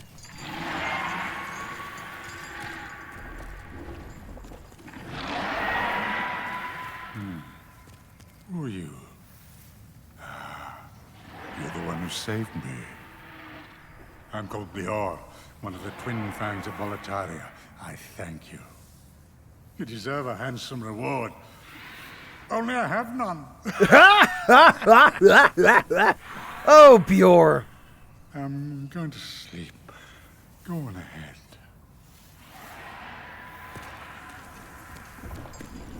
And actually, it is now abundantly clear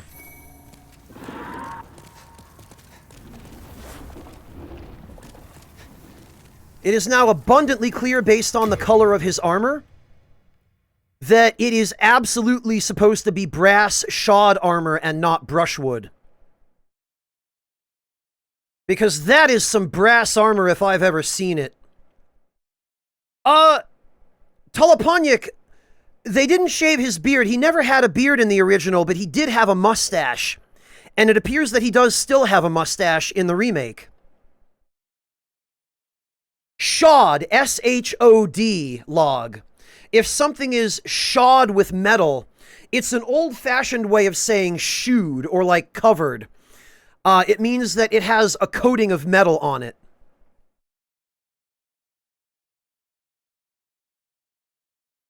Let me give you a...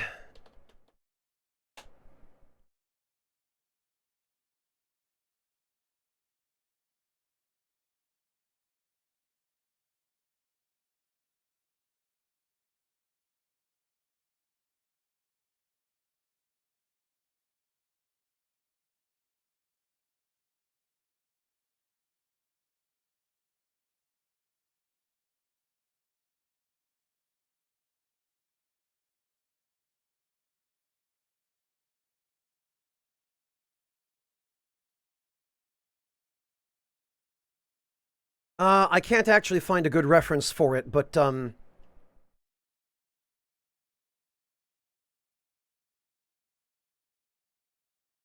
yeah, Fireball, I feel like Siegmeyer is kind of a hybrid between Bjor and Ostrava, because he's the bro character who follows you and gets into a bunch of scrapes with you, and on one occasion actually helps you out in combat, but then he's also kind of the idiot who constantly needs to be saved.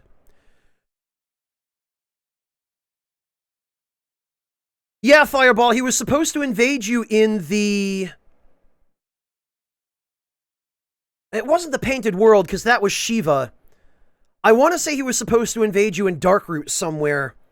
I remember somebody found his dummied-out Black Phantom invasion as well.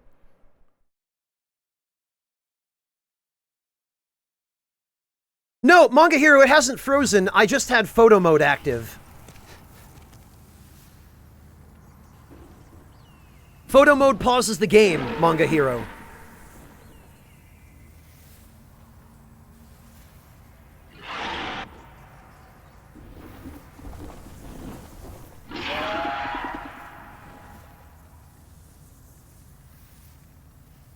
It is, Fireball. It's a shame a lot of that stuff got cut.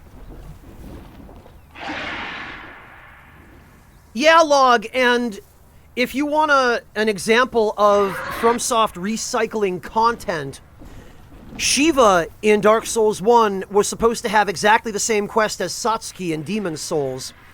Shiva would ask you for the Makoto, you'd give it to him, and then he'd steal it and run away, and you'd have to go to the Painted World and fight him to get the Makoto back. There's some cut dialogue from him that has all of that in it. Well, Havarius, it pauses the game for you, but if somebody invades, you immediately get kicked out of photo mode so that you can't, you can't get caught paused when an invader's there. I'm sorry, not the Makoto, the Chaos Blade. Thank you, NDHC. It's the same basic idea, though. It's the same thing. Arose by any other name, right?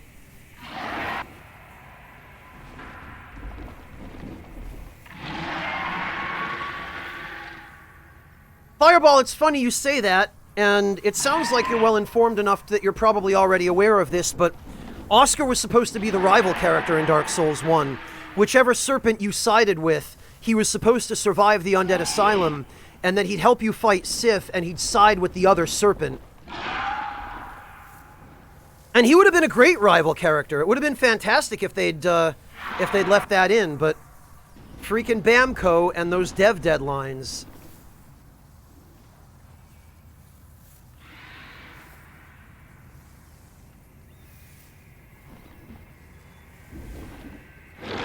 Well, Fireball, I say that because, I mean, I'm sure you're already aware, there was cut dialogue where you would fight Oscar. And nobody seems to know, there's no indication whether Oscar was going to just be a rando NPC mini-boss, or if he was actually going to have his own boss fight.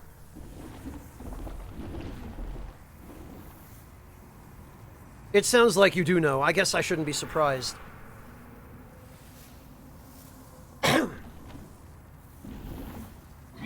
But nobody seems to be able to dig up any information on what form that fight was supposed to take. So,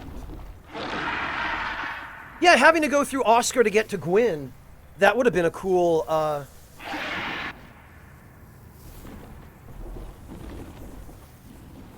that would have been a cool lead-up. It certainly would have, it would have made the final fight against Gwyn a little bit more interesting than just run by 5 Black Knights and spam parry a few times. Or if you're me, spam parry once. And then just cast Dark Bead.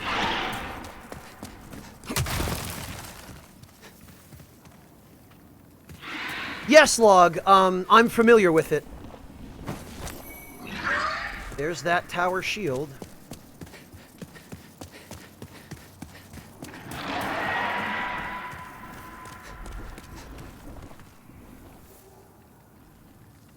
I figured you were, Fireball. It seems like you've been keeping on top of all of the cut content and all the meta stuff.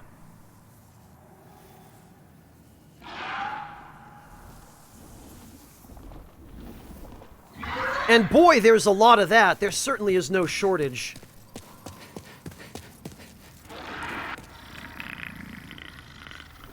Man, this guy is like my father. Just pass out anywhere. Doesn't matter where. But I bet Bjor's also that guy who falls asleep in front of the TV, and then you pick up the remote to turn the TV off, and he wakes back up and yells at you, and then turns the TV back on, and 10 seconds later he's snoring again. Bjor is totally that guy.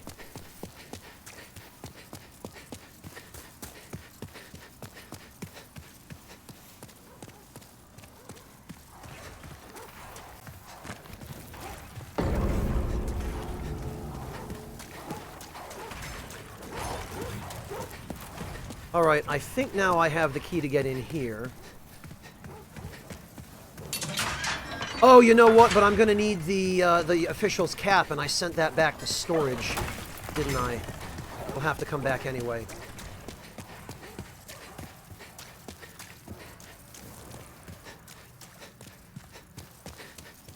Yeah, Fireball, that's why the concept art of King Allant shows him with the blue dragon in the background.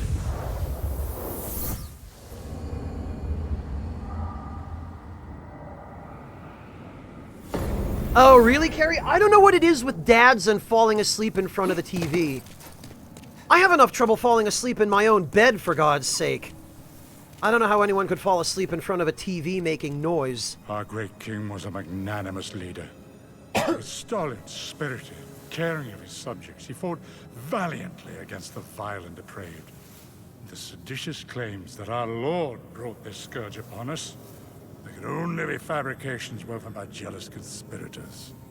That must be it. It must be. Well, good, Wabi, because I do have the full set. I heard an odd piece of news from a merchant Dragling. He claims that the son of the king, Ariona, has come to Boletaria alone. Ariona is a wise and kind soul, almost too kind. He would not be safe in this accursed land without protection. If you find Ariona, do look after him. And tell him to return to the Nexus immediately. And that Bjor of the Twin Fangs will look after his highness. I love how we've already learned that Ostrava is Ariona. Ostrava is sitting right there. Bjor is sitting right there. But because we're a silent protagonist, we don't have a shred of agency, and we can't so much as tell Bjor, oh yeah, he's right over there. You guys should catch up. My brother-in-arms, Valifax of the Twin Fangs, was a brave and mighty knight. Unlike myself, he was the master of more than the sword. Valifax's mind was sharper than most scholars. Dark times have befallen us. If our lord, with the esteemed help of Valifax, could not prevent it, then no one could have. Yeah, I have some bad news for you about your esteemed lord, Bjor. All right, let's see. There's that mustache. See, Bjor looks properly mature. I mean, he still looks like he's probably not that much older than 40, but the way he talks and the way he acts, you could be forgiven for thinking he was in his late 60s.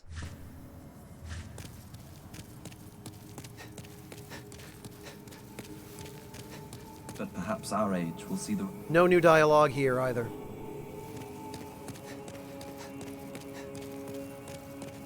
We don't need to know that, Log. We know that he's the king's son, and Bjor has just told us the son of the king. It's not difficult to put two and two together. Unless you're a silent protagonist and you're not allowed any kind of thought or agency of your own.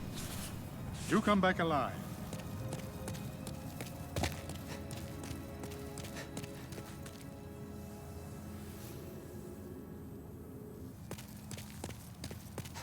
Yeah, Fireball, that was pretty clear even in the original, with the original dialogue.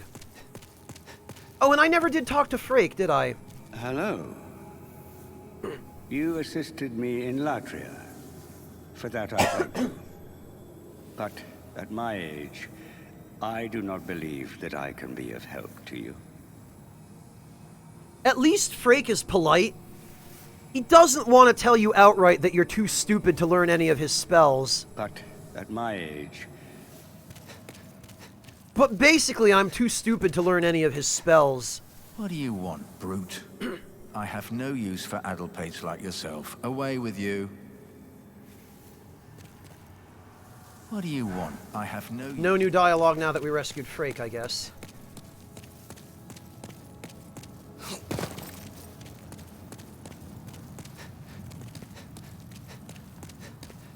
Okay, what about you, Urbane? Oh, is that you again? Do you have further off? If you truly are a disciple, then you must have a talisman in God's image. Heavenly miracles occur in Boletaria through the talismans. God has granted this accursed land a special power. It is God's way of telling us we must stand against the demons. Katamai, I generally prefer silent protagonists in games like this, but... Yes, I thought you must remember. But not always. You have rescued His Augustness. I express my deepest gratitude. You have relieved me of a great illness. Oh, thank God. Umbasa. You're welcome, my son. Do you have any connection to Patches the Hyena? I trust not. He is a depraved, vile man, and he deserves no allies. I hope that an upstanding hero such as yourself is selective when making associations. By the way, I highly recommend the companionship of the jovial Saint Urbane. Because you would, wouldn't you? Oh, thank Umbasa.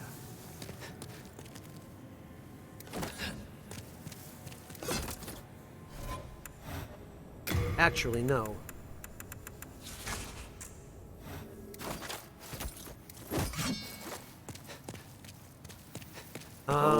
Do you have further? I would like to learn God's Wrath, please.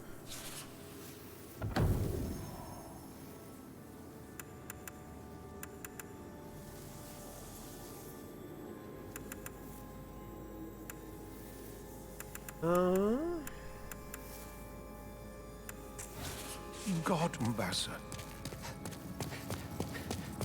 And I would like to go... Actually, we should probably put some stuff away. I'm going to need to get some more arrows from Patches.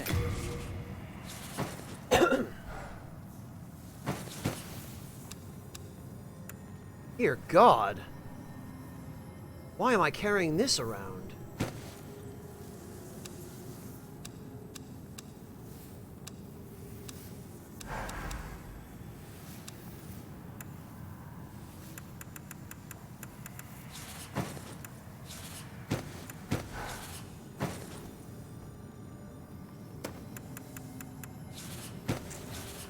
We are indebted to you, for you fight on our behalf.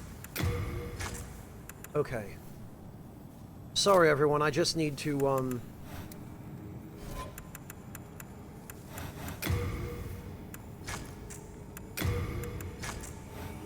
I was worried sick. Just need to put some stuff away.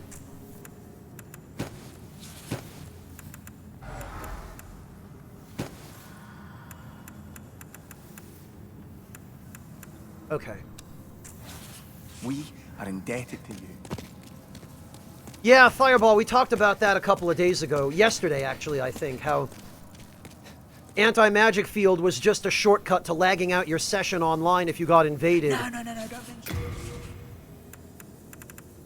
And ironically, because of that, it did better at that job than Banish, which was explicitly designed to do that.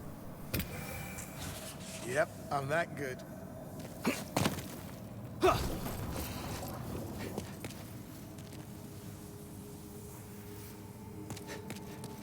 Thank you, Kratos. Yes. I knew that.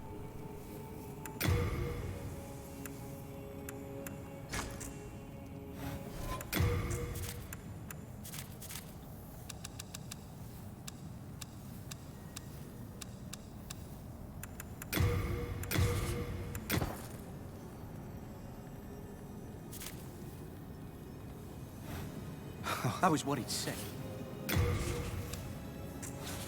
We are indebted. Actually, I probably don't need to be carrying around all these poison arrows. I was worried sick.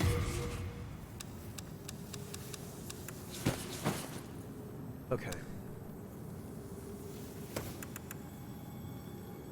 Oh, it has a feather in it now, huh? Okay, where did I... Official's clothes. Official's gloves. And official's leggings. We are indebted. Alright, let's see.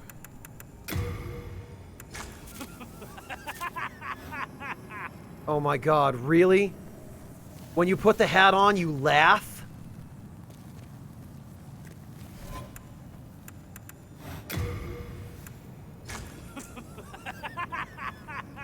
Wow. Even on the character screen, it shows you laughing. Jeez. Okay, well...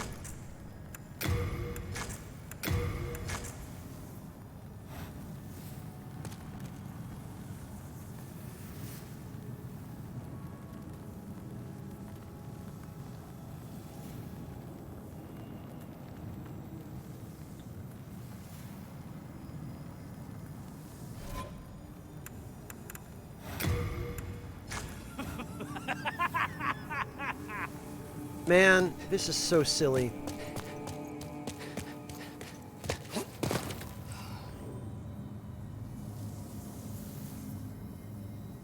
Manga Hero, I was just saying yesterday how I'm disappointed that the official's coat didn't include a beer gut, because in Dark Souls 3, when you get the Evangelist set, the Evangelist set comes with a big flabby beer gut along with it, like one that has its own physics.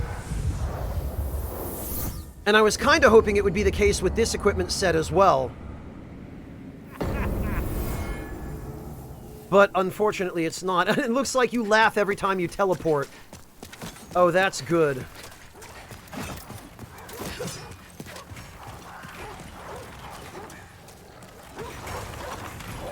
Alright, come on then.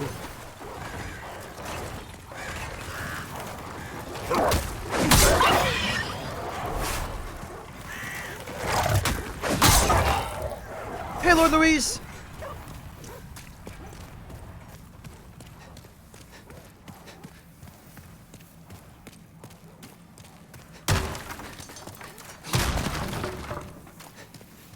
Yeah, that's a fair assessment, Fireball.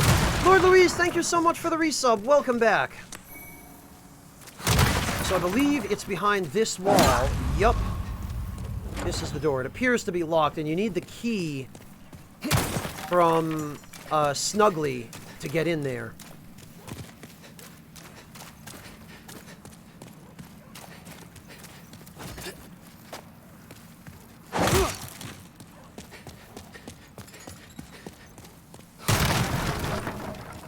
Yeah, Fireball spam. It's interesting to note that the... Oh, Floofin, thank you so much for gifting a sub to Fireball. It's interesting to note that the whole plot device of Souls and the Fog are super central to Demon's Souls. However, starting with Dark Souls 1, Souls become somewhat less important on an individual level, and the Fog is really only there because it was there in Demon's Souls and they reused it because it was a convenient barrier to demarcate bosses and area boundaries.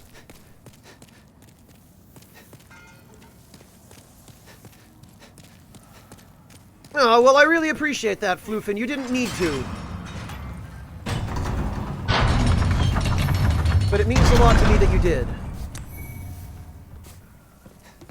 Also... Oh, Floofin, and thank you for gifting another sub to Kratos. These are definitely now female corpses. And I have to suspect that...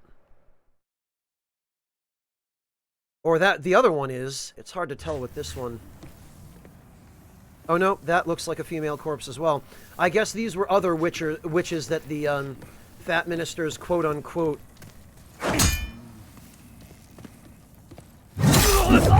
interrogated.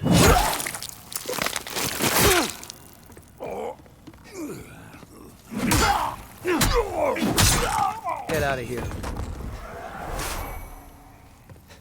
And she should have... A little eating never hurt anyone. Oh, God.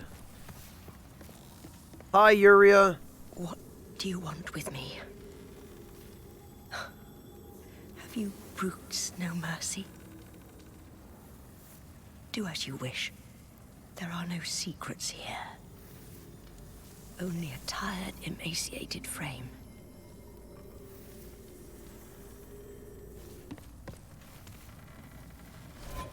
Okay, so if we take off this equipment...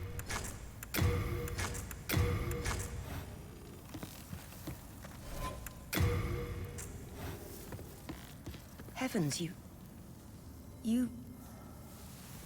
came to save me. Thank you. No, I am fine. With a little rest, I can soon walk.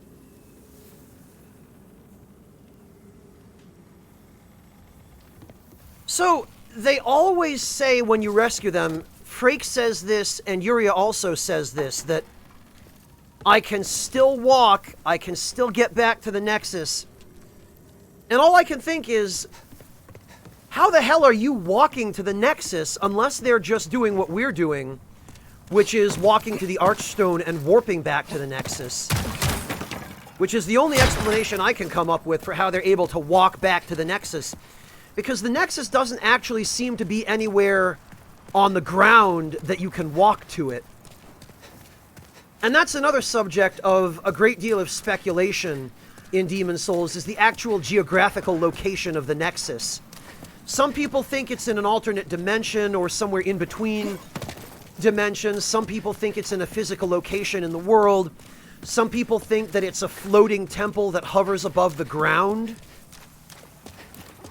There are a lot of different ideas as to where it physically is.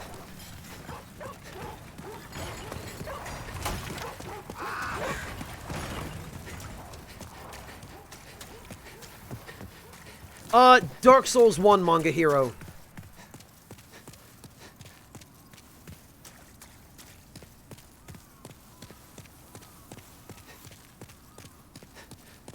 Log, I've always chalked that up to just a discrepancy that was related more to game design than to anything else. Because you have to be able to kill those NPCs in order to be able to, for example, finish Mephistopheles' quest or get their drops. So, I don't think any of those NPCs are actually prisoners of the Nexus. Log. I think they've taken refuge there because several of them say that they have, but I don't think any of them were chosen by the Monumental and actually given an nexual binding.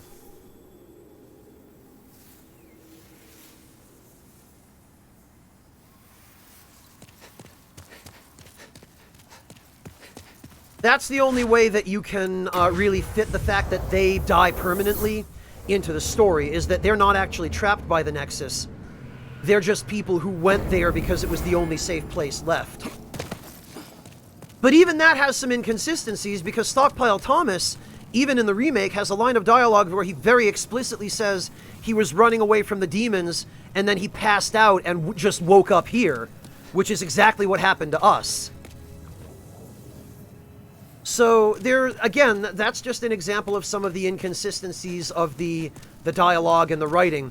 Demon's Souls has by far the most consistent lore of any Souls game, but even this game is not without its inconsistencies. I was worried sick.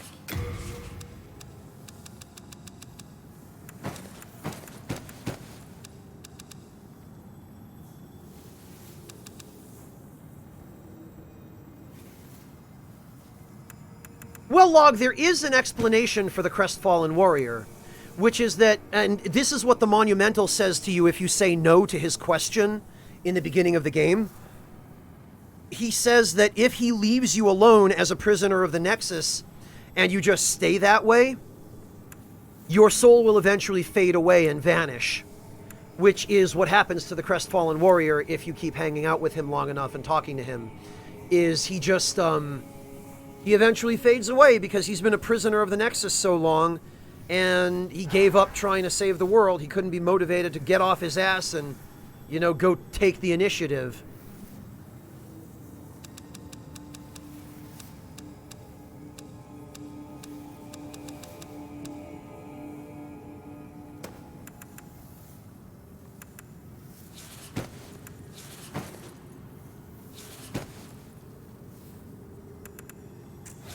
We are indebted. Okay. Man, I will never get used to the fact that switching between tabs in the inventory menu is now done with left and right rather than L and R.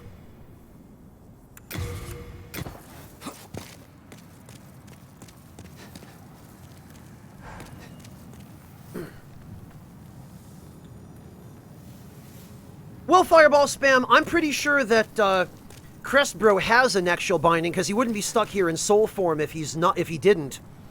But he's just been here so long that his soul is starting to fade away, which the Monumental explicitly tells you is what happens if you stay stuck in soul form for too long.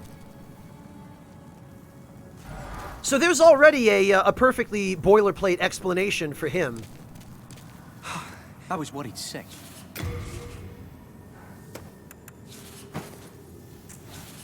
We are indebted to you, for you fight on our behalf. Oh, no, Fireball, you misunderstand. It's not the nexual binding that makes people's souls or sanity fade. It's just being stuck in soul form as a prisoner of the Nexus for a long period of time. That's what the Monumental says. Is that if he leaves you in soul form, trapped in between worlds like that for too long, you'll eventually fade away. That's not something the nexual binding does to you. That's just something the passage of time does to you when you're a prisoner of the Nexus.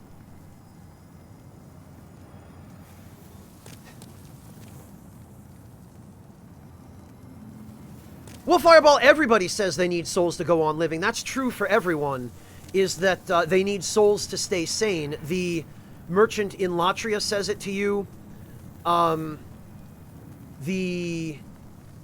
The merchant in the Valley of Defilement kind of implies that her son needs them for the same reason. And that's basically the canon reason why all of the merchants accept souls rather than money. And they actually changed Ed's line of dialogue where he says, "Show me some coin or head straight for the door." He now says, "Show me your steel or head straight for the door." I can forge weapons. There we You go. come back alive. He does, Heverius, yes. Or he implies that anyway. He doesn't say it outright, but... Alright, let's unlock that. Seek forgiveness, fractured world, or customized character. And customized character is, as far as I know, only aesthetic. Yeah, because you can't change your class or your starting gift. And you can't change your stats. There was originally going to be something identical to this in Bloodborne at the mirror in the Hunter base, where when you examine the mirror, you were given an option to put on a disguise, is what the prompt said, and then it would take you to a menu like this, where you could just change your appearance.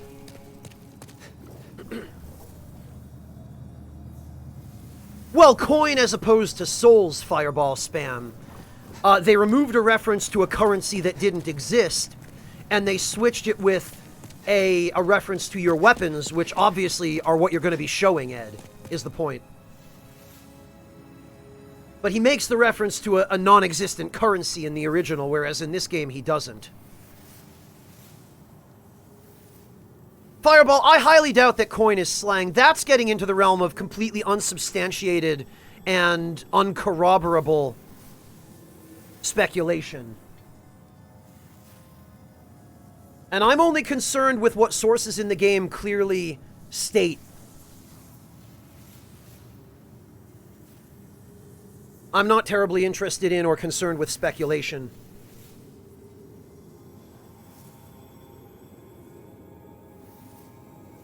Well, Manga Hero, probably the best we're ever going to do is when PS4 emulation reaches the point where people can get Bloodborne to run on PC. I mean, I think we can all agree it would be great if they would release Bloodborne on PC, but I'm pretty sure, because Sony is Sony, that we're not going to see that for quite a while.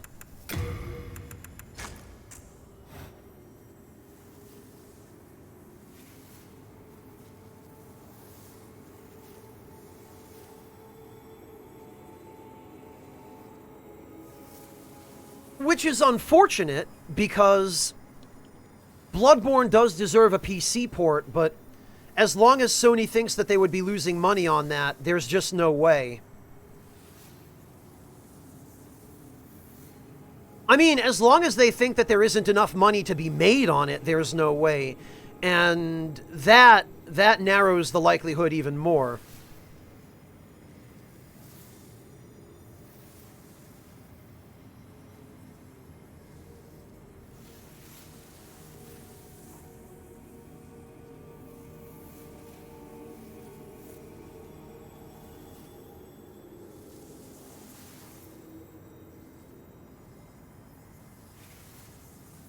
Log, it might have been a little bit of a subconscious wish to be able to tell everyone about that, but now it's public knowledge because Lance or somebody discovered it.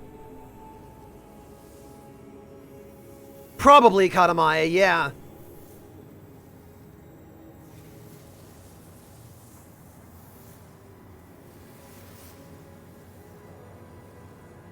Yeah, Windshark, but I feel like Horizon Zero Dawn isn't quite the same sort of situation as Bloodborne.